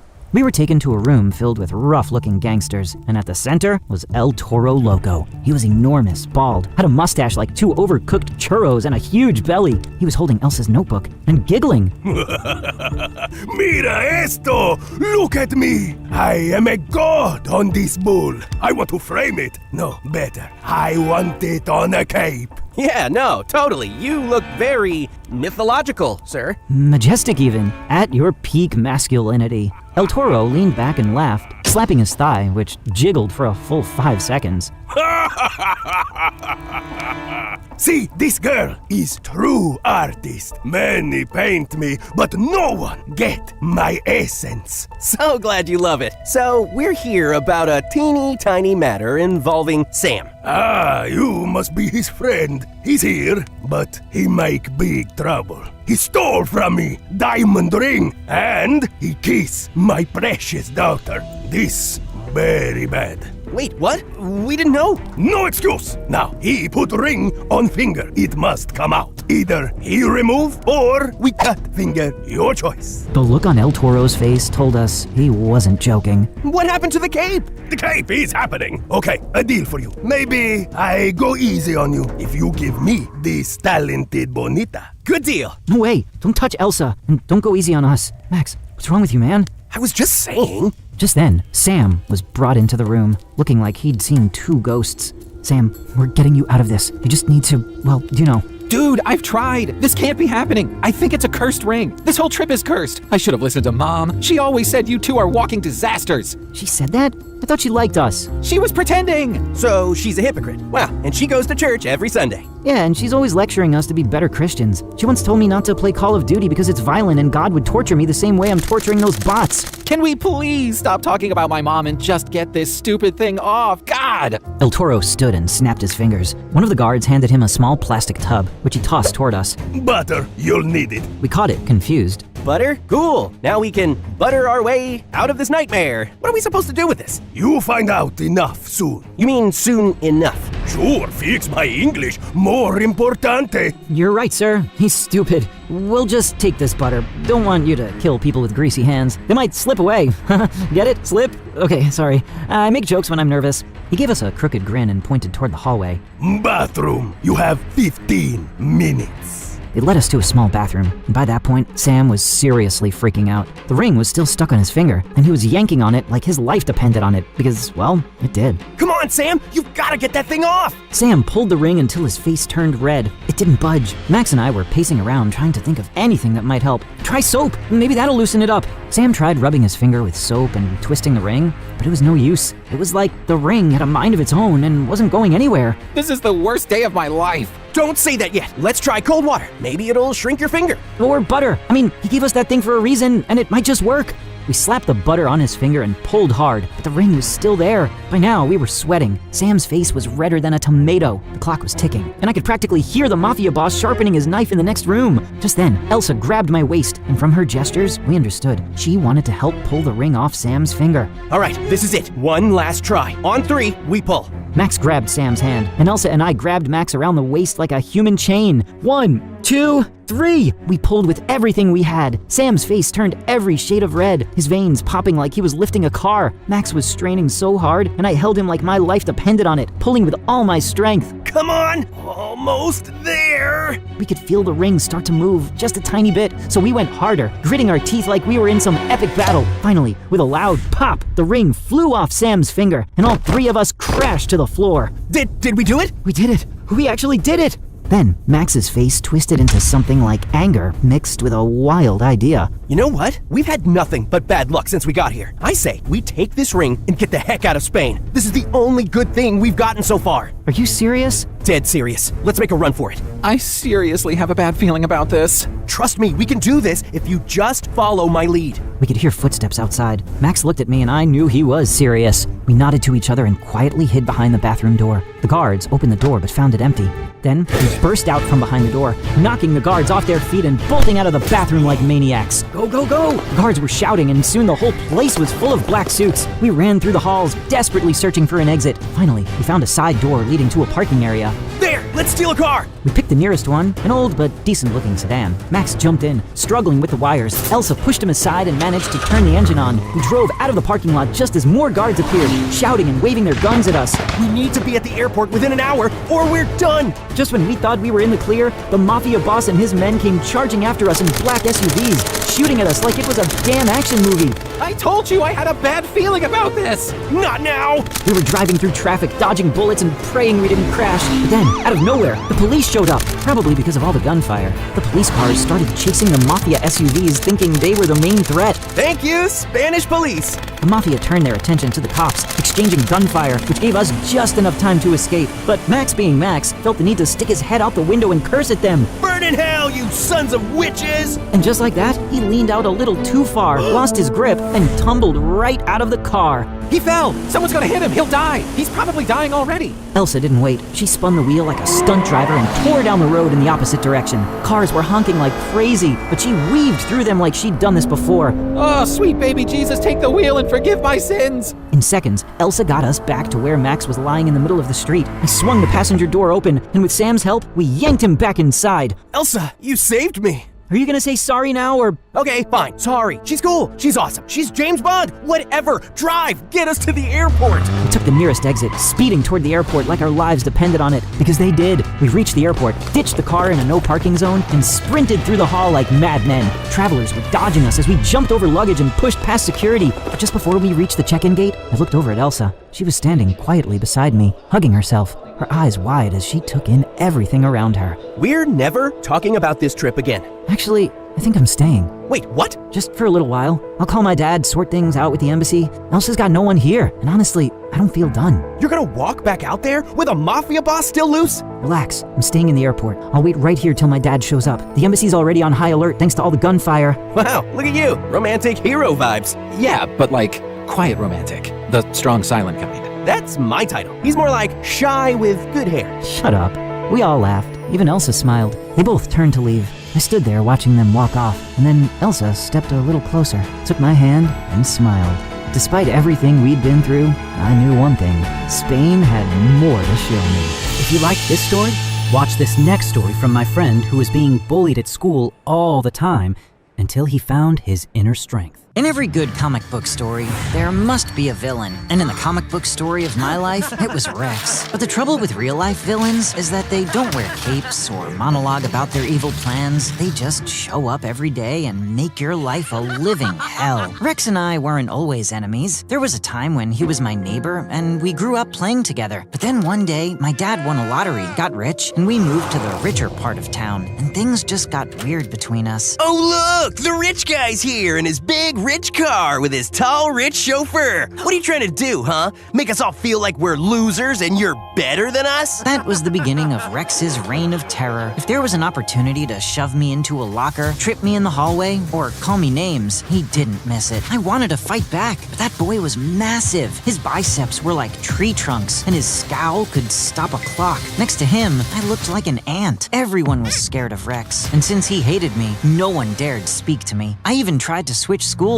but my dad told me to face my fears like a man. So yeah, I mostly spend my time alone, drawing and staying far away from Rex, but he always found me. Look, everybody! Liam drew his imaginary friends! No, that's Captain Teddy and his sidekick Ducky. Looks like your mom, honestly. His cape is blown over his shoulder as he holds off the meteorite. That's not a dress. Give me my book back. Or what? You're gonna hit me, pretty boy? You can try, but you'd fail, and I'll puncture your face so badly, your rich dad will lose all his money to give you plastic surgery that won't work because it'll only make you more ugly. That's enough, Rex. I turned around and saw Poppy walk towards us. She was the prettiest girl in my class and my all-time crush. I saw her for the first time in middle school and instantly fell in love, but I never really had the courage to tell her that. Stop bullying him. Pick on someone your own size. There you go. Are you okay? I nodded my head like an obedient dog, and Poppy just brushed my hair and walked away. Wait, why did that feel insulting? everything. She thought I was weaker than Rex, which I was, but I didn't want my crush to know that. I had to do something to redeem my image, so I decided to man up and ask Poppy out. I sat up all night and made a beautiful portrait for her, wrote a sweet message, and slipped the drawing in her locker while she was in her violin classes. After class, I rushed to see her reaction, but when I arrived, the portrait was stuck to Poppy's locker, and it had horns and fangs drawn all over it. Poppy, I've never been so insulted in my life before. What did I ever do to you? I didn't do this. It has your name, doofus, and no one in this school can draw as well as you. I should have just let Rex beat you to a pulp that day. And with that, Poppy just burst into tears and ran away. I was still confused when I saw Rex snickering in the corner. I walked up to him, my fists balled up. What's your problem, huh? Why do you hate me? I just don't like your face. It reminds me of my old cat who scratched my hand. I hated that little thing, so I left her in the park one day, but she crawled her way back, and my dad went mental looking after her. He ignored me. Can you imagine getting replaced by a cat? Anyway, I hated that cat. You look like her, so I hate you too. What are you gonna do about it? Rex would have hit me if the teacher didn't walk in. And 2 days later, I found out that he was dating Poppy. It made my blood boil. But did I do anything about it? Nope. I decided to ignore everything and carry on with my day. Life at school was miserable enough already, and I secretly poured my heart and soul into creating comics, and my most favorite one was Star Sketcher, about a boy who saves the world with his magic paintbrush from a menacing alien bully. I carried my work everywhere with me. So one day, when my art teacher saw it, he was so impressed, he pushed me to apply to this top art school in New York. You're one of the most talented students in our school. Show some confidence in your work. Yeah, I don't think I have any. Besides, who would even want to read stuff like this? Turns out a lot of people. Because the next day, my art teacher displayed one of my short comics in the school hallway, and everyone adored it. Hey, Liam, love your comics. Please, make a character for me too. And me, I don't even mind posing for you. Are you free this Friday? I was basking in all the attention. I barely noticed Rex climbing into the elevator with me. Before I could get out, he pushed the stop button, took me by the collar, and shoved me against the elevator door. What are you doing? Knocking sense into you. I saw your stupid comic, and this alien you wrote about sounds pretty familiar, right? Was it me? Don't be silly. He's Dex, not Rex. And you're not green, are you? And you certainly don't have horns. You do have unusually thick brows, though. Have you considered going to a salon? You think you're funny? You're nothing but a pathetic loser hiding behind your stupid comics. My comics are not stupid. People love them. I'm popular now, probably more than you. Is that what's bothering you? That people think I'm cool and not the nerd you want me to be? Are you jealous? Your mom's jealous, buttface. And with that, he picked up my bag, took out my comic, and shredded it to pieces. How dare you? This is just the start of what will happen if you don't stop writing your dumb comics. Next time, it'll be your head. And Rex simply pushed me away and left. I was so angry, I couldn't stop shaking. And that night, I decided it was time to get even with Rex. He'd taken away Poppy and my comic from me. I was gonna take away everything that mattered to him, his girlfriend and football. With the school championship a week away, I wanted to wreck his game, and I knew just what to do. This cheerleader Ruby had a crush on me, but I'd held back because of Poppy. Now, nothing was stopping me, so I asked her out and she said yes. We hung out all weekend, and she bored me out of my mind. You look distracted. I'm not. Look, Ruby, I really like you, but if Rex finds out I like you, he'd make your life tough. Oh, baby boo. You don't have to worry about me. As for Rex, he's a jerk face. You know, last night in the gym, he almost threw a dumbbell at his teammate because his squats weren't squatting. What does that even mean? It means nonsense. Gosh, I wish there was a way we could get even with him.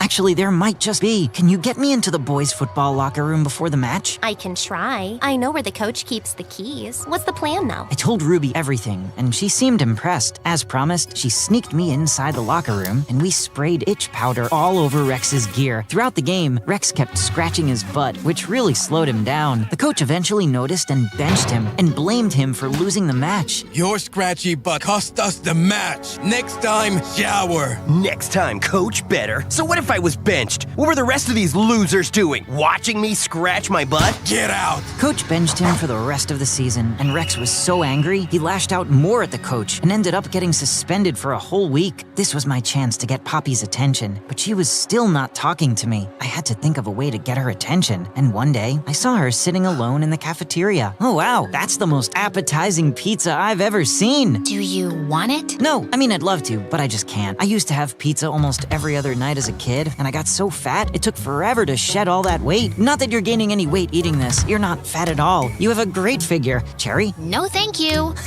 Funny story, I can tie one of these into a knot using just my tongue. Watch me. I popped the cherry in my mouth and started twirling it around. But instead of a cool trick, I accidentally swallowed the whole thing and choked on it. I thought I was gonna die when one of the students came over and gave me the Heimlich maneuver. I coughed up the cherry and it went flying straight into Poppy's eye. I'm so sorry. Stay away from me! Okay, so that went to trash, but I didn't give up and decided to give my luck another shot. But this time, I knew I had to do something bigger, so I turned to Dad for help. I told him everything that happened and he stared at me. Wow, my son's stupid. Dad, I don't need your judgment. I've got enough of that already. Okay, fine. Let me tell you a story. Your mom was pretty popular in school, and I was just a geeky kid with a crush on her. I could never tell her. Heck, I couldn't even talk to her. Then one day, I saw some guys bothering her on her way home. I stepped in, saved her, and she called me brave and agreed to go out with me. She said I was her hero. I never said that. You don't remember, darling?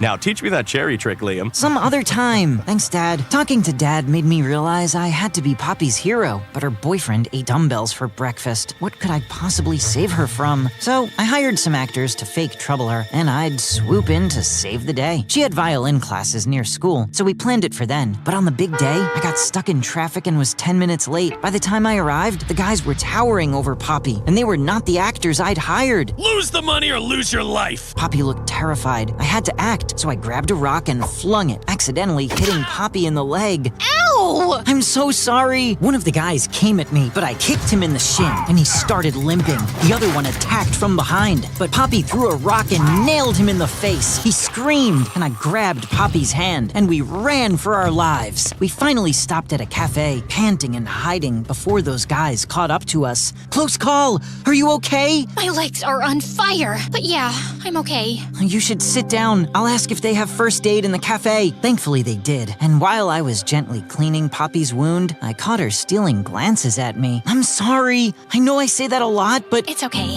After the way you jumped in to help me, even though you hate my boyfriend, I really can't hold a grudge. Thank you. Poppy and I got closer after that day. She'd wave at me in the hallway, smile at me in class, and sometimes I'd catch her staring at me in the cafeteria. Rex didn't notice. He was too busy trying to find a way back into the team, but Ruby did, and she was not happy. I hate the way she looks at you. It makes me so jealous. You know, I even messed up my routine today and chipped my nail. So? I mean, why don't you get new nails today? My treat. With Ruby at her nail appointment, I called Poppy and asked her if she was free to hang out. We decided to meet at this popular club, and I was pretty excited. That was until 10 minutes later, Rex walked in and pushed me away. You little weasel! You were the one who ruined my game! What are you talking about? What are you? Shut up! Your dumb girlfriend told me about how you put itchy powder in my shorts. You're lying! Why would Ruby do that? Because you lied to me. Suddenly, Ruby walked in and shoved her phone in my face. My friend saw you walk in with this dumb twig and clicked this picture. Excuse me? Mind your tongue. And you mind your hands. He's my boyfriend. Cool it, girls. This isn't about you. Hey, pretty boy. Itchy powder? Seriously? What are you, 12? Why don't you fight like a man instead of hiding behind pretty girls?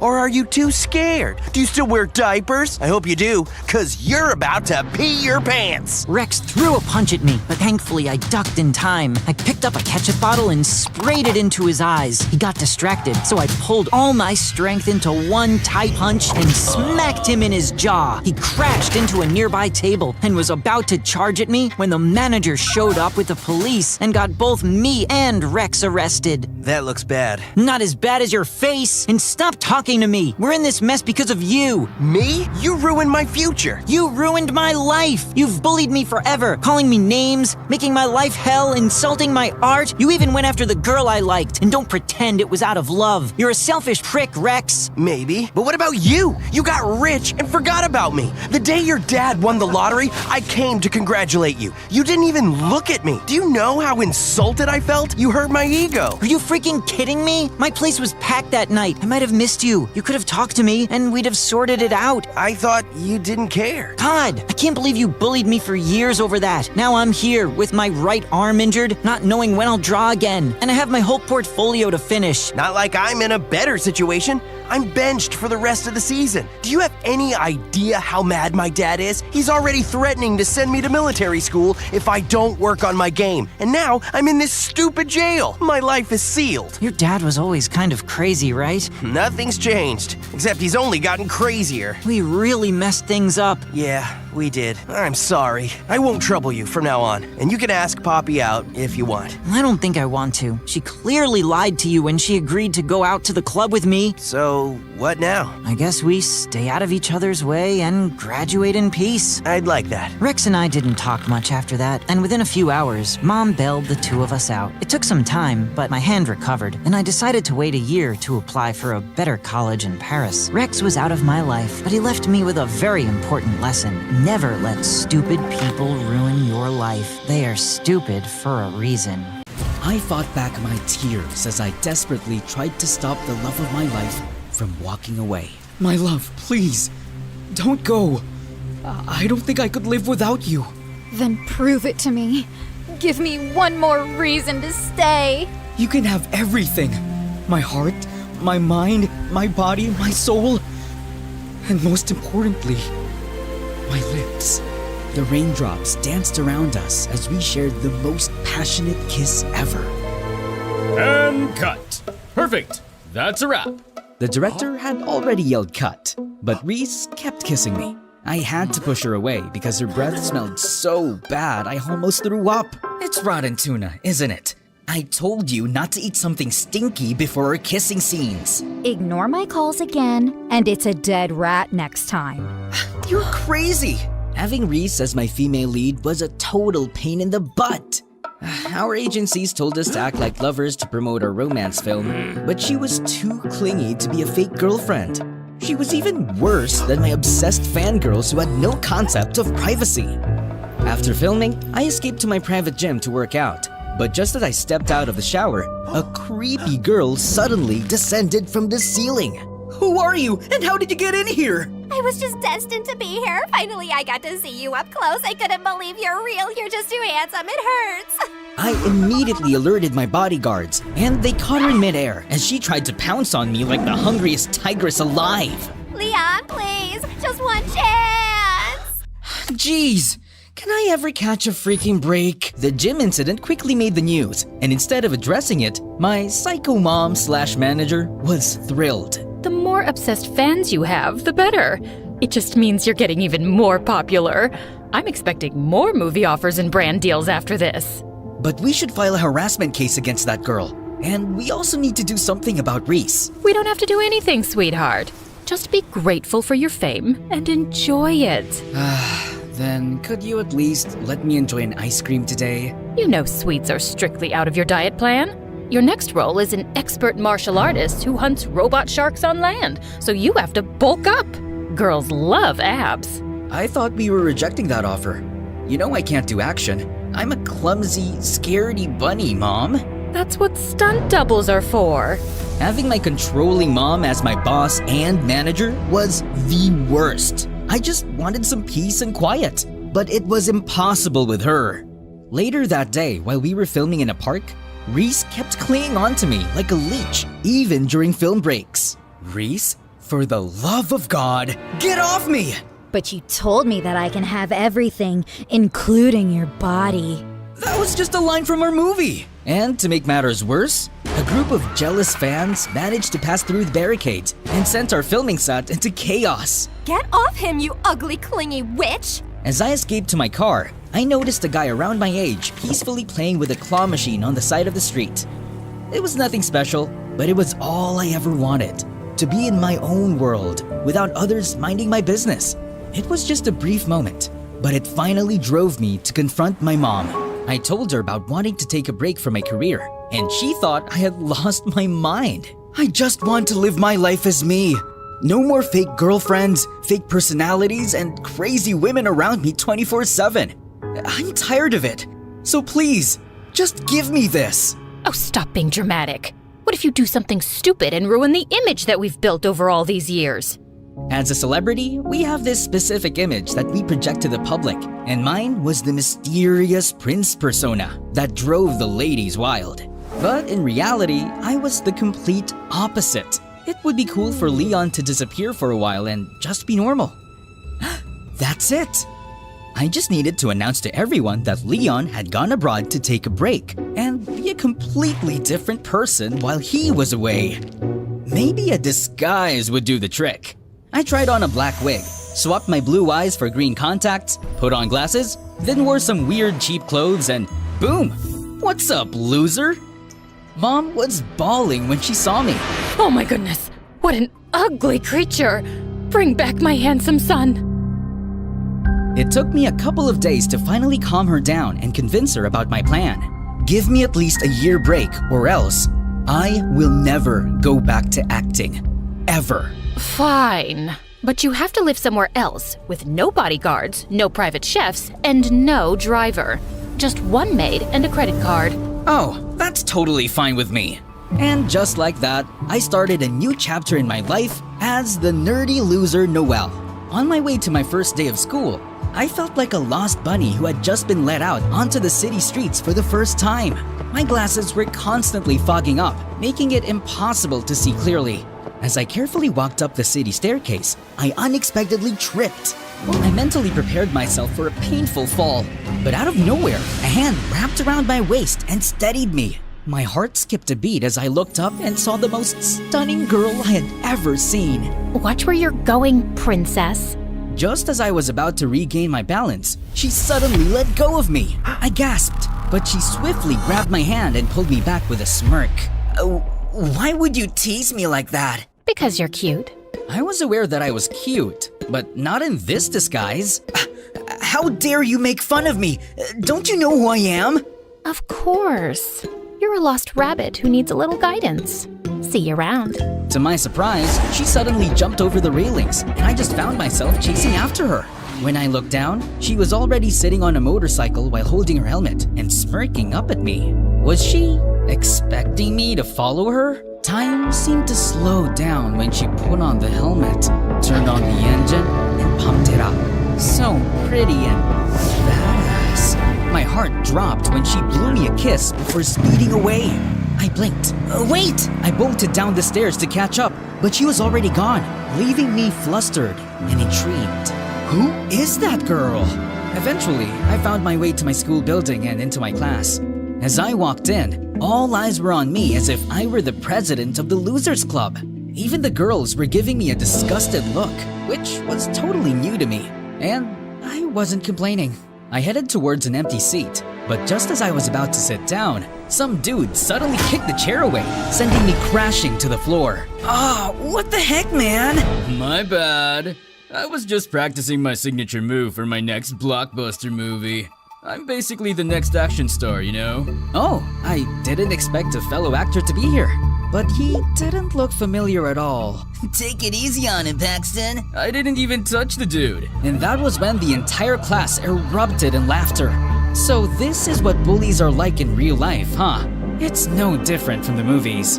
I stood up, quietly walked to the back of the classroom, and just stood there awkwardly. The door slid open, and the room fell silent as a confident figure walked in. It was that stunning motorcycle girl! So she actually goes to this school too? Paxton and the other guys were practically drooling, which was pretty understandable. She's drop-dead gorgeous without even trying. I was busy gawking at her when she unexpectedly turned to me. Oh, hello, princess. I didn't expect to see you here. Small world, huh? Why are you standing there? I don't have a seat. Come sit on my lap then. I almost choked on my own tonsils. Before I could process her unexpected offer, Paxton suddenly swooped in and offered me a new chair. Here's your seat, buddy. Alrighty then. Paxton's jealous face turned triumphant, while I was left disappointed. During our class, I kept finding myself staring at my pretty seatmate, secretly. Her side profile looked breathtaking. and the way she effortlessly bit on her pen and spun it around her fingers was so cool. I had worked with tons of beautiful teen actresses my whole life, but it was the first time that a girl got me genuinely intrigued. I wonder what her name was. Later that day in the canteen, I found out that I could eat whatever I wanted, and I was ecstatic. All my life, it had always been my mom, our private chefs, and my assistants who decided what I should eat. And it was such a bummer. Dude, are you gonna eat the whole canteen or what? He's gonna eat everything and nothing will be left to us. We're doomed! Oh, don't worry. I'm gonna pay for everything. I handed the lunch lady my credit card, and everyone was looking at me like I just farted. That's not how it works here, young man. Is this your first time going to an actual school? Just then, the pretty girl suddenly appeared. He took a lot of food because it's actually for 2 people, right? What is she talking about? Right? Yes. We're gonna share. Come on, I'm starving. Paxton and the others were looking at us with raised eyebrows as she dragged me to an empty table. To my surprise, she sat beside me and started eating with me on the same plate. Seriously? On the same plate? You're kind of freaking me out, to be honest. But in a good kind of way. So, you're repaying me with an insult after I saved your clueless butt? Sorry, it's just weird. Why a pretty girl like you would be super nice to a new kid like me on my first day. Hello? Do you realize that angels like me actually exist? But I'm not doing this for free, though. Of course, there had to be a catch. There was no way she was actually flirting with an ugly nerd. I later realized what her favor was. She asked me to cover for her as she snuck out in the middle of class. And it was nerve-wracking. Through the window, I saw her riding her motorcycle and leaving. What on earth was she up to? Soon, I learned that her name was Kiara, and it was her habit to sneak out of class in the afternoon. She was also very famous among the boys, especially with Paxton. But she just kept turning him down. One time, Paxton gave her a bouquet of roses and chocolates, but what she did next earned some gasps around. Perfect. The trash has been starving. Another time, he showed off his brand new car and offered her a ride home, but she headed straight to her motorcycle and started it right in front of his car. But it just made me even more curious about her, and Paxton even more determined.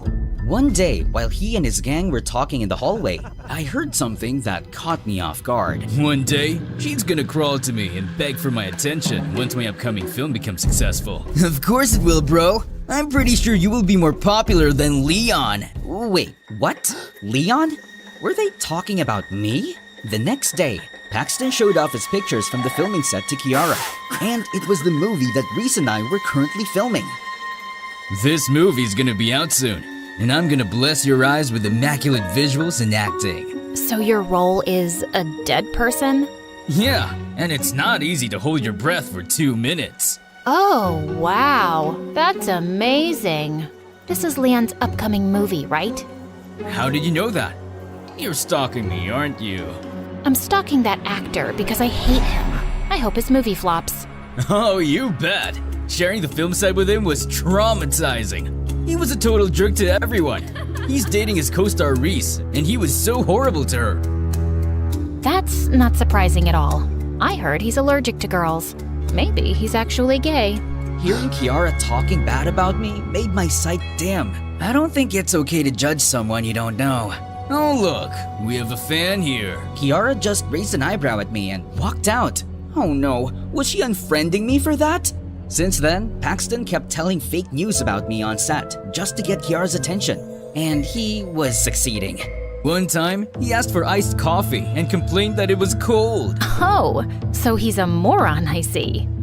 And I also remember when Reese almost threw up during their kissing scene because his breath smelled like rotten tuna. A disgusting, dumb jerk. What a lethal combination. Seeing Kiara believing all his lies made me furious, so I started ignoring and avoiding her since then. But one day, she cornered me. Hey, princess. Are you ignoring me on purpose? Stop calling me princess. I'm a freaking guy. You're cuter when you're jealous. What? I'm not jealous. Why would I? I just don't like people who talk bad about others without even knowing them. Is this about Leon? Jeez, you're really a fan, huh? Interesting. I told you I'm not. Realizing how close her face was to mine, my eyes automatically went down to her lips. I had kissed tons of women on screen before, and expertly on that. But why do I feel like farting at the thought of kissing Kiara? Just then, someone called her and she immediately left, leaving me flustered all over. As I walked out of the room, Paxton suddenly blocked my way. Kiara will never be yours, so stop dreaming, loser. Or else. Is that a threat? The jerk just answered me with a smirk and left. The next day, I found a letter in my locker, and it was from Kiara. Hey, princess. Come to the last room on the 3rd floor before our class. I have a surprise for you. XOXO. What was she planning this time? Driven by curiosity, I made my way to the room. But the moment I stepped inside, the door abruptly locked. Hey! What's happening? Open the door! In that instant, a hissing sound reached my ears, and when I turned around, I found myself face to face with a menacing snake! My face turned a shade paler than snow, and I let out a shrill scream. Just as it was about to strike, someone swiftly grabbed it by the neck, as if it were nothing, and flung it out of the window. She looked so cool. My heart skipped a beat, but I snapped back to reality when I realized what just happened. Did you plan all of this just to tease me again? Because it's not funny. What do you mean? Never mind. Frustrated, I dashed out of the room, only to see Paxton and his friends in the hallway, laughing. He was screaming like a freaking girl! Everyone was making fun of me all day, so I decided to skip my remaining classes and head straight home. To make myself feel better after a disastrous day, I decided to treat myself to a nearby restaurant. But as I reached into my pocket to pay the bill, panic washed over me. I left my wallet in my locker. I explained the situation to the manager, but they seemed skeptical of my story. So I ended up washing some stacks of dirty dishes. As a clueless billionaire who had never washed a dish before, the scene turned into a complete disaster. Just as the manager was about to flip over me, a familiar face appeared in the chaos. Kiara, what are you doing here? I'm about to rescue my princess for the nth time. As we watched, she revealed that she actually worked part-time in the restaurant. Her sick mom had a massive debt with the owner, and Kiara was working it off. So, this is where you go whenever you sneak out of class. Yep. Oh, by the way, we need to do something about Paxton. What he did to you earlier is totally not cool. What do you mean? I saw him putting that letter in your locker. I got curious, so I followed you after you read it. And thank God I did. Now that makes more sense. I need to teach that jerk a lesson that he'll never forget. Let me help you with that. Kiara and I planned my revenge together, and the opportunity came the very next day. Our drama club teacher chose Paxton as the main character, and I was casted as the waiter. In one scene, Paxton's character caught his girlfriend cheating in a restaurant and was supposed to cry. But he looked more like a constipated frog. Paxton, is that how an aspiring actor acts? You look so constipated. I need more emotions. Let's do it again. From the top. Babe, it's not what you think. I loved you and did everything for you, but this is how you repay me? It hurts. It really hurts. How could you do this to me, you ungrateful witch? Oh, for the love of God, you are such a hopeless case. Finally, our teacher had enough and decided to replace Paxton. That was Kiara's signal to start our plan. Excuse me, sir, but why don't we exchange the roles of the lead and the waiter? Just a suggestion. Oh, he's ugly, but okay, let's give it a try. All right, Noelle out, Leon in. Babe, it's not what you think. I loved you and did everything for you. But this is how you repay me? It hurts. It really hurts. How could you do this to me, you ungrateful witch? Out of anger, I grabbed the entire table and threw it in Paxton's direction, sending him crashing into the janitor's bucket. I then offered my hand to him with a smirk. Sorry, I just got carried away.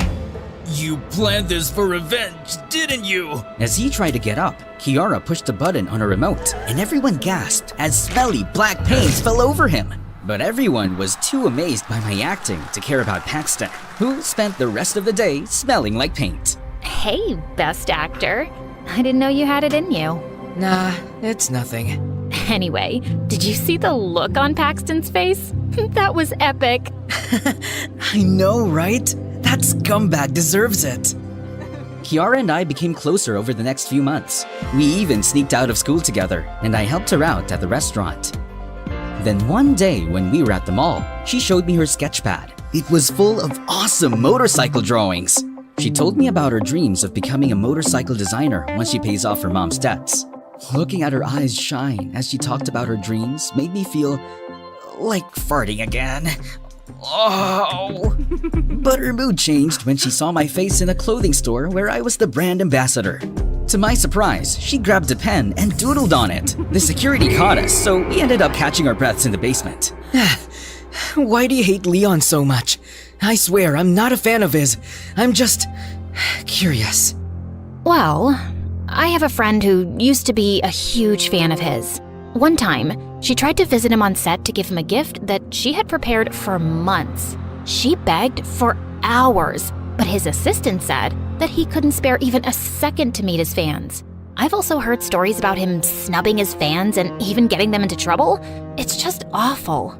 Wow, that's terrible. But maybe he also has his reasons. Fans can be overwhelming sometimes. Celebrities are humans too. Look, let's not talk about him. Just the thought of him ruins my mood. Okay. What she said bothered me all night. I felt like I needed to change her mind about Leon. But how? It was the weekend when Kiara invited me to play at the arcade. While we were struggling with a claw machine, she suddenly received an emergency call. My brother was rushed to the hospital. I need to go. I insisted on going with her. Thankfully, he just had a minor tummy infection, and he would be fine in a few hours. And seeing Kiara taking care of her little brother melted my heart. Is that your boyfriend? No. He's just a friend, and his name is Noel. Hey, Noel! Don't ever hurt my sister, or else I'm gonna beat your butt! Loud and clear, sir. I bought him an ice cream and a burger, and he instantly declared me as his favorite human. That night, while he was sleeping, Kiara asked me to follow her. She led me to the parking lot and went straight to her motorcycle. Where are you going? She pushed an extra helmet on my hands and kicked the engine on.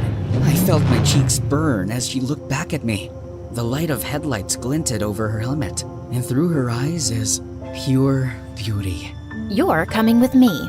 I'll show you something special. Hop in. I snapped out of my daze and quickly put the helmet on. My heart pounded as I mounted the back of her motorcycle and awkwardly placed my hands on her shoulders. I didn't see her rolling her eyes amusingly and deliberately jerked the motorcycle forward, which made me panic and hug her waist. Kiara laughed. Could you stop teasing me? I can't help it. You're so cute. Well, hold on tight, princess. Let's go. Yeah! Then off we go. Kiara drove fast, but it felt like the world stopped moving. The wind touching my face made me feel free, and I never felt free for a very long time. The warmth of Kiara's back seemed to pass right into my heart, and I couldn't deny the fact that I was truly falling in love with this lady knight in her shining helmet. After several minutes, we stopped in front of a lake. This is my special place. I don't know if it's just me, but whenever I'm here, it feels like paradise. It truly felt like a peaceful paradise. Thanks, Kiara. I really mean it. For what? For always coming to my rescue and for being a good friend. Thanks to you, I'm just really happy these days. It's my first time living without my mom, and I was worried at first. What's your mom like? She used to be really nice, but ever since Dad left us, she transformed into this evil witch who controlled me like a puppet. And it was suffocating. That sucks. So, you ran away from home? Kinda. I'm glad that you did. You deserve to breathe, you know? And I'm always here for you. I looked away as I noticed her staring at me. Am I making you nervous? Yes. No, I mean, a little bit. Look at me, Noel. Wow, look at those frogs. They're jumping around. Just then, she reached for my face and turned it to meet hers. You're driving me crazy. Do you know that? Do you really mean that? Mm-hmm. Everyone is crazy about you. But why me? To be honest, I don't know. You're just something else. Something special. I closed my eyes as she leaned in, and when our lips finally touched, it felt so magical that I felt butterflies, and I had this unbearable urge to fart. I couldn't risk becoming a walking embarrassment in front of her, I had to save my dignity. I need to go. What? Why? I'm sorry. I was super ashamed about it. And the fact that I wasn't being truthful about who I really was made me feel bad. A few days later, I finally decided to come clean and confess. As I was looking for Kiara, I saw some guys drooling over a girl in the hallway, and blood drained from my face when I realized who it was. Reese! Holy crap! What was she doing here? Have you seen my Leon around? I swear my heart tells me he's just here, hiding. Panicking, I immediately ran to the back of the school and called Mom, and she begged me to come back because Reese had been out of control lately. Just give me more time, Mom. Please. Just do something about Reese. I'm not ready to come back as Leon. After talking to Mom, I made sure Reese was gone before I came out of hiding. But Kiara saw me. What were you doing here? I was just... Look, if you don't like me, then just be clear with it and reject me instead of making me look like a fool. How could I reject a goddess like you? Look, there's something that you need to know, and I need to... Just then, my phone rang, and I excused myself to answer it. It was Mom, and she informed me that we needed an emergency meeting about Reese ASAP because she was throwing a tantrum right now, and she might tell the press that I was in hiding. What is it you were gonna tell me? I'll tell you next time. I need to go. After an emergency meeting, we tried looking for Reese, but she was nowhere to be found.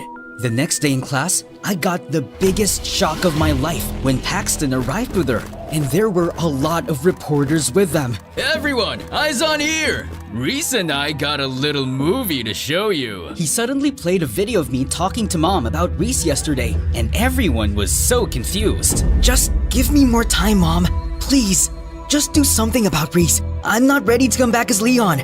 I was about to escape when suddenly Paxton grabbed me by my hair. Let's welcome the best actor in our class. No other than the superstar Leon, who got bored with his life, so he ghosted his girlfriend and decided to deceive us all. Paxton then snatched my glasses and took off my wig. Oh, Leon, my Pookie Pie, it is indeed you.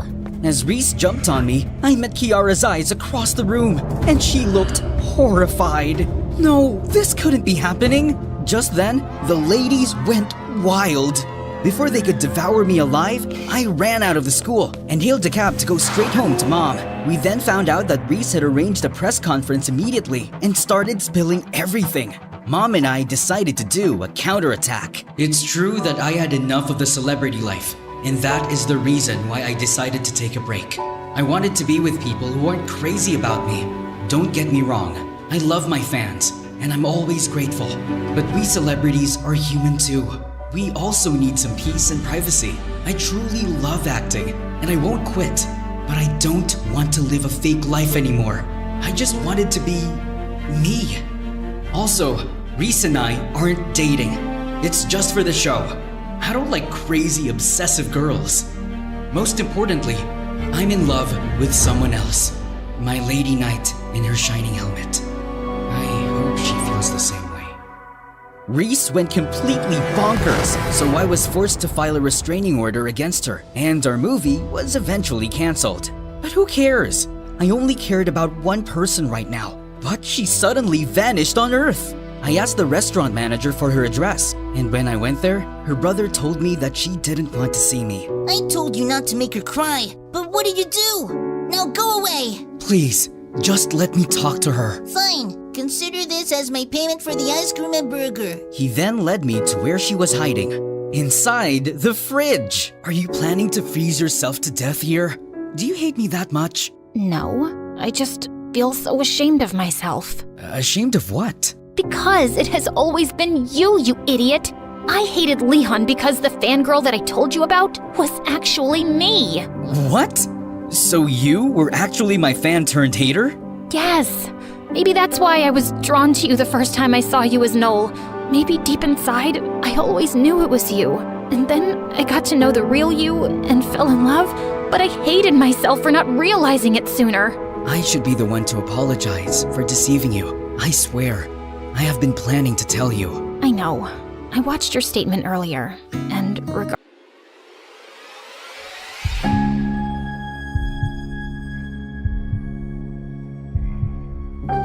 But when we finally pulled away, I screamed when she suddenly turned into a guy. A familiar guy. Babe, wake up. It's time for your shoot. Huh? Marcus? Are you okay? And then it clicked. Everything was just a dream. I dreamed about a handsome man. Oh, so you're cheating on me in your dreams. No, he was the male version of me, and he was actually— Too late. I'm already mad. And only a kiss could make me feel better. Okay. Now let me tell you about my dream. It was crazy. Fine. My grandfather started a superglue company centuries ago, like 1970 or something, and he made a fortune, because everyone uses superglue, right? You need it for school projects, broken shoe heels, fake eyelashes. I was raised by my single, adoring dad who inherited the family business, and growing up, my life was a fairy tale. I wore clothes from global designers, had food flown in from Europe, and an army of servants waiting on me hand and foot, and I went to the best private school, where I met my BFF forever, Nicolette. She joined my school in the 4th grade, and we were sitting together in art class when our teacher, Mrs. Humphrey, started laughing at my work.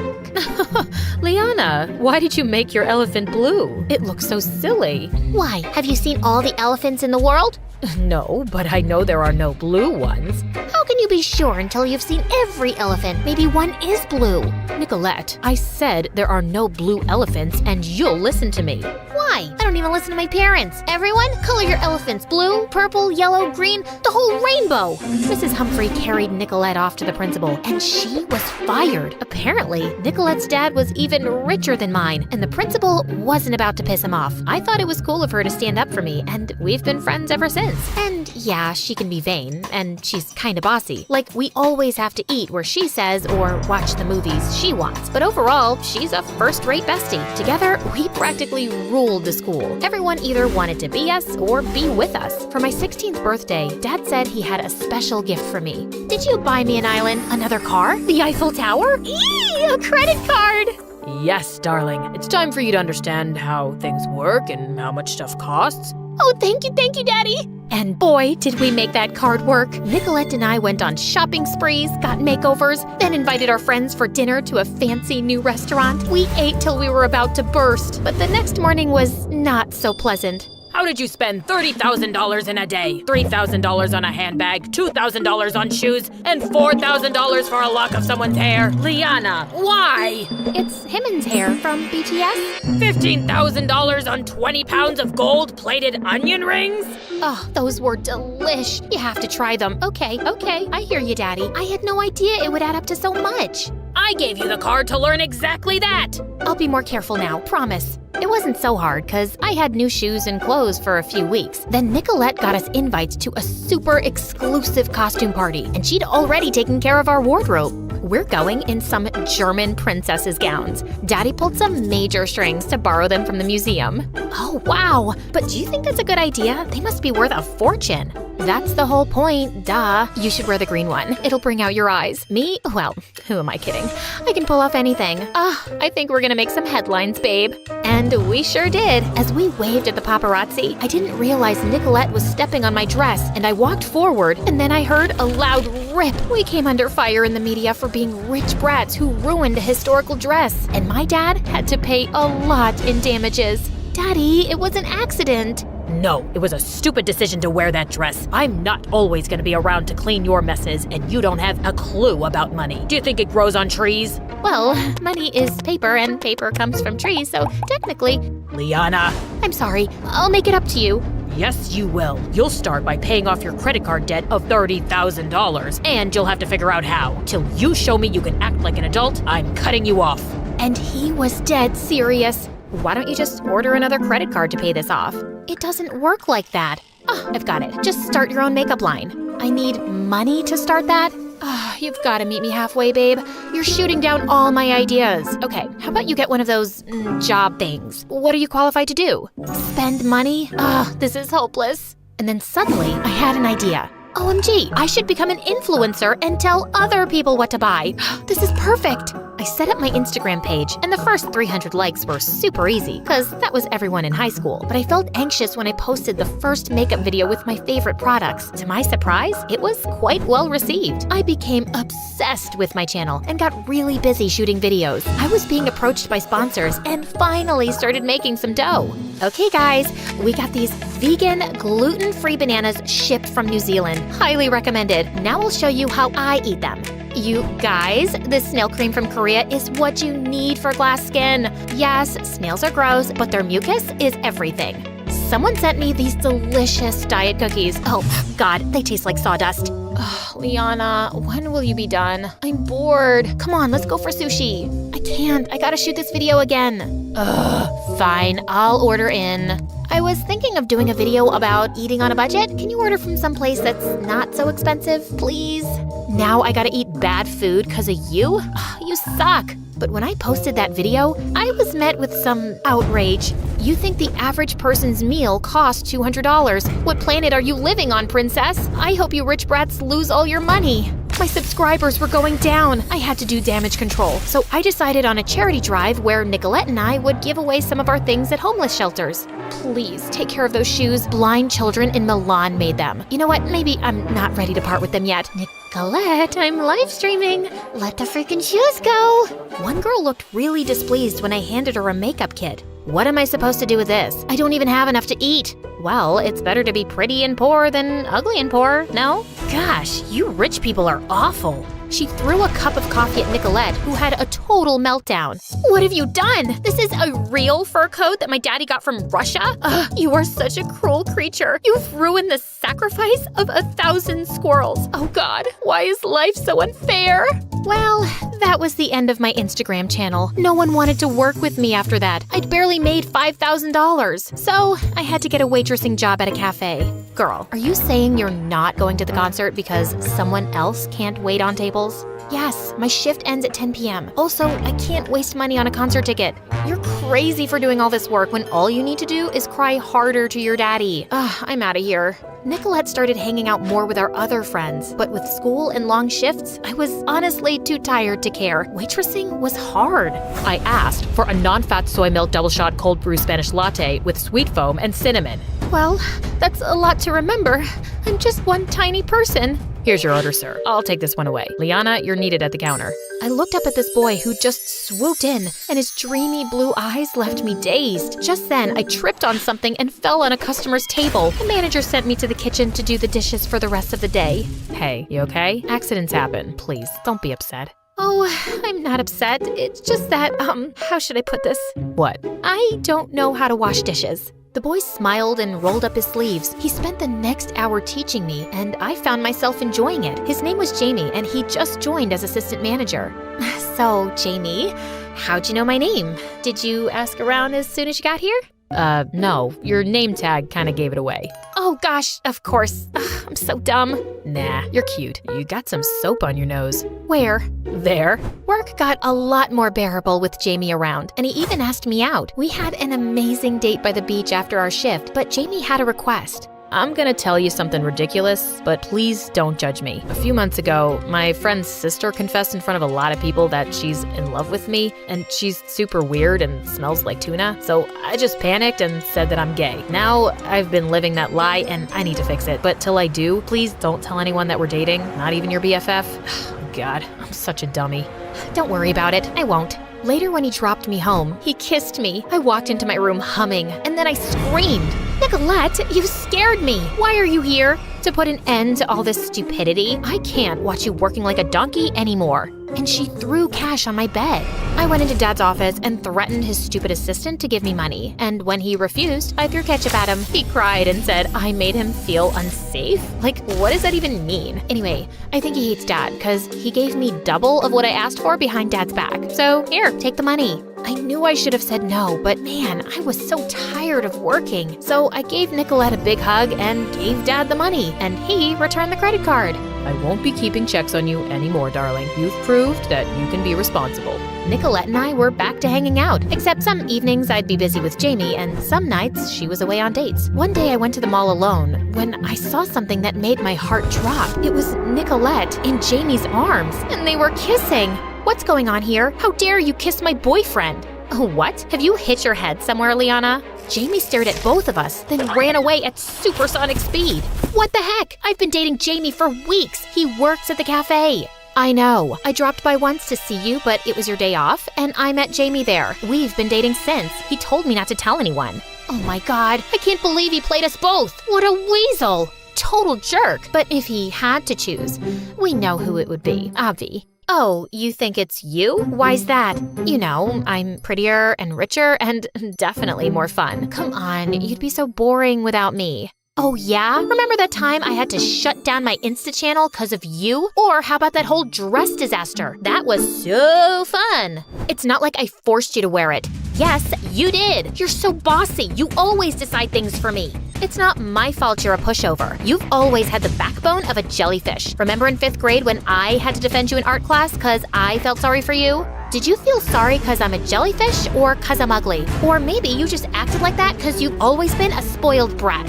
You're one to talk, Miss Gold Onion Rings. You ordered those. At least I was there on your birthday, unlike you. Oh my god, I missed one birthday in 8th grade because I was getting my appendix removed. So you say. Except I'm pretty sure you flew to Paris that weekend to buy the bag I wanted. I felt so annoyed that I tugged at her hair. She pulled hard at mine, and we broke out into a huge fight in the middle of the mall. We finally stopped to catch our breath. You know what? We can't be friends anymore. Why would I want to be friends with you? You've already told me that you think you're better than me, and anyone would choose you over me. Well, we'll see about that. After that, Nicolette and I went to war. We openly declared the end of our friendship in school, and our friends had to choose sides. We always decided the cafeteria menu together, but now we couldn't agree on anything. Liana, we are not eating salads 3 times a week. Fried chicken for the win, am I right, guys? Has no one told you that your butt looks bigger lately? I can tell just by looking at you that you've gained 5 pounds. Oh, you take that back, witch. And another fight broke out. We were co-managers of the dance club, and an important performance was coming up soon, but we just fought non-stop over the routine. We took a vote, and most members wanted to go with my ideas, so Nicolette gave in. But during the performance, half the team started doing a totally different dance. There was complete chaos on stage, with dancers bumping into each other in confusion, and Nicolette was cackling like crazy. Needless to say, we were both suspended from management, but things really got to a head when I announced a party at my place, and Nicolette announced one 2 hours later for the same time. There's gonna be a giant bouncy castle at my party. How lame. There will be exotic dancers at mine. I'll be serving the best food in town, and a mystery pop star will be performing. I knew Dad would be away that weekend, and I'd been really good with money lately, so I decided to go all out. The whole school ended up at my place, and I knew Nicolette's heart would burn. But then some kids started fighting, and it turned into a riot. They completely trashed my place, and our security team had to throw everyone out. I felt squeamish with guilt and anxiety. Dad was gonna kill me this time. But the next morning, I got a phone call from the hospital. Dad had been in a car accident on his way back home. My whole world had turned upside down. Dad was in a coma, and the doctors had no idea when he'd wake up, or if. His manager walked me through the hospital bills and explained Dad's finances, but I just felt so overwhelmed. Hey, Liana, I came as soon as I heard. I'm so sorry. Thanks. I'm glad you're here. I'm sorry too, for everything. Me too. I can't believe that stupid Jamie set us off like that. FYI, I got Daddy to get him fired. He deserves that, but I don't think our fight was really about him. Clearly, we've had issues with each other that we just never talked about. Let's just call it a truce now, okay? Of course, and I'm here for you, babe. She did try, but Nicolette was Nicolette, and my responsibilities bored her soon enough. I had an entire household to manage, and I even had to learn more about the family business to make decisions on Dad's behalf. I had some serious growing up to do, and one day when I went to visit Dad, I screamed when I saw him sitting up and smiling. Oh my God, Daddy, please don't scare me like that again. I'm sorry you went through all this alone. My manager tells me you've been handling everything really well, and I am so proud of you, darling. Dad recovered fully soon, and things went back to normal. Well, almost. Hey, babe, let's go to Hawaii to party. Actually, I just want to focus on school and college applications. I hear you, girl. I'm so serious about college, too. I need to get in to access my trust fund. But come on, a week away can't hurt. I'm gonna pass, Nicolette. See you around. A year later, I'm doing really well in business school. Nicolette and I keep in touch, but sometimes you realize you've outgrown certain friendships, and it's totally okay to go down your own path. You know how people say that when you meet the love of your life, time stands still and your heart skips a beat? Well, my dad had his own version of it. Love feels like a bunch of fireworks exploding inside your heart. That sounds dangerous. Oh, honey, it's the most beautiful feeling in the world. Dad always tells me about when he met Mom. He was playing on the subway, and when she stepped in, he felt fireworks go off inside of him, and that was it. My life changed forever. Our life changed forever. My mom was a big shot lawyer, and my dad worked as a music teacher at my own school. I inherited my dad's love for music, but wasn't into singing, so I used Mom's lawyer skills on them and convinced them to buy me a drum kit. My life was simply wonderful, but everything changed when I was 12. Mom got stuck on one big case and was working crazy hours, so there was no time for anything else, not even for me. For months, I kept bugging her to notice me, but the answer was always the same. Not now. I can't, Alice. Of course, this also led to fights between my parents. They used to argue in the kitchen at night when they thought I was asleep. Finally, one night, she just left. There were no explanations, no clues, no goodbye letter, nothing. It was a rough time, but my dad and I always stayed together. As time went by, we both started feeling a little bit better. Despite everything, I never stopped believing in true love, and I eagerly awaited the sensation my father had described so many times. When I turned 16, I witnessed the fireworks of love up close. I was at home cooking an egg when these bratty kids kept ringing our doorbell and running away. My blood was boiling, so I decided to teach them a lesson at the next bell. I flung open the door and spattered the egg right onto them. To my surprise, it was Luke, one of my dad's guitar students. He was one of the most popular, truly dreamy, funny, and kind guy in our school. Oh no. This egg! Lucky you! You just won a tuition discount from Dad! I quickly made this up, but he kept staring at me in complete awe. Then it happened. It struck him like lightning, just like my dad described. The whole fireworks and electricity package. Hi, Alice. I love you. But here's the twist. I didn't feel the same way. However, from that moment on, Luke embarked on a mission to win my heart, while I tried to refuse his advances without hurting him. Flowers for you, beaut. Bees! It has bees! I baked brownies for you. Thanks, but I prefer vegetables. He invited me to the amusement park, but I pretended to be dizzy when he was gonna kiss me on the Ferris wheel. And then he also asked my father for my hand. So, what do you think? Tell him that he has to provide 4 sheep, 5 cows, and 1 unicorn in exchange. Yet Luke never gave up, and finally, he went all in. He performed for me on my balcony, singing the very same song my dad used to woo my mom back in the day. And I swear I could see Dad helping him the whole time. Then he asked the big question. Do you want to be my girlfriend? Luke, I like you, but I'll take that.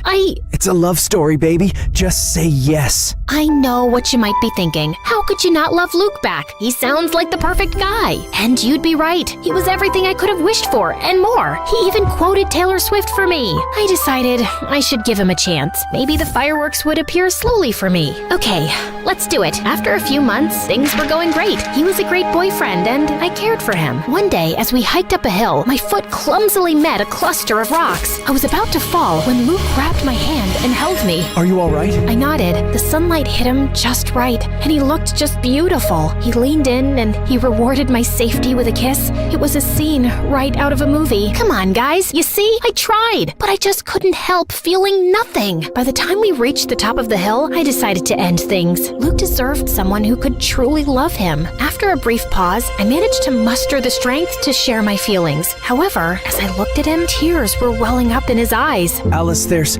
something I have to tell you. Yes, Luke? I'm thrilled that we're together. I've been looking for the perfect partner for what feels like forever. Tears began to fall down his cheeks, and I hugged Luke tightly. How could I break his heart after that? I just couldn't. I needed a new plan, a way to end things without hurting him. Just then, I got an idea. I needed to find my boyfriend a new girlfriend. Yet, it was easier said than done. Finding the perfect girl for Luke was certainly a tough mission. I introduced him to Sarah in a bowling alley, but it turned out she was only interested in using Luke to make her ex-boyfriend jealous. On trivia night, Claire and Luke had a heated argument about out the best pizza toppings. They didn't get along after that. Lastly, how can I forget about Julie? When I introduced her to Luke at a party, it was pretty clear that she was more interested in me than in him, much to Luke's amusement. Of course, he knew nothing of my plan. I introduced so many girls to him, pretending they were my friends, but none of them sparked even the slightest explosion. Luke only seemed to have eyes for me. Darn him! After a few weeks of failures, I was about to give up hope. But then, right in my dad's class, the solution seemed to fall from the sky, almost literally. Boys and girls, we have a new exchange student from South Korea. This is Moon. That new girl seemed quiet, but she was a total stunner. We have a little welcome tradition here. You've got to sing us your favorite song while standing upside down. What? You could actually see Moon's soul leaving her body. Kidding.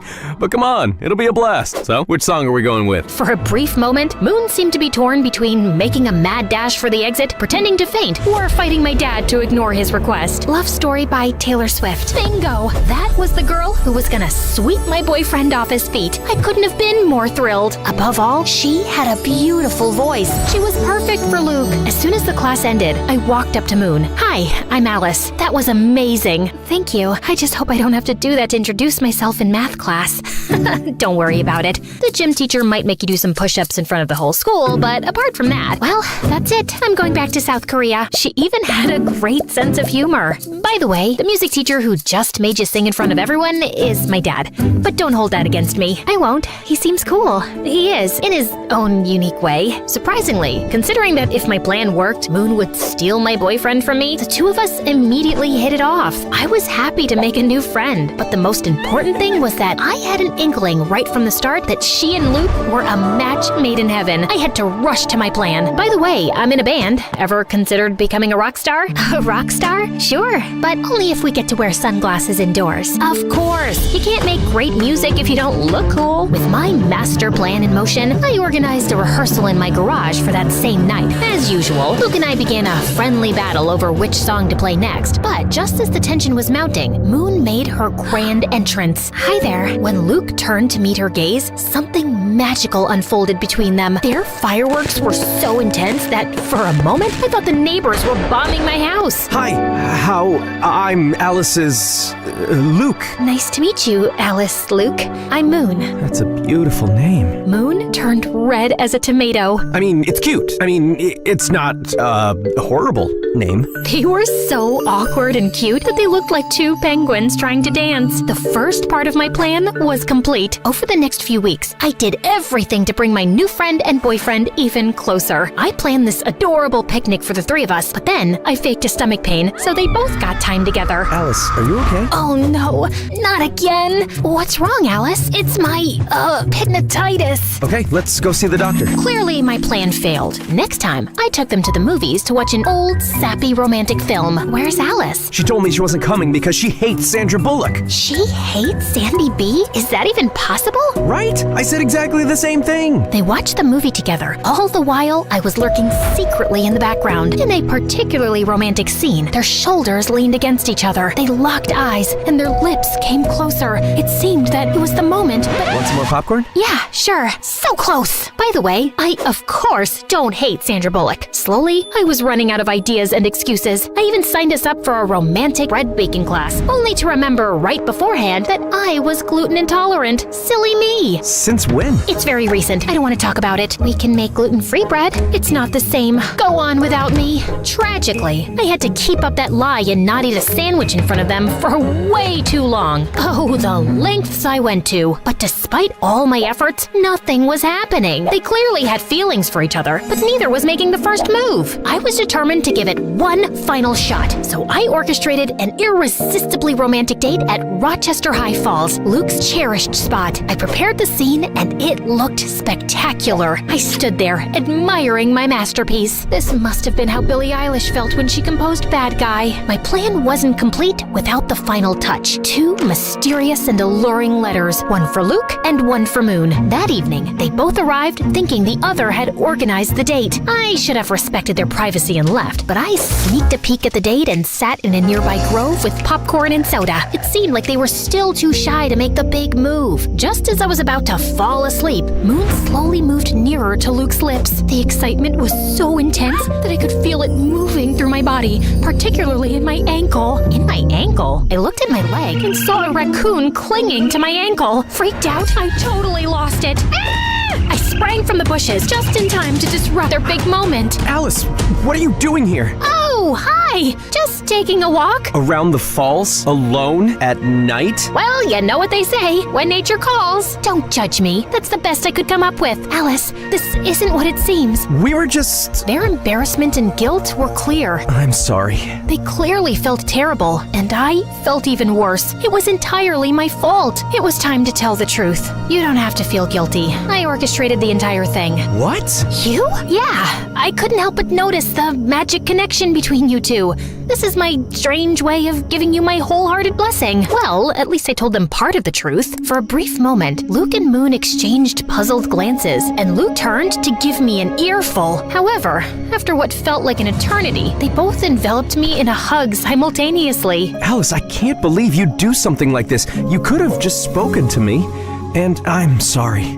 I tried to fight these feelings. No need to apologize. The heart wants what the heart wants. Are you sure you're okay with this? Absolutely. You two are meant for each other. I'll step aside and let you enjoy the rest of your date. I walked away swiftly, but before I got too far, I turned back to see them finally sharing their first kiss. Well, you could have at least waited for me to leave. Just kidding. Carry on. This may appear like the happily ever after ending, doesn't it? But believe me, there are still some more fireworks to discover. My grand plan had succeeded. Moon was perfect for Luke, and they were really happy. However, sometime later, I started to feel increasingly sad. While I was genuinely thrilled for them, a feeling of loneliness began to take over me. Eventually, I decided to share with my dad my deepest fear. Dad, what if I never experienced those fireworks? Alice, just like music, love has its own tempo. It won't come if you're expecting it. But trust me, sooner or later, your moment will come. But what if I end up with a broken heart, like you when Mom left us? That can happen. Love is not perfect,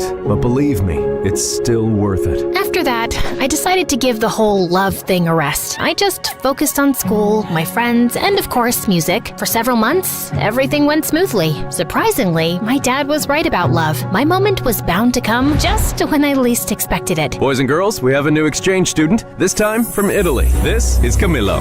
And that was it. Boom, boom, boom! Just like my dad had predicted, my moment to feel the fireworks had arrived, and it came on strong when Camilo strolled into the classroom. I couldn't take my eyes off of him.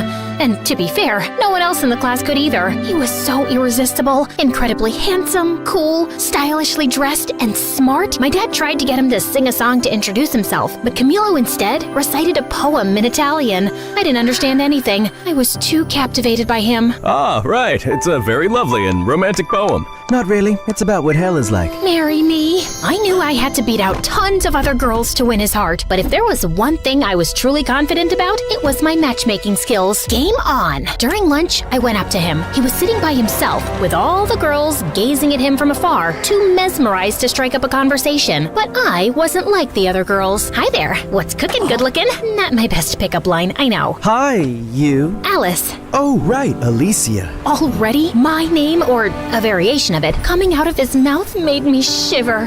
What are you reading? Robert Frost. Oh, he's the one who invented frosting?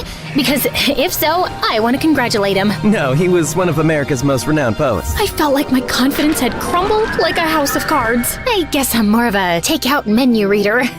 Camilo shot me this weird smile and went back to his book. I left feeling defeated and humiliated, all while the surrounding girls erupted into laughter. Still, I wasn't gonna give up so easily. You guys know I can be very stubborn. Over the next few days, I did everything I could to get Camilo's attention and interest. So, you're a photographer? Yeah. Me too. I love selfies. And when I thought I couldn't get any lower, Camilo, I wrote you a poem. Okay. Twinkle, twinkle in your eyes, like the stars in moonlit skies. In your arms, I feel so right, like a star that's shining bright. He rested his hand on my shoulder with second-hand embarrassment. That was very sweet. What was I thinking? Are we going or not? The most stunning gothic girl was walking towards Camilo. Sure thing, Bella. They just walked away while my hope lay shattered on the floor. After the humiliation of a lifetime, I crawled home and locked myself in my own room for days. Is this karma for not loving Luke back? Unwelcome love is horrible. Why didn't anyone tell me? I decided to never leave my room again. But Luke and Moon swooped in to save the day. Alice, what are you doing? We were worried about you. You haven't been to school for days. And I'm not going back. I'm officially a hermit now. Come on, Alice. You can't give up so easily. What else can I do? He's too cool and smart for me. And he clearly has a thing for goth girls. Well, maybe that can be arranged. Moon showed me the flyer for a costume party happening the next day at school. Maybe this wasn't quite over yet. The following day, I visited Moon's house for the first time for a unique makeover session. She was determined to transform me, and after an intense half hour of makeup and dressing, I emerged as a whole new person. Camillo will be head over heels for you. After a while, I headed downstairs to her kitchen to grab a glass of water. Moon's house was massive and a bit eerie, with dim lighting and an unsettling silence. As I turned the corner, I bumped into a tall, mysterious guy. I let out a scream of surprise. Who are you? I'm Alice, Moon's friend. I glared at him. He was wearing a suit, like a gangster from a lousy movie. I'm Quan, Moon's big brother. Oh, right. Why are you dressed like that? We're going to a costume party. A costume party? So childish. You're like just a year older than us. Besides, you look like you're dressed up too. Whatever, just watch where you're going, kid. Kid?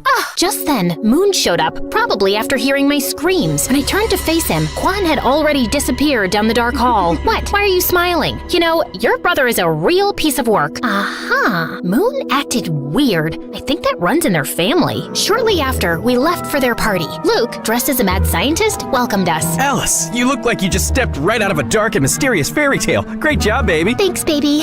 Alice, Camillo's there. Go do your thing, girl. Thank you, guys. I took a deep breath and walked towards Camillo, who was dancing with his friend. Of course, he was too cool to wear a costume. With a boost of confidence from my outfit, I saluted them. Hello, my fellow creatures of the night. Alice, what are you wearing? Tonight, I embrace the shadows. I'm a goth. Being a goth is not a costume, you phony. It's a lifestyle. I'm sorry, I didn't mean, of course you didn't. You are just a little suburban princess who gets whatever she wants, playing dress up, and the way Camillo looked at me, that hurt more than any malicious comment. Once again, I was humiliated. For the rest of the party, I hid in the halls of the school. How could I be so stupid? Should I respond? I looked up and saw Quan. What are you even doing here? I thought you were too fierce for a costume party. I am. I'm just here to pick up Moon. I just got her text. She already left with Luke. Oh, okay. Quan leaned his back against the lockers. Rough night? That's an understatement. So, do you want me to take you home, or would you rather stay here crying? What? These are not tears. Don't try to tell me you got something in your eye. Come on, let's go. I was shocked. He was rude, definitely, but not that bad. Quan held out his hand for me to stand up. As I was getting up, our eyes met. Time stood still. Electricity. And yeah, it happened again. Boom, boom, boom. What? Did you hit your head or something? No, it's just that, I don't know. Forget about it. I'm fine. If you say so. As Quan drove me home, I kept looking at him out of the corner of my eye the whole trip. I was spellbound. I tried to strike up a conversation with Quan, but he didn't pay much attention to me. So, tell me about yourself. Pass. Come on, what do you like? Silence. Clearly, Quan was not very interested in getting to know me. Soon after, he dropped me home. I couldn't believe it. After years of dreaming about those fireworks feelings, I finally got them. Twice in 1 week. Plot twist, both guys are just not that into me. This was obviously karma. It was Cupid's way of getting back at me. Destiny laughing in my face. Or maybe it was just my teenage hormones. I hate my life. But what I didn't know was that Moon hadn't left the party when Quan arrived. In fact, she was in the bathroom and saw and heard my entire conversation with her brother. Although Quan didn't notice my fireworks explosion, Moon did, and decided it was her turn to play Cupid. Moon started finding excuses and forcing situations for Quan and me to spend time together. She would invite me to her house, but when I arrived, she wasn't there. Is Moon home? For the 4th time this week, she's not. Despite how Quan acted like he didn't care, Moon was determined to make it happen. She even locked us in an escape room. I guess we're gonna have to solve this to get out. This could take a while.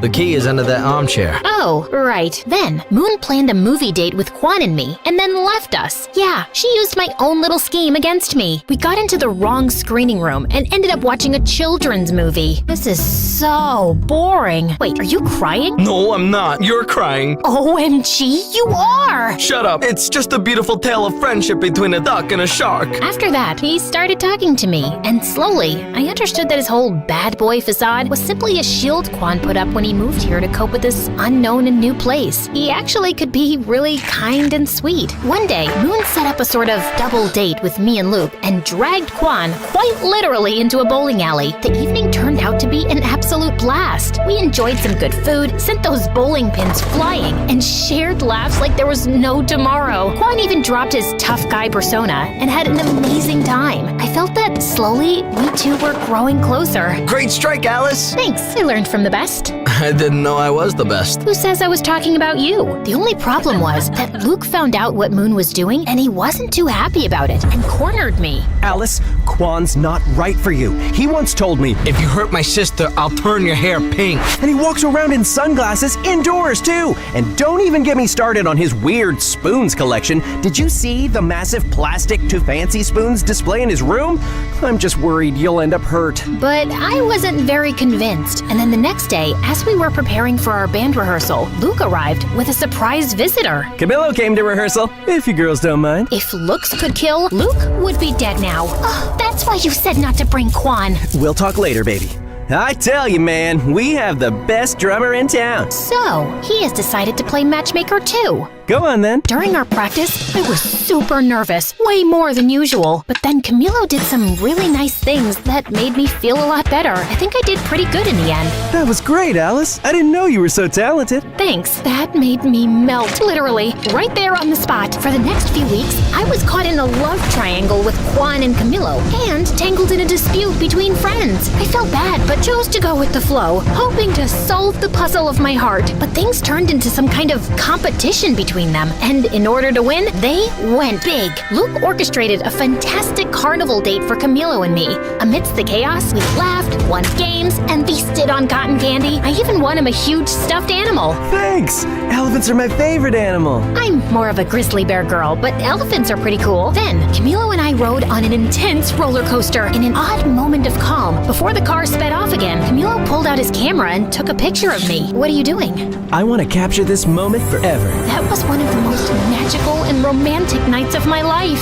For her part, Moon convinced Quan to take me to his favorite spot, a haven he had never taken anyone to before. It was a dark and murky place. Quan led the way, nodding to some guys. All eyes were on me, so I tried my hardest to copy his attitude. Needless to say, I failed. Quan, we are too young to be here. Relax, what is life without a little risk? Right, but maybe this is a little too dangerous? Okay, I admit it, I was scared, but you would be too if you saw those people there. It looked like the whole cast of Pirates of the Caribbean. Don't worry, Alice. I know the owner and most of the guys. They are cool. Quan took my hand, and not only did I feel safer, but I was also ecstatic. The rest of the night turned out to be surprisingly amazing. Everybody was fun and welcoming. Quan revealed his secret technique to cheat in poker, and an energetic punk band put on a spectacular show. Hours later, we watched the sunrise on the hood of his car at the highest point of the city. Hey, okay, I hear you all yelling, pick a lane, girl. But come on, deciding between Camilo and Quan is like choosing between chocolate and vanilla when you love both. It's driving me nuts too. It was impossible. Like Camilo wrote and recited to me in an open reading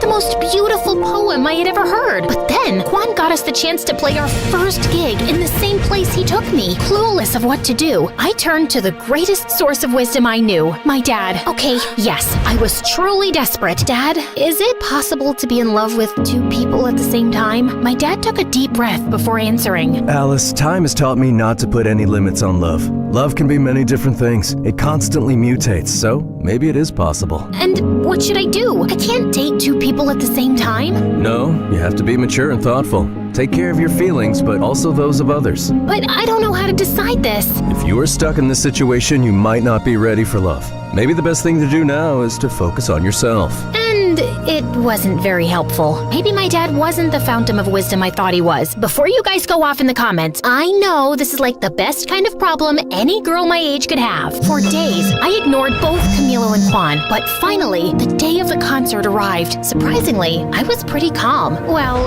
that was until I saw both Quan and Camilo in the audience. At that moment, all my fears surfaced and I completely panicked. I couldn't face it and locked myself in the dressing room's bathroom. Alice, what are you doing? We have to go on on stage in 5 minutes. I can't do it. This is all too much pressure. After failing to convince me to go out, Moon and Luke took it out on each other. Why did you invite Camilo? This was Quan's moment. He got us the gig. And Camilo can't be here? He's really supportive of the band, too. Why are you doing this? What do you have against my brother? He thinks he's a Yakuza or something like that. And my brother is a great guy. But he's not good enough for Alice. And Camilo is? He's so pretentious. I was listening to their fight behind the bathroom door. It was like I had traveled back in time and they were my parents. I had to put an end to all this chaos. I gathered my strength and opened the door. Stop! This ends now. You can't be fighting over my love life. That doesn't make any sense. But no buts. We were just trying to help you, like you helped us. I know, but it just doesn't feel right. I was wrong. Love should be spontaneous and free, not something we try to control and mold to fit our convenience. It's my life and I can make my choices. You're right.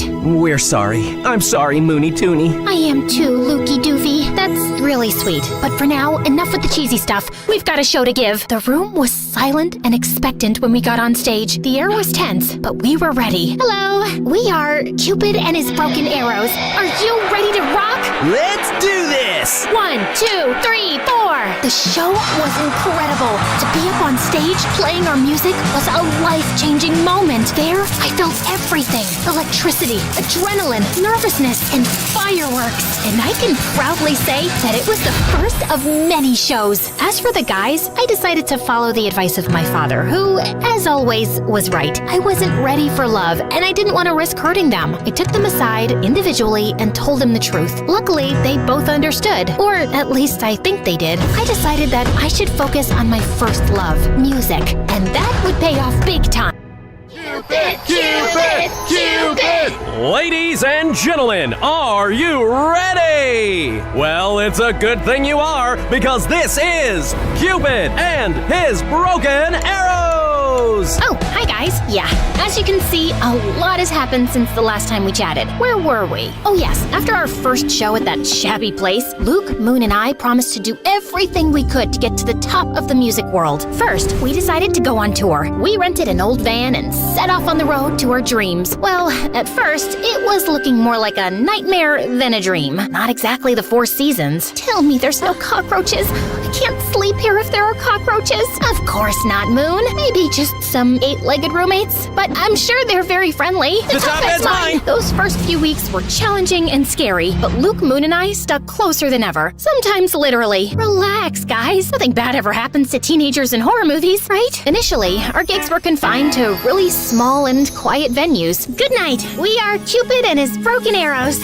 Yeah, there were literally more crickets than people, but slowly, people caught wind of our shows. Our songs started popping up everywhere, and we gathered a group of loyal fans. It wasn't an overnight thing, but somehow we became kind of famous. However, the sudden fame had its downsides. The biggest downside of them all was him. That's Trevor, our manager. He discovered us when we were playing in a tiny, sleazy venue in Los Angeles. Hello, kids. I'm gonna make you stars. Talking about terror? Oh, I mean Trevor? See? It's like his name was meant for a crooked manager role. I'm just spitting straight facts here, guys. Where do you dream of playing? Just name it.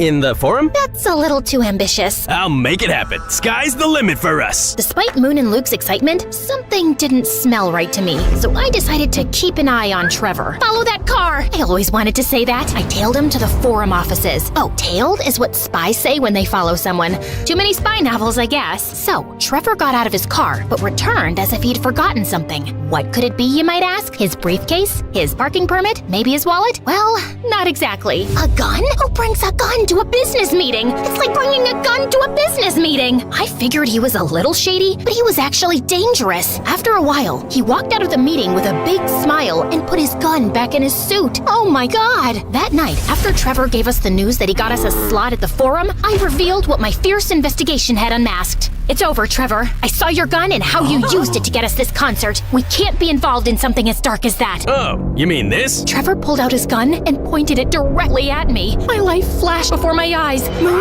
Luke, and I screamed in terror as he pulled the trigger. To find out what happened next, join part 4 of the story.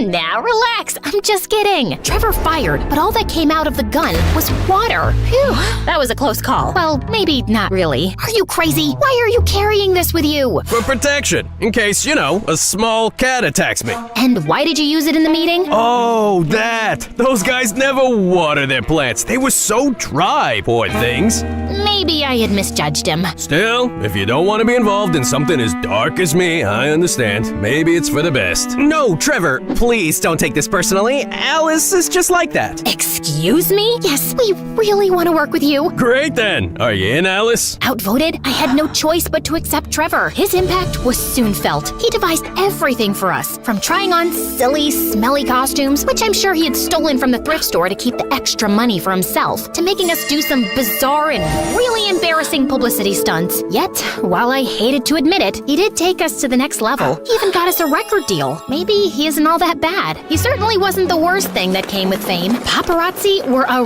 real headache. Hey, Alice, aren't you dating someone? People want to know about your love life. Oh, it's a full-blown love triangle. Me, my couch, and my Apple. I mean, iPhone. Seriously? Can it get any cringier? Well, I know what you must be thinking. What about Juan and Camilo? You guys are so predictable. Okay, after I told him I was not ready for love, our paths simply parted. Camilo moved to the big city to try his luck as a poet, and Juan went back to South Korea. I had accepted that love wasn't my thing, and I was fine with that. Really, I was. But it seems that not everybody was. Alice, people are interested in you and your love life. We must give them something. And before I could say anything, Trevor launched his enormous Find Alice a Boyfriend operation. When he was choosing from the pictures, from his looks, you'd think he was attempting to assemble an atomic bomb. I wish you people would stop meddling in my love life. You're one to talk. Fair point. Must I suffer all my life for that one time I played Cupid? Besides, you two are practically soulmates. I only intervened in the name of true love. Maybe Trevor will find you your soulmate. If he does, he deserves a Nobel Prize in matchmaking. Haha, very funny. Bingo! We found our man. Get ready, Alice. Trevor orchestrated a date with one of the buzziest actors in town. Naturally, he gave the paparazzi a heads up, turning the dinner into a spectacle that rivaled the Super Bowl coverage. I won't deny that he was good looking. The man could make any Greek god jealous, but he seemed to be already in a committed and very toxic relationship with his phone. It was like they were stuck in a never-ending staring contest. If a UFO landed on the table, he'd probably just assume it was dessert. So, tell me something about yourself. I have 5 million followers. Wow, I'd be concerned if that many people were following me. That's next level stalking. Huh? Alice, when's the wedding? This was beyond ridiculous. I needed a bulletproof escape plan. Something as sophisticated and brilliant as my mastermind can scheme. Hey, isn't that one of the Kardashians? A Kardashian? Where? I took advantage of the commotion to sneak out, but just as I was about to fulfill my genius escape, I bumped into a waiter sending his tray flying in the air. It landed on the head of my date. Oh my god, I'm so... Camilo? Is that you? Alicia, hi. What are you doing here? I was super surprised to see Camilo, but I had to move fast. I'm actually in the midst of an escape. Care to help me? Absolutely. Camilo wheeled over a waiter's cart covered with a tablecloth. Your chariot awaits, Your Majesty. I hopped in the cart, and Camilo carried me unnoticed out of the restaurant. After we were in the clear, we two went for a walk. By the way, I must confess, I'm a massive fan. Oh, thank you so much. People don't believe me when I tell them we used to date. Do you tell people that? Well, I know we didn't exactly date, but I don't know. Maybe I'm just expressing my wishes out loud. Are you flirting with me right now? I am. Who knows when I'll cross paths again with another star, especially with one as strikingly beautiful as you. He was going all in. I tried to play it cool. That's smooth, but I'm not gonna fall for it that easily. I did. I'm not the same girl I was a couple of years ago. I was. Besides, I know you have a way with words. He did.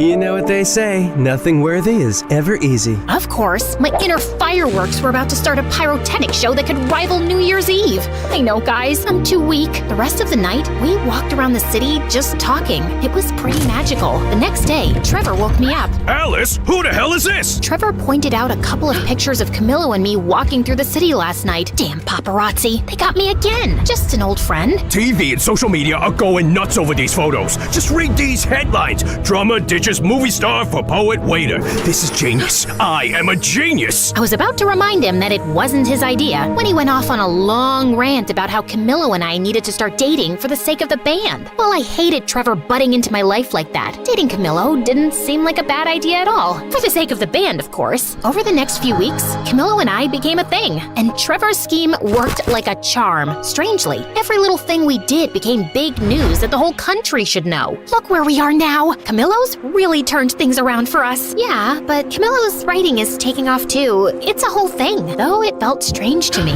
But we were too caught up in enjoying all the attention to bother about it. Guys, you guys are breaking the internet right now. Any advice for your followers? Just be great. Be as incredible as we are. We know that's a pretty high bar. Yeah, I know. I wanted to pinch myself too. But dealing with fame was hard. Everyone wanted a piece of you. And soon, all this glitz and glamour also got between Moon, Luke, and me. You're late again. Sorry, loves. We play in Rochester in a few days. We need to rehearse. I'm here, aren't I? Try to relax a little bit, kid. Kid? We've done hundreds of shows. It's a walk in the park. It isn't just another show. It's our first home show since we left. Kwan is even coming back from Korea with his new girlfriend for this. It has to be perfect. The mention of Kwan and a girlfriend struck a chord with me. He had a girlfriend now? Who was she? Why didn't Moon tell me this earlier? Why wasn't he thinking of me? I was beyond angry. What the hell, Moon? Why are you throwing Kwan and his girlfriend in my face? She was not throwing... This is clearly not about the show. Of course it is. What else would it be about? This is about you two being jealous of me and Camillo. This is about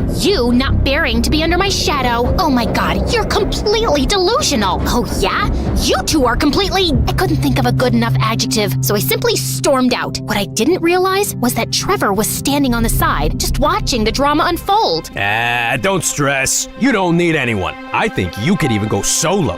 What? I mean, everybody knows you're the heart of the band. You're gonna do great things by yourself. I just know it. Oh, shut up. I knew Trevor was trying to manipulate me, but he wasn't all wrong. The band thing was not working. We were always fighting, and I had Camillo. What was the point of continuing? Okay, let's do it. We decided it was best to keep it a secret until after the show in Rochester, which would be our last. I had fears, doubts, and a lot of anxiety, but Camillo managed to calm me down. I'll be right there at your side. Finally, the day of the show had arrived. My relationship with Luke and Moon was more strained than ever. To avoid them, I went to the side of the stage. The arena was packed. Everybody we knew was there. Luke's family, Moon's dad, even the goth girl was present. Wait, where's Dad? I tried to locate my father in the VIP and the crowd, but it was like finding Waldo. When even Camillo, who was supposed to bring Dad, didn't answer my calls, I started freaking out. Something felt really off. Soon after, Camillo called me from the hospital and told me there had been an accident. What? How? I was late. Then I saw your dad's accident on the way, so I followed him to the hospital. But your dad is fine. He's resting now. Why did nobody call me? They said they called his emergency contact. I'm on my way.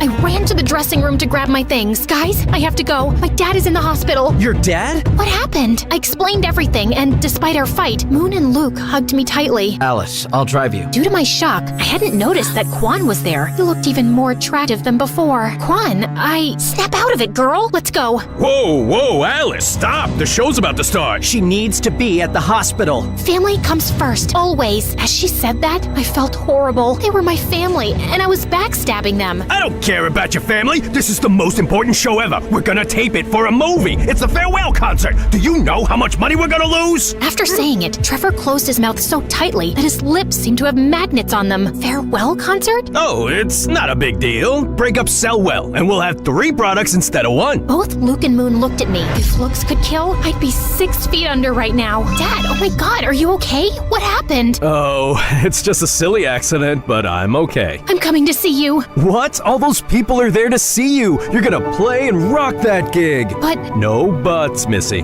Afterward, you can come see me. Not like I'm going anywhere. Rock it for your old man. Okay, Dad. I love you. You heard Dad, kids. Let's do it. It's showtime. We went on stage, and the tension was crazy. I could feel Luke and Moon's hateful glares. It was as if Cyclops from the X-Men was looking at me without his glasses. The show was about to start, but I refused to be like those old dinosaur rock bands where everyone hated each other. So I did something I never did. I stepped up to the microphone. No, don't freak out. I'm not gonna sing. Hi, Rochester. I want to dedicate this show to my family, to my dad, who needs to stop riding his bike at night, and to my siblings, Luke and Moon. No one has taught me as much about love and friendship as you two have. I love you, and I'm sorry, guys. Luke and Moon moon smiled at me. Now that we got that out of the way, it's time to rock! Then the show finally started, and it was simply incredible. Luke, Moon, and I played like it was the first time in my garage. The show was, without a shadow of a doubt, our best. After that, we three reconciled in a big embrace. While they were still angry, at least now it didn't look like they were going to scheme to murder me. Shortly after, Trevor joined us. Oh, Trevor, just the man we were looking for. What? Should we share the honors, guys? At the count of 3. 3, 2, 1. You are fired, kid. Trevor tried to manipulate and scare us with threats, but when we were together, that didn't work. That's why he wanted to split the band. He knew he could control us if we were divided. You're making a huge mistake. This is not over. Can you close the door on your way out? Thanks! We went to see my dad, and apart from a few scratches and a large cast on his leg, he was fine. You'd think I now had everything, and you'd be right. I had my band and friends back, my dad was okay, and I had my boyfriend. It was finally time for my lived happily ever after moment. Well, that lasted for about 2 seconds. Literally, someone suddenly burst into the hospital room. Babe,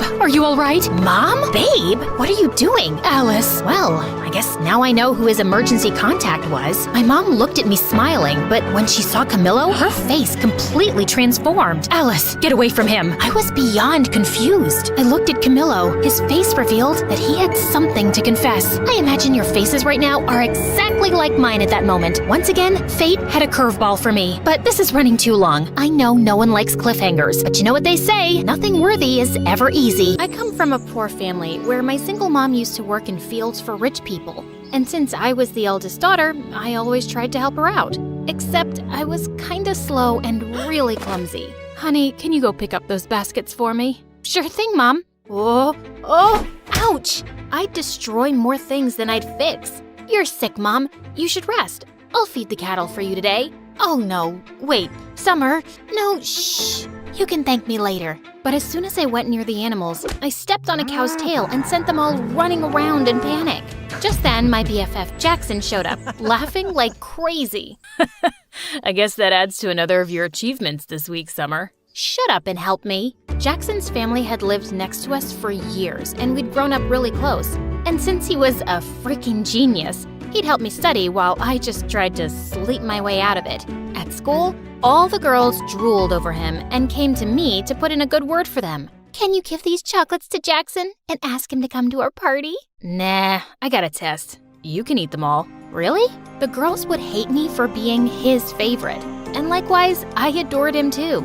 He was really hardworking and had part-time jobs to support his mom, who was sick most of the time. One day, I went over to check on his mom, and he was surprised when he came home. Summer, what are you doing here? I knew you'd be working late shifts, so I thought I'd help out.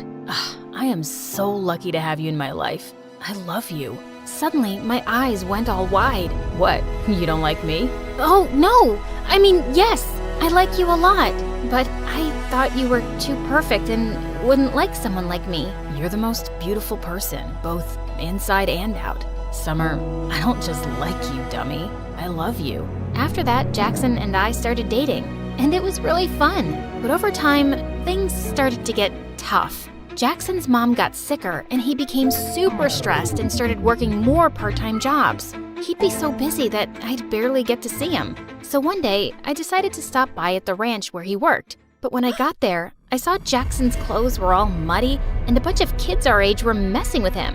How dare you touch me, you filthy rat? I didn't touch you on purpose. I was just trying to save you from falling. But suddenly, the girl slapped Jackson hard across his face, and I just couldn't watch him being humiliated like that. You jerks! Leave him alone! I jumped over the fence to save him, but I ended up landing in a puddle. Ugh. The other kids started laughing, and Jackson pulled me away quickly. But the next day, Jackson came to my place with the most extraordinary request. Summer, if I asked you, would you date the guy I work for? What? You want me to be someone else's girlfriend? No, I just want you to pretend. Why would you ask me to do that? And do you mean one of those jerks who was bullying you? Just hear me out. He asked me if I could get him a fake girlfriend in exchange for a lot of money. Summer, you know I'd never even think of such a thing if I didn't really need it. Mom needs that surgery soon. So, you'll put me up for sale?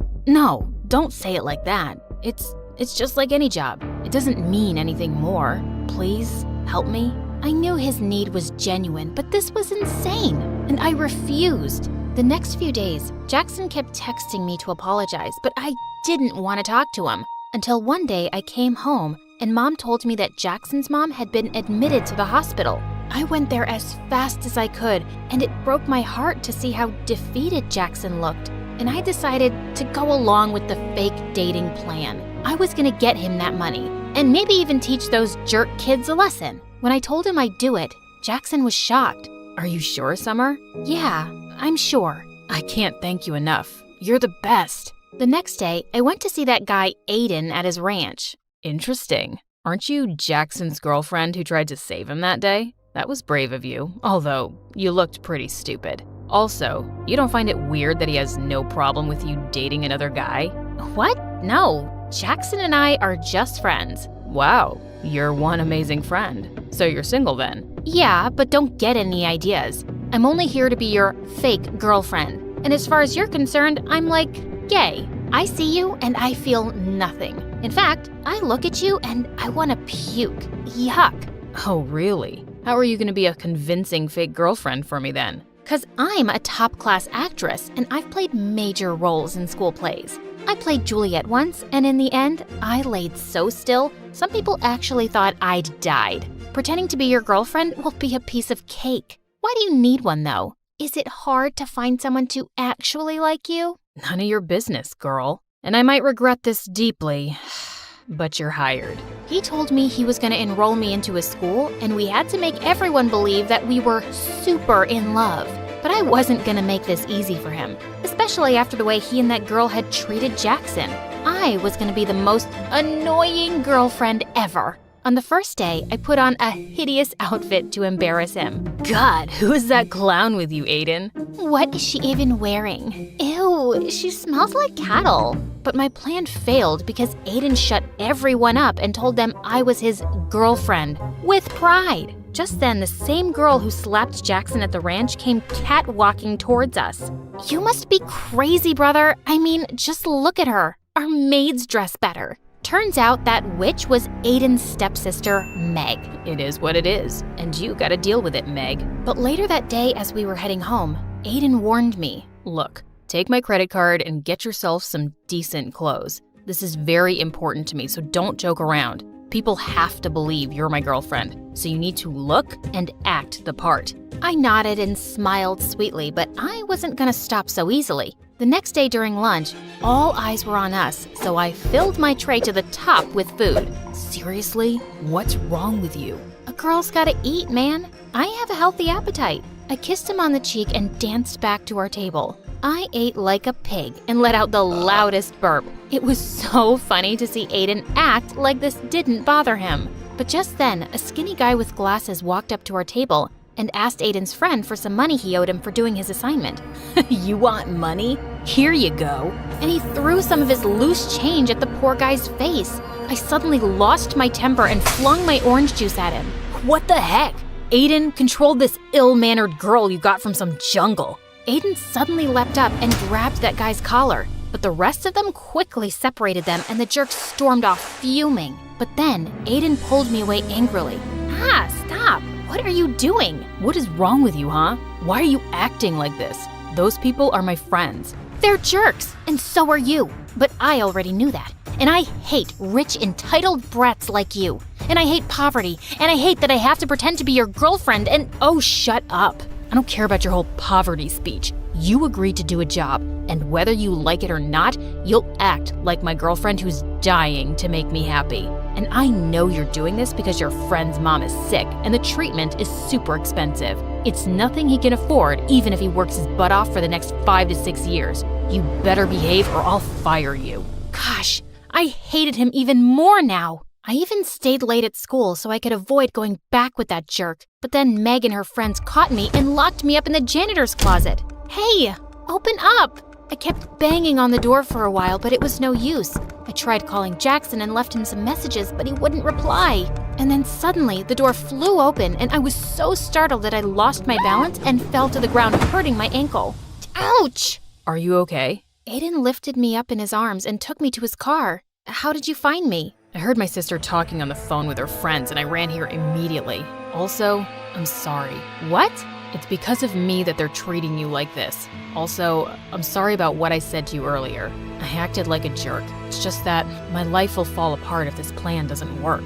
What do you mean? My dad wants me to get engaged to his business partner's daughter, but I don't want to do that. I want to become a musician and be with someone I love, not be part of some business deal. So I lied, and I told him I already love someone else. But now he wants to meet that person. That's why I hired you. I could tell that he was having a really hard time, and I decided not to make things worse for him anymore and play my part properly. Later, when we reached home, Aiden even dropped me to the doorstep in his arms. But as I limped in, I saw Jackson waiting for me. What do you think you're doing, Summer? You're supposed to pretend and not actually jump into his arms like his girlfriend. Huh? I hurt my ankle and he just helped me. You could have just walked. What? I'm doing all of this because of you in the first place, and you're being so... Okay. Don't get mad at me, please. It's just that I love you and I got kind of jealous, and I'm sorry, okay? It felt kind of weird, but I could understand his jealousy.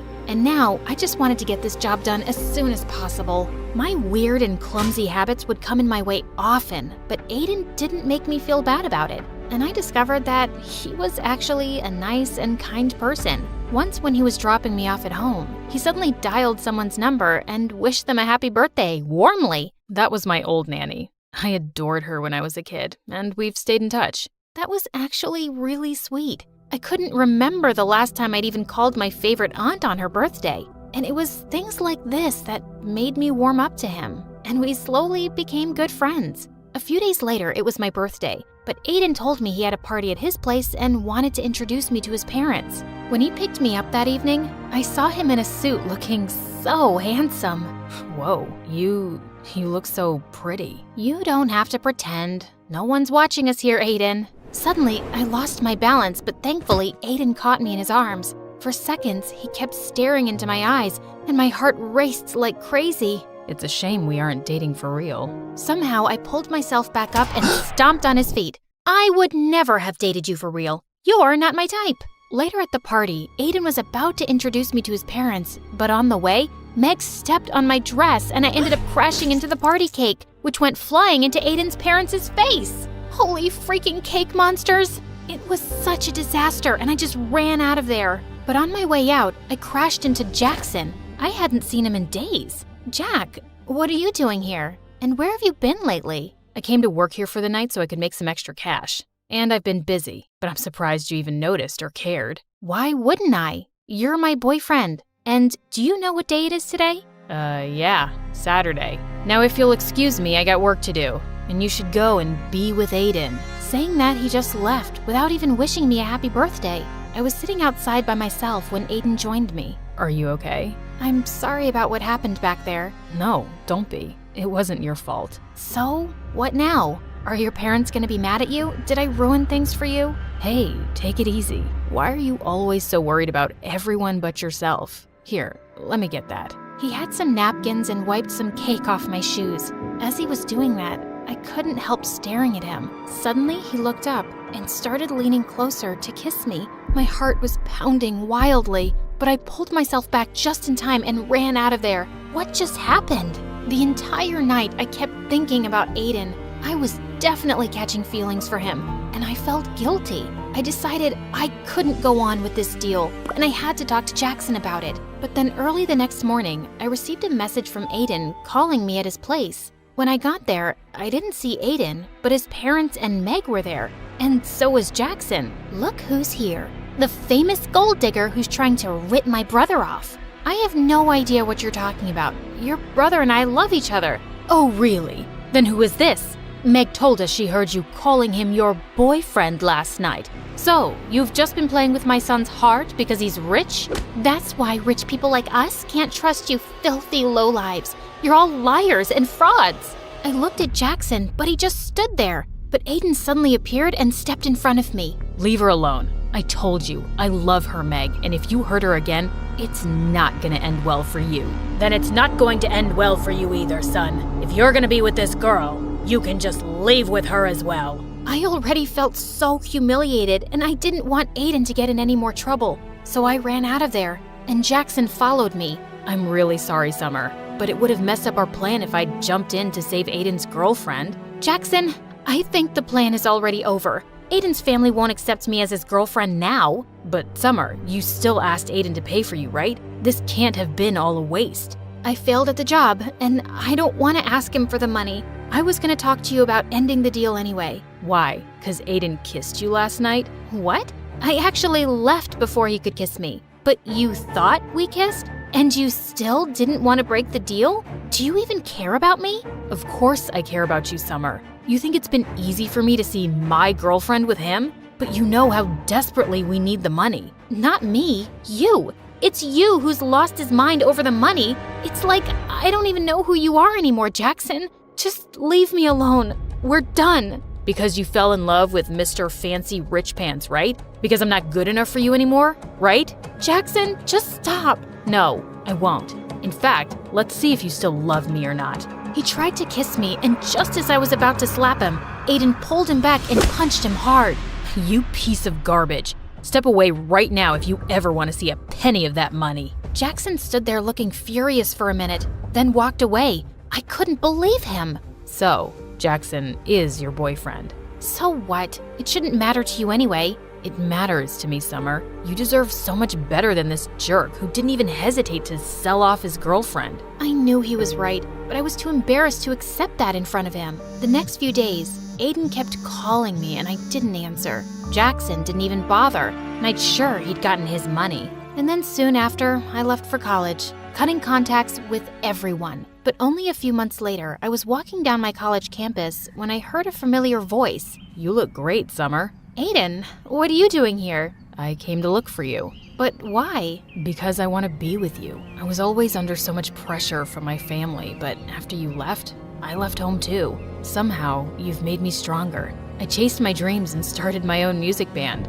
but there was still something missing. You. What? I fell in love with you really quickly, Summer. But whenever I'd say anything, you'd think I was pretending. And after you left, I realized I was such a fool not to tell you earlier. So tell me you don't hate me, at least. I don't, but you'll have to take it slow, because this time, I want it to be real too. I promise. You see this mess? It's all my fault. Even though this may look like an action movie, this is actually a love story.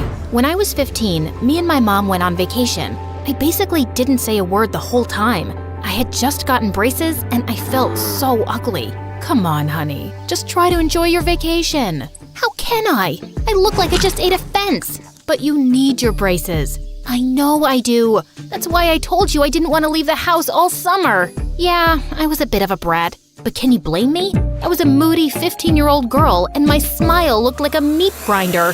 I stayed in the vacation house all day and would only go out at night to take walks by the beach.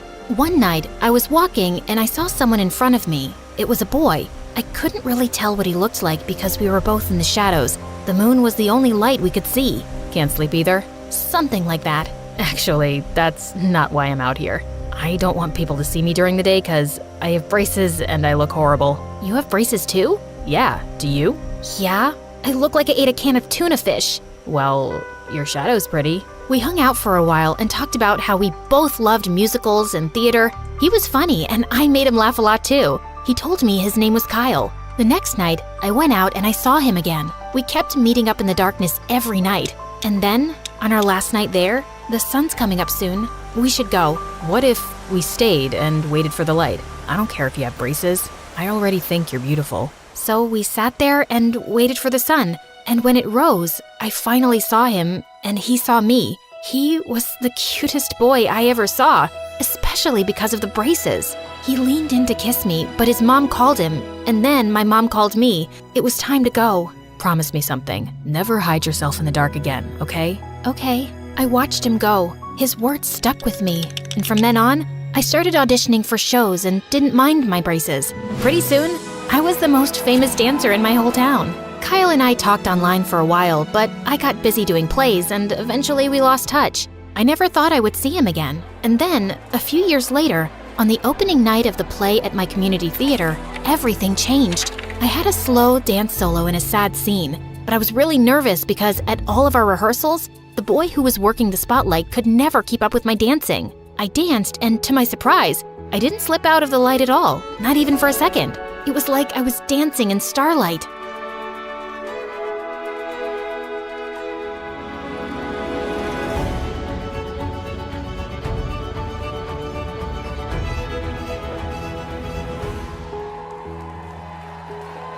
Everyone stood up and cheered when I was done. It was exactly what I'd been dreaming of all my life. After the play, I ran upstairs to thank the boy for doing such a great job. Steve, that was amazing. Thanks. Steve got sick, so I filled in. Oh, hi. I'm Abigail. Everybody knows who you are. I guess you don't recognize me without the braces. Wait, Kyle? What are you doing here? We moved a few months ago. I didn't know you were here either. Steve couldn't keep up with me on the spotlight. How did you know where I was going at every step? I didn't, but I figured you've been in the dark long enough. Oh, good thing we both got our teeth fixed. I'm just glad you couldn't see me. I've never cried at a play before. You cried? I don't believe you. Look for yourself. Liar. I guess they tried. Let me make it up to you. How about a celebration dinner? My family's here, but tomorrow's good. The next 24 hours were the longest of my life. All day, I tried on different outfits and experiments with makeup. The truth was, even though we lost touch, I never forgot him and never felt that way with anyone else. I rushed outside when he called. What I wasn't expecting was that he had a motorcycle. Wow, you didn't even bother to dress up? Excuse me, do you know how long— I'm kidding. You look beautiful. Yeah, I do. And don't you forget it. And you better have something good planned. I'm expecting a real effort and will accept nothing less. I was planning on going to the Taco Bell drive-thru. Is that good? You better be kidding. 0 points for the joke, but you have to admit, I have good taste. Ow! Don't worry, I have something planned. Not Taco Bell, promise. We rode his bike and I felt just like I did when I was dancing, totally free. It was like no time had passed at all, like we had known each other forever. He actually took me to this amazing new restaurant, paid before the check even got there, and took me to the beach after where we got ice cream and went for a long walk. I didn't want to show it, but I was already falling for him. With Kyle, it was just comfortable. We almost kissed when he was dropping me off, but I could tell he didn't want to pressure me and I didn't want to move too fast. So we shook hands. A little awkward, but kind of funny too. Needless to say, that night, he was all I could think of. If I knew how messy things were gonna get, I might have ended things right then. I'm freaking out. This job would make me totally independent. I could finally save enough to get my own place and not have to live with my stepdad anymore. That's great. Why are you so scared?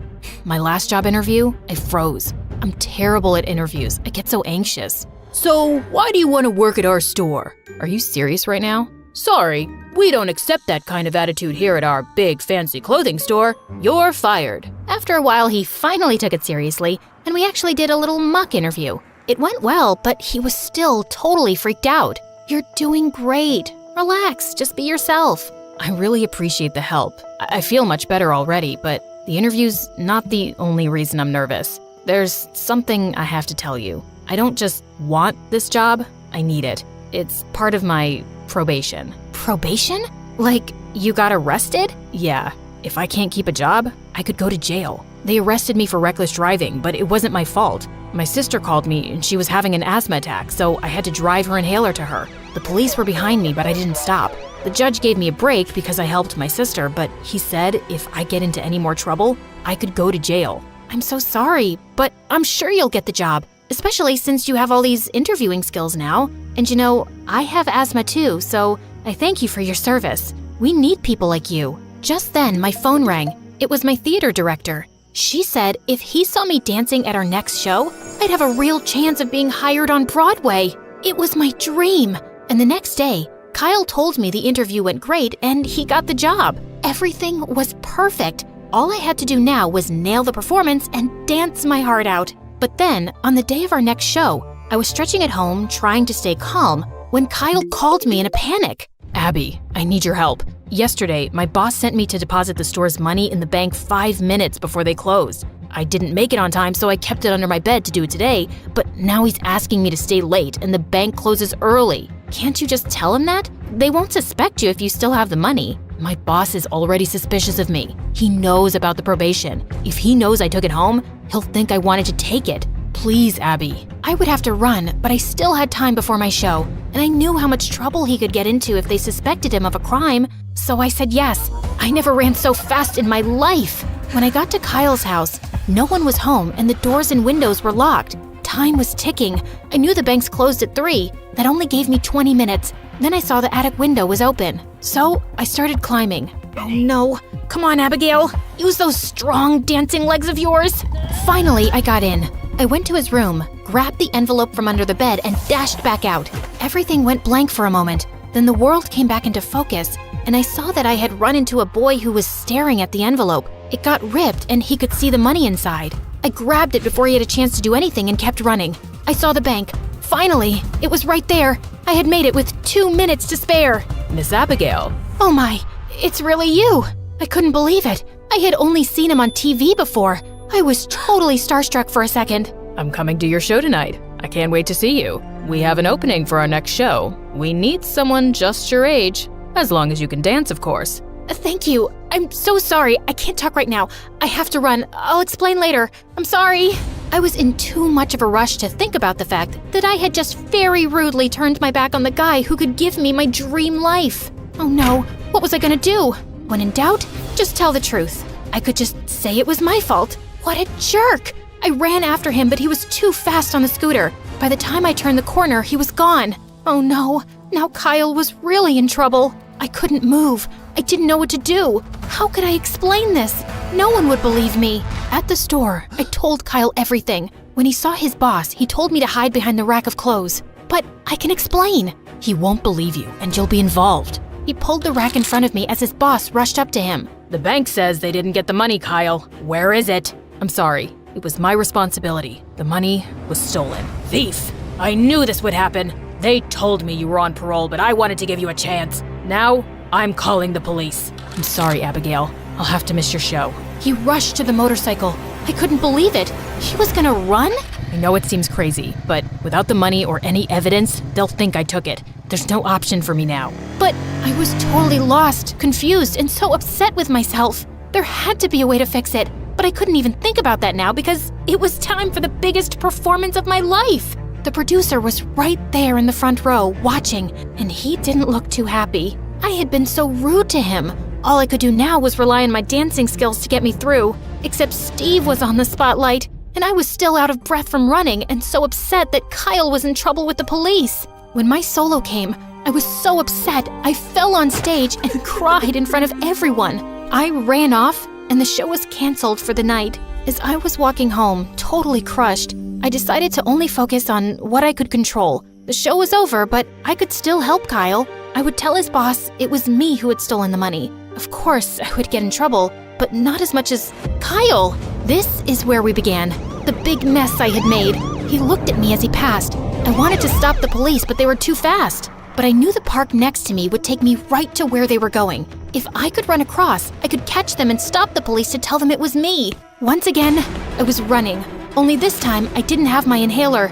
I forgot I had left it in my dressing room when I ran out crying. As I cut through the park, I couldn't breathe. I saw Kyle's bike on the other side. He saw me too, but before I knew it, I was fainted on the muddy ground. When I woke up, I was in his arms. He had stopped to help and the police cars were rushing towards us. I was in the hospital for a day. My mom told me that Kyle was arrested, but I knew he would have to see the judge before they really made any decision. I asked her when it was, and she said today. I made her drive me to court as soon as the doctor said it was okay. I rushed inside. Stop! It was me. I lost the money. Kyle didn't do anything wrong, I promise. Even though the judge believed me, he still said we were to blame. And Kyle ran from the police, so if he was going to be released, we needed to pay back the money to the store. I started working at the theater, and Kyle also had to go back to his job. We both made no money because we had to give it all away and were too exhausted to even hang out. It was the perfect punishment for me since I could barely see him and had to watch other people perform while I cleaned and took people's tickets. Of course, anytime I did have a free moment, I danced. Hey, hero, you have a second? He had come to surprise me at work. He took me to the auditorium where everything had been decorated for what looked like a big party. What's going on? Well, I figured you have to pay the money back, but that doesn't mean it's gotta be a punishment. Why not have some fun? I talked to your boss, and we're throwing a fundraiser for us to get the rest of the money. And the best part, you're the star of the show. This is amazing. Thank you so much. Sorry I ruined your chances of going to Broadway. It doesn't matter if I only dance here and not on a big stage. As long as I have you, I can dance anywhere. He held me in his light again. This time, I knew I wouldn't get lost in the dark.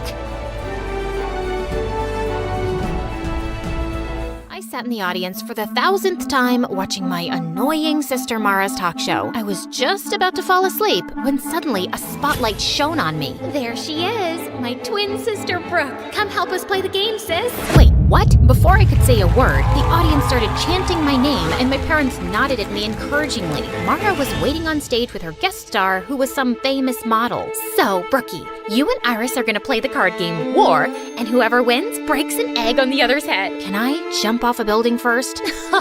Always such a little party pooper. I played the dumb card game until I won, so I cracked an egg on Iris's head before turning to go off stage. Ow! You just hit me in the head with an egg. That was the goal of the game, genius. Well, you did it way too hard. Ow! The next day, my accidental egg assault was all over YouTube and social media. Sister of talk show host Mara gets violent with popular model Iris. So melodramatic. My life wasn't always like this. I'd never asked to live in the public eye. All of this started when my bimbo sister got her own show a year ago and became a child millionaire. Then here I was, just trying to get through high school without punching or kicking walls. Everyone at school brought up the stupid talk show incident. Look, it's Mara's extra crazy sister Brooke. Should we refer to her as the egg beater? I can beat an egg over your head, but don't worry, I'll avoid smashing your new nose.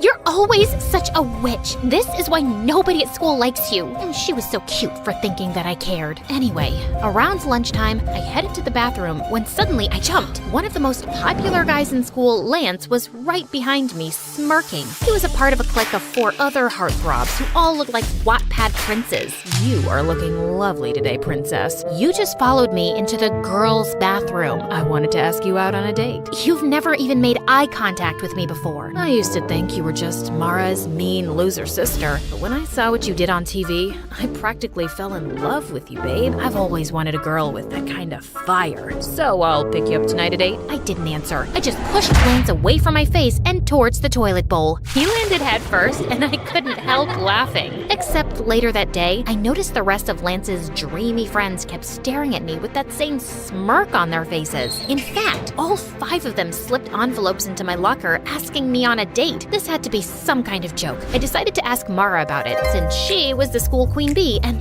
full of gossip. But surprisingly, Mara didn't know anything. Then later that night, she gave me some crazy news. She'd invited all 5 of those guys to come onto her talk show, where she'd set up a competition over who could win a date with me, without even asking me.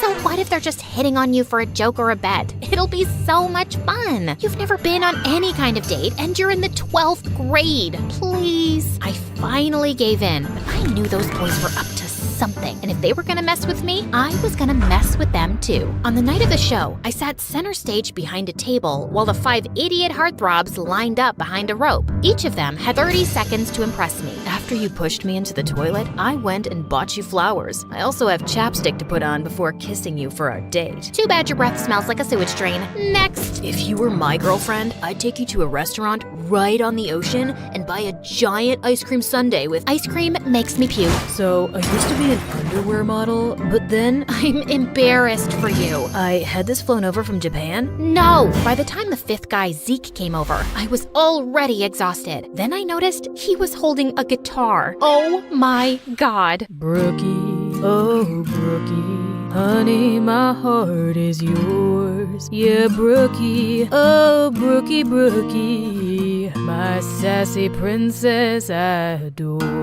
The audience went wild, and I wanted to cringe. But for some reason, I found myself smiling. So when it was time to choose the guy I'd go on a date with, I chose Guitar Boy Zeke. I just had to remember that he probably didn't really like me, and if he was planning on humiliating me, I had to beat him at his own game. So when I met Zeke for our picnic date, I came wearing my mom's wedding dress. what's that you're wearing? A wedding dress. That way, we can imagine what it'll be like when we get married one day. Ever since the talk show, I've fallen head over heels for you. And after that song you sang for me, I know now that you feel the same way. I'd hoped the guy would run scared and crying, But instead, he laughed. I must have really won you over with that song I played you. I'm not done with you yet, Prince Charming. During our picnic, I sat on his lap and made him feed me every bite of food and hold the water cup up to my lips. And when he turned to get a napkin, I started fake crying hysterically. We were staring into each other's eyes, but you looked away. Is it because my eyes are ugly? Or are you breaking up with me? I have nothing else to live for now. You are so extra. I know what'll cheer you up. Let's have a romantic dance. Wait, what? Before I could say a word, Zeke turned on classical music and pulled me up to dance. He started spinning and twirling me around and even threw me in the air. God, he was crazy. Later on, Zeke drove me home, but he said he needed to stop at his house first for something. I decided then I'd confront him. Look, I know you're either dating me because you bet your friends money or you guys want to humiliate me as a joke. Either way, I'm just telling you, I didn't fall for it. I told those guys you'd be too smart to trick. It was Lance's idea to bet money on which one of us can win you over. I never wanted to do it, but I couldn't tell Lance that, because whatever Lance wants, Lance gets. Zeke then told me his dad and Lance's dad were friends, and because Lance's family was rich, his dad was going to pay for a music college Zeke got into. Therefore, he could never afford to ever piss off Lance. And don't tell Lance I said any of this. Please, just let me tell him you fell for me and you asked me to be your boyfriend. I really want to go to music school. Come on, you don't care what anyone thinks, and you're already unpopular and barely have any friends, and no offense. How little self-respect did this guy think I had? I wanted to give him a good slap in the face, but just then, Zeke stopped by this really run-down trailer next to a pile of garbage. Okay, we're here. My dad's sick, so I have to check on him every few hours. Holy crud, this is where he lived? This place was a single room, and Zeke's dad was in a bed with an oxygen tank. I guessed with his dad's medical bills, he'd never have enough money to even think about music school. So I decided to let Zeke tell Lance he was gonna keep dating me for a bet. The next day at school, I saw Lance and the other 3 heartthrobs looking at me and snickering to themselves. Even other kids seemed to be onto the bet, but I could live through it. I was doing a good deed by humiliating myself. Plus, Zeke was fun to be around, and I didn't mind having him as my fake boyfriend. One night, I decided to invite him to a celebrity party Mara and I were attending. I even bought him a suit and tie, and secretly, I thought he looked super handsome. At one point, I was walking by the entrance when suddenly I saw Zeke standing with Lance and his friends, and Zeke was saying he had to go. What do you mean? This is a huge exclusive party that I invited you to. Listen, cranky face, I came to pick up your boyfriend for some last-minute plans. Surely you two can reschedule. With that, Zeke took off with the boys, and for some reason, I felt really angry about it. Just then, Mara came over to ask if I was okay, and I ended up telling her everything. Look, I know you feel bad for Zeke because of his home situation, but you don't have to sell your dignity for charity. If you think he doesn't genuinely care about you, just dump his sorry butt in front of everyone tomorrow. Or I can talk tomorrow in school, like an actual mature person. But I know maturity is kind of a foreign concept to you and the other kids at school. Okay, listen, sis, you've never had any real friend or boyfriend before, and I'm at the top of our school's social ladder. I know how to deal with these things. I can handle this myself, thanks. Just because I don't date a different guy each week doesn't mean I need boy advice from you. So on Monday at school, I headed to the bleachers at lunch where I knew Zeke practiced guitar, except he spotted me first and immediately came over to hug me. I am so sorry about what happened at the party. Lance decided at the last minute that he wanted to have a betting party. Kids at school are betting on how I'm gonna break your heart and everything. I realize this may be going too far. It's going way too far. I tried to do a nice thing for you, but you're totally taking advantage of me. Also, how long are you gonna be Lance's slave for? Can't you get a scholarship to the school or something? No, I'm not talented enough. It's cool. I'll tell Lance the truth and stand up to him. I'll just find something other than music that makes me happy. Zeke turned to walk away, but I just couldn't let him give up his friends, his reputation, and his dreams. So I told Zeke I'd help him apply for a scholarship because even though though he didn't believe in himself, I knew he was talented enough to get one. And 2 weeks later, he got accepted. You just made my dreams come true. Brooke, no one has ever believed in me like that before. You're amazing. Zeke suddenly picked me up and spun me around, which made me feel butterflies. After that, Zeke and I became really close and started hanging out all the time. I helped him take care of his dad, and he helped me make some friends at school. Except there were a couple of issues. One, I started to develop real romantic feelings for Zeke. And two, was Zeke still hadn't told Lance the truth, even though it was part of our agreement. So finally, Zeke decided to confront Lance one day after school as I hid behind a tree to listen in. Look, man, I told Brooke about the bet. It's not right the way we're manipulating her. Plus, I've been hanging out with her, and I think I want to date her for real. You know, she helped me get a scholarship to the music school you were going to pay for. Now, you don't have to. Are you kidding me? What am I going to tell all the kids who've been giving us money, betting the different ways you can dump her? You're one of us, Zeke, and she's an unpopular loser. It'll make the whole squad look bad. If you date her, then you're dead to us. Fine then. You guys are jerks anyway. I'm gonna get myself an awesome girlfriend. I held my breath as I watched Zeke ditch his friends for me. And just like that, Zeke and I became an item. He held my hand, kissed me in public at school, and didn't even seem to care that he'd lost all his friends and popularity. Everything seemed to be going well, at least for a couple of weeks. Then one weekend, I went away with my family for a camping trip with no Wi-Fi or cell reception. But when I arrived back at school on Monday, something horrible happened. I was sitting in the cafeteria when suddenly Zeke stood up on one of the tables with a microphone and speakers. Can I have everyone's attention? I have something to say to my girlfriend, Brooke. I'm sorry, babe, but I just can't date you anymore. I've realized that I don't want to be with a stuck-up sourpuss who's way below my league. It's also really lame that you've never dated anyone before. So for all of you out there who bet money how I dump Brooke, the ones who selected public humiliation win. I stood with shock as I watched a bunch of kids run over to Zeke, Lance, and the other guys with cash. None of this made any sense. Had it just all been a setup? I ran out of the room and into the hallway to collect myself when I saw Zeke behind me. Brooke, I am so sorry I had to do that, but I had a good reason. What good reason could you possibly have for humiliating me like that? Please, just listen to me. My dad had to have an emergency medical procedure over the weekend that I couldn't pay for. And since there was no way to reach you, I had to ask Lance for help. He said he'd only pay for it on the condition that I publicly dump you. I'm so sorry. I still want to be with you though. It just might have to be in secret. You know what? No, I don't care what your reasons are. I am so freaking sick of all of your excuses to manipulate and humiliate me. We're done, Zeke.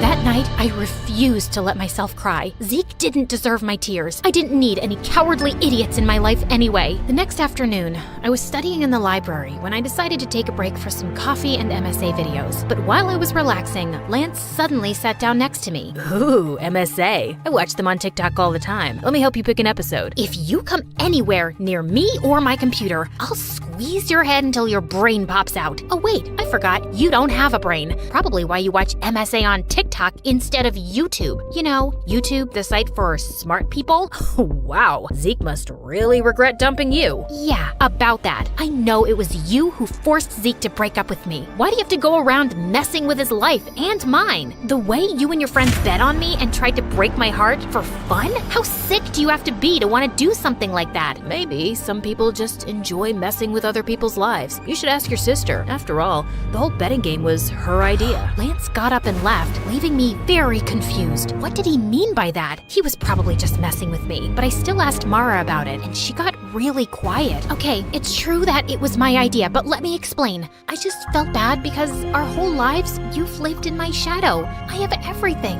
Fame, popularity, friends, and you didn't get any of that. So I wanted to find you a cute boyfriend to make you happy. Except none of the guys at school wanted to date you. The only ones who were willing to were Lance and his friends, if they could make money off of it. But I had hoped one of them would fall for you for real. I was stunned and silent as Mara apologized over and over. I knew her heart had been in the right place, but she'd gotten me into such a giant mess. God, I just needed space from everyone. The next morning, I was going through the mail when I saw an envelope from Zeke's music school. To my surprise, they'd returned a check I'd paid as a deposit to confirm his place in the program.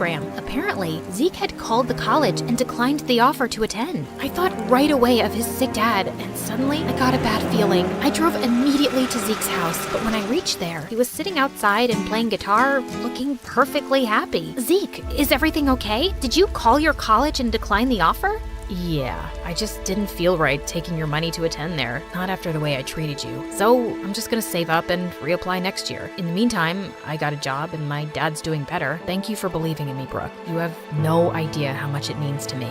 Zeke came over to hug me and I felt those stupid, happy butterflies again. Hey, listen, are you still friends with Lance? God, no. I'm done being his slave. I took a loan and paid him back everything I owed him for Dad.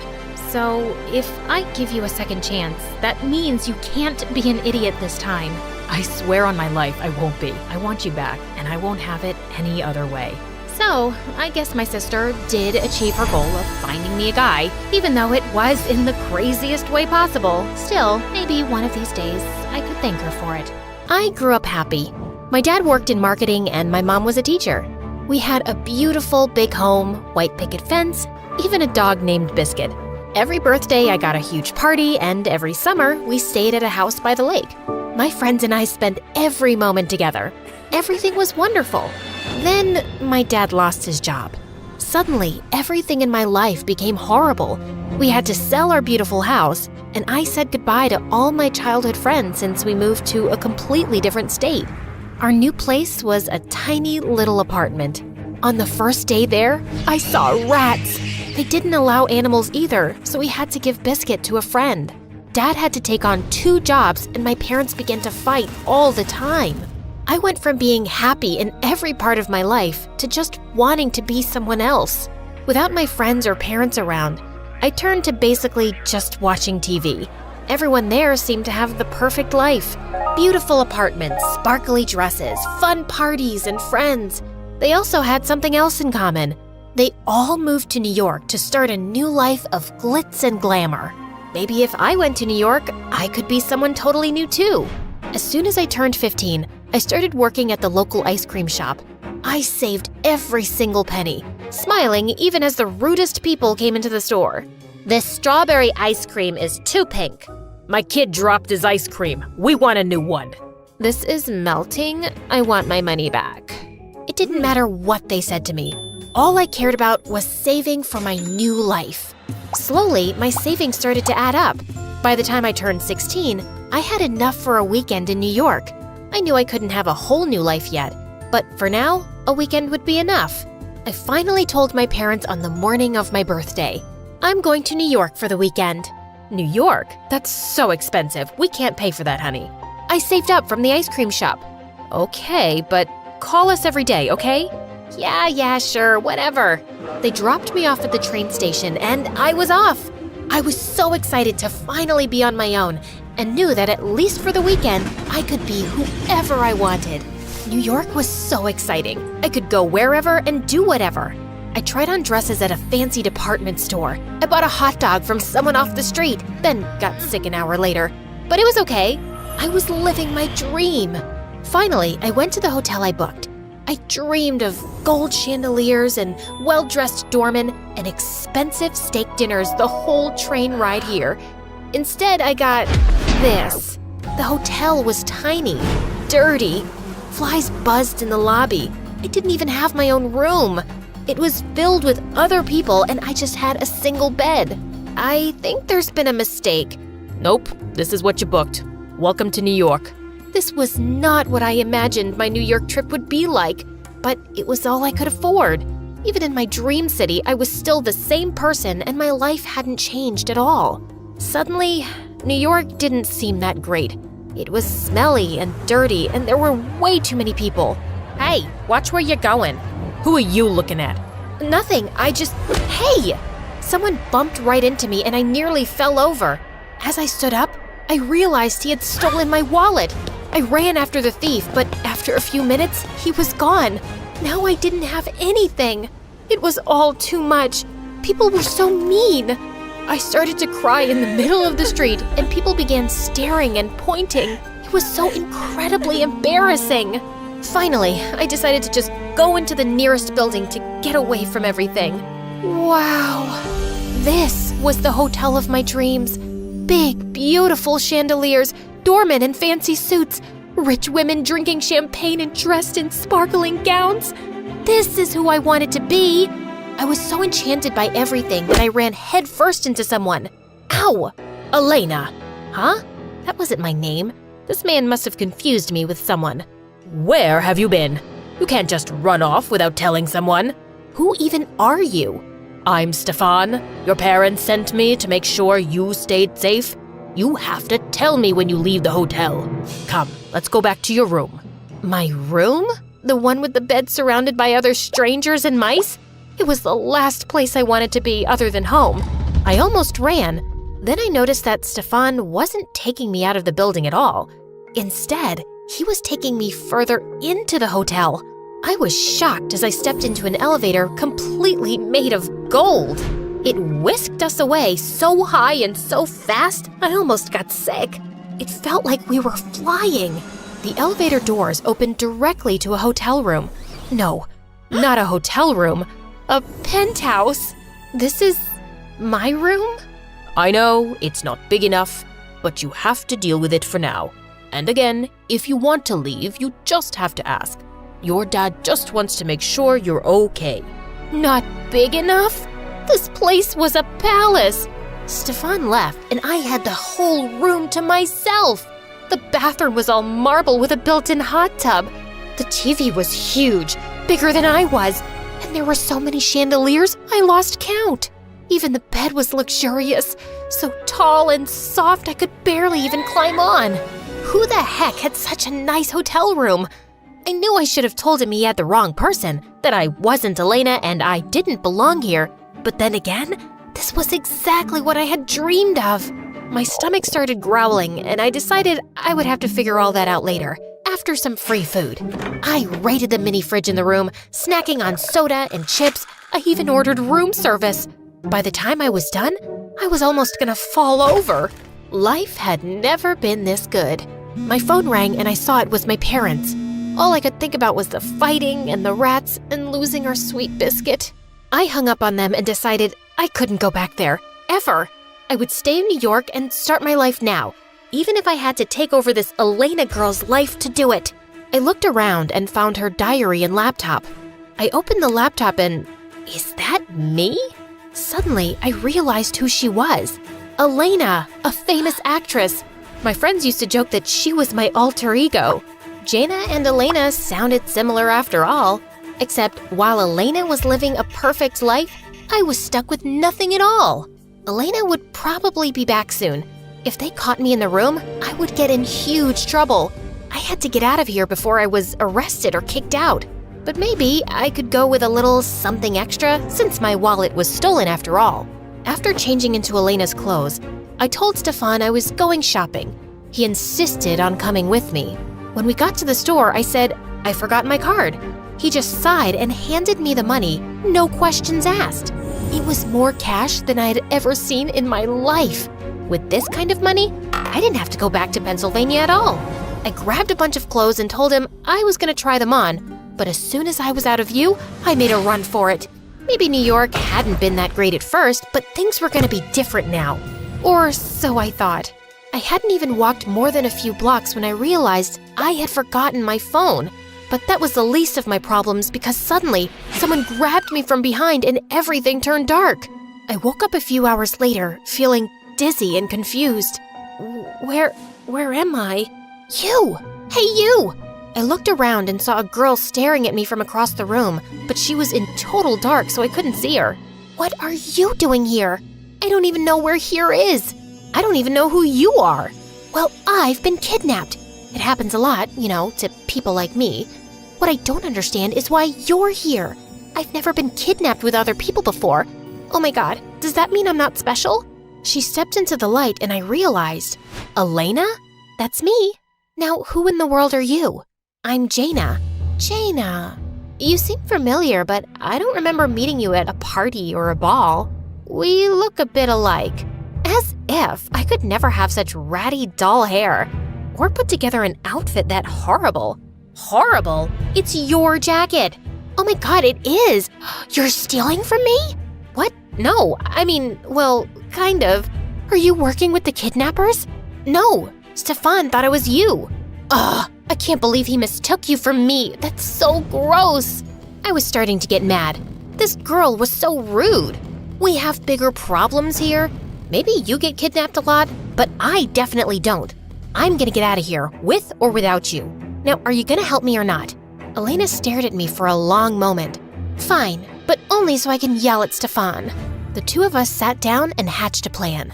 The kidnappers come to check on us every few hours. They have to unlock the door, which means we can escape.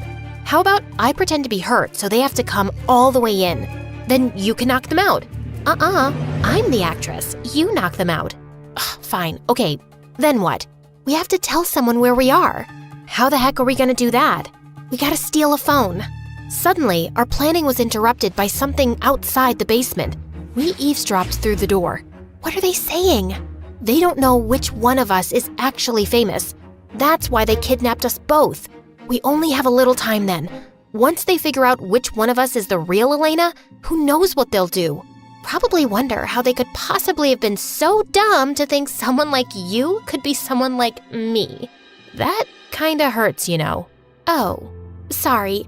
I'm not very good with people. They usually just want my money or a picture with me. No one really talks to me except bodyguards. That sounds terrible. I'm sorry. I gave Elena a big hug and she began to tear up. You know, I actually liked things better when we didn't have money. Really? Yeah, my dad doesn't care about me anymore. That's why I keep letting myself get kidnapped. All my dad does is work and fight with my mom. I don't think it's the same. They care about you, right? Right. My dad doesn't even remember my birthday. Elena looked very sad. I felt guilty about not answering my parents' call earlier that day. I knew Elena would do anything to have her dad call her. Suddenly, we heard footsteps in the hallway. Quick, the plan. I hid behind the door while Elena retreated to a far corner. She started crying and pretending that she was hurt. It felt like it was straight out of a movie. One kidnapper entered the room and looked concerned. As he walked towards Elena, I used the chair and hit him. He was knocked right out. I rummaged through his jacket until I found his phone. Got it! We dialed 911. Then quietly, Elena and I tiptoed up the stairs and out of the basement. We took off our shoes to be extra quiet and snuck past one of the kidnappers snoring on the couch. We were almost out the door when someone suddenly shouted, "Hey, they're getting away!" One of them ran and blocked off our exit and reached out to grab us. Elena and I ran in opposite directions. We ran into the dining room. I started throwing everything I could find. A fork, a napkin, a frying pan. Throw your shoes! These are designer!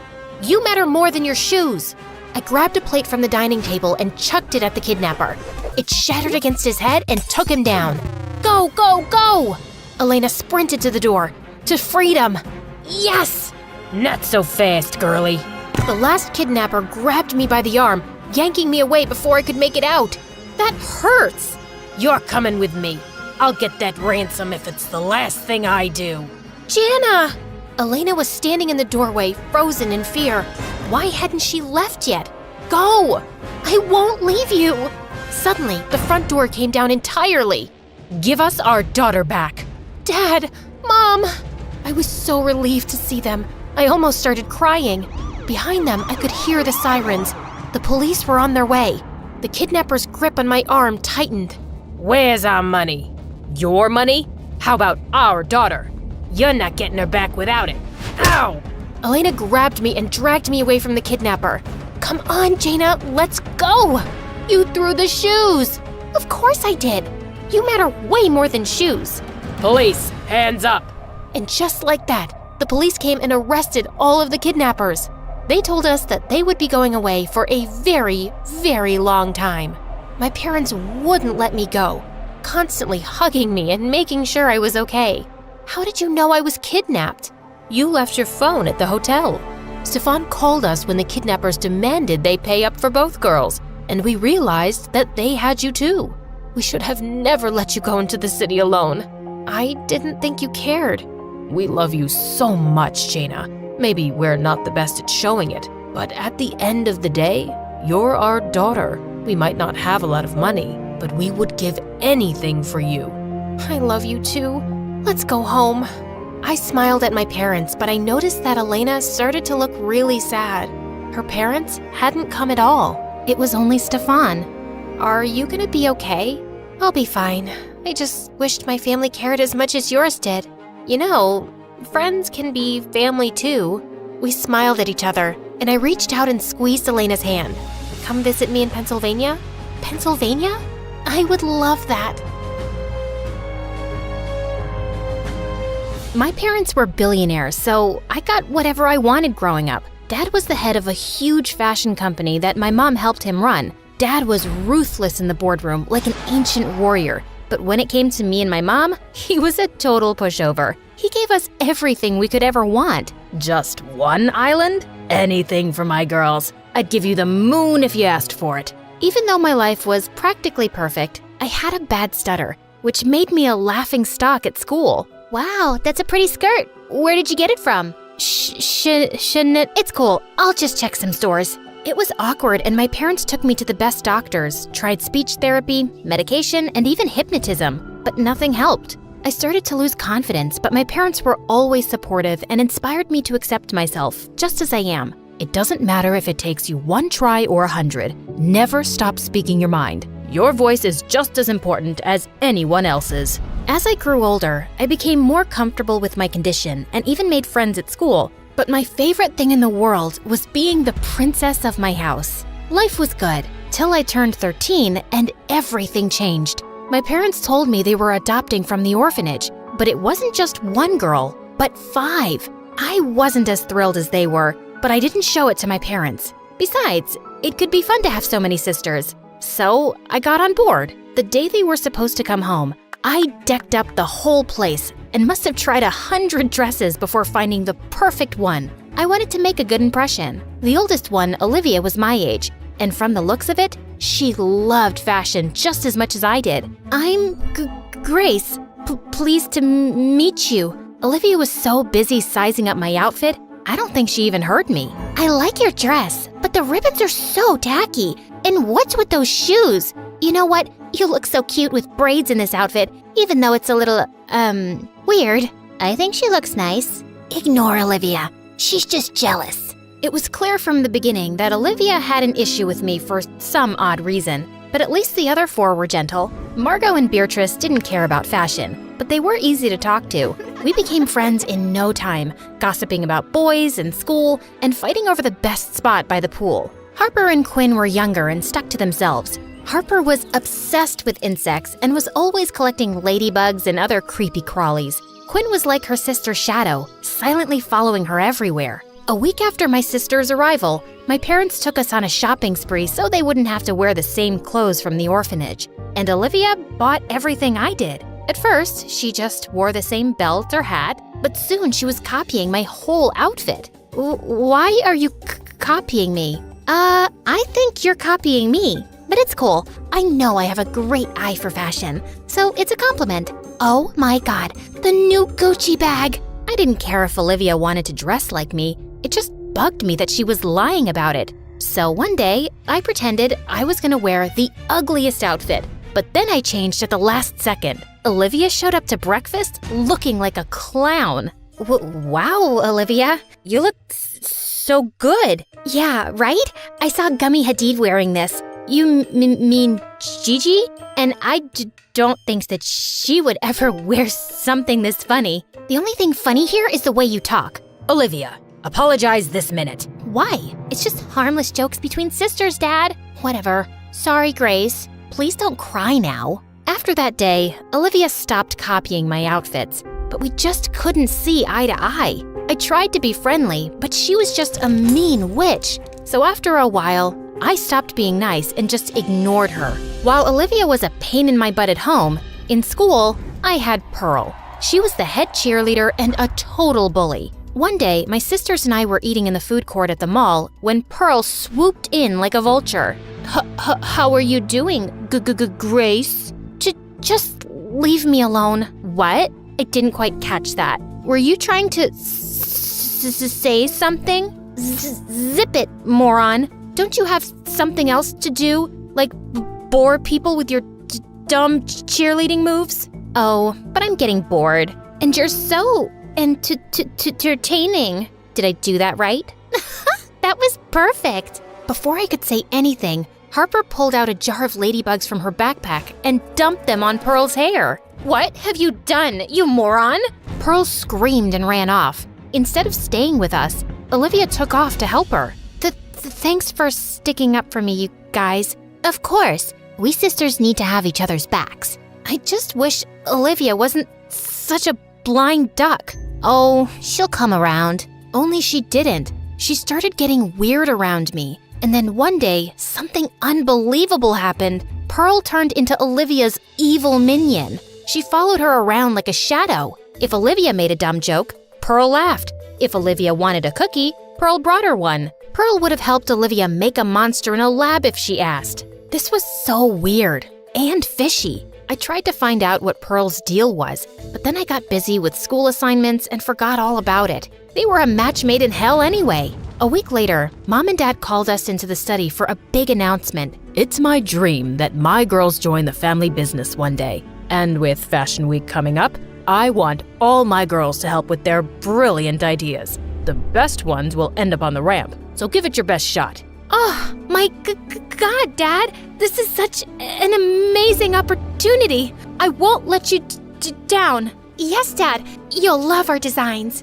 Olivia smiled at me, but the moment Mom and Dad left, she went back to her devilish smirk. Ugh, dramatic much? This opportunity is mine, and I will own it. You can relax and watch me work if you'd like. Think of it as a learning experience. Say what you want, but I know Dad will pick my designs, so watch out. I stayed up late every night working on my dress. My other sisters made their own dresses for fun, but everyone knew Olivia and I were the only ones taking it seriously. We both really wanted to impress Dad. The night before Dad judged the dresses, Olivia snuck into the studio and destroyed my dress. Luckily for me, Harper and Quinn saw her sneaking out and told me what happened. I knew she was jealous of me, but this was an all-new low. How was I supposed to make a new dress overnight? That's when an idea struck me. If I couldn't beat Olivia fair and square, I'd just have to play tricks with her. So, I swapped her dress for my ruined one. The next day, when Dad walked into the studio to judge our dresses,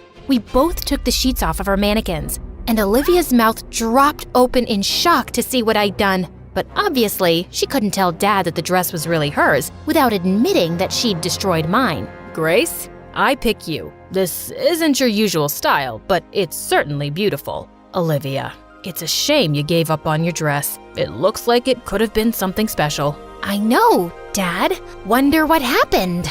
Oh, don't be a sore loser, Ollie. I'm sure you'll do just as good as the next time, if there is a next time. I wasn't one to gloat usually, but the look on Olivia's face was so satisfying. A few days later, we were all on a flight to Paris for Fashion Week, and Olivia couldn't stop glaring at me. That's my dress that's about to go down the runway. You shouldn't steal credit. And you shouldn't sabotage people. Olivia, why can't we leave this stupid fight and just be friends? Friends? With you? No thank you. And I know you hate me, so please stop pretending. I don't. Stop talking. You're giving me a headache. Olivia then got up, and for the rest of Fashion Week, she totally ignored me. Pin that hem. Olivia, hand me that hat. Olivia! What? Can't you see I'm on the phone? Can you help? Who are you even talking to? Ugh, just leave me alone.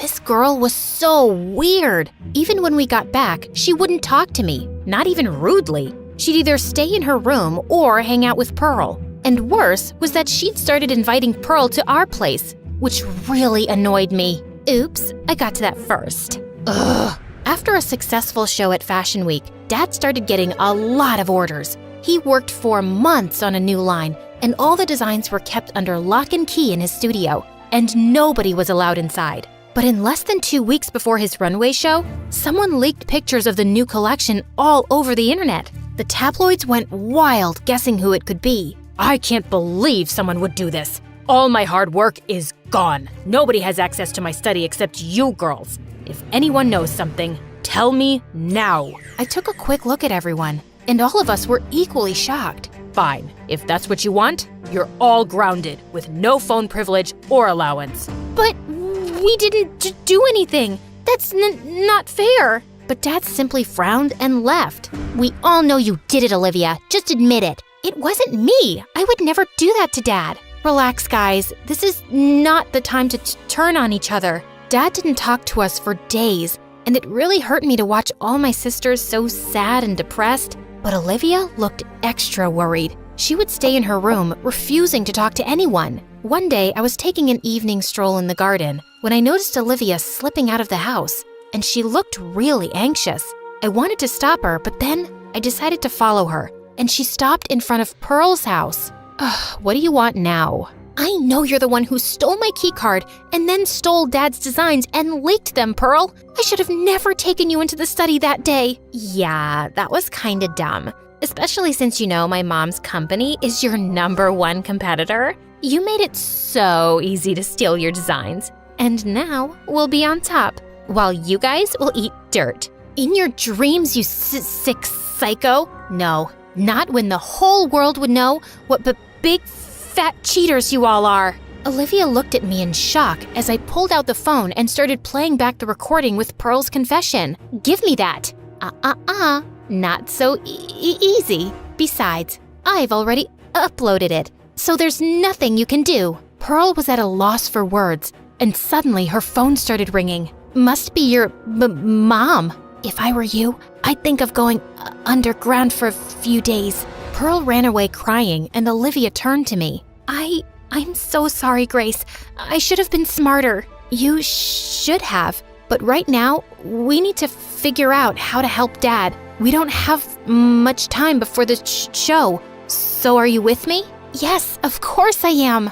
My sisters and I locked ourselves in the mansion for a week straight, staying up late every night, altering his designs. Harper and Quinn did all the sketching, and Marco and Beatrice gathered all the fabrics and accessories Dad would need. Then Olivia and I helped Dad put everything together. When the day of the fashion show arrived, we were ready. The paparazzi and critics were waiting for the curtains to rise, expecting the show to be a disaster with all the leaked designs. But when the curtain rose and the spotlights came on, the entire audience gasped. The new designs were even more beautiful, and the show was a massive success. And Dad was super proud. You set aside your differences, and you worked hard. You pulled together as a family. I'm so proud of all of you. It was Grace. She's the one who brought us together on this. Team effort. That's what sisters are for. Olivia and I smiled at each other as the rest of my sisters hugged me. I just knew everything would always be fine as long as we stuck together.